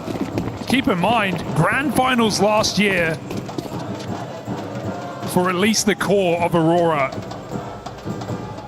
Looking for another unlikely run. Stacks in the right place over towards B. You don't need me to tell you the pistol's mandatory. Shots need to be hit now, Furia. Fallen pre-firing. They come running in. K-Serato position unconfirmed, but he is blind. He can only take one. The trades are nice. Backside, Fallen known. Moldoy comes in through from cat side and offers some assistance. This should be too far gone, but Woxic keeps us believing. Furia finally stemmed the bleeding. Necessary ticked. Another Fallen multi. There's at least 2 rounds that you can attribute to that man. Bomb doesn't go down. Expect the eco. How long can they hold on to this lead? Conceding what should be the 5th round to Furia now. This one becomes about damage. Can you limit what investments they can carry through? Force out a couple of rebuys. 3 Deags, 2 Glocks.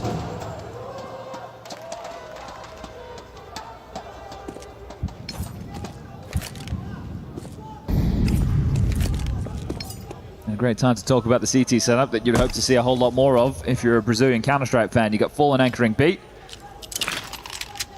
Kinder over towards short for now. He's pumped back into the site to join the boss man. Obviously on the AWP will be Moldoy, and he needs to hit his stride. Well, let's compare, right? Because we look at Woxic. What were his starting positions? He had some CT ticket rounds on gun rounds. He was picking ramp. He was boosted B. It's hard to know where you're going to run into this sniper. Can Moldoy be as diverse?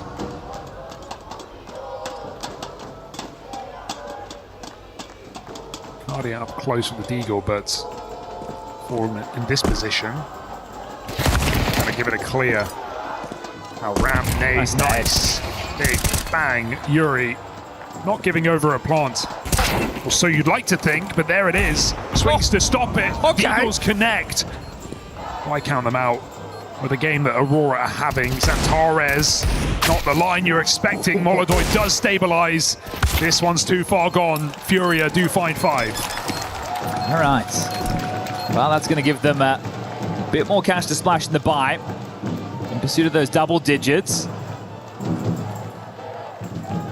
So consecutive on the CT side for Furia Shaw. A couple of drops will be required for Queserato and Yuri. They will be able to hook that up. And this is where kicks in. You get to make your money. This is the T side. Can you call your boys into a winning position? What a shot, dude. A couple of nice ones are showing that they are really on form right now. And talking about these AWPers, right? Woxic clearly calling his shot. Looks like Molodoi a little bit scared to do the same.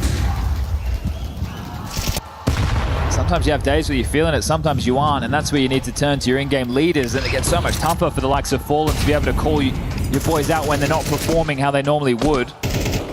Mid-control established somewhat. Exchange your util.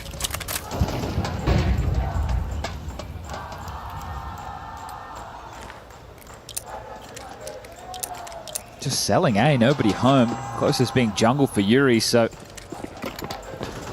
looks of things, they want to stall out mid-progression, but they're not clamped in to flash forward and fight when they're in the guts. They are giving them a whole lot of space right now.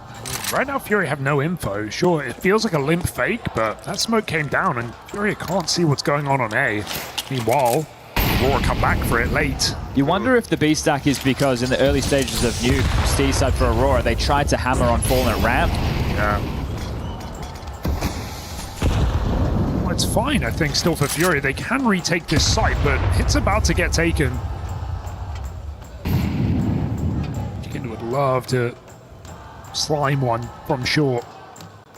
4 and 10, struggling game, struggling series. He just can't find that angle right now, but they've got to cross through, out connected. Yakinda, 1-for-1, could be worse. Smoke in the jungle, 20 seconds as this bomb gets out. They don't even know about spawn. It's completely open. High flash is perfect. Queserato jumps on him. 4v3, trying to maintain this jungle control, and Aurora go back, but with a default plant, they can't move too far. Fury are gaining space. Another frag from Fallen. A 2v4. And hard shots, but necessary ones if Aurora want to find 10. Jimmy thins the herd. Cardi's got to live. That bomb is for him. He's the only one who can play it, and Molodoi knows it, trying to force that final kill. Jimmy can't stop that defuse, and so Furia are still on this stage. An orthodox setup there. Very worrisome setup with the way they approach that. But once you see that high flash come in, the understanding on the stairs right there, you think, okay, that's what was premeditated. That's what they were hoping to pull off. And that's where they stuck the landing. So now 3 straight, the longest streak Fury have had in this map so far. Something, hey? Starting to get a bit more interesting. But you have to deal with what is the partial buy of Aurora. This should be a pocket round, likely just into an execute. 3 smokes middle. Window smoke, top cap, and con. They played forward. If they go right now off the rip into a B execute, they'll be able to catch them out of position. They're the ones who are being fakey. A fake. No. The Furia bite. Kinda's still down bottom middle. Fallen sees it coming. Everybody spotted. Rushing this site. Fallen no support. Coming through the kitchen now. Fallen holds his own for 1, but he's got teammates by his side. Stopping the scale. Nice shot from Wicardia. Could they really do this? Yakinda's managed to slip through into the back of the site. There's no ammo in this rifle. Wicardia's just spinning around, and Jimmy doesn't know. Right below is where Yakinda sits. 4 kills from the bottom performer keeps Furia from embarrassment. I didn't think he'd get there in time. He's worried about underpass, but sweeps up short. And then surges forward. Well done from Yakinda here. They lost track of him for sure. But you can see this is not Aurora turning into scrim mode, but players playing, right? You can see our fake plant, there's that, dipping and diving. That's when, once you're in, that's where the creativity of the players have to come through. It was looking like quite a dominant affair, has now become a 2-round gap, 9-7. Second tactical timeout from Ash. And this is this is where Kixon has to show his worth, right? Late in the game, he's got a couple of players performing. We're seeing some nice rounds out of Wakadi, out of Xantares, out of Jimmy. Kixon's got to call him to a close. Or Furia, slow, but 4 rounds straight are within touching distance. And keeping 3 alive in the last 3 rounds hasn't done wonders for the bank balance, but they're not at break point just yet, so they can concede one and then buy back in, at least for the most part. Bomb left in spawn, no clear indication of the finish. Yuri flashed forward, great opener, Molodoy, and now they're starting to get a rhythm. Now you're getting scared. Molodoy activated, had 2 great rounds in this half already. Big cover on the AK in that post plant on A. Yukinda. Hot hands perhaps. Has he got this timing? Oh, he doesn't call it off. He goes back for more. Careful, boys. 5v3. Kixon's wounded. They can walk up short right now. It's Fallen considering it. Jump spotting on this B side. Molodoy poking shots through. I'm curious if he spotted anything over the tip of the smoke. Xantares. Oh, he saw something. Yuri can't close it though. Gonna swap sides. Here's the mind game now. Fallen, good angle. Woxic. Oh, he gets a bit of a warning. A jiggle.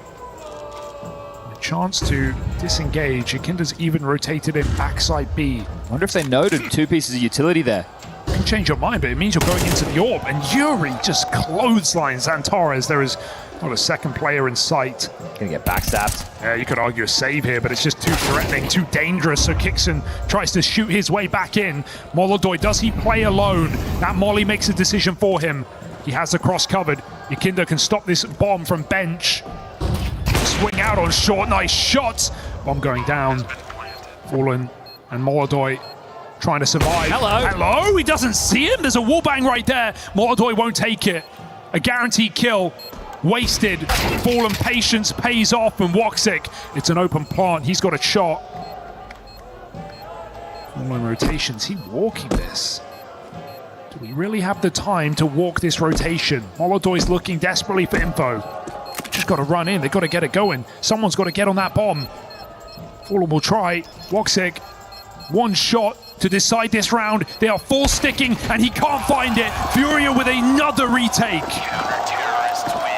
Well, the attempt there from Aurora, considering the circumstances. They get in, they get the bomb down, they keep it threatening. That'll facilitate another buy, but their T half starting to look just as poor that as Furia's. This is 5 straight now.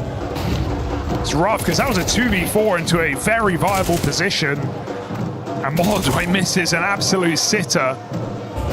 But he at least makes up for it. Yeah, surprised to see Woxic adjust into that. Thought Yukinda had done enough to pip him at the post. But holding on.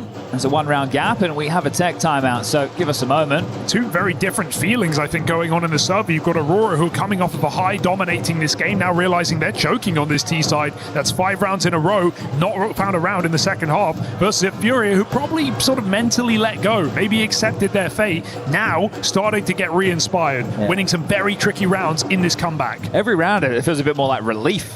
Right, okay, oh, we're still here, we're still in it. And Sid giving the Graham Messioso pit patented double thumbs up.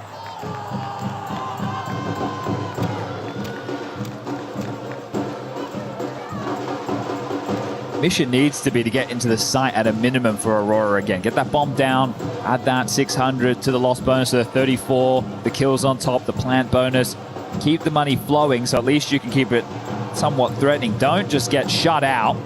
Be in the washing machine of a full buy into a half buy, excuse me. Straight into A. All right. Mission plant. Oh, this is a good position. Yuri pauses himself and Molodoy hits a very nice shot. Serato keeping the pressure on. Another tag from the Molodoy orb puts Kixon on its last legs, and Yuri hasn't even had to play, but that is the surprise in this site. Woxic 1 versus 4. He knows the angle of the orb, but he can't finish the job. And Molodoy now enthused, pushing back in as they come chasing him down. Careful, boys, as Woxic almost steals the round. Ooh. One bullet headshot on Molodoi. It is Fallen again with another clutch. He was heating up right there, Woxic. Oh my goodness. This is the man in the mouse jersey. You love that spotlight. This one would have been for the ages. That is a terrifying round there. Nothing feels safe. You don't feel good about it, but you do have it in the bag. Well, Gomez manages to smile there, but he knows these rounds are too close to call. My God. And Chad, I don't want to say it, but it's in the air. After Ancient into Mirage, these leads for Aurora, an 8-4 back last time. A 9-3 here off onto the T side. Trouble in paradise? Well, you'd love another day to see if you can get at least a better tone out of your Kinders and Molodois, right? If you're Furia, if you're able to snatch this away, give yourself that quarterfinal, see if they can reset and put more of the Counter-Strike we're familiar with. Molodoi is starting to activate, right? He had that double with the AK, now the AWP's out, so at least looking more comfortable than Nuke. Just a partial for Aurora. I'd expect the last Ash timeout into the next round, most likely. Okay. Been on the money on your timeouts. But let's see if this one is a gut punch. We've got a hero AK on Xantares, and we've got a one-man B hold. This under setup, it sets you up for a post-plant, but you've still got to hold the site. Yeah, Fallen needs some resistance here. He needs a kill and to buy time for the flank. You can feel it. He's pulling away. Kinder's making a move. He might get caught on an island. Cancelled. He's walking under. Yukinda pushing up, and they're going to clear this. Careful. They're all above you. Yukinda somehow escapes. There's no nades to score this out, so Xantares comes gunning. Not on his watch. What a chase from Xantares. He's going to arm his team as well. Or so he'd like to think. That's what you need to see. Good move from Molodoi. Fills the void, finds a kill, ties it up. 4v4 now. I mean, you've ruptured the whole plan here for Aurora. They wanted to B-pop, they changed their mind. Now they're just dead set on getting this gun. Window smoke coming in, they're ahead of this. Yeah, Fallen's pushed top mid, so Molodoi is insured in this position. They won't overdo it. They feel like that's a fake. It's not. Aurora. 2 rifles, don't grab extra weapons, showcase something on A, but that lurk goes nowhere. It's not Fallen anchoring, but it's Queserado, and that's the man I'd like for the job. He may be bottom of the board, but this is one way to redeem it. 20 seconds in a hard-to-clear position. This should be guaranteed a kill, and so Queserato ensures that. Good trade. Nice trade. Xantares trying to save this round. Gun picked up, but Deagle out, and Kixon can't find that spam. Has to forcing Xantares to plant. He can't win this, surely. They take the fight together, and Fallen finishes what he started. 10 rounds to Furia from 9-3 down. 7 rounds straight now. You bang on, there's been definitely a tone shift in this one.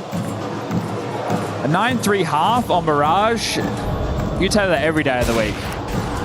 That should be a scoreline you'd love to close upon if you're Aurora. So letting this one start to slip through the fingers. Still a new roster. Only just reaching 20 maps together. And not the favorite in today's series. Sure, but you'd be kicking yourself. Ancient 8-4. Yeah. And the bracket. 9-3. You got to take these opportunities. Shown on Nuke. Even. Did they take the timeout? I hear music. That felt like a long time. No, I didn't see the bug, but either way. I'm going to give it to you. I mean, this is the round. This is what it comes down to here for Aurora. Cardia on the Mac 10. Oh, not the guy you want to hold back. He's been the standout player of this series. Would really have liked him to be on that AK. Maybe he can make it work out under. And Xantares, I mean, good round for a boost, maybe. I'm very curious, CT block smoking under right now, which is really going to stall out the roll of this and help give away that this is the default spread. That spam through, confirming it as Consmoke deployed. Haven't taken that space just yet, Aurora, so completely awares of the timing of this. Molodoi will exchange blows over towards the B apartments, but he'll back off, rotate. Queserado will take his place. Just like how mobile he is, you know, he shows that AWP, he repositions, he's going to keep you guessing. Yukinda, excuse me. Moldoy goes short, changes his mind. This could be well timed. Said earlier, window boost possibility. Getting closer and closer. What a play for Keserato, just spams that smoke. One way to drop Woxic in the middle. And no window boost because they're walking right up Con. Jimmy, how can you be ready for that? 5 versus 3, nowhere to go and nowhere to hide. And Furia's full run on this comeback almost complete. Desperation as Wakadia looks for a rifle. And double ramp setup. Fallen knows he's just baiting, selling this position for Yuri to succeed. Kicks some 1v5 backline. 15 seconds. Can he manage anything? Even a kill and a bomb plant would really set you up for later. He's going to hear Yakinda running away. Easy kill. Put that bomb in. So you've saved your team's bank. But is that all this is? A delay of the inevitable for Kixon. Dodges that shot. And Kixon really wants to try and force a kill here because Furia are closing the net tight around his neck. 4 players coming in together, trying not to offer up 1v1s. Kixon, patient backside, but Moloduy's got the shot, and the return to form for Molodoj absolutely must be noted in this series. Had a stinker back on Nuke, but here on the CT side of Mirage has stepped up. 8 rounds straight now. This is looking scary. This is one way to recover from a Porte half.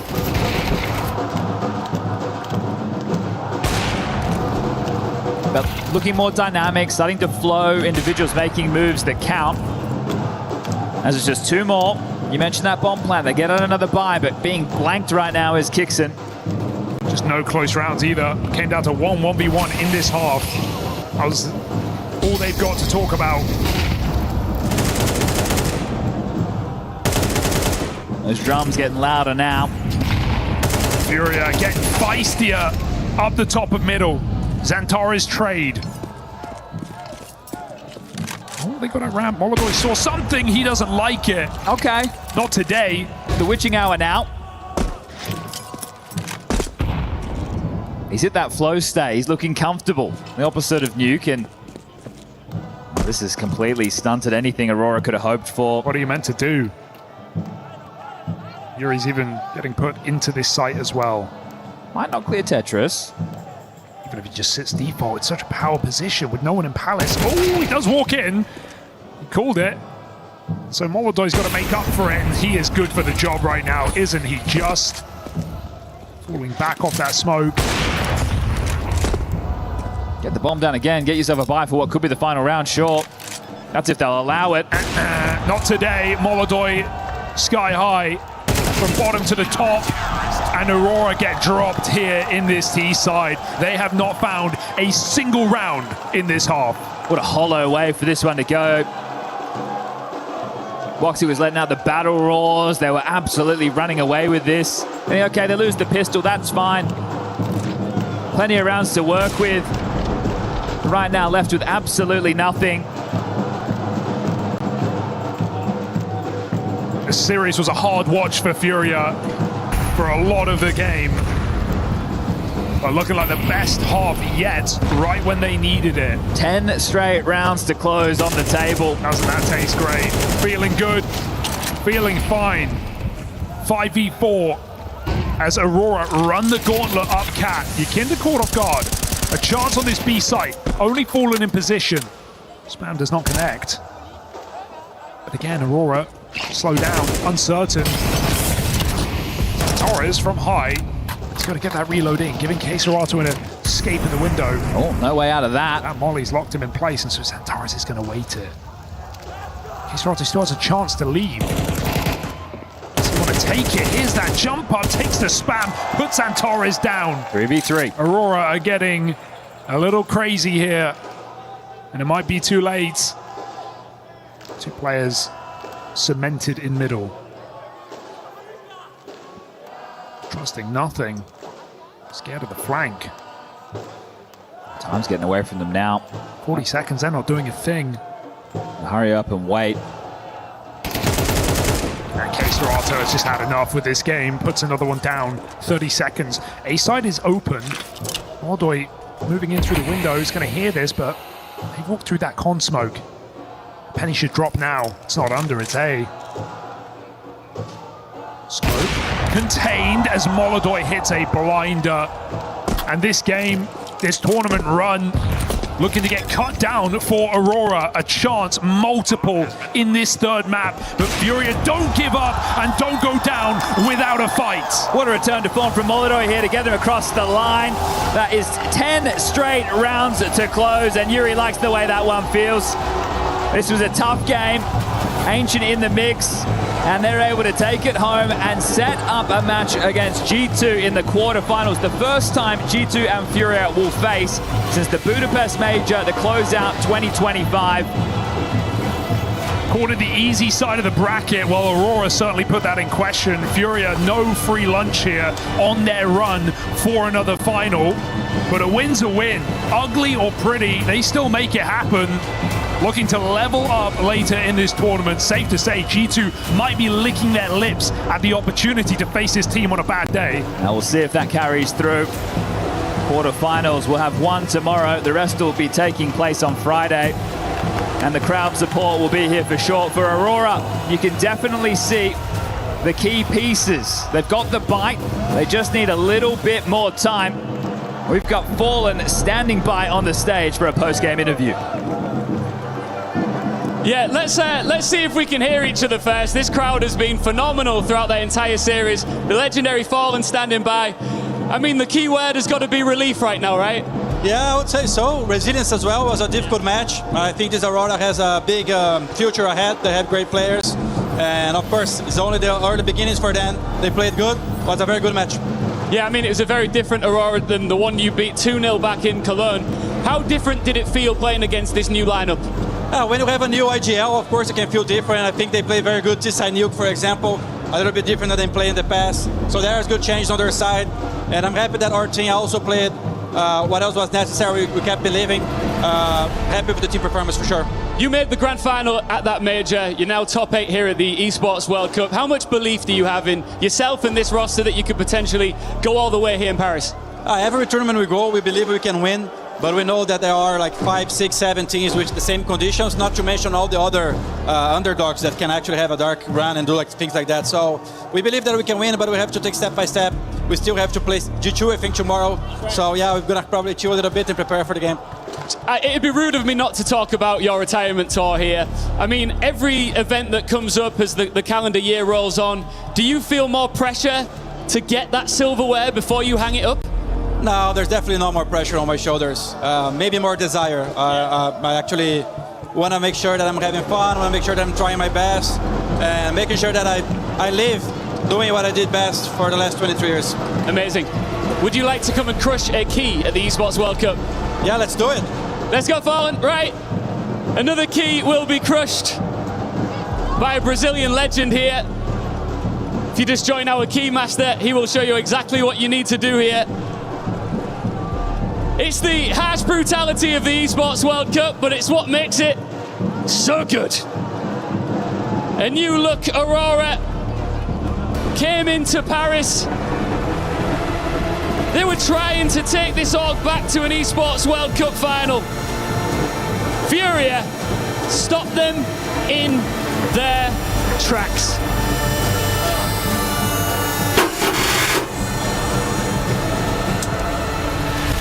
Fallen, just briefly, I just want to take you over here to the fans, because I know you've experienced Brazilian fans many times in your career. There's really nothing quite like it, is there? And even you'd go down a round, you'd have a rough round, and they'd seem to get louder and louder. How much do these people mean to you? Yeah, it means a lot. Everyone who knows my path into Counter-Strike know that Brazilian community has always my back. So their support to Furia and now supporting me as well. And it's great to see, because one day we relied on them to go for tournaments, to participate in Games Academy projects and give us money to go for tournaments, and now they can travel and watch us play on a high level. And every city we go, it's the same vibe, it's the same energy. It's great to play like that. It's the best place to play CS. It's phenomenal. Just come a little bit closer here. In Brazilian Portuguese, what do you want to say to these people? Valeu, pessoal. Deu nós. Grande virada, hein? Obrigado pelo suporte. Tamo junto. For Fallen, vamos fazer barulho. Congratulations, man. As you can see, Furia lock in a spot against G2 in the quarterfinals. What a night. What a night indeed. A long game and a show of resilience, as Fallen said. I think Great Answer is always a professional in those post games. They really got tested here today, Chad. Taking the distance, 3 maps, comebacks for Furia closer. I'd be curious to know what level they think they played to today in this series, right? Obviously, Fallen giving a nod of the hat there to the new roster, saying they have some good players in the mix and they'll be bright in the future. I think so, right? With what we are seeing, it's still very, very early days for Aurora in this one. And it was hard graft, right? 10 straight rounds for Furia to close. That is a class CT side.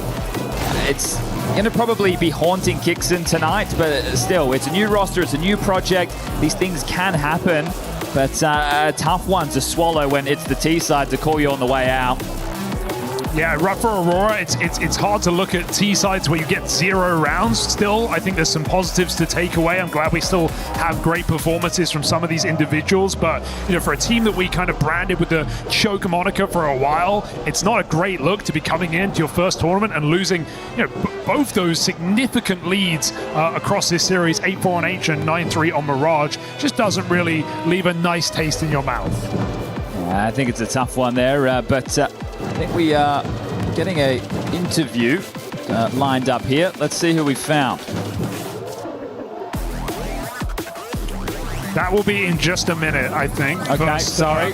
I misheard, Hugo. No, it's okay. That's my apologies right there. G2 Furia in the quarterfinal. You covered the G2 game earlier today, right? Yes. You know, let's judge Furia by their game today. If that Furia shows up, do you think G2 have them? I know you mentioned your hesitation on Ancient. I'm not even sure if Furia would risk showing that in the veto. No, I don't think it'll Cash show will its come head. up. Right, I think Cash could be a bit of a possibility, but now I do believe we're ready to toss to the interview. On the money. Let's hear from Aurora. Ash, thank you so much for taking the time to join me. Hate to see you guys in this situation, particularly with how Mirage started as well. You're leading 9-3. What happened on that T side? I think they played really well. I think maybe as we were going with the playbook was kind of not maybe as big as it could be at this point as exploiting us. I think we didn't really have that answer. But at the same time, the double op was running around mode. I was killing us everywhere. I just felt like our lack of practice was really kicking in here, and we just didn't really have it in the big moments towards the end of the game. Really respected the Ancient pick into this series. I thought it was a really interesting one. Goes without saying that obviously didn't go the way that you guys planned it ongoing. From your perception of that map one, I know it was probably hours ago now, but what do you feel like were some of the issues that plagued you on that one? I mean, it was a risk. We've been playing in practice for a while. It's going to map we're going to bring to a map pool. I think every time we've played a map for the first time, it feels like it's been very nervy and we've kind of forgotten a lot of things we've done in practice.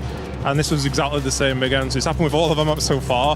Hopefully something will fix in the future. But I mean, there was promising signs there. I feel like we kind of let them off the hook on that one a little bit. They were there to be beaten. I think we were just more disappointed in the way that we played on Ancient rather than how we played on T-side Mirage, I feel. I mean, you're totally right. Early days for this squad, first Tier 1 tournament on LAN. In terms of looking back at this tournament, maybe let's just take this from 2 sides. First of all, what would you say is the biggest thing that you're looking to improve that you kind of learned from this tournament? What's number 1 on the hit list? I think that the communication, I think, has been the biggest thing. I think it's such a cliche thing to say as a coach, but we had so many problems with it. It feels like in some of the games, especially in practice, where we were just making really simple situations very difficult. And I think we've made a huge improvement with that. And that's probably the reason why we would have won today in the end, because I was very happy with that. We still obviously got a long way to go. It's just baby steps with that kind of, but that's our biggest area to improve on, which I guess is a little bit obvious. But I think it's promising though. Yeah, and then let's look at the flip side, because as we already said, very much early days, a huge undertaking in terms of this Aurora roster going forward. What's the biggest positive that you can take away from this? What's kind of impressed you about the guys, despite the exit? I think we're looking pretty solid on the CT sides. Look pretty nice so far. The energy when we're playing well is very good. It's very impressive. I never realized how hyped the guys get, to be honest. It's been kind of nice. And playing for each other has been good as well. I mean, there's lots of positives. We have a whiteboard full of them, to be honest. It's just in the moments, I think we have quite a few negatives. We need to get them out of the game very slowly. That's going to come a bit more with time, more conversations and things. And when you're playing a game that's high pressure, third map, getting close, I think the more negatives came out in that moment, which also is a little bit expected. Ash, thank you so much for your time, as always. I know it's never easy in these moments. Unfortunately, that is the end of the line for Aurora here at EWC. The grand finalists from last year eliminated here in the rounds of 16, and we have so many more matches to show off over the next few days here in Paris. In fact, Chad, we've even got one going on right now. Gamer Legion Mouse going down the distance in the third match. Yeah, I recommend people whack that one on the television right now. It looks like that one is going to be a nail-biter down the stretch. Tomorrow, we get to kick off with the big names, right? We're going to get your Falcons versus Mongols in the server, FaZe versus Vitality. That could be match of the day. Bay versus Spirit. I think people are quite curious considering the form of Spirit so far. And Na'Vi Legacy, that could be a bit of a barn burner with the pace that Legacy like to play. Here's your tomorrow's schedule.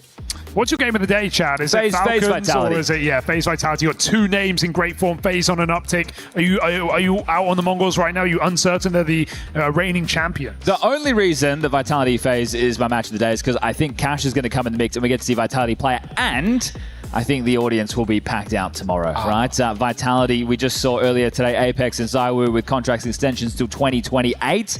And, well, we are in Paris, France, after all, Hugo, so I'd love to see them filling this out and making some noise for the boys. Well, it's going to get crazy, and it's all going down tomorrow, 1 p.m. local time with our first game of the day and 3 more BO3s, plus a B stream, plus more round of 16. So we'll see you tomorrow, same place, same time here at EWC.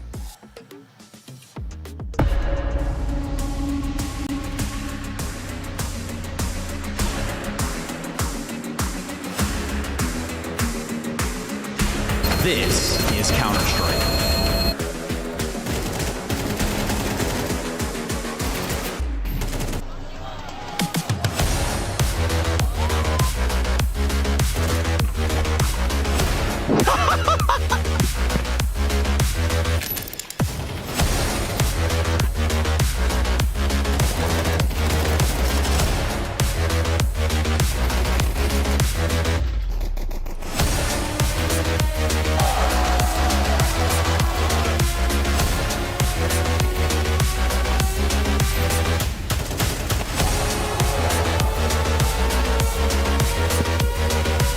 Stations for Astralis. Is this the last round? It absolutely has to be. Line them up, knock them down. Nurtures here, 21 kills deep, one more to find, and Astralis again, their key crushed.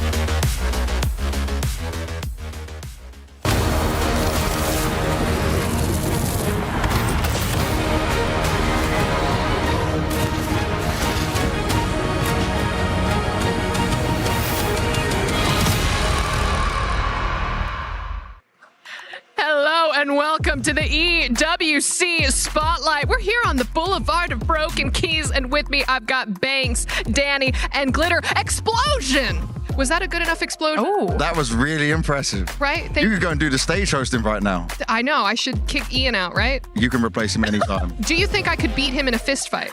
Oh, yeah, he's skinny. Wait, how much are the tickets? I'm in.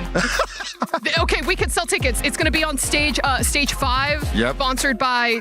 We need a new sponsor for this now. John EWC Boxing. John EWC. It's always Oh, John okay. EWC. There we go. Absolutely. But I mean, we've seen so much action happen so far besides maybe selling tickets to this Yes. thing. STC Arena, we managed to avoid going into a potential overtime, but what did we see over in CS2? We saw a lot of craziness to start off our round of 16. Obviously reaching the playoffs, getting a huge amount of fans come in and show love. The one we were just watching back then was getting to see Furia go toe-to-toe with an Aurora that has got a lot of new players, a lot of change. They went from being an all-Turkish lineup into international with an in-game leader who has a very different style from what they're used to. So they had some growing pains. I think, okay, even though they lost, it's a result they can be proud of. But Furia right now within their top half of the bracket, they are supposed to be the favorites. I would say a little bit shaky after that, where maybe it's not so guaranteed for them. Do you think that there's any guarantees for Mr. Who's Oh, right now? for the Vitality side maybe, over there? Maybe a little Vitality love? Vitality Love, they are in the bracket of death, we were going to call that. It is not great to be a Vitality fan right now, but if any magic can happen, it is your boys that can pull it off, Danny, that's for sure. They've done it time and time again. And also, you got the French crowd, man. You're in Paris. Yes. This is exactly what you need. No one can outmatch you here, surely. 100%. And the fans by now are used to be in the bracket of death. It happens to us in every single game. So, no, I'm looking forward to all the Counter-Strike matches. And I mean, we have a team in every single game. So you're stressed beyond belief, right, in many of these situations. Yeah. Danny, just because we do have you here and you are the CIO of Team Fight, what is a CIO? That's a Chief International Officer. So you travel the world? Absolutely. Fancy. Just for esports? I love this. How can I sign up and take your job? Which game do you want to play for us? Bruh, do you guys have a Marvel Rivals team yet? Oh, not yet. Oh, he said So there's an opening. All right. Oh, wait a second. I have to ask you questions. Otherwise, I lose this job. No, but Vitality, you guys have 17 teams competing at EWC. How do you manage such a huge operation while making sure that every single team gets the support Not that sleeping. it needs? Not sleeping at all, right? Flying around the world. I can tell you it's a hell of a job for sure, but it's so rewarding. Like the players that we have, amazing human beings. I enjoy so much working with every single one of them. And then everyone coming together here is so beautiful because all of a sudden you can also do the cross-team promotion. You have the fans behind every single team as well. And then you see like the Crossfire team hanging out with the Counter-Strike guys. Pack, who has never really watched esports before, gets to learn about Counter-Strike. And it's just such a joy to work for Team Vitality. Can I glaze him a little bit as well? Danny selling himself, maybe not so much here, that he was a professional player and a champion one time himself, way back when. It was the SK Gaming days, right? And you were dominant. So he's the right man for that very fancy title and job he's been doing, because I remember young Danny being a star. Yeah, my biggest prize was a BMW M6. When I was 16 years old, I didn't have a driving license. I was playing for SK Gaming. I made a name for myself because all the Counter-Strike players back in 2007, they were pretty jealous of the car. And that was pretty a fun time for me. But in I think like 2012, I called it a career, went to management, and now I enjoy it from the other side, which is a bit more stressful than actually playing myself. Right? It's like the more you work in esports, the less games you get to play. But we do have, guess what? A question for the chat and everyone watching. Chat, this is a question for you. Who wins the Vitality versus Falcons showdown in Counter-Strike 2? What do you think chat is going to say right now, Danny? I mean, my question would be, are they even getting that far? I'm ready for this. I like this. Who knows? I do like this. I enjoy this a lot, but we are going to let Chad answer those questions while I get to ask you another one, Danny. With Vitality competing across so many games, are there any crossovers between... I mean, wait, you already talked about this. You covered question 2 with the answer to question number 1. Next question. Zewu and Apex have both extended their contracts with Vitality until 2028. How important was it for the organization to secure 2 of its biggest pillars for the long term? Yeah, not important at all, right? Like, Yeah, no. we have so many players anyways, like one or two more or less is like, no, I like because Neo, our CEO, keeps actually saying that Zaivu is our real CEO. If he shows up on a server, the company is doing well. If he doesn't show up, well, we're struggling a little bit, right? So keeping him around, and on a real note, like having a duo in Counter-Strike together for then 10 years. 10 years now when that That's ends. insane. I've never seen this before. And I, as we just said, have been around esports for a long time. And that is also a testament for Vitality to keep players in our lineup, to have them happy, and especially proud to represent the club as well. Amazing. All right, now on a different note, Vitality have had a difficult run in CS2 recently, including the loss to B8 here at EWC. What needs to change for the team to turn things around in the playoffs? Oof. We take it game by game. It feels like, and there's this saying, you don't want to poke the bear. Well, it has happened, so I hope we get into the face match with a whole different mindset, ready for the playoffs, have to take it game by game. And yeah, there's, no easy opponent from here onwards, and the guys have to definitely lock in. I think it's a good thing you guys lost the bait, because I saw Apex's face afterwards, and that is the thing that really kicks him up, and gets him fired up and ready, because he knows it's not good enough and not acceptable. So it's probably done them some favors to go into this playoffs like that, and also have the crowd where the guys always deliver. Glitter, I need someone to glaze me as much as Binks glazes Danny. Honestly, you have been a staple in esports from the entertainment side and the esports side at the same time for a decade, okay? Everyone knows who you are. You are amazing at what you do, and everyone loves working with you. And I saw you driving a Ferrari. It was kind of nice than a BMW. Yeah, you know what? Listen, I set a world record. I'm not sure if you saw. It was for the slowest. It was for the world. I thought, It was for the world. You were driving real crazy in that as well. I watched the clip and I'm thinking, okay, that time was kind of long. And she goes, I'm just going my own pace. I'm going over here. I'm going over here now. Okay, but finally, last question for you here, Danny. With the club championship race potentially going down to these final days, how much pressure is there across the organization? Because I saw you walking along before we started, looking at all the keys and going, oh no, Vitality. And many crushed keys in the graveyard. No, look, we had high ambitions coming into the Esports World Cup. We always said we want to be finishing top 3. That's still the goal. Internally, we were dreaming about also winning it all, right? But now we have to be realistic. It's such a long shot. I think EWC put out the statistic that says we have a 0.3% chance to still win it. Still a chance. I guess it's still a chance. You're saying there's a chance. We take it match by match. If that happens, I don't know. We have to go crazy in Paris for sure. But no, we want to definitely take the top 3, and every single player still playing for us knows the pressure that is on the club, on the players, and I hope that they can show up and make us proud. Amazing.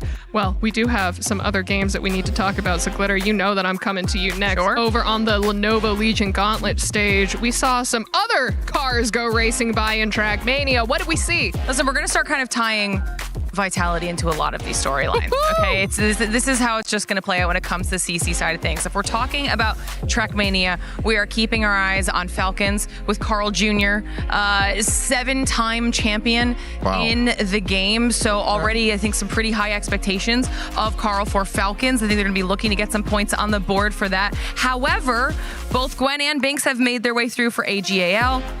And Vitality was the #1 seed with Pack coming into this and are expected to do very well. And there was a big surprise towards the end of their round here where Muda ended up in the lower bracket.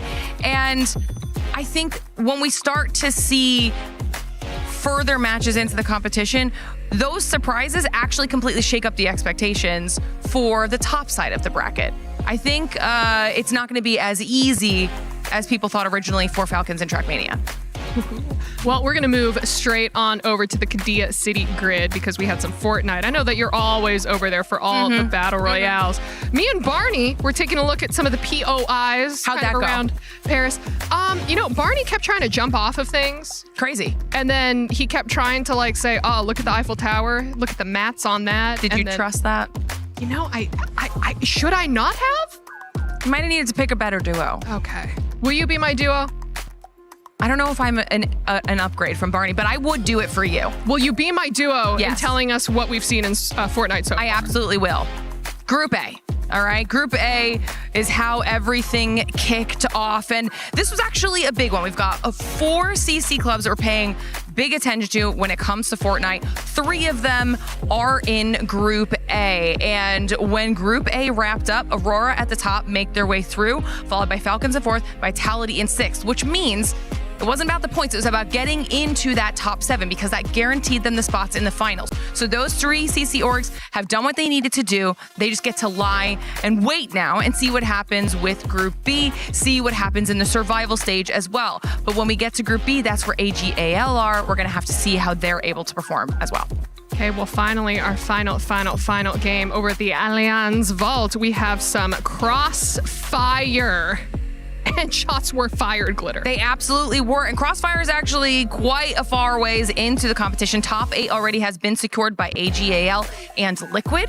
So we're going to be paying attention to them, but also have Falcons, Na'Vi, and Vitality, again, in the lower bracket semifinals. And when it's coming down to those matches, Vitality and Na'Vi are looking like they can absolutely pull through in these lower bracket matches. It's going to be a lot more difficult for Falcons. So another opportunity to get some points for these other clubs. And we have one more question for chat. Who do you think will finish in the top 3 of the club championship? And if you don't say Vitality, Danny will hunt you down and find you. But yes. Yes. He's like pulling up the database, being like, I see you. But Glitter, as we let chat get their potentially wrong opinions in, we do have to talk about the club championship rankings as they are right now. And who's at that tippity top? Well, I mentioned AGAL had made it into top 8 in Crossfire. That means that they have closed the gap a little bit at the top between them and Falcons. It's now only 100-point difference, which is pretty much nothing. However, we have to see how everything is going to play out across the rest of the titles because Vitality can shake that up, AGAL can do well and shake that up, and Falcons have to really fight to survive here if they want to get the 3-peat. Banks, can you talk about every single game with the same level of compassion and dedication that she just did? Yes, he could. Holy. The games I'm passionate about, sure. That is my easy answer to get out of this. Well, I was, actually, here we go. We have the rankings. And they're, as you said it, only 100 points behind, but we keep talking about this. And I know they say, stop beating a dead horse, but this horse has a little bit of life in it. Team Liquid at number 12, when before they were just 0. Actually, Danny, for you, we've seen Team Liquid second place last 2 EWCs. Was it surprising for the other orgs to see such a strong contender just fall? Great question. Yes, I was shocked. I saw them as a favorite in MLB. I saw them as a favorite in EFC as well. I kind of expected a Falcons Liquid final in EFC. And then everything changes. But it generally feels like this year's EWC is unpredictable. So many upsets, so many rookies also winning and becoming champions. I think it's a beautiful story. Yeah. But it also showcases top 3, which we want to be, is not easy either. But that 0.3% of a chance. I'm German after all. I want to be realistic. All right, well, we could just have our fingers crossed. But listen, as we wrap up this Spotlight show, Banks, is there anything that you want to say before we get into those next couple of CS2 matches? I want to say that the CS2 is only going to get more crazy, maybe more difficult for a lot of the teams here. We've obviously got some of the very best teams in the world facing off in this round of 16, and especially in that group of death, I'm expecting at least 1 or 2 more upsets. Hopefully it doesn't go the way of Vitality in that one. We have some potential for some banger matchups. I'm a little bit worried about team spirit for them. It's a team that everyone had at the beginning of this year, beginning of the season. They could be so dominant, they're supposed to deliver. But in last tournament, they were supposed to win it. They lost to a team that, in many's opinion, is beneath them. And now this opening matchup is against Bait, who already upset Vitality, and they've got nothing to lose in this. So I'm looking at that one as like maybe that could be the big upset and change things massively. Ooh, we do love upsets. Glitter, for you? I just want to see some shakeups. I'm ready to see some insane performances out of Vitality, out of AGAL, even out of Na'Vi up there. I want to, because we know that this is going to be a tough fight at the end of it all.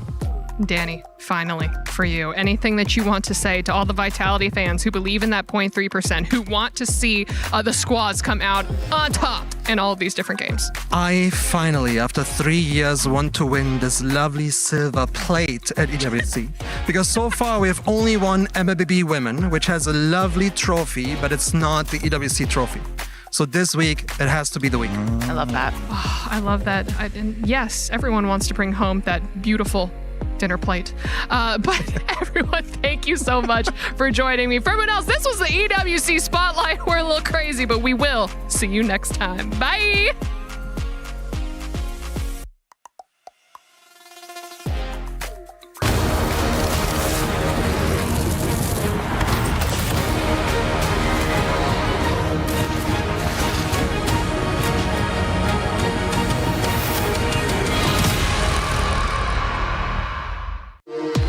We were there.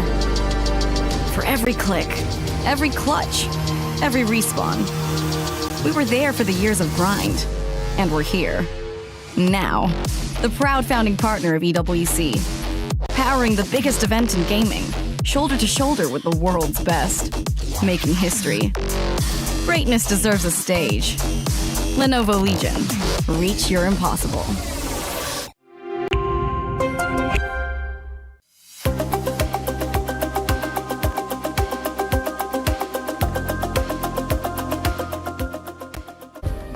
Play is in our DNA. Whenever we let it out, it becomes our superpower. Now imagine an entire city being built to supercharge it. Kadir City, powered by Play.